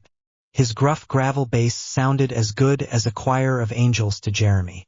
They blew up one of their own, then pushed the cloud of quicklime down on us to cover a rush. Don't know how many, couldn't see in the dust. Jeremy said mechanically, that's nasty. Good to know. You're relieved we've got this, Crusher said, then raised his voice to a parade ground pitch. Medic, fiendfire burncase, stat. Minimi set up on the left, heavy machine gun on the right. Corporal, get to cutting rock and build a strong point fit to take fiendfire. Anyone sees a cloud of dust you call gas, gas, gas, and we all bubble up. Sergeant, Jeremy's attempt at a protest was cut off by someone casting mobilicorpus behind him. Crusher got up to a kneeling posture. You got it done, sir. If not for you, they'd have got away on us. Now they're in the nutcracker. We'll give their balls a squeeze for you, depend on it. Jeremy found himself floating face up back down the passage they'd come by, until he arrived at what had to be the casualty clearing station. A CMT sliced away the charred remains of his sleeve, checked his vitals, and brushed the white dust off his face. What's that? He said brusquely. Jeremy coughed a couple of times, then gasped. Quicklime. The CMT raised his hand to get the doctor's attention while casting. Bubblehead oxygenous with the other. 3rd degree fiendfire. 5% of body, right arm, quicklime inhalation. The CMT shouted across the crowded, noisy space. The reply was instant. Stabilize and transport to St. Mungo's. The CMT waved his wand and cast anesthesia, and that was the last Jeremy remembered. Closing the file, Sir Harry Potter, Beowulf, and Major Lee walked down the tunnel toward where the battle had been fought. The smooth water-worn limestone of the walls changed abruptly at the guard post. Sirs, you'll need to cast a bubblehead before you go any further. The whole area has quicklime dust all over. The officer in charge was a Lieutenant Harry didn't know, with a wisp of blonde mustache and blue eyes under his helmet. Sir. His greeting was clearly directed at Major Lee. How goes it? The man replied, quiet here so far. The word was passed that Scorpion isn't accounted for yet, though. When possible, it would be good to have that map. The left-hand tunnel is the one you want, sir, but you'll want to watch your step. The footing is a bit tricky. The lieutenant remained alert with his head on a swivel during the conversation. The soldiers manning the strong point, composed of slabs of stone cut out of the wall, were also focused on their assigned arcs of fire. The lieutenant jerked his helmeted head toward a group of soldiers by the entrance. Corporal. Escort duty. The corporal picked 4 men, and they all picked up their weapons, zipped up their armor vests, and headed over toward the 3 of them. Is that really necessary? Harry said, feeling a little guilty.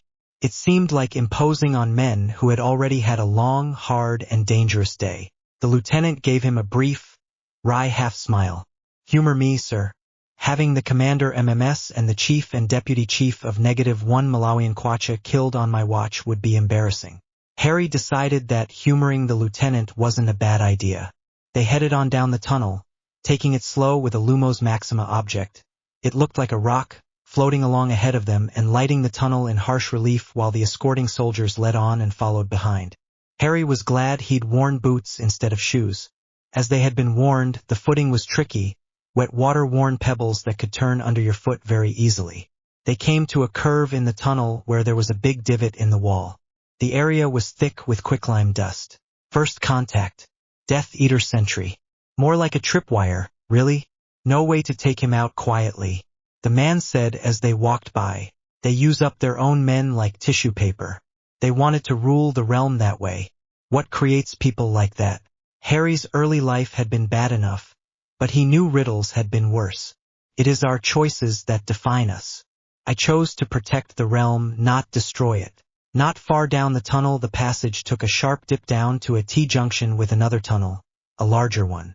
Harry was sure that in past times it had been a small waterfall. A rope had been rigged down one side to act as a guideline. They went down one by one, picking their way carefully. Harry stopped short when they came to the bottom, taking in the scene before him. The floor was thick with white dust, which puffed up in small clouds as they walked up the tunnel toward the strong point. There were actually two of them. The one nearest them was relatively small and evidently thrown together very hastily. There were divots in the floor and walls just in front of it where Death Eaters had died.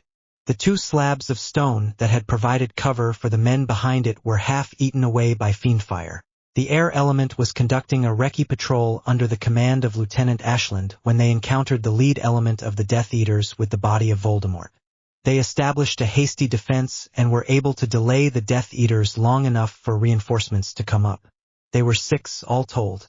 Corporal Hartlestone was killed in action, Private Jameson died in St. Mungo's, and the others were wounded. I have recommended all of them for medals. Major Lee's face and voice were somber, controlled. Harry looked around at the section of the tunnel and tried to imagine that brutal close quarters fight in the depths of a cloud of poisonous dust. Merlin's long flowing white beard, and I thought playing tag with a dragon was hard. The second strong point was further down the tunnel, much more heavily built and heavily defended with both guns and men. They were passed through a narrow gap in the heavy slabs of stone. There had been fighting here, too. The front of the strong point was scorched and there were chunks of rock scattered around the stone floor, and more quicklime dust. At the end, the remaining Death Eaters panicked and tried to make a run for it, but they were too late. The passage was blocked in both directions. None of them survived. Major Lee spoke in the same somber, controlled voice. The end of all this at last, Harry said, then looked around at the evidence of the battle that had been fought here. At what cost? I started all this. These soldiers were here because of the information I gathered. Could I have done better? Could I have saved their lives if I had been quicker, cleverer? Down the tunnel and around a bend there was an open area, a wide spot in the tunnel. In the center of it there was a stretcher with, on it, the body of a man. He was covered only by a sheet of cloth. Even from a distance Harry knew that face, and it filled him with cold loathing. The head looked like something from a horror movie, split by red seams extending all across it. Standing over him was a clerkly-looking man in dark robes. Sirs, if you'll stand back, please. I'll let you know when I've made safe. Harry recognized Adrian Carbuncle, and he was more than willing to obey that request. Major Lee and Evan were of the same mind and they backed off and waited. Carbuncle was surrounded by sheets of writing hanging in the air, with symbols rolling up them. After a few minutes, Carbuncle dispelled the sheets and sheathed his wand. Made safe. They walked over to stand over the body. What did you find? Harry asked of Carbuncle. This is confirmed as the body of Tom Marvolo Riddle. Compared to his followers, there were few traps on him. He had a portkey implanted on him, which has been disarmed and removed. His tattoo did not have Cruciatus imbued in it like the others. It was keyed to the other tattoos, but it was an activation charm. Well done, Mr. Carbuncle. It was very necessary to ensure we had the right body, and not some sort of fake or red herring. Harry looked down at Riddle's dead face. Another thought came to him. What could the Department of Mysteries learn from examining Riddle's body? At the end of the day, that decision comes to me. I can't just whip out my wand, though. Harry was dead sure that Croaker was going to want to go over that body. He was going to weigh that risk very carefully before he acceded to any such request. Really, Sir Harry, the effects of the Resurrection Stone and the Elixir of Life. They were, I'm sure, used on Riddle rather extensively. I'm not a meta-wizard, but there was evidence of healing, mostly in the head. He pointed his wand at the red seams across Riddle's head, looking like the seams on Frankenstein's monster. Thank you, Mr. Carbuncle. Did you find anything else? Harry asked. Yes, I did, Sir Harry. He picked up a small box from the side of the platform, such as might hold a ring or a piece of jewelry. The container had a fiendfire trap on it. That trap would have been triggered if the container had been removed from a certain very short distance from the body of Voldemort. It would also have been triggered by any attempt to remove the contents. It has been made safe. He tapped the box with his wand, and it opened up. This is the resurrection stone. Harry looked down at the small black stone that had likely cost many more lives than it had ever saved. What surprises are in you? It is a fundamental principle of magic that the dead cannot be brought back to life, and from all we have seen the stone breaks that principle or appears to. The first law of magic. Tamper with the deepest mysteries, the source of life, the essence of self only if prepared for consequences of the most extreme and dangerous kind.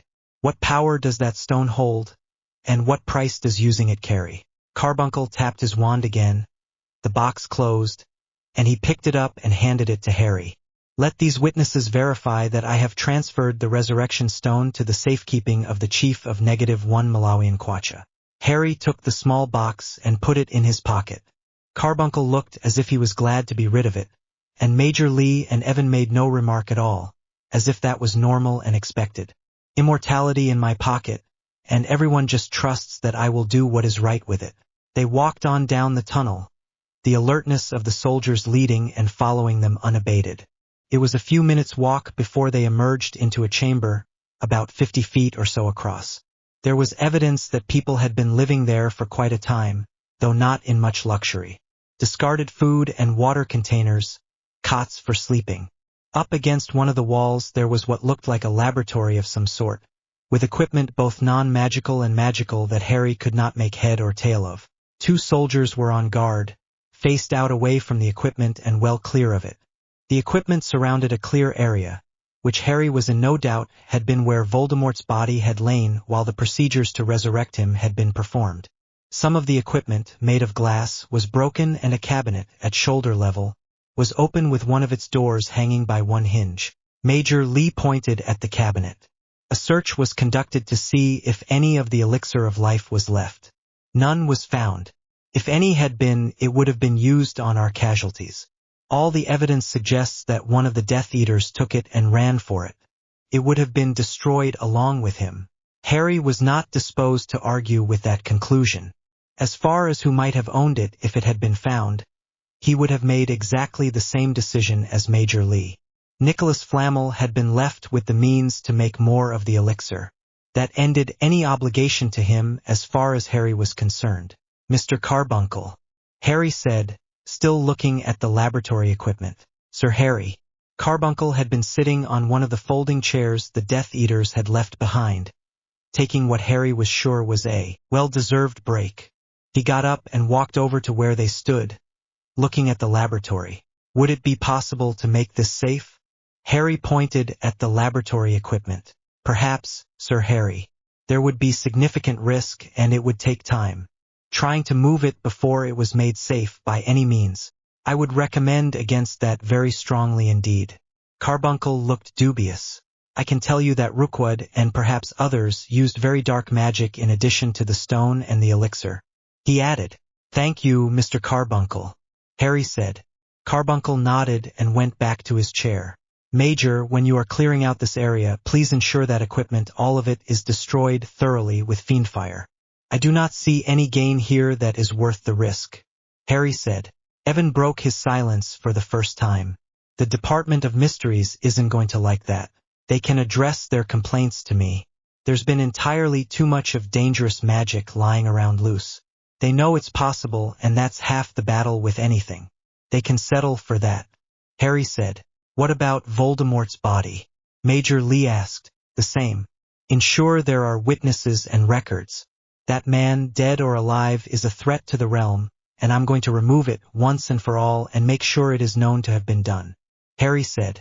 It was just 2 hours from the time when Major Lee gave the order to when an entire group of people was standing around Voldemort's body at a safe distance. Major Lee looked long at the body, then turned to Harry. By all odds, Sir Harry, you have by far the longest history with this thing. Would you like to do the honors?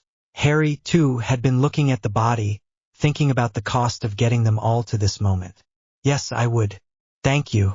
Harry bared his teeth, raised his wand, and shouted fiendfire. This meeting of the Select Oversight Committee of the Wizengamot is now in session. Minister Bones stated. Harry was seated at the end of the table, with the half-dozen members of the Wizengamot looking down at him. Has the oath of secrecy been administered to all participants in this meeting? Yes, it has. Minister Bones' voice left no room for doubt. That oath of secrecy was tied directly to the ancient magic of the realm, just like the oath of fealty to the sovereign.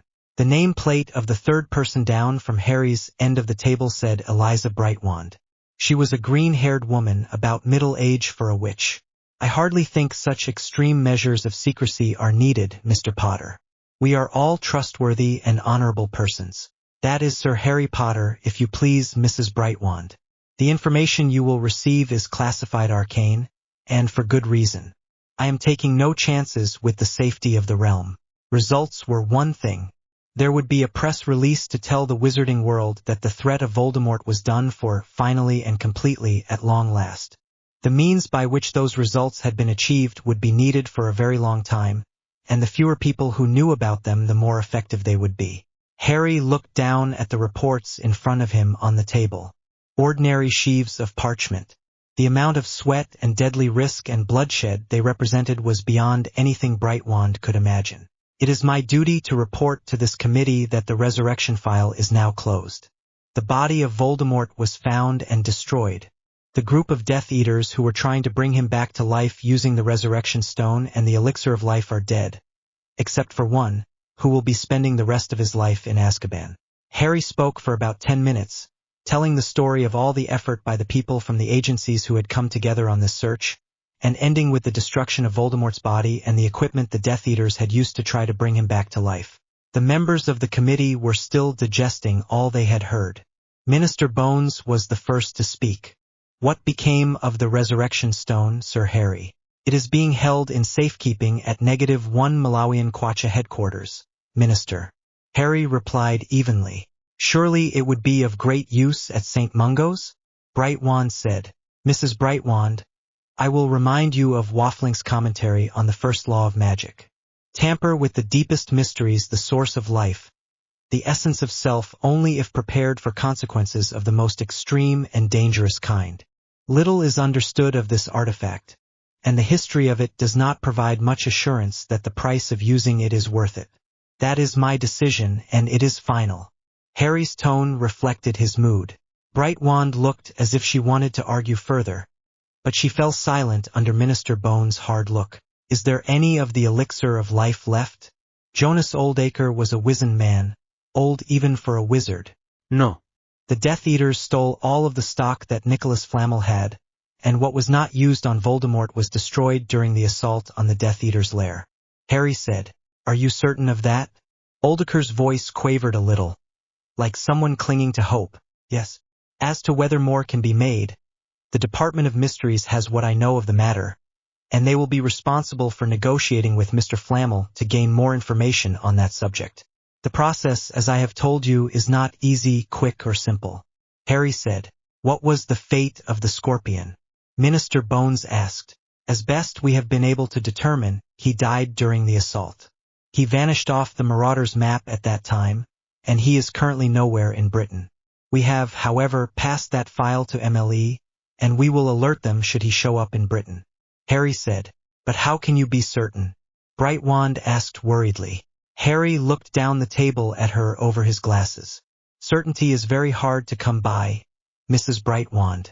We do the best we can. There was a knock on the door of the committee room, and Evan came in. He walked straight over to Harry and handed him a folded sheet of parchment.